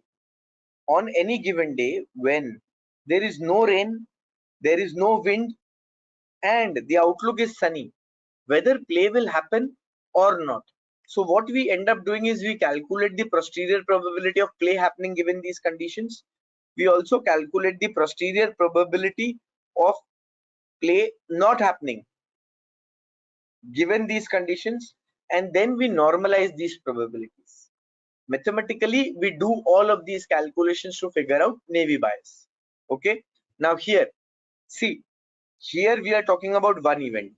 Here we have three events. We have outlook, we have winds, and we have rains. So what this becomes is probability of three independent events. So what we will do, we figure out what is the probability of play happening given outlook is sunny. We also figure out what is the probability of play happening. Multiply this with the probability of wind as no, given no, then probability of play happening given rain is no.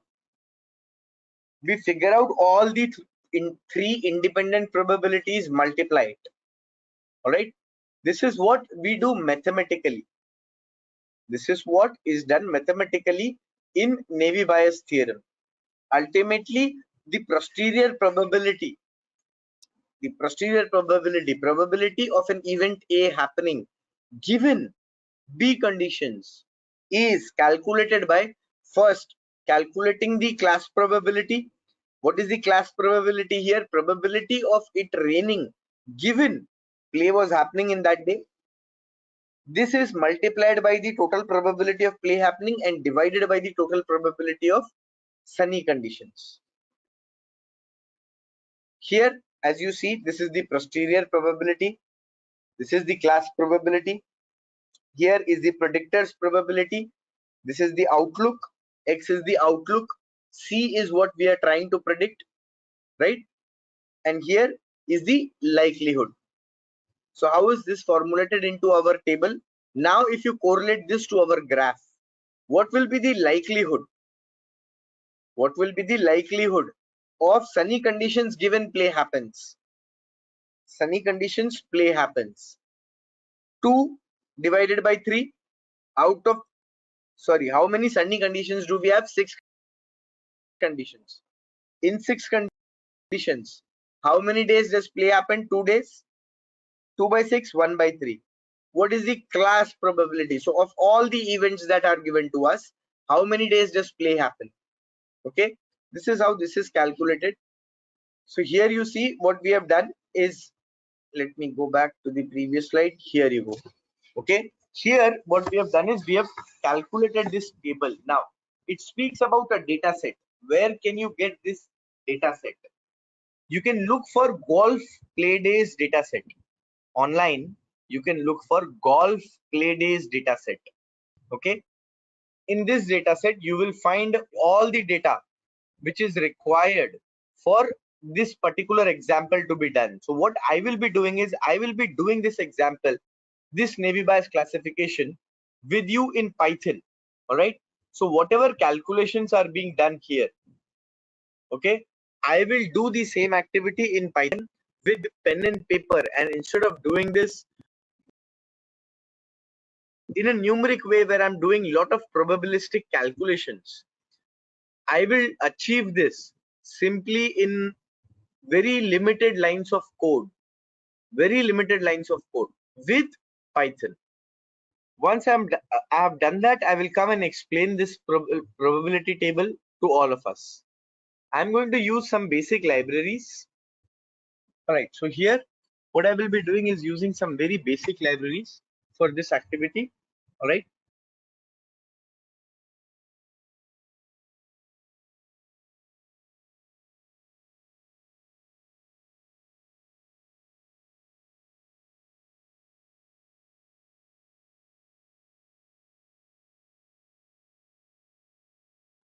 done.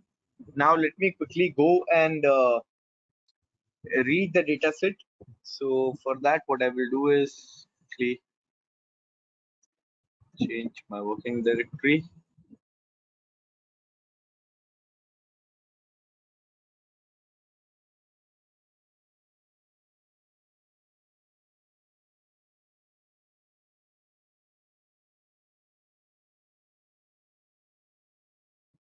And now let me quickly go and read my data. So my data frame is pd dot.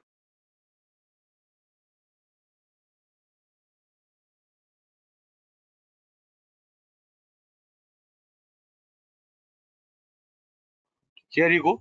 This is my data set, right? So if you look at this data set, in this data set, you have 14 days. In these 14 days, you have the outlook, overcast, rainy and sunny. You have temperature. Temperature is hot, cool and mild. You have humidity, you have wind, and you have play, right? So I will not be using okay, let us use all 4.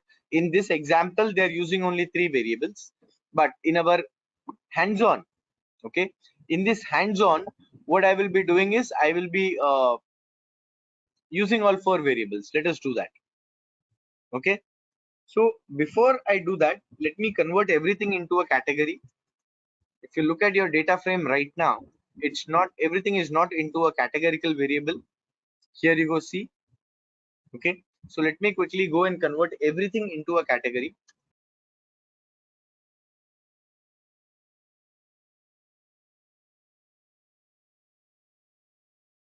And once I have done this, let me create a new data frame in which I have everything as a category code, so that I have numbers. I'll show you what do I mean by this.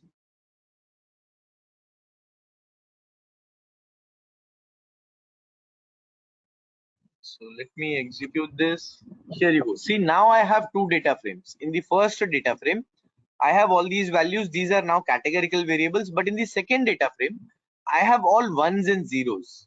So wherever you see there is sunny conditions, now I have a code 2. Rainy conditions, code 1. Similarly, when play happens, I have a 1. When play does not happen, I have a 0. This is what I have done. This data frame is available online. Okay, you can get this data frame online. All right, now my data frame is ready. So now what I'm going to do is I'm going to divide my data frame into training and testing. I have 14 records. So let's take 10 records for training. I will give 10 records as an input, and I will give 4 records, last 4 records,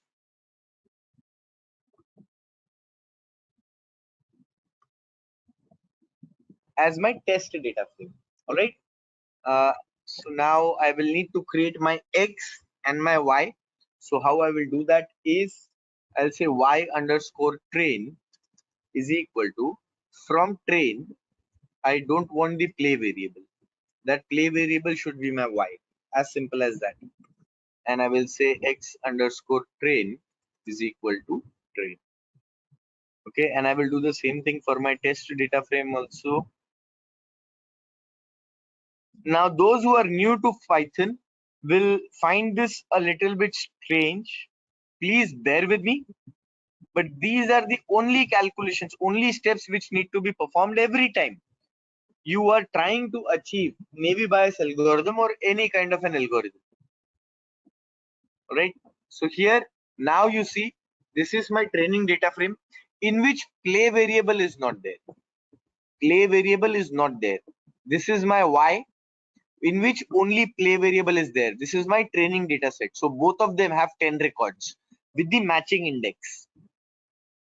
Similarly, test data frame, 4 records with the matching index, right? So that we know which data frame is where. Now, multinomial Navy bias. Very simple, 3 lines of code and my model will be done. Okay, first I initialize my model. Here you go, I have initialized my model. In this model, I fit my data. In this model, I will fit my data. So to do that, what I say is fit X underscore train comma Y underscore train. Done. Your model object is now ready. And now you can simply get the classification outcomes. So we have in our test data frame, if you look at our test data frame, this is our test data frame. We have 4 conditions. All 4 are sunny, high temperature, low humidity, and windy, right? And if you look at their outcomes, these are their outcomes. On the first 2 days, play is not happening. On the next 2 days, play is happening. Let us look at what is the prediction of our model for this. So to do that, what I simply do is X out is equal to model.predict. To this, I give my X underscore test. Here you go. Okay. Now you have your y out variable. So this is the prediction for all the 4 inputs that you give, and this is the prediction. First day, we say play does not happen. Let us match it. Let us try to match it with our here. See, out of 4 records, 3 records we are predicting correctly. 3 records we are predicting correctly. If you want to check the accuracy, what is the accuracy of your model? What you can simply do is print. Let us print the accuracy on both training and testing.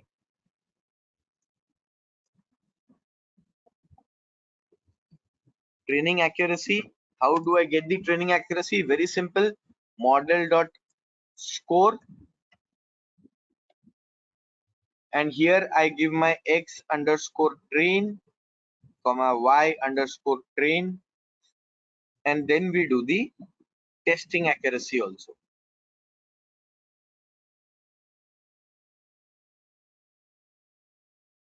Here you go. So here you can see for our model training we have 80% accuracy, and for testing we have 75% accuracy. Okay, so this is the advantage of doing this activity in Python. But what is happening in the backend? Now let us go and also understand that in terms of naive Bayes classifier. We have successfully implemented the naive Bayes classifier in Python programming language. But here, let us try to understand Bayes theorem, what is happening. So from this data set, all the tabulated data, frequency tables are calculated. Once the frequency tables are calculated, they are substituted in our formula to calculate the probabilistic scores. So what is the probability of summer given it is playing conditions? Total, how many playing conditions are there? Total, there are 9 playing conditions. 9 days play happened. That becomes our denominator. Out of those days, how many days was summer is our numerator. That is how for this we get a probability of 0.33.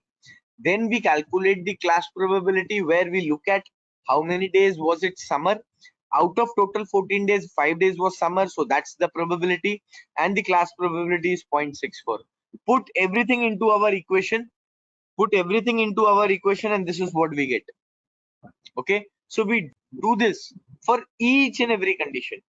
So here we calculated for winter.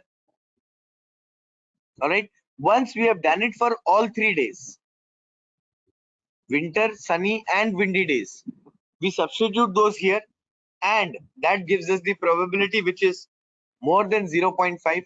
Thus now we can say that if it is winter, sunny, and conditions are sunny and there are winds, conditions are not sunny and there are winds, play can happen.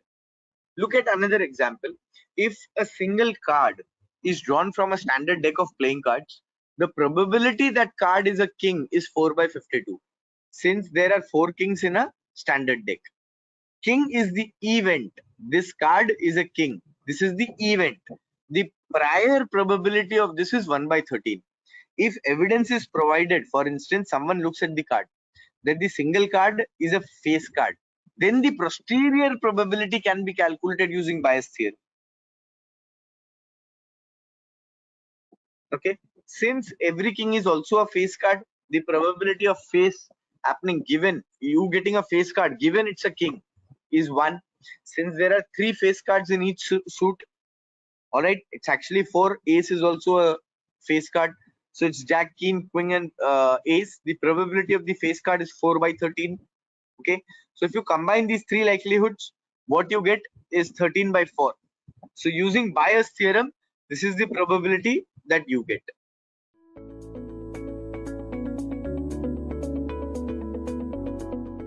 What is support vector machine?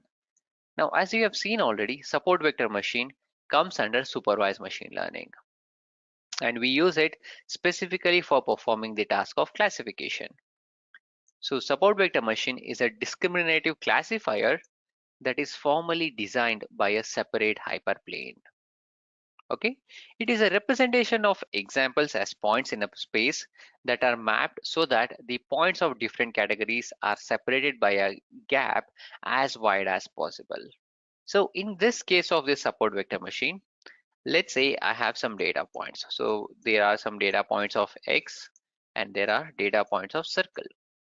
Now this support vector machine is a type of machine learning algorithm where if I have the collection of points, so here in this data points, I have 2 classes. One is X and the another one is circle. Now, given this kind of data points, okay, given this kind of binary classification problem, so the expectation is, in case of support vector machine, I'm going to draw a hyperplane which separates as much as possible.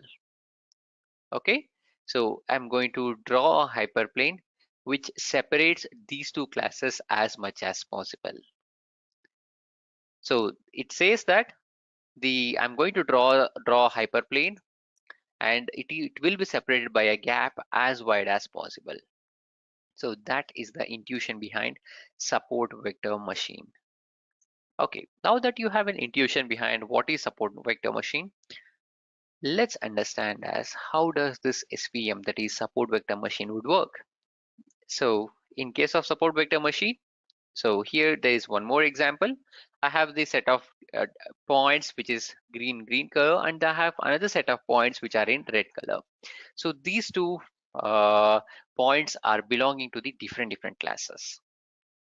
Now what I'm going to do is I'm going to draw a hyperplane which separates these two classes data points as much as possible.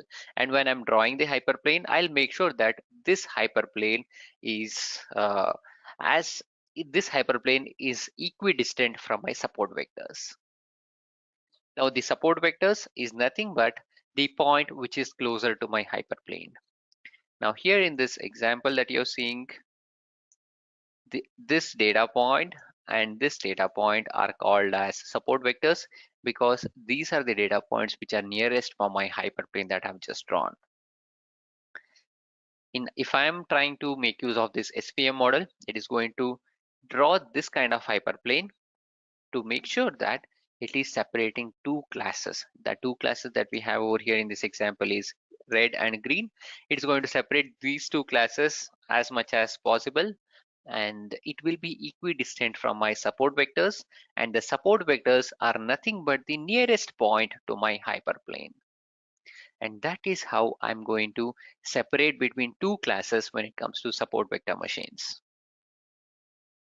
Now here in this example that you're currently seeing, the hyperplane that I've just drawn, so this is a simple linear hyperplane. This is like a straight line that I'm trying to draw if I want to separate two classes of data points. Now, apart from drawing this straight line, we also have other kind of lines as well, which we can draw. So let's see how we can do that. So the types of line that we can draw, or the hyperplane that we can draw, is called as SVM kernels, that is support vector machine kernels. The example that we have seen, it's an example for linear SVM kernels. So let's see what are the other types of kernels that we have. So when it comes to SVM kernels, we have linear kernels, radial basis function kernel, and along with that, we also have polynomial kernel. Now, in case of linear kernel, I'm going to draw a hyperplane which is like a straight line. In case of polynomial kernel, I can draw my hyperplane on the basis of polynomial function that I have created, on the basis of number of variables that I have, and the degree that I have over there in case of polynomial. And in case of radial basis function, so I'll make use of radial basis to separate my data points. Okay, so these three are the important kernels that we have in SVM, and this is one of the commonly asked interview question when it comes to the topic of support vector machines. Now, let's look at some of the use cases, or the way we can do, where we can use this SVM to work, or let's look at some of the use cases where we can use this SVM. Okay, so we can use this SVM on many of the use cases. So to name a few, we can use it in face detection. We can use it in text and hypertext categorization.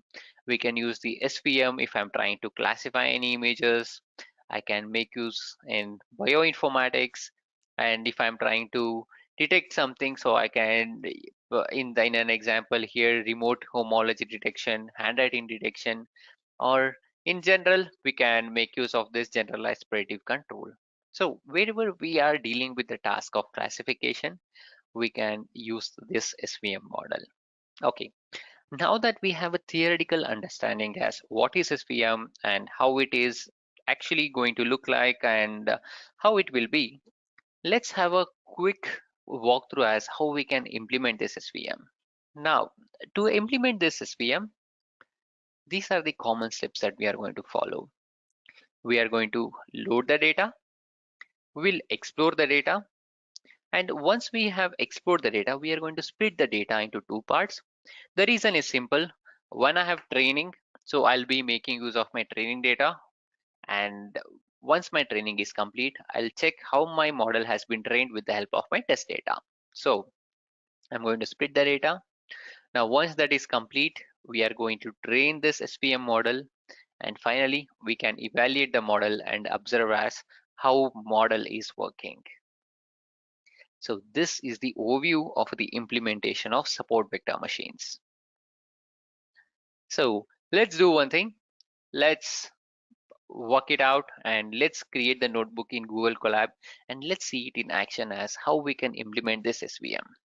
I'll come back to my Google Colab.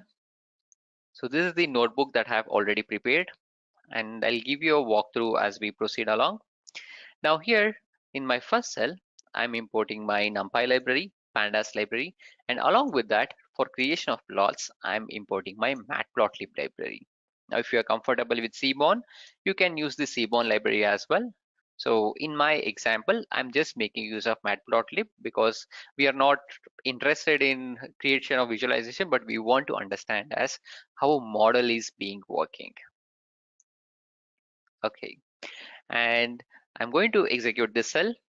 So this is going to take care of necessary imports. I'm importing my necessary libraries.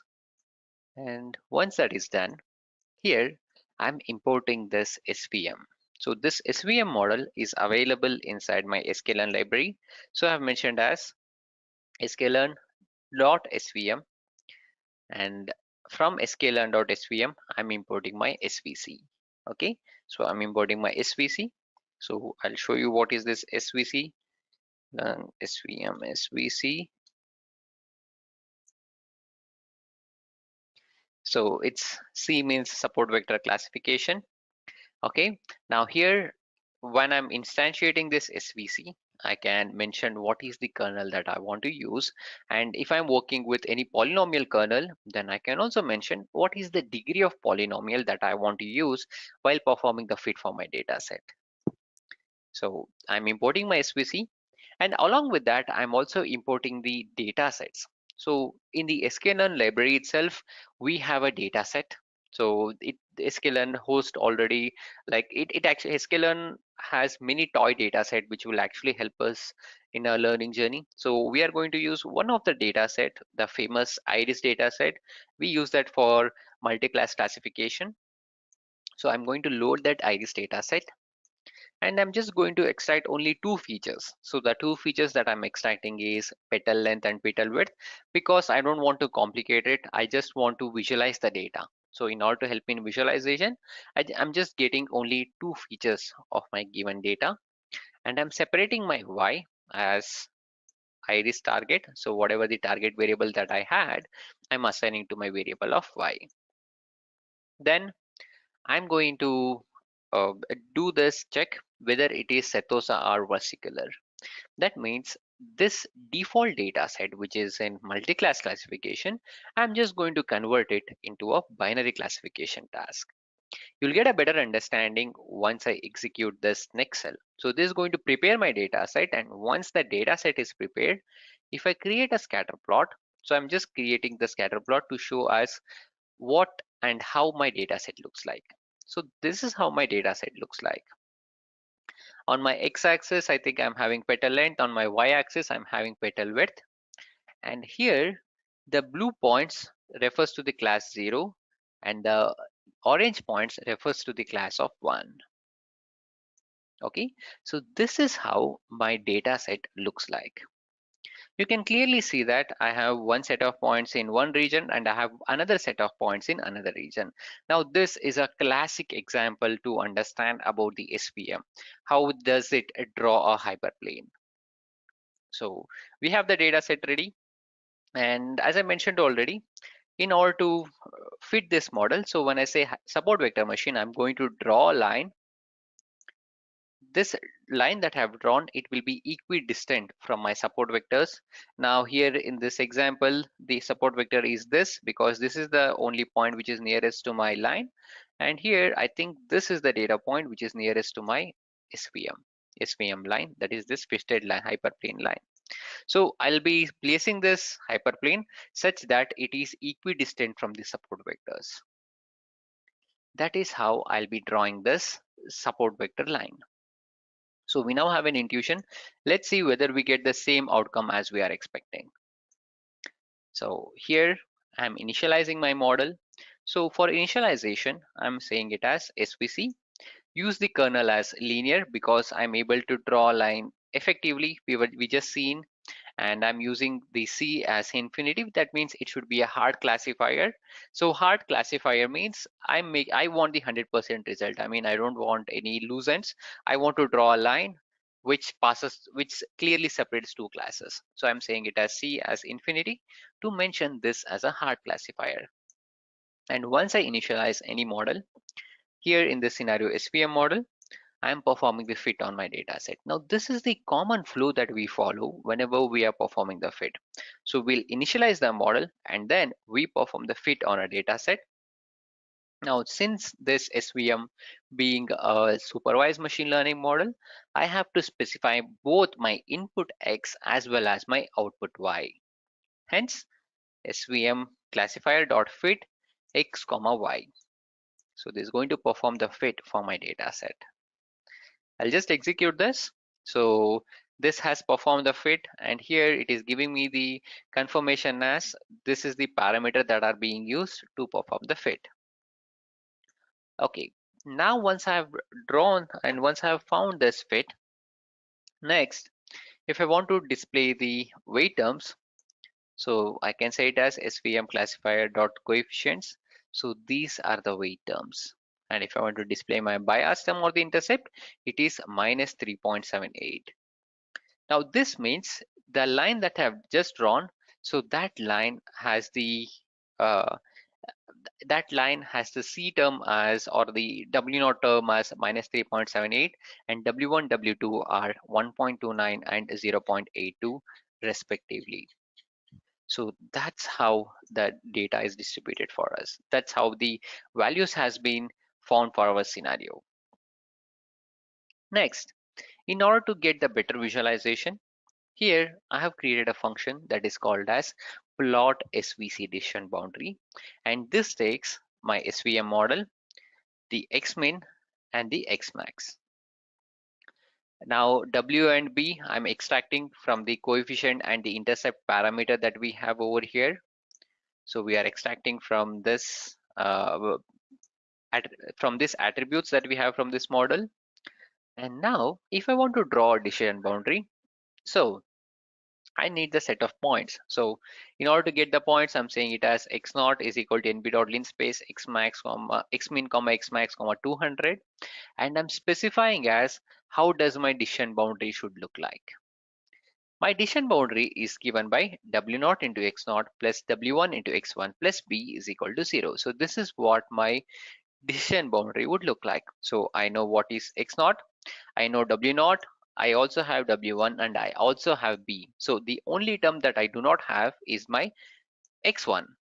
Okay, so the only term that I do not have over here in this example is x1, and the x1 if I want it, so I just have to substitute it. So x1 is equal to minus w0 divided by w1 into x0 minus b divided by w1. Now I'm specifying the same equation over here for my x2. So my x0 and the decision boundary will give me the pair of input and output. Okay, now along with this, there is a property in SVM. Okay, so the property is given by whenever I have a margin, so that margin is given by 1 over w1. Okay, so the margin is nothing but the distance between my hyperplane and the support vector, so that is given by 1 by w1. Hence I have mentioned as gutter up and down. Gutter up means one line, or the one line where the support vector lies, so that is given by decision boundary plus margin, and one line below my below my hyperplane, that is where another support vector would lie. So I have mentioned as decision boundary minus margin. Okay, then I'm defining where exactly my support vectors are present. My support vectors I can access the support vector coordinates by saying it as by accessing the attribute of my trained model support underscore vectors underscore. Now I'm specifying where exactly those support vectors are present with the help of a simple scatter plot by highlighting my support vectors, and I'm specifying where exactly my decision boundary is present, and I'm also mentioning where is my line that is gutter up and gutter down. So let's do one thing. I'll just execute this. This is going to create me a function. I'm going to call my function support vector machine classification, and I will specify my range of x and y as here, yeah, x min and x max as 0, 5.5. I'll just execute this. So what we have done just now is we have created this hyperplane. So the middle one, the solid line that you're seeing over here, so this solid line is called as your hyperplane. And these points that you're seeing over here, so these 2 points which are highlighted, these 2 points are actually called as support vectors. Okay, so this dotted line that you're seeing, so this dotted line refers to my gutter up and gutter down, which I've found right here. Let's do one thing. I'll add some labels so that you'll get some more visualization in the plot itself. I'll say label, and I'll mention it as hyperplane. Okay, and there is one more, yeah.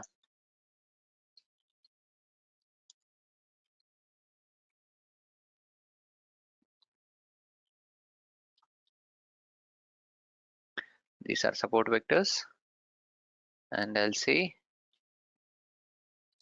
pld.legend.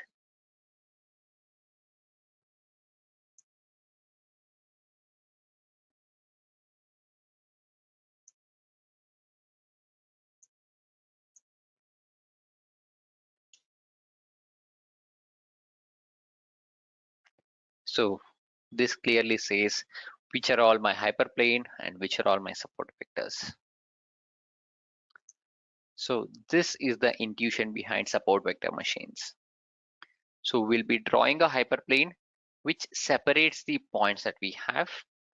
Okay, and whichever the point which is nearest to my hyperplane, we call that point as a support vector.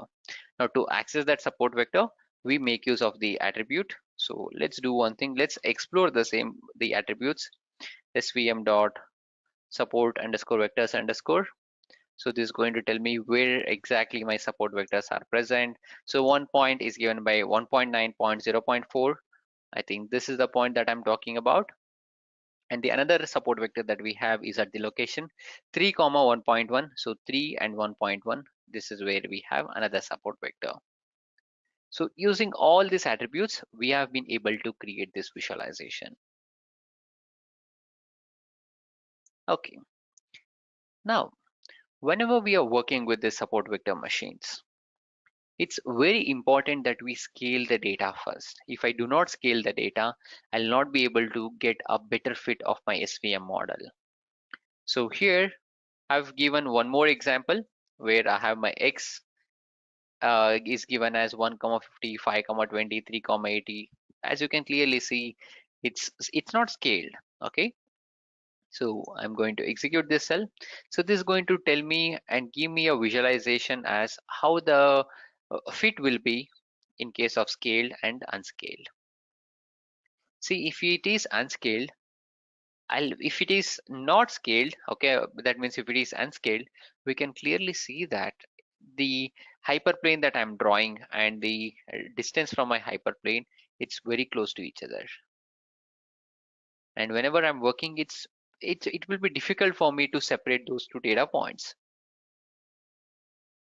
But if I scale them correctly, now here for scaling, I have made use of a scalar and standard scalar. Now, if I scale it correctly, then in that scenario, it will be easier for me and it would actually work better when I have scaled data. Okay, so this is about using the linear SVM model to perform the fit on my given data set. Now, if I go below, We have some more examples about nonlinear classifiers as well.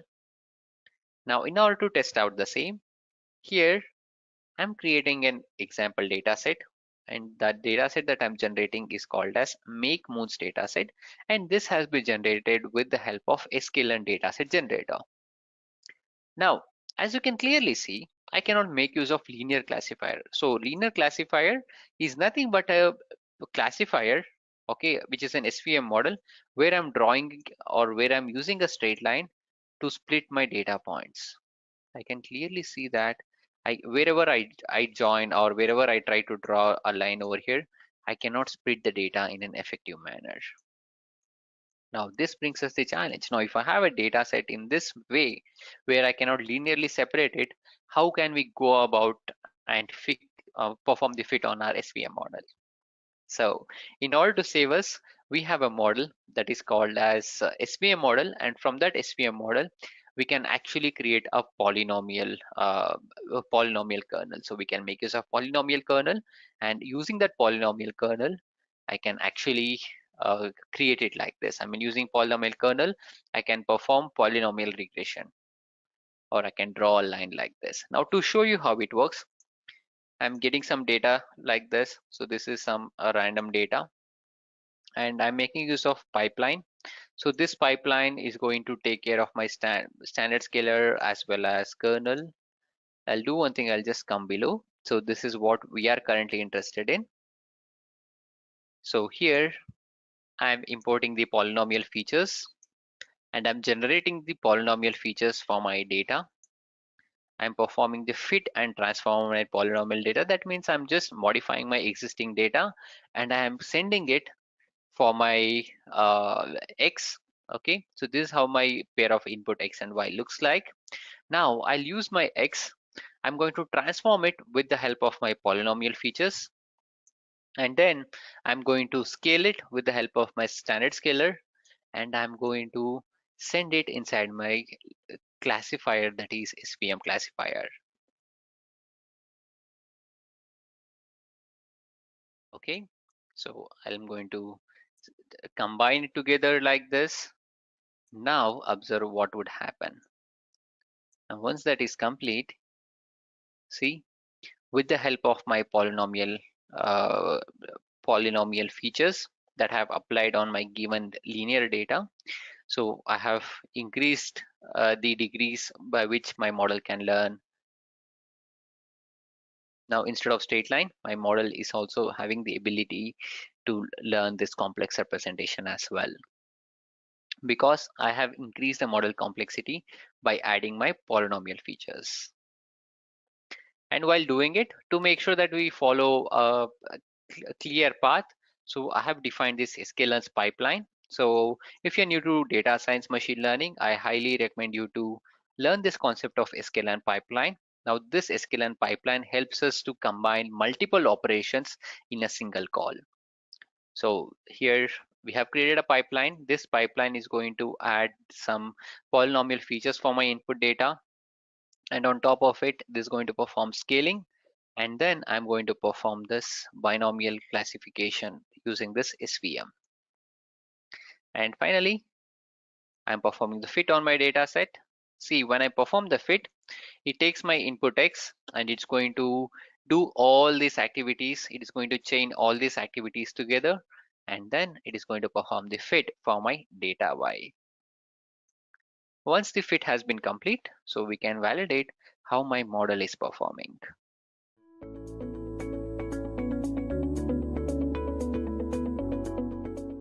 So what is a clustering technique? Clustering technique is something that we will use it for grouping purpose. So especially there is a very easy way to understand what is clustering technique. You would have seen such while we are going through an COVID-19 situation, the government has came up with creating some containment zones, as all of you must be knowing. So how, on what criteria government has taken that, okay, which area is supposed to be a containment zone, or which area is supposed to be applied with some restrictions, on which areas can be considered as normal, on what criteria that they have created. So that's what using clustering technique. Which means the governments, or when I say government, means that the people who will be taking the final decision in such criteria, either prime minister, either either the chief ministers of that particular state will be taking decisions whether to go for a lockdown, whether to not to go for lockdown, or which areas has to be considered as containment zones or non-containment zones. So those high-level decisions are something which will be taken based on the clustering technique output which is generated by these algorithms based on a number of inputs. Okay, what is the population in a particular area? How many number of people are affected? How many number of hospitals which are present? How many number of people who are been recovered?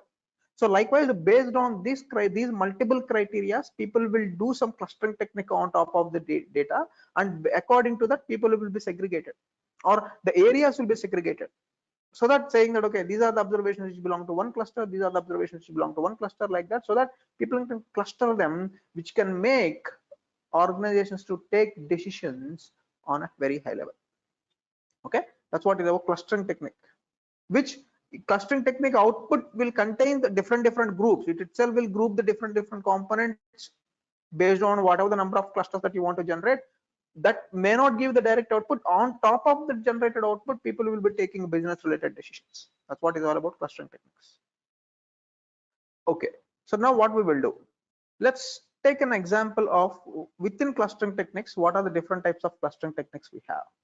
So there are multiple types of ways based on the type of output that we want to produce. There are multiple different types of clustering techniques we have, but out of which let's try to understand about what are the very famous and most widely used clustering technique algorithm, out of which we have something called k-means clustering algorithm is one of the very famous and most widely used.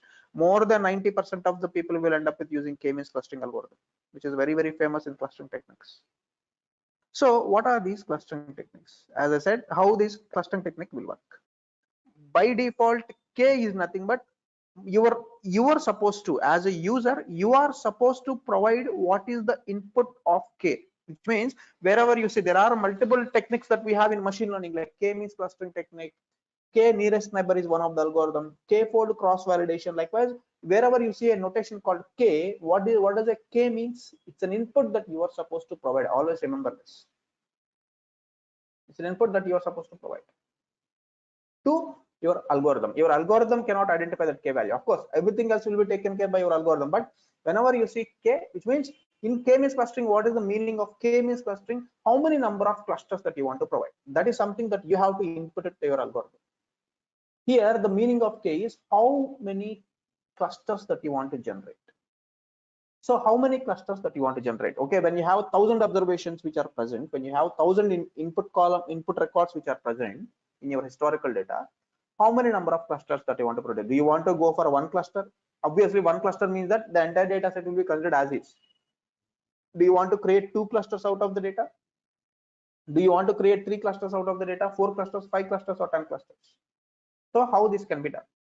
There are multiple steps that are involved in generating k-means clustering algorithm. So you can see, choose the number of clusters. This is what is nothing but your first step. It means you need to decide what is your K is nothing but number of clusters that you want to produce. And then there is an initialization of centroids will happen as a one-time activity, right? So there is an initialization of centroids which will be declared, that will be used as your initial step for your machine, and then assign the clusters, move the centroids, and optimization, and then converge all the clusters into one component. Yes, I know it will be very difficult to understand by looking at this thing. So let me show you a very simple example how exactly it will be done. Maybe let me take a simple diagram for you to show how exactly that's going to work. Okay, so let's say, for example, I'm going to take some historical data just to explain you on how exactly the k-means clustering algorithm will work. So what is that? It is written in the first step. So the choose a number of clusters. So now which means, say for example, we need to take some historical data. I'm considering some historical data here. Let's assume this is the historical data that we have. So as you can see, there are multiple historical data points. So as you can see, the first step, choose number of clusters, which means, let's assume, to make this thing simple, I'm going to choose that we want to have 2 clusters generated. Okay, so this is, which means we want to have 2 clusters created. So because my number of clusters that I want to generate is 2, I'm going to consider that there are 2 centroids which are present. This is my first step. How this algorithm will do? How algorithm will come with the number of clusters? So this is how it will happen. So first step is to choose the number of centroid and then initialize your centroid. That's the second step. So now what is the third step? let's assume this is observation number 1. This is our data point 1. So now what is the next step? We will take the distance from every observation to every centroid and every observation to every centroid. Now this observation is more closer to red color. So now what happens? What is the next step? The algorithm will assign this particular observation 1 as a red color for now, as considering that this belongs to red color. Likewise for the second observation, when the second observation appears, what is the distance from the second observation to both the centroids? Now which one is more closer? I see green color is more closer. So now I'll mark this as green color. If the distance is same equal, so then the algorithm will force any of the observation to get into any of the centroid. So number of clusters, number of centroids that you will choose based on the k value, as I said. Now you're going to likewise you will repeat the same process, and whatever the observation which is more closer to whatever the centroid it is, you will mark them as with their so-called mark like this. Now you are going to initially mark them as observations into either into green color, either into red color. So now these observations are now considered as green color observations, and these observations are now considered as red color observations. This is step number 1.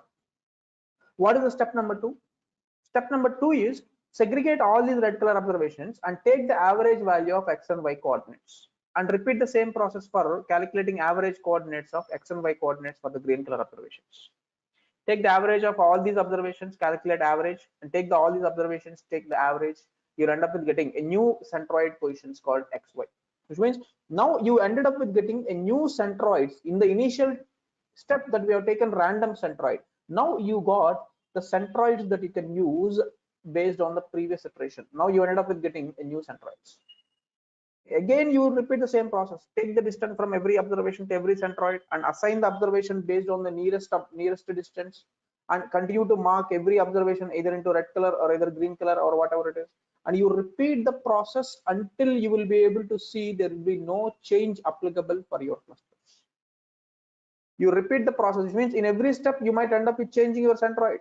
Every step will continue to change your centroid. Now the centroid might become like this, then later your centroid will become like this. Likewise, your centroids will be keep on moving. Initially you are taken it like this, but it might continue to move like this. Somewhere it will be fixed, and after that there will be no change that you will notice if you are repeating the same process. At this particular stage, whatever the observations which are grouped into green color, you'll say like these are the green color observations. Whatever the observations which are marked into red color, you will mark them as these are the observations which belong to red color. Likewise, you will segregate all these observations either into red color or green color. So that's how we can generate these clustering technique. That's how the k-means clustering algorithm will generate these algorithms output of using this algorithm. So now likewise there are multiple algorithms that we have. So like when we talk about machine learning, so there are multiple types of algorithms that we have. So like how does the k value will occur? So you're going to choose some randomly generated k value, and you will be choosing the number of k's over here, and you can see that it will assign them based on the number of this most nearest distances, and according to that you will change your centroids. Once you change your centroids, you will repeat the same process until you will be able to change that your centroids don't move further, and then once it has been finalized, you will say like this is the final cluster output that we can generate out of this. So likewise, we also have different types of clustering technique, and the second type of clustering technique that we have is fuzzy or C-means clustering. So what is fuzzy or C-means clustering? The output will remain same. So C-means clustering means that there are places that one or two observations can belong to one or two different clusters, like one or two different clusters, which means usually the primary difference between your C-means and K-means clustering technique is in case if there are any observations which are having equal amount of distance, usually in K-means clustering what we will do, we will force this observation to be part of any of the cluster. But in C-means clustering, based on the distance that we see, there are chances that an observation can go to or can belong to one or two clusters. So it purely depends on the business use case, who is going to decide to either to go for K-means clustering or C-means clustering based on our business outcome. So if people are going to decide whether to go for C-means clustering or K-means clustering. So there are a number of observations which might, it's not mandatory, which might can belong to one or more clusters that can happen. So the third is agglomerated clustering, so which is the third type of clustering technique that we have. So now what is this agglomerative clustering? So this is what we also call it as hierarchical clustering. These clustering techniques are built using H clustering. So what are this? So based on the type of algorithm, they will try to, there is a mathematical expressions which are involved in it. So considering the way how the data points have been segregated, it will build a kind of dendrogram. So on top of this dendrogram, your observations can be classified here like this, as you could see on the screen. You need to understand one thing. When we are talking about unsupervised learning algorithms, as I said, you may or may not have clarity on the data, which means your assumption is that at the least level, you don't have clarity on the data. When you don't have clarity on the data, how can you say this is an outlier or this is not an outlier? When you have clarity on the data, especially when you're working on supervised learning algorithms, you can. But you don't have output column also. How you will be able to evaluate, because this is not been classified properly, this is not been clustered properly based on the historical data, because there is no output column. So those type of concepts are something which you don't need to worry about when you are working on unsupervised learning. They will be constrained when you are working on supervised learning algorithms. And of course, in case if you see that there are outliers which are present, obviously it will be considered as any of the cluster, it belongs to the data. But anyhow, that's the characteristic of the data. You don't need to, you won't be taking care, because you might be killing the actual original values which are present in the data, but you cannot expect that outlier can be recognized out for all the cases that you have in unsupervised learning. So the next type of clustering technique that we have is division clustering. So what is this division clustering? As the division clustering is also creates the data in a form of dendrogram. But the difference is, you can see that it starts with all data points in one cluster, splits the root into child recursively based on the dendrogram, and stops when there is a singleton clusters which are created, which means that for every cluster there will be one observation which belongs to. So likewise, the clustering technique will work. Now there is one more technique that we have in terms of building a clustering technique. That's what we call it the mean shift clustering. So what we will do, we'll take an average of every cluster that we have. What we will do, we'll end up with reducing their means into a single density of items, and then we'll continue to repeat the process to see to that which observations mean will belong to the same cluster, and according to that we'll continue to identify which observation will belong to a cluster, a particular cluster. So likewise, we can apply different types of clustering technique that can help us to cluster the data which is part of unsupervised learning. So now let's jump into something called a small hands-on. Okay, let's take a small Python example, and we will see how do we build that particular clustering technique on top of the data using one of the simple data that we have. In Jupyter notebook, let me open. You can use Scikit-learn using one of the example. Let me show you a data set that I'm going to use as well. So what I'm going to do is I'm going to take this movie metadata information. Let me open this data set. I'm going to take this example of movie metadata information where this data set has got a number of observations which are present. Okay, let me open this. Okay, you can see that there are a number of movies related information. As you can see, the movie names. So Avatar, Pirates of the Caribbean, Spectre, The Dark Knight, Star Wars, etc., etc., John Carter, Spider-Man 3, Tangled, or etc., etc. We have a lot of movies. And about every movie we got a lot of information which is present, like who is the director, who is the actor, what are the director Facebook likes, what are the actor Facebook likes. Likewise, we got a lot of information which is present as part of these particular every observation. So now what we will do, we will try to cluster these data points. You can see a lot of observations which are given. What is the gross of the movie, what is the number of reviewers, what is the IMDb rating, what is the so and so called IMDb score, what is the movie span, what is the gross, what is the budget, and everything. So now what I'll be doing, I'll be reading this data set using one of the Pandas library that we have. I'll be using something called Pandas. As you can see, read.pandas.csv. I'll be reading this data set where you can see that this is the data set that I am able to read. I got a number of observations that are present. I can see that director Facebook likes and actor 3 Facebook likes. So now what is that I want to do is, instead of building this clustering technique on top of every observation, so what I will do is, I will take these columns called number of Facebook likes on director and number of actor Facebook likes versus director Facebook likes. So where I can see that if I want to select a director Facebook likes alone, I'll be able to choose this director Facebook likes alone. You can see for every movie you got the number of director Facebook likes which are present. So if there are more number of Facebook likes, what does it mean? The director is famous person. Or rather, if there are more number of Facebook likes the actor has got, which means that the actor is very famous person. So that's what you can understand. So now we can see that I'll try to extract these independent components that we're talking about. I will extract all the records in all the director Facebook likes versus actor Facebook likes, where I'm just going to form an object called new data by applying some iLocation as a filter. iLoc stands for index location, where I can filter out what are the records that I wanted to, what are the columns that I wanted to, using this iLocation function. Now I got all the so and so called number of director Facebook likes versus actor Facebook likes which are present as part of this. Okay, so this is being loaded into an object called new data. So now what is that I'll be doing? After that, I'm importing something called sklearn kinase cluster. So this algorithm is available as part of this Scikit-learn algorithm. In Scikit-learn library, there is a Python library called Scikit-learn, which has got most of the algorithms present, and we will be importing this k-means clustering algorithm. And for this k-means clustering, I'm providing the c is equal to number of clusters is equal to 5. So here, if you are aware of object-oriented programming using Python, you'll be able to correlate. I'm importing this k-means clustering, which is implemented as a class here, where I'm creating an object called k-means clustering by providing an input called n number of clusters is equal to 5, which means that what is the meaning of 5? I want to build 5 clusters out of this. So where once you create an object using k-means, I'm calling this method called fit method by providing new data as my independent variables. Fit is a method that's going to invoke what's supposed to be the process that needs to be executed. That's going to build my clustering technique algorithm by taking number of clusters is equal to 5. So now I'm able to generate my algorithm where by looking at my model, I'll be able to extract what are the centroids that I got, final centroids, because initially you'll be taking some random centroids, but at the end you'll end up with getting a final centroid position somewhere fixed to it. That is nothing but a center point for every cluster that we got. These are the final centroids that we got.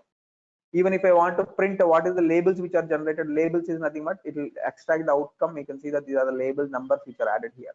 Out of 5,000 movies, we got the labels which are added as an array, but we won't be able to see it like that. What is it I'm trying to do? I'm trying to get all the unique values present in these labels with respect to counts. Now you can see that my data is now clustered into 5 different clusters. Actually, cluster number 0 has got 4,700. Most of the observations are moved into cluster number 0. 104 movies went into observation number 1. 11 movies are moved into cluster number 2, and 87 movies are moved into cluster number 3, and 67 into cluster number 4. So the data properties are being distributed, and that's how the clustering technique has divided the data into 5 clusters. Now you can see what is that I'm trying to do. I'm trying to put this into a new data of cluster, which means whatever the labels that are generated here. This is my output column. I'm going to create this into as a new column in my new data, where I'm using this lm plot that will print whatever the column that I have called director Facebook likes versus actor Facebook likes.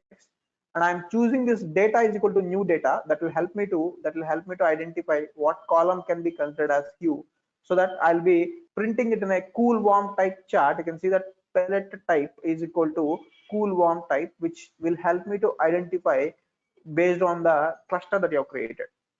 Now if I print this, you can see that pretty much every observation is now categorized into individual cluster. You can see this is the graphical representation that we are using to see how these movies are being segregated. I can see these movies are nothing but cluster number 0. You can see there are a few more movies which are extracted over here. This is nothing but based on the color indication. This is cluster number 3, and these movies are created as a cluster number 2. These movies are something which are created as cluster number 1, and these movies are created as cluster number 4. 0, 1, this is nothing but 2, cluster number 3, cluster number 4, like this. Now you can clearly see that how the k-means clustering has came up. The movies which are made by new people with new directors, new actors, or new directors are making film with new actors.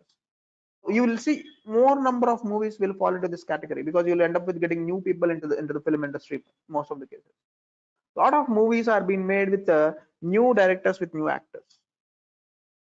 And you can see that these movies are the clusters which are being segregated very clearly. The famous actors are making films with new directors. Very famous actors are making films with new directors. And these movies are something where average fame directors are making films with some new actors. You can see these movies are nothing but very famous directors are making films with very new actors. Very famous directors are making films with very famous actors. Like Spielberg might be making a film with Tom Cruise or something like that. So likewise, you can clearly see that where instead of if you do this activity manually, it might take a little longer time for you to segregate each and every component. But within 5 minutes, we're able to cluster this activity. So that's what the beauty with algorithms. You don't need to manually do this activity, where you can provide your data automatically based on the properties of the data. Your algorithm will build this clustering output out of the data. It's very simple to do.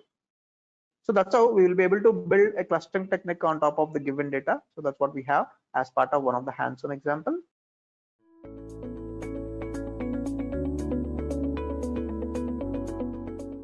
So it's a phenomenon called as the impulsive buying, and big retailers take advantage of machine learning and a priori algorithm to make sure that we tend to buy more.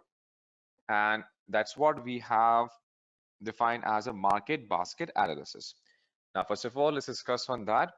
So in today's world, the goal of any organization is to increase the revenue. And can this be done by pitching just one product at a time to the customer? The answer is clearly a no. Hence, the organization began mining data related to frequently bought items. So market basket analysis is one of the key techniques used by large retailers to uncover associations between items. So they tend to find out the associations between different items and products that can be sold together, which gives assisting in right product placement. Typically, it figures out what products are being bought together, and organizations can place products in a similar manner. Now, let's understand this better with an example. Let's say we have people who buy bread usually buy butter too. So the marketing team at retail stores should target customers who buy bread and butter and provide them an offer to them so that they buy the third item that we have, eggs or any kind of jam as well. Correct? So if a customer buys bread and the butter and see a discount or an offer on eggs, they will be encouraged to spend more and buy the eggs. So this is what market basket analysis is all about. So this is a small example. Let's say if we take 10,000 items data of our supermart to a data scientist, just imagine the number of insights we can get out of it. And that is why association rules mining is also important to understand. So if we talk about association rule mining, then association rules can be thought of as an if-then relationship. Suppose we have an item A. So item A is bought by the customer, and then the chances of an item B being picked by the customer too under the same transaction ID is found out. So here we have simple if and then relationship. So there are two elements of these different rules. First of all, we have the antecedent as an if. So this is basically an item or group of items that are typically found in the item sets or data sets. And then we have the consequent, that is then.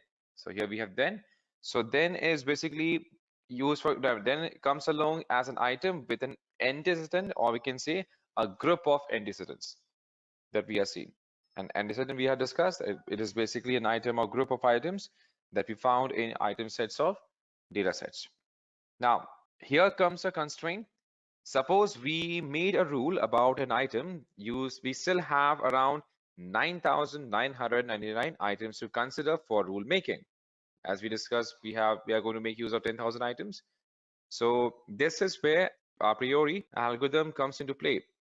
So before we understand the Apriori algorithm, let's understand the main mathematics involved here.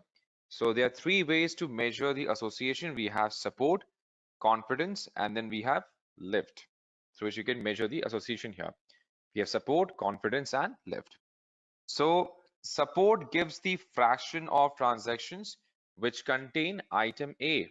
Suppose if we talk about support here, it is basically the fraction of transactions which contains item A and B. So basically, support tells us about the frequency. We can say frequently bought items or the combination of items bought frequently by using the support. So with this, we can filter out the items that have a low frequency. Then we have confidence. So it tells us how often the items A and B occur together, given the number of times A occurs. So typically, let's say when we work with the a priori algorithm, we define different terms accordingly. But how exactly we have to decide the value? That's the main question. And to be honest, there is not a specific way to define these terms. Suppose we have assigned the support value as 2. Now, what exactly this means is until and unless the item frequency is not 2, so here we define support as 2. So until and unless the item's frequency is not 2%, we will not consider that item for the a priori algorithm. So this makes sense, as considering items that are bought less frequently is a waste of time. Because let's say if only 2% of users are buying this item along with the item that they have bought, then obviously they cannot use it. We cannot even consider it for the a priori algorithm that we are going to work on here. Now suppose after filtering, we still have around 5,000 items left. Now creating association rules for them is a practically impossible task for anyone. And this is where the concept of lift comes into play. So basically, lift indicates the strength of a rule over the random occurrence of A and B, and it basically tells us the strength of any given rule here. So for finding that out, we have to simply divide by the support of A and then support of B. So focus on the denominator. It is the probability of the individual support values of A and B and not together. So lift explains the strength of a rule. So more the lift, more is the strength. Let's say A, suppose we can say for A is to B. So if A, if then relation, so if we talk about if then relationship for AB, then the lift value is 4. So first, let's say for this relation, the lift value is 4 here. That means if you buy A, then the chance of buying B is 4 times. If the lift value is 4, or we can say it's 4 times. If the value here is 2, then it is 2 times, and so on, as a part of the lift values defined. So let's get started with the a priori algorithm, and now let's see how exactly it works. All right, so now let's discuss on the this is what we discussed here, the transactions at our local market. And here we have ABC for in transaction 2, we have ACD. In transaction 3, we have BCD. In transaction 4, we have ADE. And then we have in transaction 5, we have BCD. So let's say here, if you find out the entire rules here, then if A, then again, they are going to purchase D. If they buy C, again, they have the option of going for A. If they buy A, then they have the option of going for C. And if they buy B and C together, then they are going to buy A as well. And then same way, we can find out the support. So again, for if A is, for those who are purchasing A, the probability of buying D, it is in terms of support, it is 2 by 5. In terms of confidence, it is 2 by 3. In terms of lift, it is 10 upon 9. Whereas for C, again for A, that means what is the possibility that those who have purchased C will be buying A. So you can find the support as 2 by 5, confidence as 2 by 4, and lift as 5 by 6. Same way for C, and same way for BC and A. So we can see how the probability is going to be distributed as we find out the possibility of one product to be bought over the other. All right, so now let's assume further on the a priori algorithm part. So a priori algorithm uses frequent item data sets. Okay, so item sets or data sets to generate the association rules. So it is based on the concept that a subset of a frequent item set must also be frequent item set, must be a frequent item set. And frequent item set is an item set whose support value is greater than a threshold value that we have support. So we're getting what exactly a frequent item set is. It's an item set whose support value is greater than a threshold value. All right, so now if we talk about a simple example, now here we can, let's say we have the following data of a store here. So we have the transaction ID here, and then we have 9 items. So here we have these one are transaction IDs, and here we have the items. So in transaction 1, we have 134, 235, 1235, 25, and 135. So if we talk about the first iteration, now let's assume the support value is 2, and then we can create the item sets of the size 1 and calculate their support values, as you can see here. So as you can see here, the item 4 has a support value of 1 here, which is less than the minimum support value. So we are going to discard 4 in the upcoming iterations, and we have and that's how we can have the final table defined here as the FN. So here we are going to discard the value as 4, and then we are going to have the final value to be given to us. So the item sets with support value less than minimum support value, that is 2, are going to be eliminated. Next, we are going to create the item sets of size 2 and calculate their support values. So all the combination of item sets in F1 are used in the iteration here. So here we have C2, and then we have the F1 here. So basically, here we are going to make use of the entire iteration here, and item sets having support less than 2 are eliminated again, and in this case we have 1 and 2, right? So let's now understand what exactly we mean by pruning and how it makes a priori one of the best algorithms for finding the frequent item sets. So if we talk about pruning, then we are going to divide the item sets in C3 into subsets and eliminate the subsets that are having a support value less than 2 from this given item sets here. So here we are going to work on the third iteration. So we will discard 1, 2, and 3. We are going to discard 1, 2, and 3, and 1, 2, and 5 as well. So they both contain 1 or 2. And this means again, and this is the main highlight of the a priori algorithm here. So again, here we are going to discard 1 and 2. And this is the main highlight of this entire algorithm here, because again, the 1 and 2 is a common thing available in these both data sets, right? So this is the main highlight of a priori algorithm here. And then if you talk about the fourth iteration, so now as you can see, if any of the subsets of these items that are not in F2, then we are going to remove that particular item sets. And then in terms of the fourth iteration, let's suppose here we have the transition ID, and here we have the item set and support available. So since the support of this item set is going to be less than 2, so we will stop here, and the final item sets will have is the F3 one. And now, still now we have not calculated the confidence value yet. So again, this is something that we have to keep in mind. So with F3, we get the following item sets. That means for 1, we have 1, 3, and 5.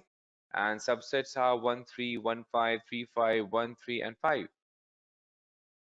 Whereas for item sets 1, again, we have 2, 3, 2, 5, 3, 5, 2, 3, and 5 itself for the other item sets available.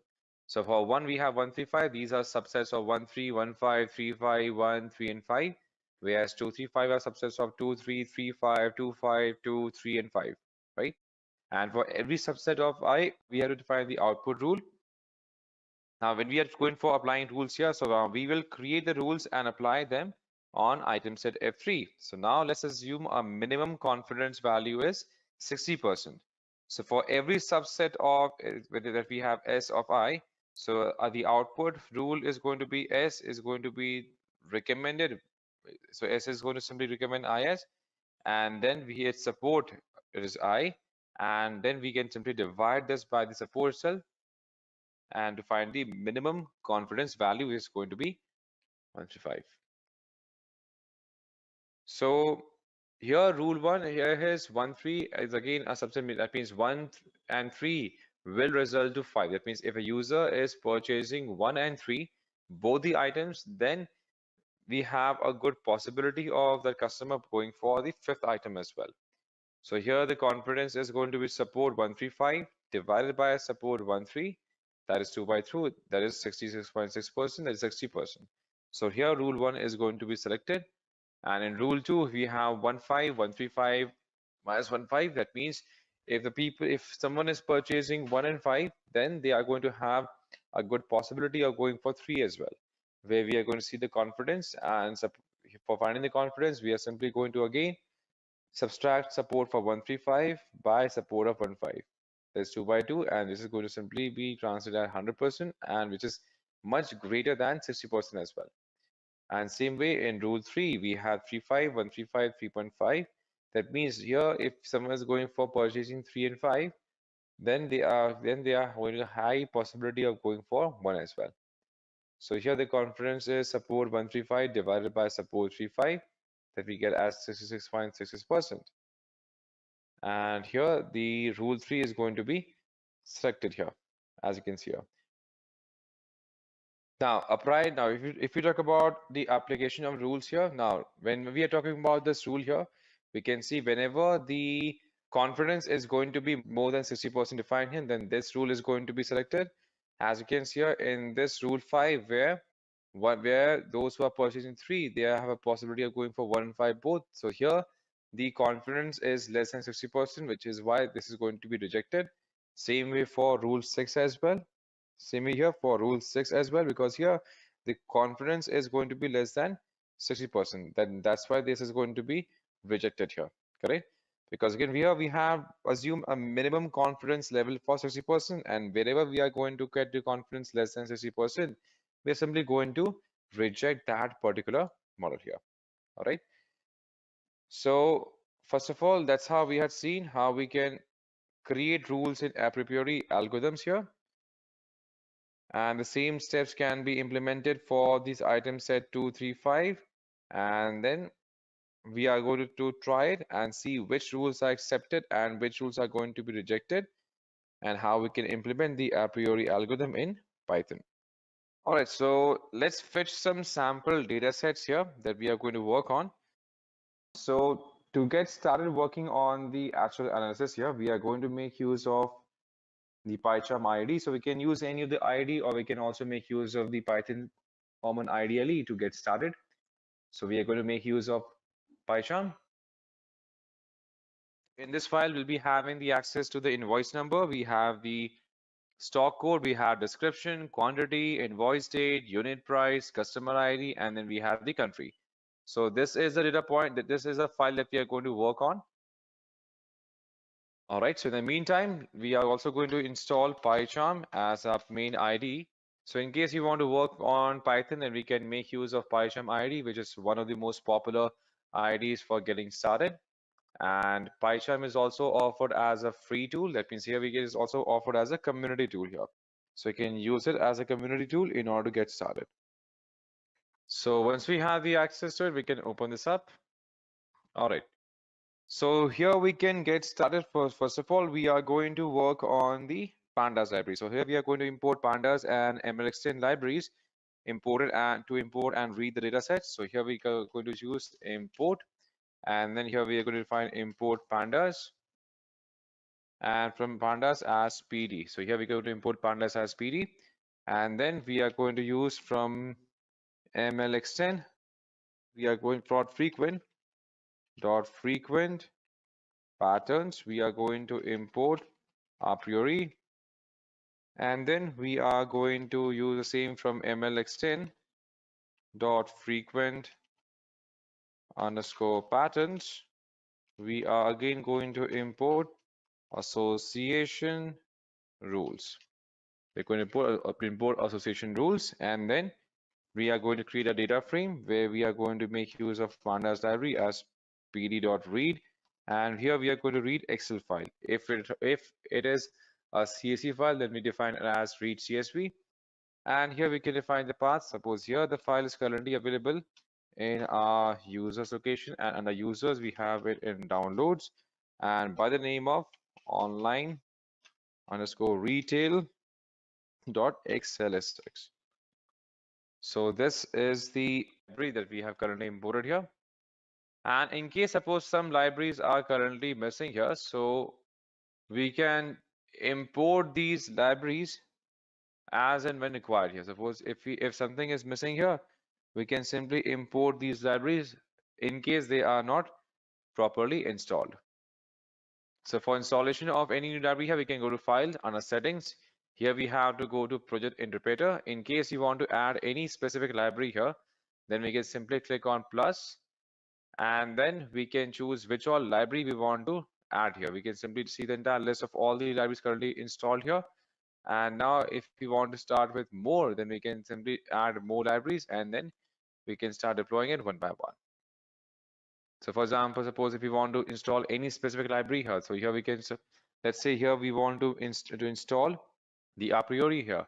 So we can see here we can also import the MLXtend. So if this library is currently available, we can simply click on install package, and this is going to be installed and stored in a system as a library. Same way if you are looking for a priori here, so here we can also use, because again at the end we are going to use a priori from the MLXtend that we have imported. So here we are going to install the other package as well. So the first package for MLXtend has been installed, and now if you want to install the other packages, then we can also install it. So in case we have missing some kind of library, then we can simply install it, or in case we have not used those libraries here, then we can simply use them one by one. So once we are done, we can simply come out, So as you can see now, once the libraries have been properly installed, then we will be able to see there is no error being shown here. And this is the path of the file where we have stored online retails.xls file here. So just to confirm, we can confirm that we do have the file by the name of online retail.xlsx available here in our downloads directory. So once we have specified the file here, and then we are going to simply use dataframe.head. So in case we want to see the first few entries of the current data set that we have imported, so here we can simply define df.head, and then from the given path, the first few head is going to be returned back as a response. Now once we are done, we can simply start applying it. Now once we have the access to the data set here, next step is going to be focus on data cleaning, which will include removing spaces from some of the descriptions that we have. And for that, we are simply going to specify here we can, now instead of using the data frame head here, so now we are going to use the data frame, and then from here we are going to add a short description. So here we can add a short description here. So basically we are going to work on data cleanup, which includes removing spaces from some of the descriptions, and then we are going to drop the rows that don't have invoice numbers and remove the credit transaction as well. For example, suppose we have some rows where we don't have where we have blank transactions itself, right? So we have some blank invoices, and then we have invoices numbers, and remove the credit transaction where we don't have any kind of invoice number placed here. All right. So here we have to work on removing those kind of anomalies. So here from the data frame, so here we can add parameter as description. Now under description, we are going to use the string function as string.strip. So string function is available under string. We're going to make use of it. And then same way from data frame, we are going to work on dropping.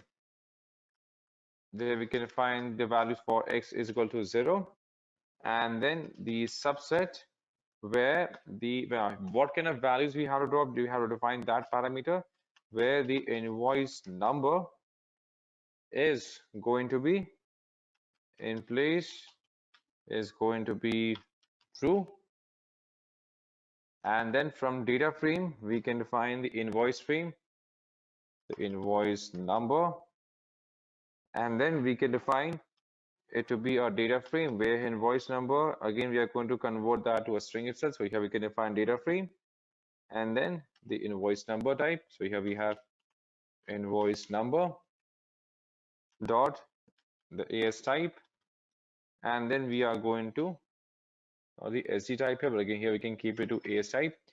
So here we can define to be a string value. So here we can define to be a string, and then we can create a data frame where we can define data frame should be a value closer, or you can say value closer to data frame where we are going to define the invoice number. So here we have invoice number, and then we can define this as a string point based on the, so here we have string dot contains, and then we can define wherever the value is C, wherever the value is C as a part of definition defined here. And then we are going to simply save it as a part of given data frame. So after we are done cleaning up, we need to consolidate the items into one transaction per row with each product. So for the sake of keeping the data small, we are only going to be looking at the sales for any specific country. So now once we are done, we are going to create and consolidate the items into one transactions per row with each product. And for the sake of keeping the data set small, we are going to look at the sales for a specific country. So for that, let's say here we want to focus on one country data set here. So here we can use basket, and then in the basket part here we can define multiple data frames. For example, first of all we can define data frame, and here we are going to use the same data frame, and then we are going to segregate it further based on the country itself. So here we can define country, and then under country we can define which country we want to focus on. The country should be, suppose, let's say France as a single country. So here we can define France as a country that we want to use for consolidation. And then we are going to group. So here we can use group by the invoice number. So here we are going to define the invoice number for it. So here we have invoice number. And then we can add a short description here. So here we can add description. And then after we are done defining the description here, we can then define the quantity here. So here we can define quantity. And then after quantity, we can define sum. Let's put this underline just to avoid the confusion. So here we can define sum. And then we can define unstack dot reset. We missed one other parenthesis here. So here we have to define sum, and then we have defined unstack, and then we have defined dot reset,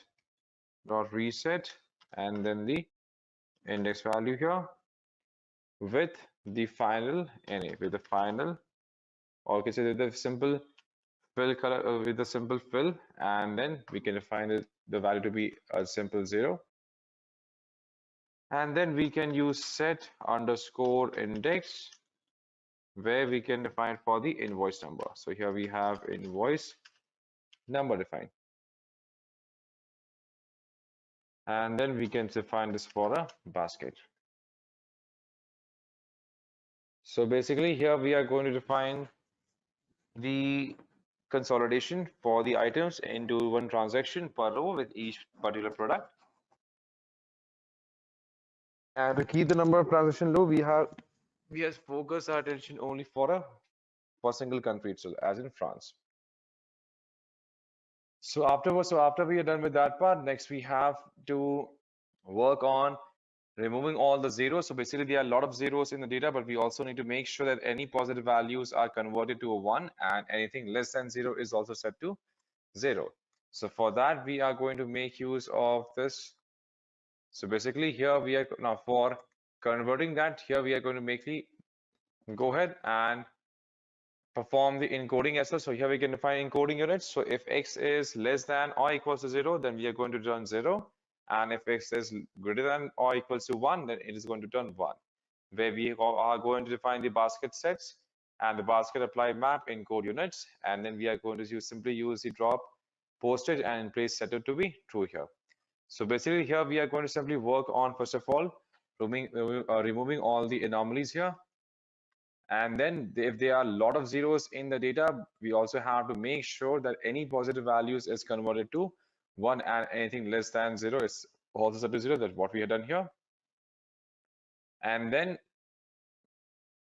we are going to generate a frequent item set that have support value of at least 7%, and this number is chosen so that we can get close enough and we don't observe any kind of errors, or we don't get any errors thrown. And here we can generate the rules with the corresponding support, confidence, and lift. So for doing that, we can make use of frequent item sets. So here we are going to define frequent item sets, where we are going to define the a priori from basket set. Minimum support should be 0.7, and the call length that are going to be used should be true.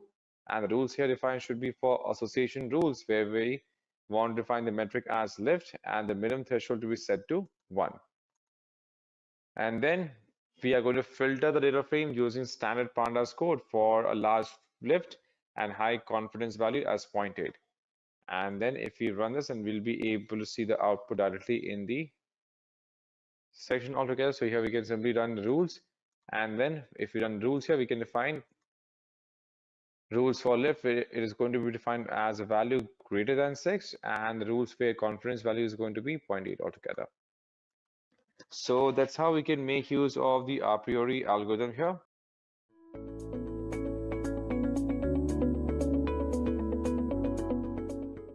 Next, let's come to what exactly is Scikit-learn, or how does it help in machine learning. So we know that Scikit-learn is a library which is used to perform machine learning in Python. Now, it is an open source library which is licensed under BSD, and it is reusable in various contexts, encouraging academic as well as your commercial use. Next, it is also built on popular libraries such as NumPy, SciPy, and Matplotlib. Also, the best part about Scikit-learn is that it has many tuning parameters along with a wonderful documentation and a support community. So let me show you that as well. So I'll just open my Google and I'll just type in Scikit-learn. So over here, the first link is my official documentation of Scikit-learn. So I'll just click over it. So as you can see here, this is my official page of Scikit-learn. So over here, this is the introduction that we've already discussed, that it is built on NumPy, SciPy, Matplotlib, and is licensed under BSD. Then we have various other things like we have classification, we have regression, clustering, dimensional reduction, model selection, and pre-processing, which is again a part of machine learning. So over here, we have some applications and some algorithms to solve that. So here, let's say in classification, we have applications such as spam detection or image recognition, in which the algorithms use a SVM classifier. Then we have nearest neighbors, random forest, and similarly for all of them. Now let me go back to my presentation. So now the time we'll install Scikit-learn package. So as I mentioned, that Scikit-learn is the most popular machine learning package and has a lot of algorithms already built into it. So what you need to do, you just need to go to your command line and just type in pip install Scikit-learn. Or if you're using Anaconda distribution, you can simply type in conda install Scikit-learn. Now, as I mentioned that it already contains a lot of algorithms. So it has a library such as NumPy, SciPy, which makes your work easy with arrays and machine learning techniques much easier. So now if you go back to my Scikit-learn documentation, here you will see that first we have the home page, then we have installation guide, and we have the documentation as well. So if I click on installation, so this is the entire page where it tells how you can install SciPy. So we have already discussed that. Then we have a beautiful documentation where it guides you everything. So you can just explore this up, and then we have some examples of it as well. So after that, we have successfully installed Scikit-learn. So now every algorithm is exposed in Scikit-learn via an estimator. So for that, first you need to import the model. So the general form to do that is from sklearn.family import model. So to take a specific example, let's say I want to perform a linear regression, which is the first machine learning algorithm that we have learned.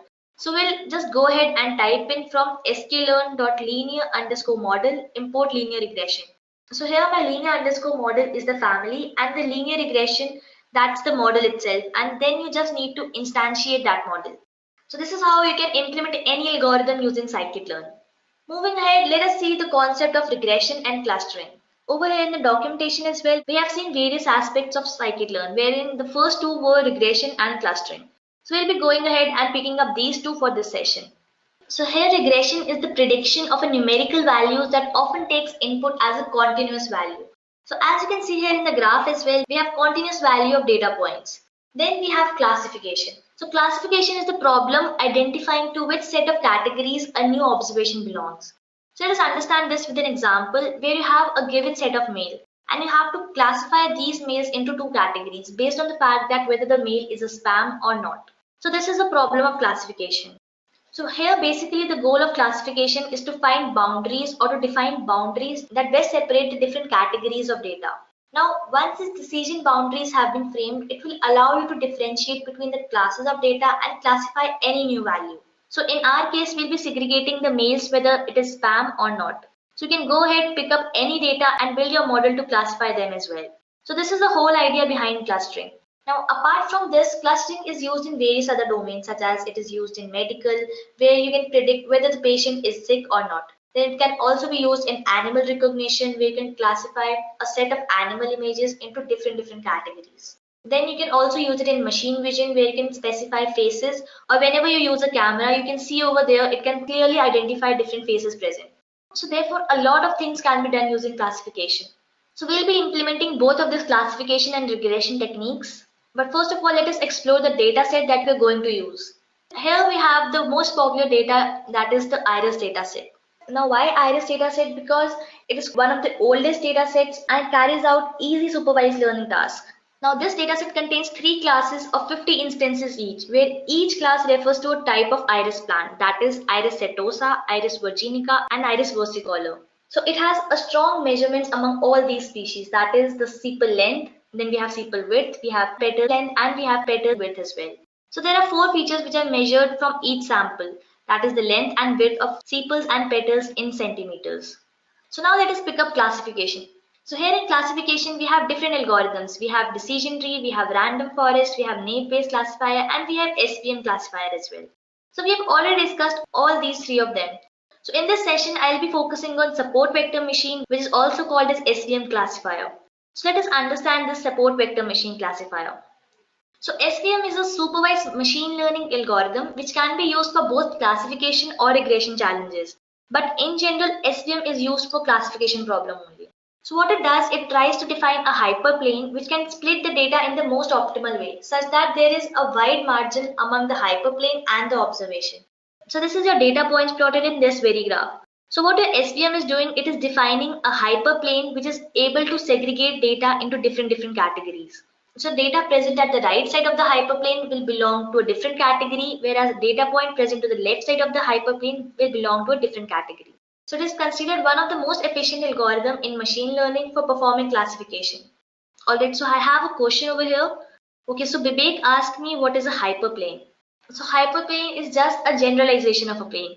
So if you talk about one dimension, a hyperplane is called a point. So let me show you as well. So here we're talking about one dimension.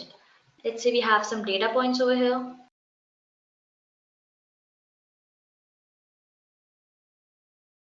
So this is the point, or you can call it as a hyperplane, which will categorize or segregate the other points in two halves.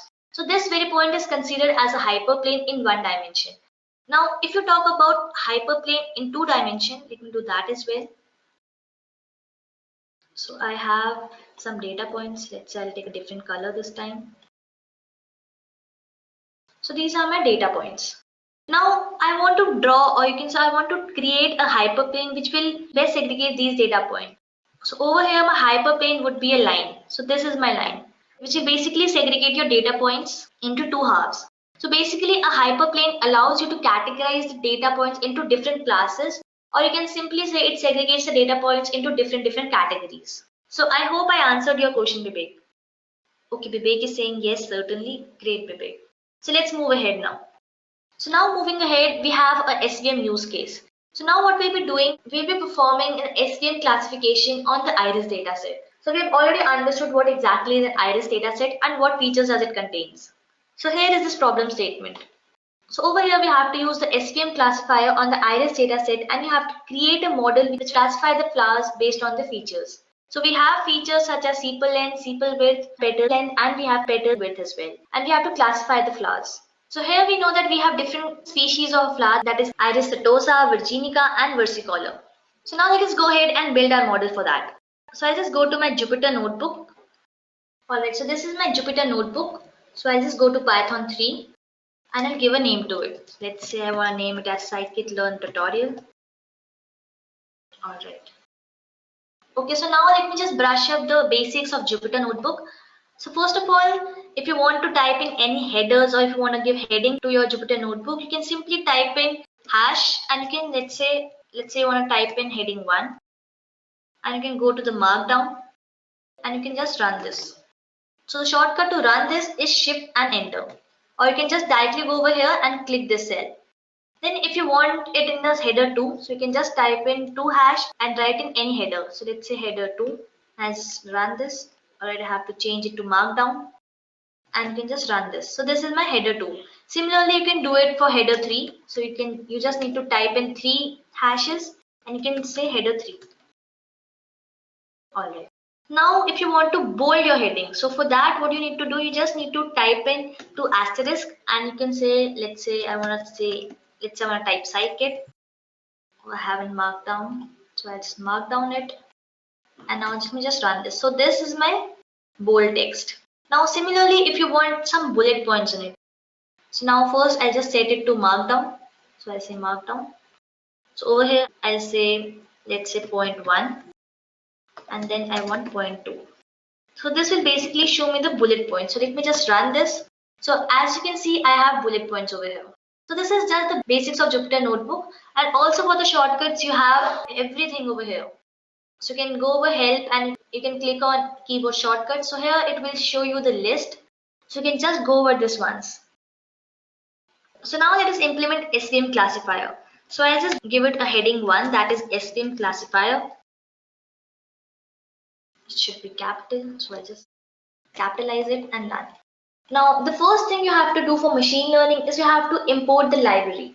So what you'll be doing is from Scikit-learn import SVM. That is my SVM classifier, and I just run this. Alright, so this is working fine. because I've already imported Scikit-learn. Then what I need to do, I need to import data sets as well. So I'll say from Scikit-learn again, from Scikit-learn import data sets. So this is the default data set that we have talked about, which is the iris data set.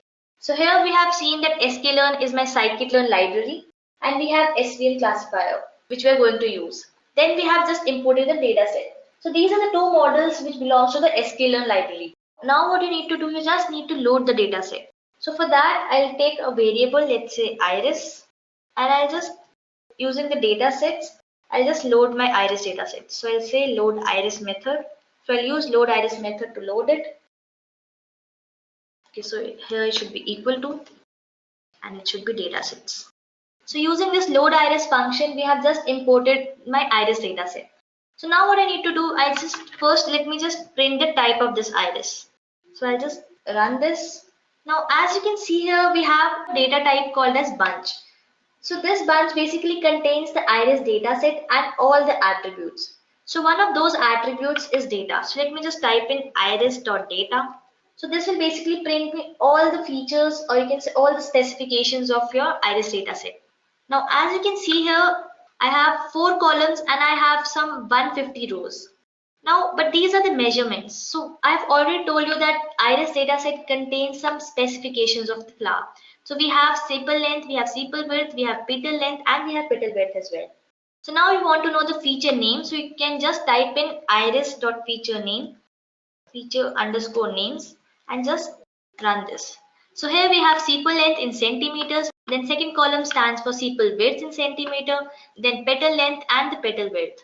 So now we have these measurements. Now there is one more attribute called as target. So I'll just say iris.target and I'll just print this. So now what exactly is target? So target is what we are going to predict. So here we are getting the values as 0, 1 and 2. So here 0 represents your setosa, or you can say iris setosa. Then 1 stands for your versicolor and 2 stands for your virginica. So you can also type in here iris.target names. So as you can see here, I have 0 for setosa, then 1 for versicolor and 2 for virginica. So this is how you can explore any data set. So now let me just run our SVM classification. So till now we have just imported our SVM and we have imported the data set. So now what we need to do, we need to create different arrays for storing a dependent variable and independent variable. So for independent variable, let's take it as X and we'll store the value that is the features of it. So I'll say iris.data and we'll say colon, comma 2. So this is similar to ilog, which is used for row selection or column selection. Now for columns, we'll be considering the first 2 features of it. So now let me just go ahead and create my dependent variable as well. So I'll take it as Y. So I'll just say iris.target, which is the value I need to predict, or you can say which is the species that the flower belongs to. So here the class of each observation, or you can say the data point, is stored in .target. That is the attribute of the data set. So we have assigned this to a dependent variable that is Y. And we have already understand what exactly is my target. So we need to specify whether it is a setosa, it is a versicolor, or it is a virginica. So here I have just set my independent variables and dependent variables.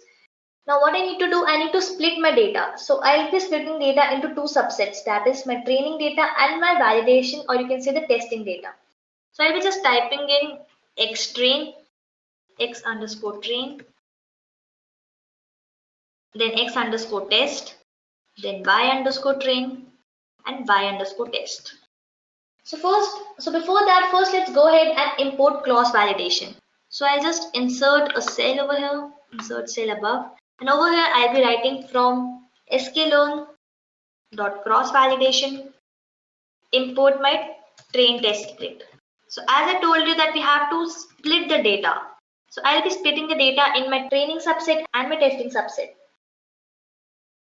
So then I'll be just specifying the size of it. So I'll just use this function, that is train test split, and I'll pass in some arguments to it. So I'll be passing independent variable, that is X, then the dependent variable, that is Y, and I'll specify a size to it. I'll say I want to split the data in, let's say 0.2. And then what I'll be doing, I'll be giving a random state to it. So here random state is nothing, but it just ensures that each time we run this code, we'll be getting the same sampling. So you can specify any number to it. So in our case, let's take it as 4. So here I have forgotten an underscore. Alright. So this runs fine now. So now what you need to do, you need to use SVM to build a classifier which helps to classify whenever we are providing a new data or any data regarding a flower. So you can conclude to which species it belongs to, or you can say which flower it belongs to. So then what I'll be doing, I'll be creating a model for that. So I'll say model equals to svm.svc, and inside that I'll be passing kernel which is equal to linear. And then finally I'll be just fitting my model. So I'll say model.fit. Alright, so here I just need to fit my model, that is model.fit, and I have to pass in my parameters, that is my independent variable, that is my x train, and the dependent variable, that is y train. So now you must be having a question that what is this kernel? So SVM has a technique called as kernel that adds a new feature which is required so as to define a hyperplane, which can basically segregate your data into different classes. So now let me just explain this with an example. So I'll go back to my paint, I'll just create a new file. So suppose we have some data points. Let's say, so suppose we have data points plotted somewhat like this. Then we have a different set of data points that have been plotted around it. So I'll take it with a different color. Let's take green this time. So what you need to do, you need to define a hyperplane that segregates these two classes very well. That is a tedious task over here. So let's suppose you have x values over here. So this is my x-axis and I have y over here.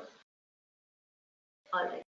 So what your kernel will do, it will extract a new feature such as the whole data points can be plotted and can clearly get a hyperplane segregating different classes and data points.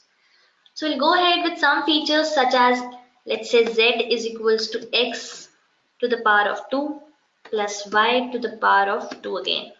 And your whole model will be reformed as, let's say, I'll take it as black.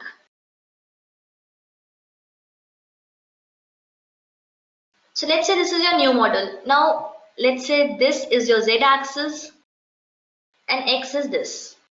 I'll take a different arrow for this. So this is my x-axis.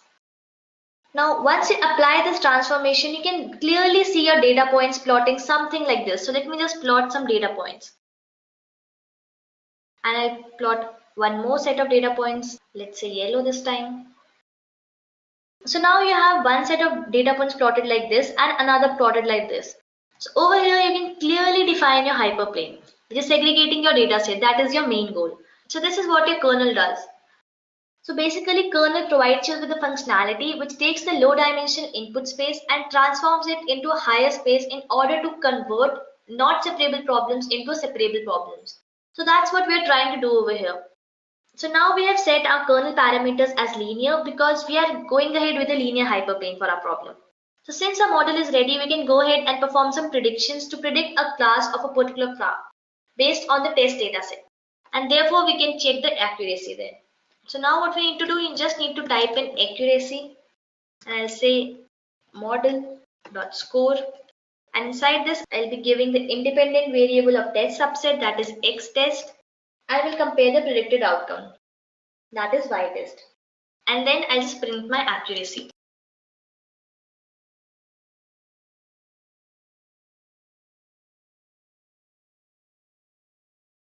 So here it is saying that you have to import it first. So what I'll be doing, I'll be inserting one cell above, or you can say below that. I just need to type in from .metrics import accuracy score.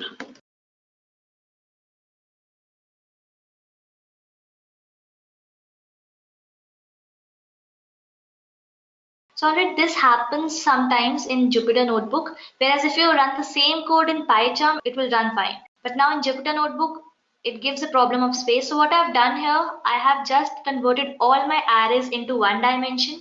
So as you can see here, I have just converted my x train, x test using this function of reshape. Then what I've done, I have just fitted my model over here. So this I've already discussed that we have used svm.svc and I've told you the usage of kernel as well, and then we applied linear model to it. Then we have just fit my model with the new values, that is x train mod and y train mod. After that we have just used a variable that is ypredmod, and inside that I've used the function of predict. And finally towards the end, we have calculated the accuracy using this function accuracy score, and then we have passed the variable of test subset. So now we have calculated the accuracy of 96%, which is quite good. So let me just recap all of this once again. So here I'll explain you the basics of Jupyter Notebook, how you can type in heading 1, header 2, header 3, then bullet points to it. Then we have learned about SVM classifier, where we have first imported SVM and data sets. Then we have just loaded my iris data set. We have printed the type of it, which is bunch. Then I've just printed one of the attribute, that is data. So this will basically tell me all the specifications for my iris flower. Then I've just printed the feature name of it, that is the sepal length, sepal width, petal length and petal width. After that, I have printed one more attribute, that is target, and then I have printed the name of it as well. So that is my iris setosa, versicolor and virginica. Then I have just set my dependent and independent variable. So I have my independent variable as x, which says the features 2, where I just considered my first two features. And then I have my dependent variable, that is my y, or you can say the value which needs to be predicted. After that, I have just imported cross validation and import this function, that is train test split, so as to split the data between a training subset and a testing subset. Then after that, I have used this function train test split and I've passed on the variables and given a size of 0.2, and I've given a random state value as 4. So this value can be anything and it is used whenever we need the same sampling every time. Then what I've done, I've just converted all my arrays into one dimension.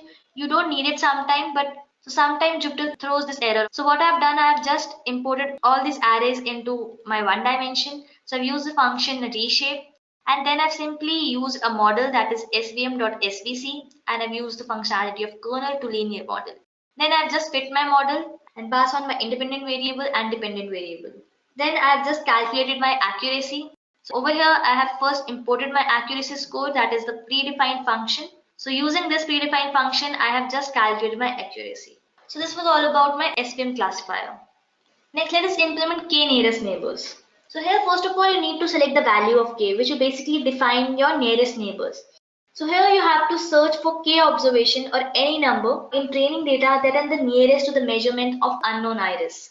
So I'll go back to my Jupyter and let us implement this as well. So I'll just insert some cell below. So now we'll be understanding KNN, that is, so I'll give it a heading of header 2, that is my KNN, or you can say k nearest neighbors. So I'll just go to Markdown and I'll just run this. So again, what I need to do, I need to load my data. So I've already loaded my iris data set. Next, what I'll be doing, so I'll just do it once again. So I'll just load my iris data set. Alright, so I have to first import it. So I'll say from Scikit-learn. So here I'll just import this load iris function. So I'll say from Scikit-learn.datasets import load iris. So Scikit-learn.datasets is my module, and load iris is the function from the SK module. So here I have just loaded my iris dataset. So now what I'll be doing is I'm having a variable called as x, which has iris.data, and I have y, which is equal to iris.target. So we have already discussed this above. Let me just print the shape of this. So I'll just type in print, or you can simply just type in x.shape. So as you can see here, I got a 2D array with 150 rows and 4 columns. Similarly, you can do it for y as well. So you can say y.shape. So here we have 1D array of length 150, or you can say we need just one response value. So now, as we have discussed, to create a model, we first need to collect the data. We need to clean that data, or that is something which is not required in my iris data set. Then we need to train and test the data. Then what we need to do, we need to split the data, that is into training subset and testing subset. And finally, we can calculate the accuracy. So let me just implement this. So I'll say from sklearn.neighbors import k-neighbors classifier. So next, what you need to do, you need to instantiate the estimator. That is, you have to make an instance of the model. So for that, what I'll be doing, I'll be typing in knn, k-neighbor classifier, and inside this, I'll be passing in n-neighbor, and I'll pass in some value to it. Let's say my value is 1. So this value will basically look for my 1 nearest neighbor. So now let me just print this knn value. So here's a spelling mistake.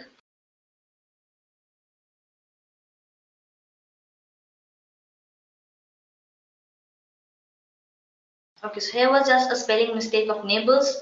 Alright, so here as you can see, I have algorithm, I have leaf size, I have metric parameters, and all these things. Next, what I'll be doing, I'll be training the data, or you can say it will learn the relationship between the feature and the response. So what I need to do, I need to fit the model. So I'll say knn.fit, and inside this I'll be passing the features and the response, that is my x and y. Then once your training is done, you need to predict your data as well. So we'll be predicting it for new observations. So I'll say knn.predict, and I'll pass on some dummy values to it. So let's say 4, 5, 6, 2.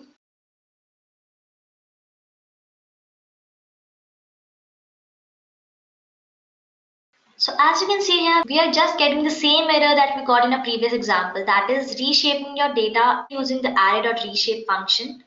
So this error we have already encountered in the last example when we are discussing about SVM classifier. So over here what we can do, we can simply convert this into a NumPy array. So for that, let me just import my NumPy. So I'll say import NumPy as NP. Then I'll be taking a variable, let's say A, and I'll say np.array, and I'll pass some values to it. Let's say the same value, that was 4562.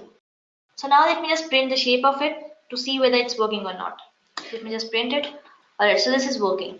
So now I'll just repeat the same step, that is knn, and using the predict function, I'll predict the outcome of it, or you can say the response of it. So I'll pass in the value, that is A, and I'll just run this code. So as you can see here, I'm getting an array that has a 2 value. So over here, Scikit does not know what this 2 represents. But here, we already know that 2 represents for iris virginica. So that is how we have concluded that for these set of values, we're getting the output as 2, or you can say the iris virginica. Now similarly, you can try it with different k values. So here you have given the value of 1, you can change it to any other value. Let's say if I give it a value of, let's say 4, I'll just run this. And now if I run the last statement, I have to fit this one. And then let me just run this now. Alright, so it's giving me the same output, that is 2, which basically represents my iris virginica. Similarly, you can change the value of n neighbors. Okay, Anna is asking me a question this time. So she is asking me, how can you find an optimal value of k, or the nearest neighbors? Okay, this is a very good question, Anna. So there are different parameters for doing it. So for that, what you need to do, you need to tune your model with different values of k. So we will be taking this forward in my next session, Anna, wherein we'll work with bigger data sets and we'll create clusters as well. So all your doubts regarding this question will be covered in my next session. Next, any other doubt guys you have regarding what I've explained till now? Alright, since you guys don't have any questions, so let me take one more example. So here we have taken an example of k nearest neighbors. So let us implement logistic regression on the same model, or you can say on the same data set. So for that, what I can do, I have to first import my model. So I have to type in from sklearn.linear model import logistic regression. So next I need to instantiate this model. So what I'll be doing, I'll say log r, or you can say log regression equals to logistic regression. So then I just need to fit my model. So I'll say log r logreg.fit, and I'll pass on the variables, that is my x and y. So this is my logistic regression guys. So now what I need to do, I need to just type in the variable name, that is logreg, and using the predict function I can predict the value. So I'll take the same example. So I have a over here and I'll just run the code. So here again I'm getting the output as 2, which basically represents your iris virginica. So that is how we can implement SVM classifier. Then we have implemented k nearest neighbors, and then finally we have implemented the same logical regression in the same model using the iris dataset.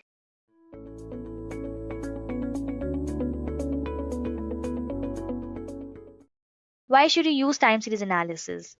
So first of all, in time series analysis, you just have one variable, that is time. Now you must have seen there is a lot of algorithms present. Then why do we need one more algorithm, that is time series? So let me explain you this with an example. Now let's take an example of a supervised learning. So under supervised learning, we have linear regression or logistic. So there we have an independent variable and we have a dependent variable. So there what we do, we deduce a function, or you can say a mapping function of how one variable is related to another. And then we can go ahead with the analysis part. But in time series analysis, you just have one variable, that is time. So for example, you own a coffee shop and it's quite a successful coffee shop in the town. So what do? You try to see how many number of cups of coffee you sell every month. For that, what you will do, you'll add up all the sales of your coffee. Now, let's say you started this coffee shop in the first month, that is the January. So what you'll do, you'll record the data month wise and then you will sum it up. So you will have all the data till the present month. But what if you want to know the sales the next month or the next year? Now imagine guys, you just have one variable that is sales and you need to predict that variable in accordance with time. So in such cases where you just have time and you need to predict the other variable, you need time series analysis. Now we know why do we need time series analysis. Let's move ahead and understand what exactly time series is. So time series is a set of observations or you can say data points which are taken at a specified time. Now over here at your x-axis you have the time and on the y-axis you have the magnitude of the data. So if you try to plot time series plot on the x-axis, you will always get the time which is divided into equal intervals. So you cannot create a time series if one data point is at week level and other are different. There should be equal interval, let's say a day, a week, a month, a year, a decade, and a century. So that is the constant thing that a time series require. Now let us see the importance of time series analysis. Now first and foremost is business forecasting because your past defines what is going to happen in future. So let's say you'll be seeing a lot of traders in the Sensex who are trying to predict what will be the price of the stock market tomorrow. So that is nothing but a business forecasting. You also see a lot of retailers who tries to know how many number of goods they are going to sell the next day. So all of this can be achieved with time series analysis. Now this is not just limited to one domain like retail or finance, but it is applicable almost everywhere. Now it is also help us to analyze the past behavior. So here you can analyze in which month did the sales went up or when was the dip. So here you can easily understand your past data. So with every dip and a peak, there is a business reason attached to it. So you can understand this with respect to time. For example, some festival is there and you're selling chocolates. So your sales will increase during a festival. So you need to think about the seasonality part also. Now don't worry guys, we'll be having a complete discussion on seasonality as well. So now coming back, it also helps you to plan the future operations. So you can analyze the past and then you can forecast your future using this algorithm that is time series analysis. Now apart from all this, you can also evaluate current accomplishment. So this means you can determine which goals you have met in the current scenario. Let's say you have predicted, okay, I'm going to sell around 100 chocolates in a day. But did you actually do that? So all of this can be analyzed using time series analysis. Moving ahead, let us see the different components of time series. Now, most of time series have trend, seasonality, and irregularity associated with them, and some of them do have cyclic patterns also. But it is not compulsory that there has to be pattern present. So let us discuss each one of them in detail. Now, the first is trend. So trend is nothing but a movement to relatively higher or lower values over a long period of time. So when the time series analysis shows a general pattern that is upward, we call it an uptrend. Also, if the trend exhibits a lower pattern that is down, we call it as a downtrend. And if there was no trend, we call it as a horizontal trend or you can say a stationary trend. So now let me explain you better with an example. So there is a new township that has been constructed. Okay, and people are going to come and live over there. So what happens? A hardware guy comes up and opens up a shop there. So people who will be coming up will definitely buy stuff from there. Now, once all these houses are settled up or it's been occupied, the need of hardware reduces. So the trend may go down. So let's say the sales were up in the first year and by another 1 year or maybe in 6 months, it has gone down. So that is the trend, guys. So for some amount of time, selling was high and then it got down. But this is not a pattern. This is something that is happening year on year. But trend is something that happens for some time and then it disappears. Then we have seasonality. So here seasonality is basically upward or downward swings. But this is quite different. It's a repeating pattern within a fixed time period. So for example, Christmas happens every year on 25th December. Let's say you're on the business of chocolates. So every year on year, chocolates are served more and more in the last week of December. Now this is because Christmas is there and you will be noticing this across the year. That is from past 2 years, 4 years, 6 years, 10 years and so on. So it's a repeating pattern within a fixed time period. While in trend, that is not the case. Now let me take another example. Let's say ice cream this time.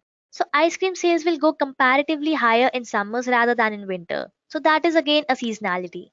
Then we have irregularity, or it is also called as noise. So these are erratic in nature, or you can say unsystematic. It is also called as residual. So this happens basically for short duration and it is non-repeating. So here let me give you an example.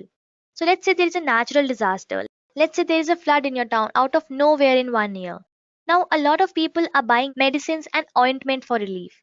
But after some time, when everything is settled up, the sales of those ointments have gone down. So this is something that no one could have predicted. It's going to happen erratically. You don't know how much number of sales are going to happen. So you cannot foresee about the event that the flood is happening. Okay, so this is some random variation. So this is what irregularity is. Now moving ahead, we have cyclic. So cyclic is basically repeating up and down movements. So this means you can go over more than a year. So they don't have a fixed pattern. So they can happen anytime, let's say in 2 years, then fourth year, then maybe in 6 months. So they keep on repeating and they are much harder to predict. Now moving ahead, let's discuss when not to apply time series analysis. So first of all, you cannot say time series analysis when the values are constant. So let me take the same coffee example over here. So let's say the sales of number of coffee in the previous month were 500. Then this month also the sales number is almost the same, that is 500. Now I wanted to predict the number of sales in the next month. Now in such cases where the values are constant, as in our case the number of sales were 500 in the previous month and then in this month also we have the same number. And now we want to predict it for the next month. So in such cases where the values are constant, time series cannot be applied. Similarly, if you have values in the form of functions. Let's say you have sine of x or cos of x. So for example, in this case you have x value and you can get the value by just putting it in the function. So there is no point of applying time series analysis where you can calculate the values by just using a function. Now you can apply time series to these as well. But again, there is no point of applying it if you have a formula before that or the values are just constant. So these are the cases when you should not apply time series. Moving ahead, let us see what is stationarity. So no matter what guys, how much you try to avoid the stationarity part, it will always be there in time series. So here time series requires the data to be stationary. So any kind of statistical model that you apply on time series, the data should be stationary. So let's understand what exactly it is. Now most of the models work on the assumption that time series is stationary. Now if the time series has a particular behavior over time, there is a very high probability that it will follow the same in the future. Also, the theories and formulas that are related to stationary series are more mature and easier to implement as compared to a non-stationary series. Now, there are two major reasons behind the non-stationary of a time series. So first is trend, which is basically the varying mean over time. Secondly, we have seasonality. So this is the variation of a specific time frame. So stationarity basically has a very strict criteria. First one is it should have a constant mean. Now here the mean should be constant according to the time. Secondly, we have constant variance. So again, variance should be equal at different time intervals. And thirdly, we have autocovariance that does not depend on time. So for those of you who don't know what mean is, I'll not go into the details, but I'll just explain you in a nutshell. So mean is basically the average. Then variance is just the distance from the mean. So each point's distance from the mean should be equal. And then we have autocovariance that should not depend on time, or it should be equal as well. So for example, let's say you're standing at time t, okay, and your previous time period was t minus 1 or t minus 2. Let's say there are previous two time periods. So the values at t minus 2 or t minus 1 t, they should not have any kind of correlation between them, which is basically dependent on your time period. So that is nothing but autocovariance. So when these three conditions are met, then we can say our series is stationary and then we can apply time series analysis over it. Now to check the stationarity in Python, we have two popular tests. Now first is rolling statistics and the second is ADCF, or you can say augmented Dickey-Fuller test. Now in rolling statistics, we can plot the moving average, or you can say moving variance, and see if it varies with time. Now by moving average or variance, I mean that any instance t will take the average or variance of a time window. Let's say if you want to know for the last year, that is for last 12 months or anything. And also guys, this is more of a visual technique. So you cannot deploy this kind of stuff on production, but it is quite useful for the POC purpose. Then we have ADCF, or you can say augmented Dickey-Fuller test in the world of data science. So Dickey-Fuller test, which is another statistical test for checking stationarity. Now here you have the null hypothesis, which is time series is non-stationary. And once you perform this test, you'll get a result which comprises of a test statistic and some critical values for different confidence level. Now here it is said that if the test statistic is less than the critical value, we can reject the null hypothesis and say that the series is stationary. So now let me just move on to my next topic. So now we'll discuss what exactly is ARIMA model. Now ARIMA is one of the best model to work with time series data. So this is basically the combination of two models, that is AR plus MA. And it's quite powerful, guys. So once you combine both of these models, you get the ARMA model. Now your AR model stands for autoregressive part and MA model stands for moving average. So AR is a separate model, MA is a separate model, and what binds it together is the integration part, that is indicated by I. So AR is nothing but the correlation between the previous time period to the current. So what does this mean? Now let's take this into consideration that you are standing at a time period t and there are previous time periods like t minus 1, t minus 2, t minus 3. Now if you find any correlation between t minus 3 and t, that is nothing but the autoregressive part. So as I told you earlier that there is always some kind of noise or irregularity attached in a time series. So we need to figure out that noise.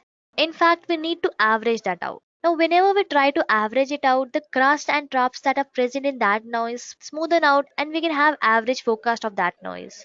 You can actually never predict when a next customer is going to come in and buy 100 items at once. So we try to smoothen it up by taking its average. Now, ARIMA model has three parameters. It has P, it has Q, and it has D. So P basically refers to your autoregressive lags, then Q stands for moving average, and D is the order of differentiation. So we have each parameter for each of the models. So if we take the integration by just one order, then the value of D would be 1. If we differentiate it in the order of 2, then we have the value D equals to 2.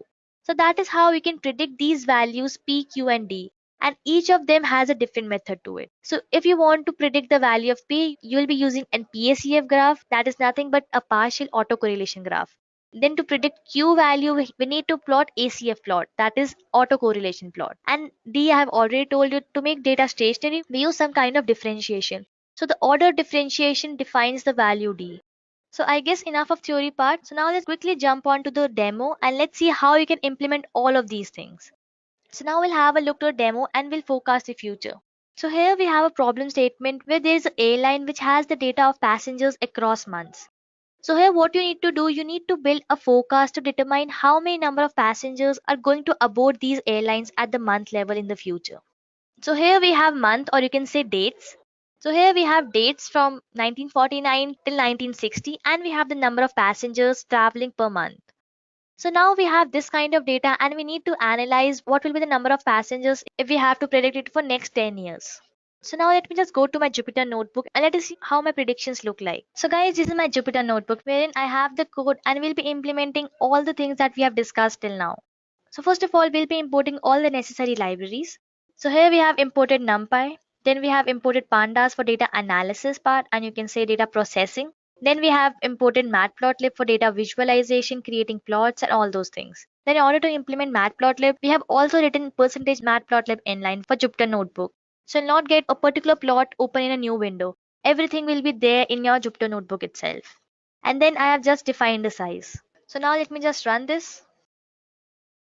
Next, what I've done, I have imported my air passengers data using Pandas. So we have a function of read CSV in Pandas that is represented with PD.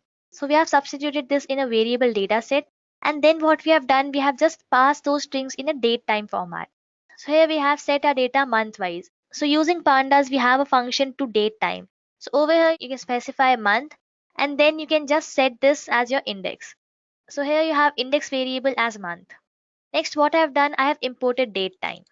And then I have just printed the top 5 values. So now let me just run this.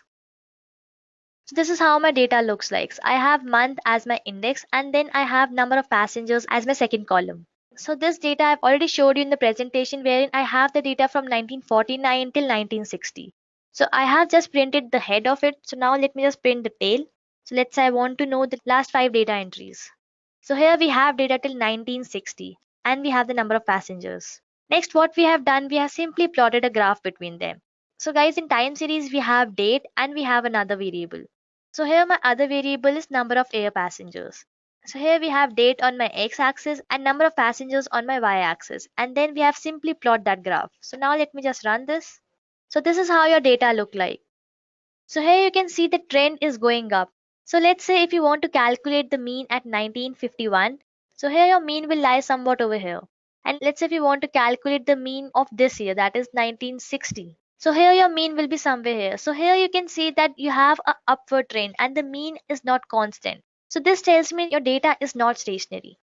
So now I have told you guys that there are two tests which basically helps you in checking the stationarity of the data. So here we have rolling statistics as well as we have ADCF. So let us go through each one of them. So here we'll be first going to the rolling statistics. So here we have rolling mean and we have rolling standard deviation. So here as you can see we have a window of 12. That is nothing but the window of 12 months. So let's say we have Jan of 1949 and you place the value of Jan 1950 with the value of 1949. So this gives you the rolling mean at yearly level. And you have to do the same with the standard deviation as well. So in Python to calculate mean and standard deviation, you have a function dot mean and you have dot std. So this will automatically calculate mean and standard deviation. So now let me just run this.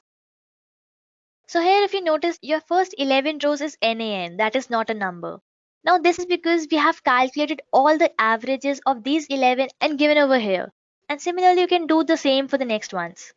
Next, if you just scroll a little bit, you'll see it's a long data set and you have the same result for standard deviation as well. So it's the same procedure guys, average has been calculated and then just given out.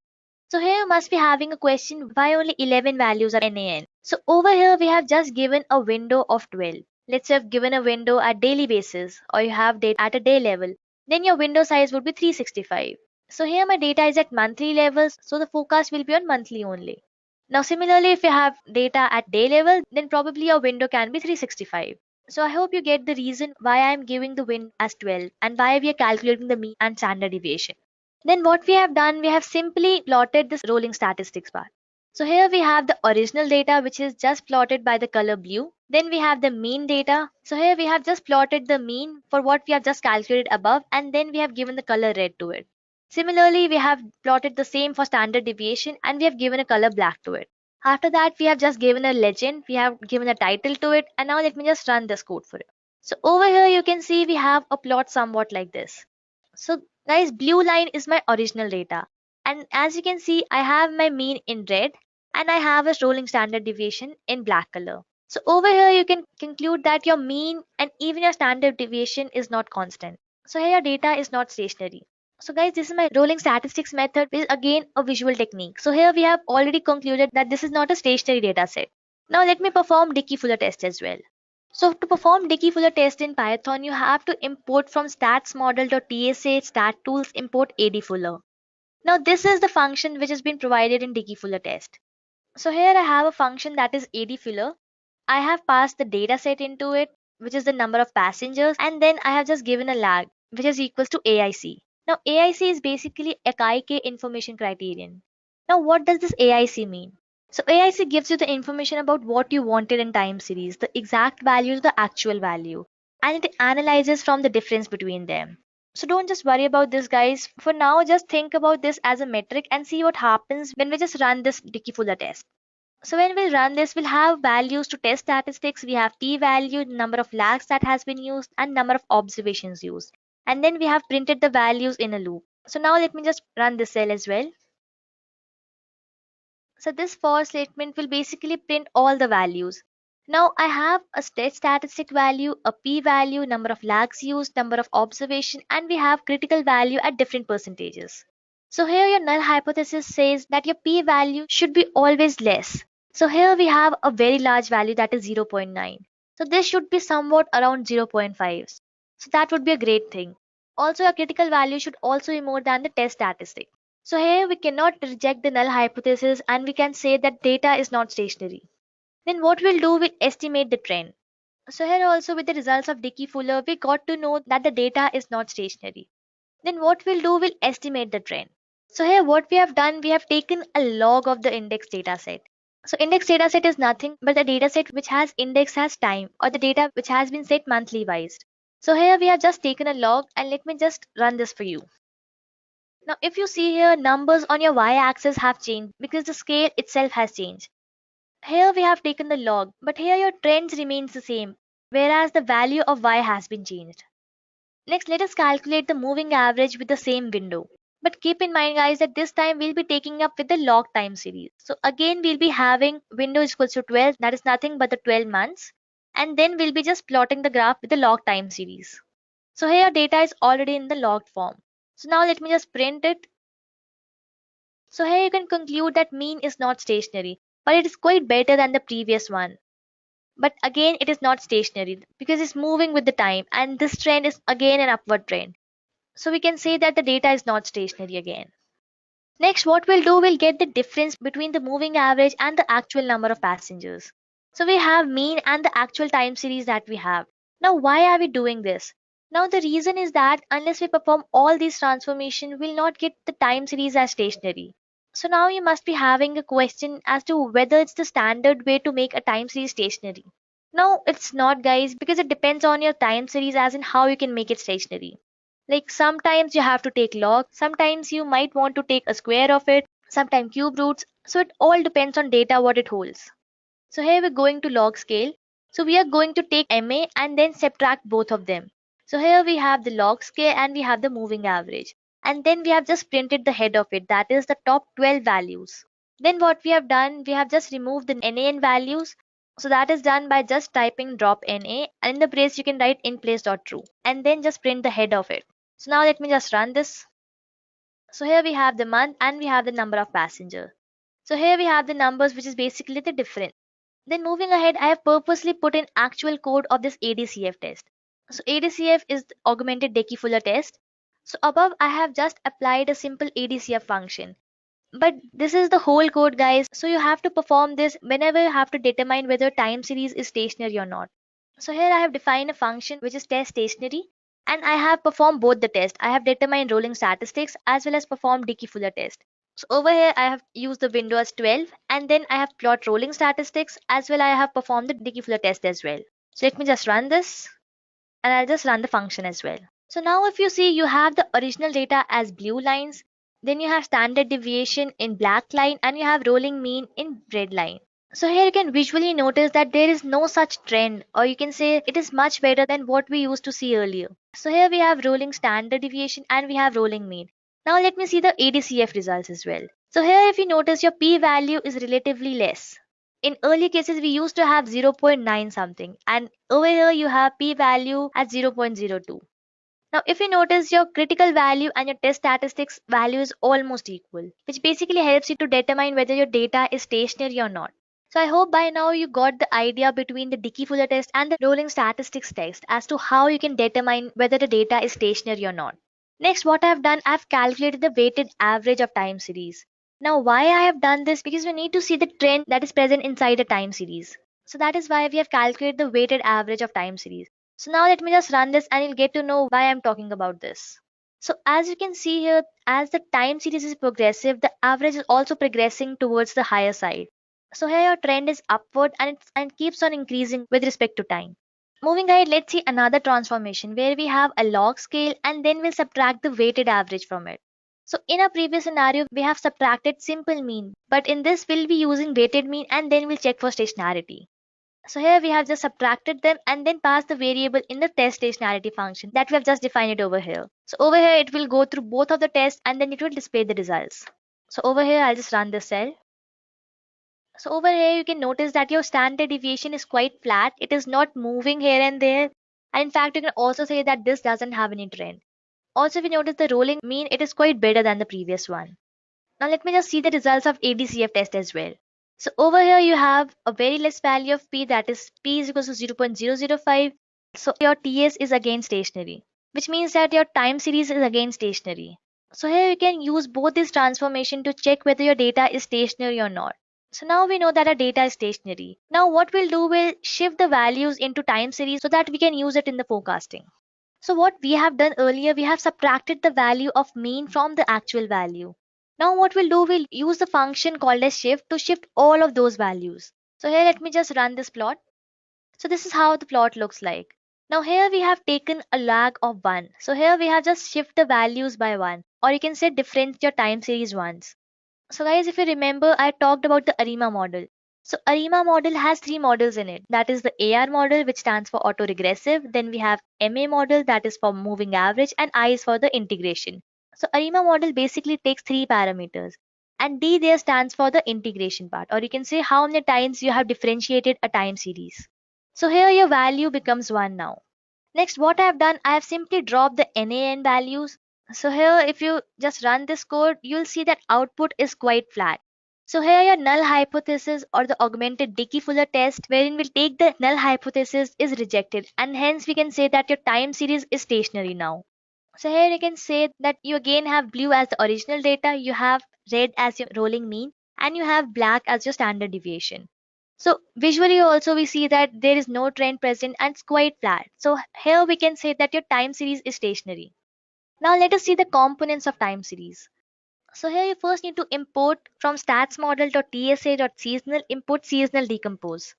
So here your seasonal decompose segregates three components, that is trend, seasonal and residual. So here what we have done, we have simply plotted these graphs and let us see how all these graphs looks like. So let me just run this. So this is how your output look like. This is my original data which we saw that there was a trend. So this is my trend line.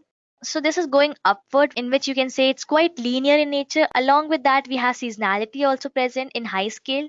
So we have a seasonality graph over here. And then we have the residuals as well. So residuals are nothing, guys, the irregularities that is present in your data. So they do not have any shape, any size, and you cannot find out what is going to happen next. So it's quite irregular in nature. Now what we're going to do, we'll check the noise if it's stationary or not. So over here we take the residual and we'll save it in a variable that is decomposed log data. And again I'll just pass it to the same function that we have just created above, which is test stationary, and inside this test stationary function we have two tests, that is rolling statistics and ADCF test. So now let me just run this cell, and this is how your graph looks like. So looking at the output visually, you can say that this is not stationary. That is why we have to have your moving average parameter in place, so that it smoothens it out to predict what will happen next. Now we know the value of D, but how can you know the value of P and Q? That is the value of autoregressive lags and the value of moving average. So here, as I told you guys, we need to plot ACF graph and PACF graph. So in order to calculate the values of P, we need to plot PACF graph, and in order to calculate the value of Q, we need to calculate ACF graph. So ACF basically refers to your autocorrelation graph, and your PACF stands for partial autocorrelation graph. So in Python, we first need to import these two graphs, that is from statsmodel.tsa.stattools import ACF and PACF. Then using this function ACF and PACF, we are just passing a data set, and we have preferred a method that is OLS. So there are various methods, but we usually prefer OLS. So OLS is ordinary least square method. Then what we have done, we have simply plot ACF graph and we have plotted the PACF graph. So now let me just run this and let's determine how you can calculate P value and Q value. So guys, this is my autocorrelation graph and this is my partial autocorrelation graph. Now in order to calculate the P and Q values, you need to check that what is the value where the graph cuts off, or you can say drops to 0 for the first time. So if you look closely, it touches the confidence level over here. So here if you see, your P value is almost around 2. And similarly, if you look at this graph, you'll see that it cuts it over here, or it drops to 0 over here, and then the value of Q also becomes 2. So this is how you can calculate the value of P and Q using PACF graph and ACF graph. Next we have the value of P, we have the value of Q, and we have the value of D. So what we can do, we can simply substitute these values in the ARIMA model. So here what I've done, I first imported the model ARIMA, and then using the function ARIMA, I have the order listed over here. So I have P value as 2, I have differenced it once, so my D value becomes 1, and my Q value is again 2. So here I have just plotted the graph and then calculated the RSS, which is the residual sum of squares. So here let me just run this graph. So here you can see the residual sum of squares is quite good, that is 1.02. So here you have plotted the values of P, Q and D as 2, 2 and 1. Now you can also play around with these P and Q parameters. Now let's say I want to change the parameters to 2, 1, 0. So if I do that, let me just run this again. So here if you see, once I have just changed the value to 210, my RSS score has been increased. So greater the RSS, the better it is for you. Now let me again change it to 012. Now in that case also my RSS has been increased to 1.4. So here you need to take care of the RSS part. So the greater the RSS, the better it is for you. So here we'll just revert back to 212, wherein we have the value of P as 2, Q as 2, and we have taken only one difference, so the value would be 1. Now let's take the moving average model in consideration. So here our P value is 0. Now for our model you have to do 210. Next, for AR model, what you can do, you have to do 210, wherein you have the value of Q as 0. So here I have 210 and let me just run it for you. So here you can see that your RSS has again reached 1.5. Now we have seen that with respect to AR, that is your autoregressive part, your RSS is 1.5. Now if I again go to MA, wherein I have the values as 0, 1, 2, the RSS score is 1.4. So here we conclude that with respect to autoregressive part, we have the RSS as 1.5. With respect to moving average, we have the RSS is 1.4. And if we combine both of them and make ARIMA out of it, that is this part, that is 212, we have very less RSS. So let me just run this as well. So here when I substitute the values as 212, that is P and Q value is equals to 2 and D we have taken as 1. So here your ARIMA model gives you RSS of 1.02, which is quite good. Next, what we'll do, let's fit them in a combined model, that is ARIMA.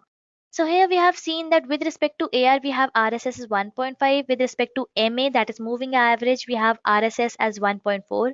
And when we apply the combined model, that is ARIMA, the RSS, or you can say the residual sum of square, is dropped to 1.02. So here let's do some fitting on the time series on what data we have. So here we have just converted the fitted values into a series format. And then we have just printed the head of it. So now let me just run this. So over here we have the month as well as the predictions over here.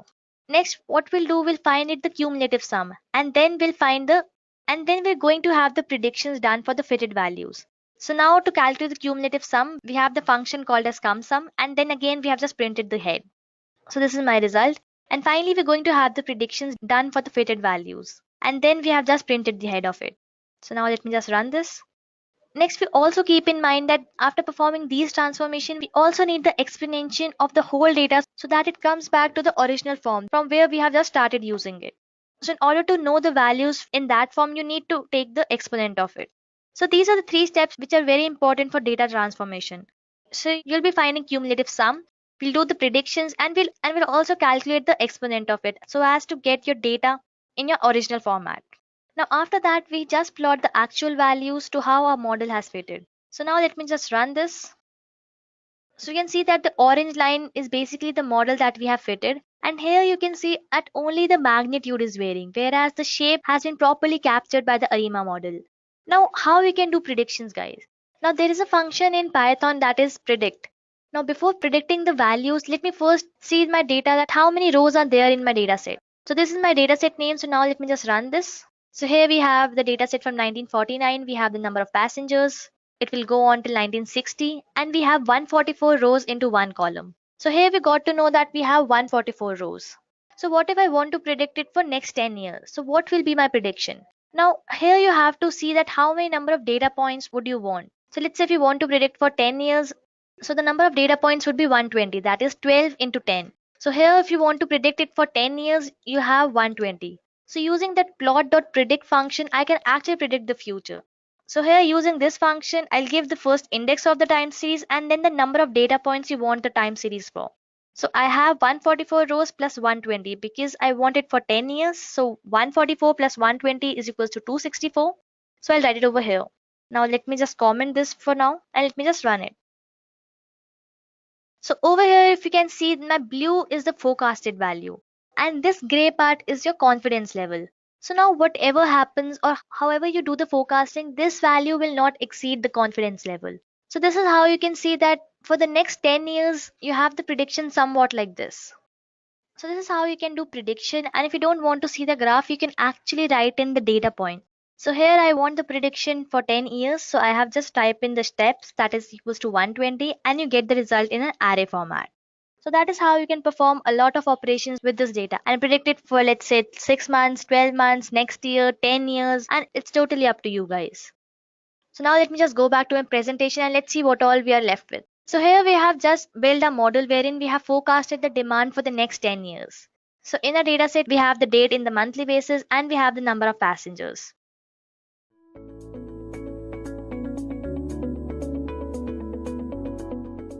So let's start with the questions here directly. We'll in the beginning start to focus on some of the fundamental questions, which is more for you to understand what is data science than a particular interviewer asking you that question. For instance, many people wonder what data science is all about, right? though there are many online sources and blogs which describes data science. In a very nutshell, this is what it boils down to, right?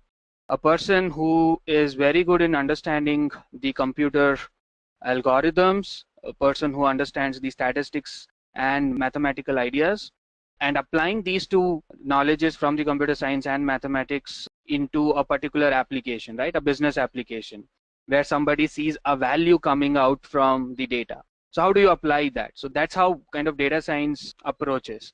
So when you combine these two powerful concepts coming in from computer science and mathematics on a real world application, the sort of outcome that comes from particular data science project goes in a direction where people see a return on investment, right? So the people you bring in, the technology you bring in, the ideas you are working on, all of it should kind of give you some return on the investment you have put in. So that's where industries are started to looking at data science. So various subjects which are very important for you to know: statistics, computer science, applied mathematics, and then subjects like linear algebra, calculus, and a few more, right? So fundamentally, from computer science, algorithms and data structures might be very useful. From the mathematics or statistics and things like calculus, linear algebra, matrix factorization, and concepts like that. And from the application, it is more from your experiences from the industry. If you have worked for retail, you know how the business process in retail works, right? So people often also ask, from the technology end, do we need any sort of experiences in Python language, right? Python, or like, for example, R programming as well. So Python is one of the most looked out for kind of programming skills, particularly when you want to build solutions in data science domain. And with availability of libraries like NumPy, Pandas, Python has now established its ground very strongly in giving a very robust framework for designing data science solutions, right? And in particular, things which it has, like list, dictionaries, tuples, and stats, are one of its own capabilities, which sets Python in its own league of programming languages suitable for coming out with data science solutions. So there are many more other libraries as well apart from this for building machine learning algorithms, but these are some common libraries that you would normally find people using it. And also with distributions like Anaconda, Python has shown its capabilities even for a production grade solutioning, right? Wherein you make sure that all the dependencies that one particular library has for building a data science solution is all in one place. So quite a popular programming language in the recent kind of happenings. Though R programming is also equally good in terms of producing a quick prototype for most of your modeling tasks, but Python is moving itself into a production grade where things can be deployed after the sort of prototype into a production environment, and it can face the customers from day one. So that sort of capabilities are coming up with Python, right? So let's talk something a bit more specific with the data, right? So when people are doing any sort of data analysis, they normally face something that we know by the name selection bias, right? So what is actually a selection bias? The fundamental place where you start doing a data analysis is by selecting a representative sample, right? So that's where we normally start doing any analysis. So when you working for a company which has, let's say, 1 billion records in their databases, like 1 billion is very, very large number, which represents various customers data, or it might also be depending on which feature you are working on and so on. So if you collect all of those, it might very easily come to 1 billion records, which is nothing but in a structured form, number of rows. So with that an enormous amount of volume in the data, any analysis that you take up might have to have a lot of filters, like saying, I only want to analyze a particular feature in my products, let's say, right? And I only want my customers from XYZ region, which is, let's say, top 4 region or top 5 regions. So you might put many features or filters like this. But later on, if you would like to do a kind of an analysis which covers most of your customer base, right? There comes the tricky situation of not being able to use the entire volume of 1 billion records. At the same time, you want to do a really good study or analysis based on what data you have. So in statistics, we normally use this idea of doing a kind of a randomized selection, right? So with this randomized selection, we make sure that out of these 1 billion records, we are choosing a small subset, let's say of 1 million, which is a true representation of the entire population, right? But what happens with this is, while we do this 1 million record selection in a randomized way, there are chances that you might have certain bias in the analysis, obviously because you are not using the entire population. So selection bias is this particular sort of a characteristics while you are doing a sampling on a large population of data. Very common example for this is if you want to do a exit poll analysis of particular election, even before the election results are coming up, and you have not chosen a representative sample for doing that exit poll analysis, right? By that I mean you only have asked some questions for a selective few from the particular constituency, and they have an opinion towards one candidate, but that doesn't represent the entire opinion of the population in that constituency. So selection bias is like very important to handle, and most of the time people employ things like randomized selection or selection sampling techniques like stratified sampling and so on. So by that you can minimize this selection bias. So these are some very generic questions. So let's start with some sort of statistical questions and also how to deal with different types of data. Okay. So doing any sort of data with a structured information. So structured information, I mean there are many rows and like many columns, and it looks more like a tabular data, right? So with such a data in place, there are like these two different formats, one saying the long and the wide. So let me like show you an example here. You have a record of two customers, right? And you store just two values, which is the height and the weight. So these are like in columns. So with these two customers, these height and weight being a separate column is one format, like a long format. Let's say transform this by having only one particular column, which will say attribute, right? By that, I will bring in these two columns as one column by calling that as an attribute and put the values in one column. So this sort of format is called the long one. So what really happens is, instead of having two separate columns for two of your attributes, you put both of those into one column. And by doing that, there are a lot of benefits with respect to the task you have in your hand, particularly in data visualization. Certain data visualizations would need you to not put your attributes as a separate column, but rather as the one column which can have the attribute names. So which might then go into building your legends, right? So these kind of techniques are kind of very common formats between like the long and the wide, and very frequently will people like deal with both these data formats, so depending on what task they are doing, particularly when we are building visualization dashboards. Okay, talking a bit more on the data analysis perspective, people like know that in stats, normal distribution kind of is that one like the godfather of the distributions. You have many distributions which normally people try to see if is present in my data or not. But the moment people kind of see normal distribution coming up in any data, things are kind of bit easy to understand. And in typical case, any distribution, any data distribution that you would like to find out given data for analysis, it gives us a lot of characteristics around what the data is about.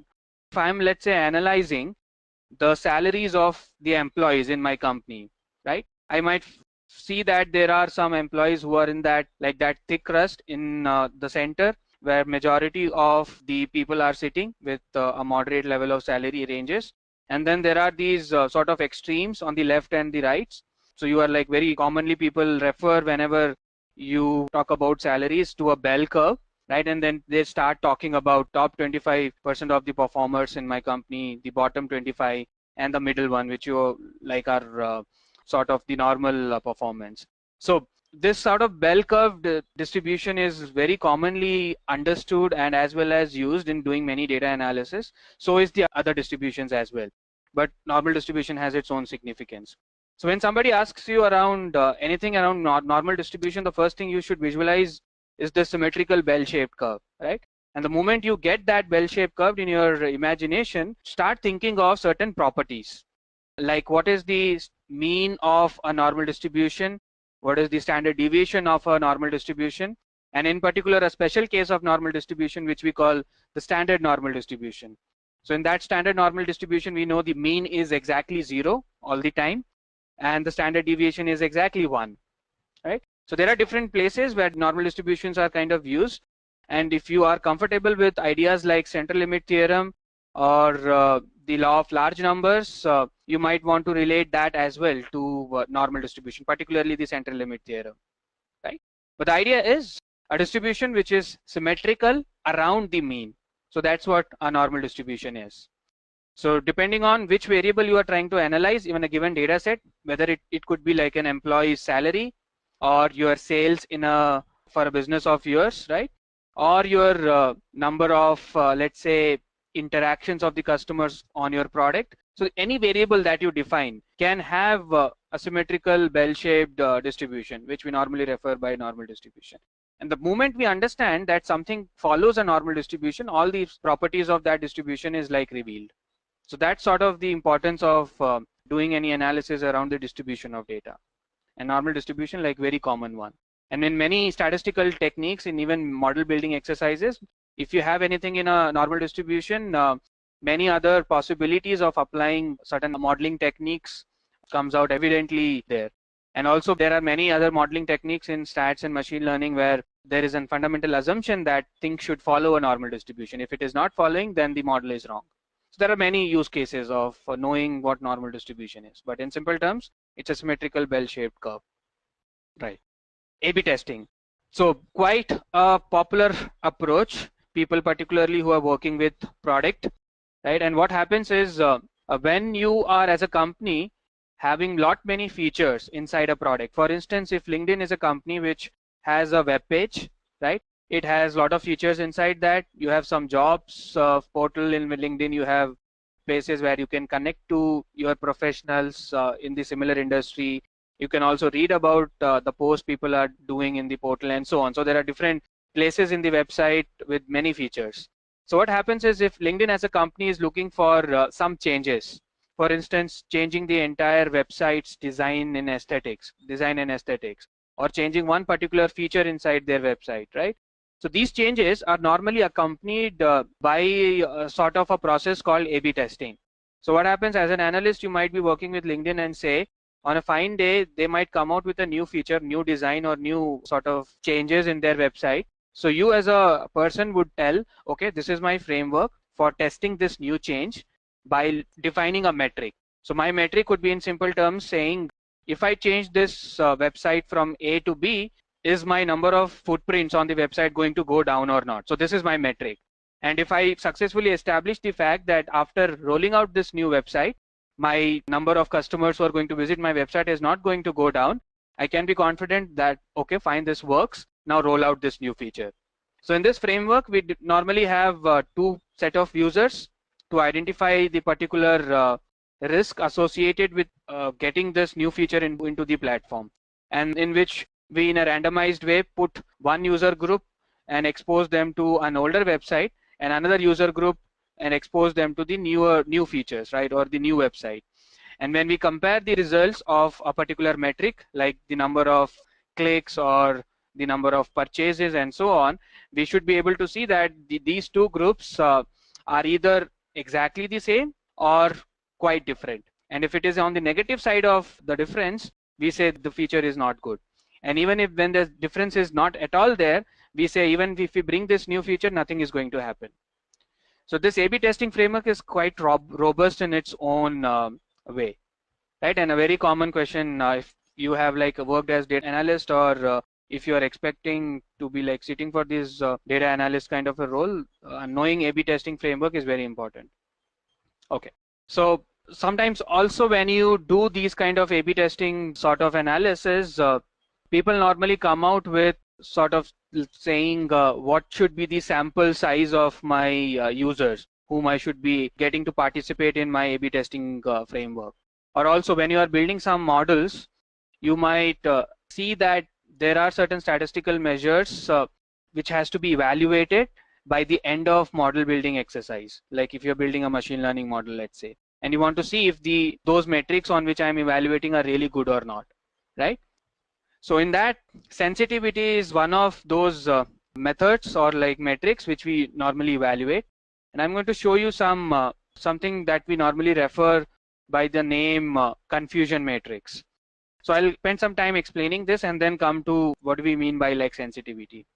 So let's say you are building a model, right? A model for predicting whether a particular customer is going to purchase from my platform within 1 month or not, right? So very simple problem statement, which might include many variables that we would bring in and then finally build this model saying, okay, this is my final model which says with 90% accuracy whether my customer is going to buy from my platform, let's say an online e-commerce platform, within next month or not. So this is my model. So now, without going into the details of the model, let's assume that after you build the model, you have got the results. So while we analyze and evaluate what the result is all about, we might come out with a confusion matrix. So what it says. So obviously when you are building a model which follows a supervised way of learning, you will see from the historical data, after people have purchased in the platform within next 1 month, whether they are buying or not. So I can obviously create a really good training data set, right, which will contain the information after people let's do the first transaction with me in next 1 month, whether they are buying the next product or not.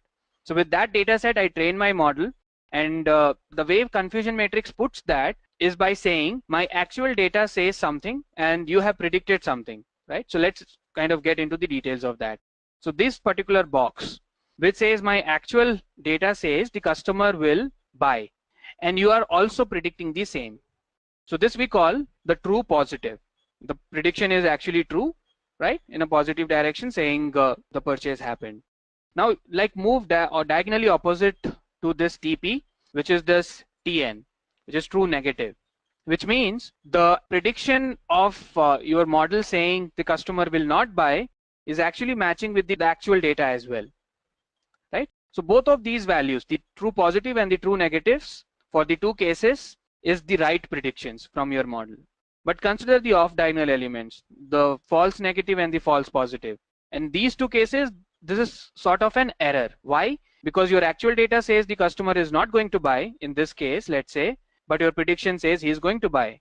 So the prediction is actually positive, whereas the actual data is on the negative side. So this is a false prediction, right? So you have your, in this case, your FP, which is the false positive cases.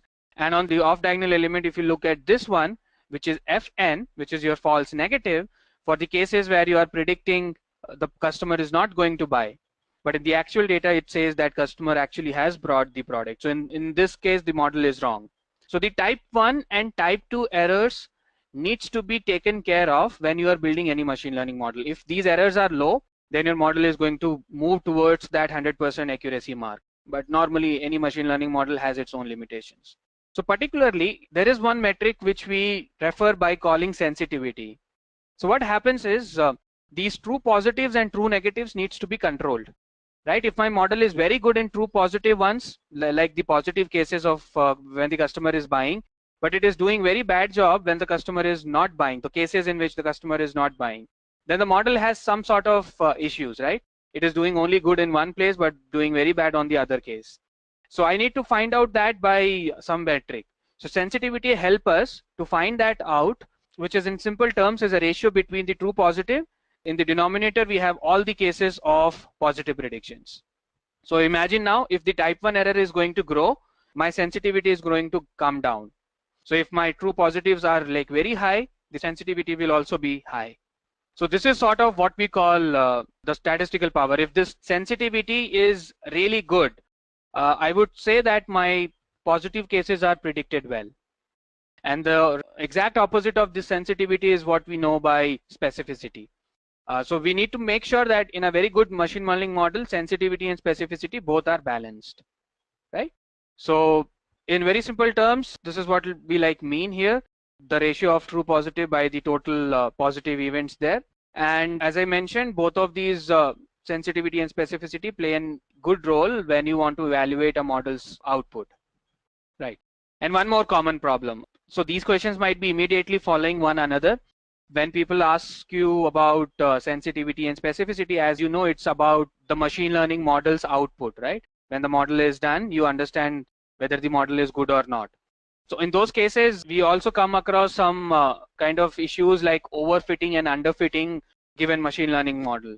right? So these words are very common, and the idea is, depending on the complexity of your model, you might see that you want to adapt very sort of exactly to your data points, or you might want to do a generalization. So for instance here, if I have these red and blue dots here, right, and if I draw a curve like this which separates the red from the blue, and when this separation happens, I am building actually a classifier using some sort of modeling technique. But now imagine by drawing a smooth curve like the one which is given in black, you might be overgeneralizing it, right? By which I mean there might be some red dots on the other side of this boundary. You can obviously see that. But the moment I am kind of a bit more flexible by drawing this green boundary, which actually covers all that issues which is coming out with these red dots on the other side of the boundary. So this green boundary has like taken care of that. But the problem, when we are building any model, right, the idea is you need to generalize to the pattern found in the data. So if you don't do that generalization well, you are underfitting. But if you do that generalization like too specific, you are overfitting. So this curve might be represented by some polynomial, right? But that zigzag kind of a polynomial might be a bit more complex than a smooth curve like the one which is shown in the black. So you need to be very careful when you are building a model, particularly in the cases of regression models, where it is represented by a line and a polynomial. You need to make sure that the polynomial is not so complex, at the same time not so simple. Then you will either end up in an overfitting situation versus an underfitting situation. So we need to have a good balance between these two. Right. So in summary, when kind of statistical questions comes in, it would mostly covering things like some basic statistical properties, as you would be like very aware of, like things like standard deviation, averages, how to interpret median, how to interpret quartiles, right? The first quartile, second quartile, and so on. And what do you mean by percentiles, right? These are some basic questions. A bit more complex in nature might be discussions around sensitivity, overfitting, underfitting. These are like statistical ideas. So you want to prepare maybe from a basics level using the properties like standard deviation, mean, and so on, till things like overfitting, underfitting, statistical, the sensitivity and specificity kind of ideas. So that will like make your ground a bit more stronger when you are going for the interviews. And these are at least the bare minimum for you to understand in the statistical concepts, right? Even anything less than that, you might like face some difficulties in the interview. Okay, but let's also talk about now questions which are related a bit more on data analysis. So let's see what kind of data analysis questions which might pop up in the interview. Okay, so some generic questions like this. People normally do analysis on structured data, which is in rows and columns, but there might be cases when the data is not so well structured, and those places the data might be textual. For instance, in Twitter, right? If you're doing any sort of algorithms like sentiment analysis, quite commonly known algorithms. So in that case, the sentiment analysis could be for a brand, for an election campaign, or maybe something else around your product features and so on. So text analytics in its own are really large domain, and in Python as well as R, there are number of libraries. So in particular, R has libraries like TM, right? The text mining package.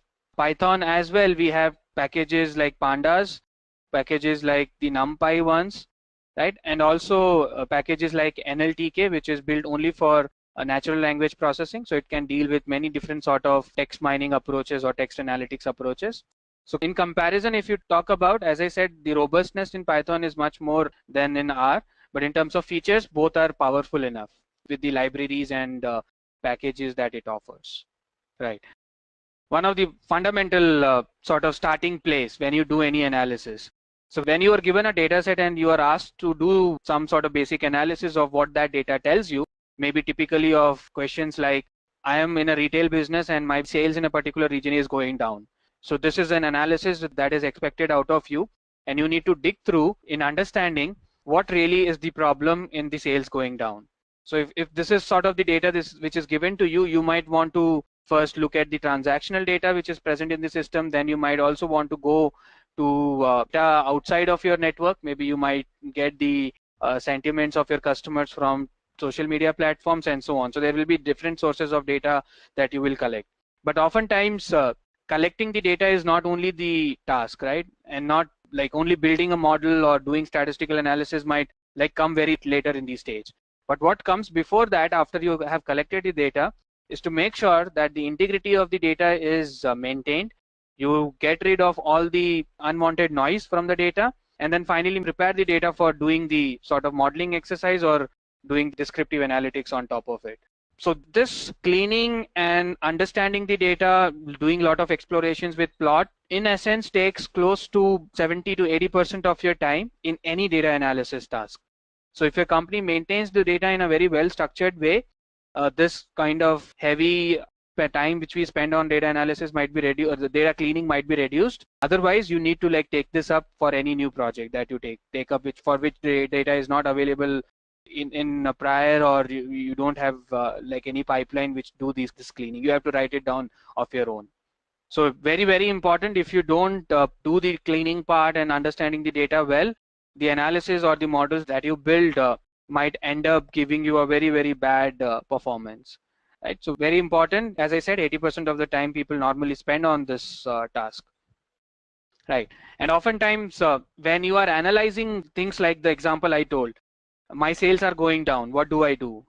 It is not possible to come out with such answers to complex problems like this with just one variable, right? So you might also want sometimes to move beyond one variable and talk about, let's say, how to do multivariate or bivariate kind of analysis.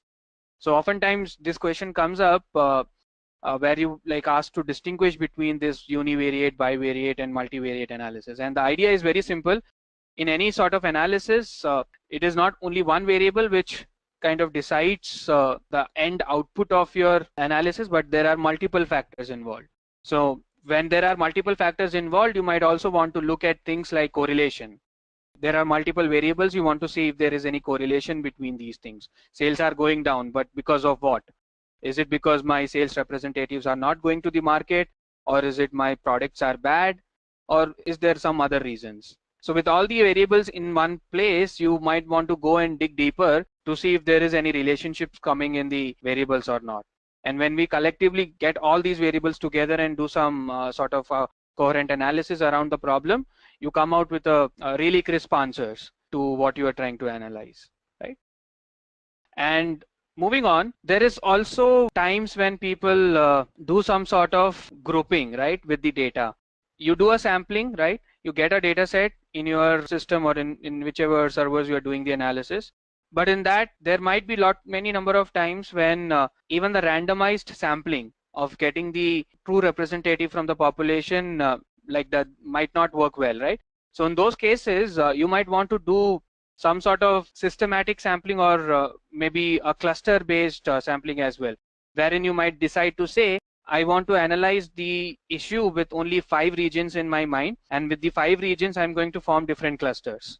Or in the systematic sampling, you might also want to say that with the 5 regions that I have got, I might want to analyze only for one product, right, which is not doing that good in the sales. So these kind of sampling techniques like the cluster based one or the systematic sampling techniques, and there are different names for this, people might be able to give a very good interpretation of what really went wrong in whichever sort of analysis you're doing. So one example is like sales going down, but you can adapt this to other analysis as well. But the idea is instead of doing a randomized sampling by which we are not very sure which kind of data is coming in the data set which we want to use for analysis, but if you do it in a cluster basis, a cluster or a systematic sampling, you know exactly which clusters or which sort of regions in this example you are like analyzing, and in your end of the analysis you'll be very able to say this is not like a randomized sample that I have taken, but from these 5 regions. So there are many different ways of doing clustering, cluster or sort of the systematic sampling, which kind of helps in this particular final end results of your analysis, to put your end results in the right perspectives, right, instead of doing a randomized sampling. Okay, one more quite a useful sort of an idea, kind of widely borrowed from the field of linear algebra, And this is a bit related to what we earlier saw between moving from one variable to multiple variables, right? And eigenvalue and eigenvectors, kind of a concept borrowed from linear algebra, helps us to bring in some way a linear combination of different variables together. For instance, in some complex analysis, it might happen so that given a data set, it might have many columns, right? Let's assume you have a data set with 1 million rows, and let's assume 10,000 columns. So, and these 10,000 columns are some features. There are complex problems like that. But in most often, like most of the time, not all the 10,000 variables are useful, right? The input variables. So what we can do is we might want to transform this data set in a lower dimensional space, by which we mean this 10,000 columns can be reduced to, let's say, only 100 columns, right? So eigenvalue and eigenvectors are these ideas which helps us in this transformation. And the idea is, can this 100 variables be represented as some sort of linear combinations of the 10,000 variables? And if I'm able to do that, my dimensionality is reduced, the time I take to do the analysis is kind of also reduced, and the representability which will come with only 100 variables will go up, right? So quite a powerful idea, eigenvalues and the eigenvectors. And as I said, the eigenvectors is kind of that linear combinations of many kind of variables there. And this calculations around eigenvectors normally happens for a correlation or a covariance kind of a matrix, which, as you know, the measure correlation is also about how two variables are related, or how strongly two variables are correlated, right? So that's why we are also saying this eigenvectors can help us to compress the sort of data that we have, right? And that's because of one eigenvector can be representing 100 column, 100 variables together, right? So that's sort of how it works. Quite a powerful idea, and commonly used methods for reducing the dimensions of a large data set, like the PCA, principal component analysis, is actually based on eigenvalue and eigenvectors. So if somebody asks you about eigenvalue and eigenvectors in an interview, also talk about the PCA, principal component analysis, which is actually based on these two concepts. So that gives them a good idea to the interview viewee that you know about eigenvalues and eigenvectors, and you are also able to think of its application, like in PCA, right? So we talked about this false positive and the false negative cases in our confusion matrix example. So this is exactly the same. We also talked about the type 1 and type 2 error. Okay, so but let's now also drill further and say examples or kind of scenarios when the false positives are important and scenarios where the false negatives are sort of important. And by the term importance, we mean, are we like allowed to do this mistake? If we are building a machine learning model, are we even allowed to do a mistake on either of the cases, the positive or the negatives? So for instance here, if I take an example in a medical domain, where we have, let's say, a process called chemotherapy, which is normally given to cancer patients, which is a radioactive kind of a therapy which kills the cancerous cells, right? So it is very focused sort of a therapy on the cancerous cells. So what will happen if you like predict, let's say you're building a model for detecting cancers, right, given a CT image, and this model would obviously not be 100% correct. All machine learning model has its limitations, but you are here required to predict this, whether a patient has cancer or not, and based on that, radiologists might decide that whether the chemotherapy is right for this patient or not. But imagine now, if you have predicted somebody to be positive for cancer, but the patient is actually not having the cancer cells there, right?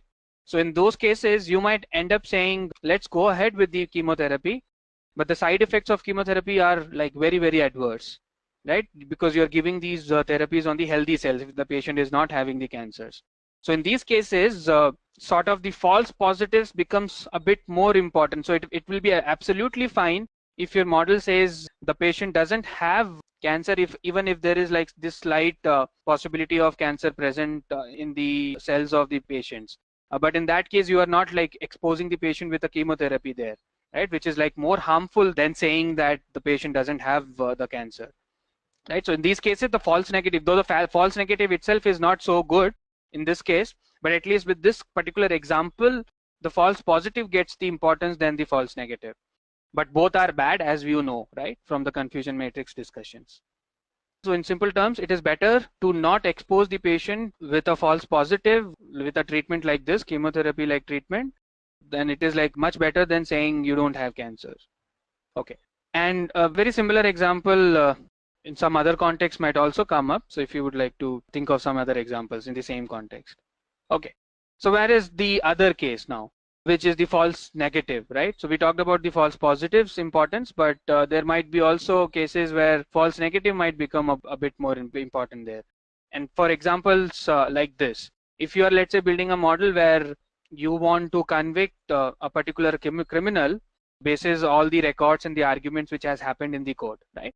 And let's see what would happen if you make a criminal go free, right? Because your model says it's false negative.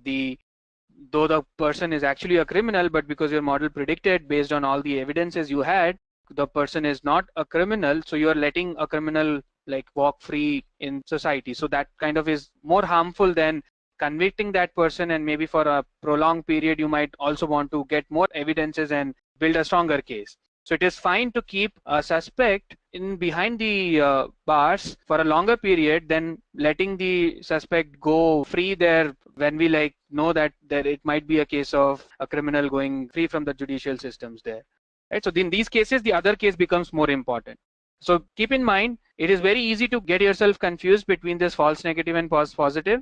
But if you keep an example in mind always, and like don't give any room for confusion there, though it is a confusion matrix based on which these two ideas comes in, you will be able at every time put these examples in front and talk from that. So if you start to explain what false negative is in terms of the formula, you might get confused. But if you take an example and then explain, things are much more clear for you as well as the person who is hearing that in the interview, right? And in cases when both are important, typically the one which relates to banking industry, you are building a model which will decide whether to give a loan to a person or not, basis many of the input attributes that around which you have like collected the application from the customer. But here you say, if the customer is really good and you are missing the opportunity there of not giving the loan, versus the customer is really bad in terms of his or her credit history and you are giving the loan. In both the cases, in one case you are losing the business, in the other cases you are taking a risk in which you will lose your money, right? So in this case, in this example, both kind of has an equal role. So if your positive or false negatives are in either of this is high, you will end up losing some chunk of your money there. Keep these three examples in mind, and every time you get to like hear false positive, false negatives, things should not be like confusing at all. Okay. So now let's also talk about building a machine learning model. So far we have discussed about what happens after building the model, right? But let's get one step back and see how do we normally build a machine learning model and what kind of processes we normally follow. So when we are like building a machine learning model, we know that we need to, given a data set, we need to divide it into different buckets or different parts. So the commonly known divisions that we like have is your training data, right? Then we also divide the data into something called test data. And sometimes people also divide or keep one portion of your large data set, which is called the validation data. So oftentimes people confuse between the test data and the validation data, right? So what happens is in the training process, there are certain models wherein while you are training, you will use the training data obviously, but in the process of training, you can also involve something like a validation step, right? Which will make sure that during the process, there is one part dedicatedly given for the validation of the model. And when the model is done, you might see that the final model is well trained on the data, at the same time validated. But when the model is completely done, then only you get into a process that we call testing, right? So you can imagine like this. You have a data of 1000 records. You keep some 700 records for training, 100 records for validation, and the remaining 200 records for testing. So there are three splits, right? If I would like to explain this with an example, this is how it will happen. So there is a process called k-fold cross-validation, in which k can be any number like between 5 and 10. Mostly there are like standards saying 5-fold cross-validation or 10-fold cross-validation. And the idea is, when you are building your model, you will work with a training set, right, and a validation set, in which a small portion of the data you keep for validation and the rest you use for training. So what you see here, test set, can be like replaced with a validation set, right? And you can see that this is a rolling sort of subset, and you keep changing it in each fold. So you go for the first fold of the iteration, you keep one validation set, and the rest of it is the training set. And the next fold, you move this window to another subset, and the rest is training data, and so on. And when this model is done using this k-fold cross-validation approach, in the end you will get a model which you can then use on the testing data to see if the accuracies are good or not. So this kind of brings in a lot of performance improvements. People have also found validation set to be a really good way of tuning the parameters. In many machine learning models, as you might know, there are something called parameters, typically in the neural network models.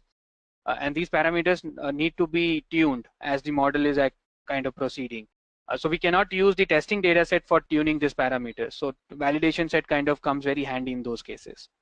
Right? So we just talked about the cross validation. So when you keep moving this validation set in each of the fold, first fold, second fold, third fold, and the validation set is keep changing, you kind of do this process of cross validation, right?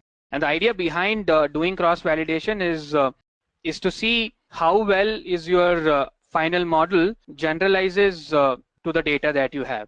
So independent of which data you use for training, your model should generalize. Because oftentimes it happens when you train your machine learning model, it works very good in the training part, but when it comes to the testing, the model does very bad. The same problem with the overfitting and the underfitting cases. So in this approach of cross-validation, you have made sure that your model has trained on various subsets of the data, right? And in the process, we also have this small validation set, so that every stage of the cross-validation process, you are able to use a different subset. So that means you have trained your model very well. So irrespective of which data you use, your model is going to do well in the testing cases. So that's how cross-validation brings in the capabilities. And with this, we have come to an end to this full course on data science. If you enjoyed listening to this full course, please be kind enough to like it, and you can comment on any of your doubts and queries. We will reply to them at the earliest. And do look up for more videos and playlists, and subscribe to Edureka's YouTube channel to learn more. Thank you for watching and happy learning.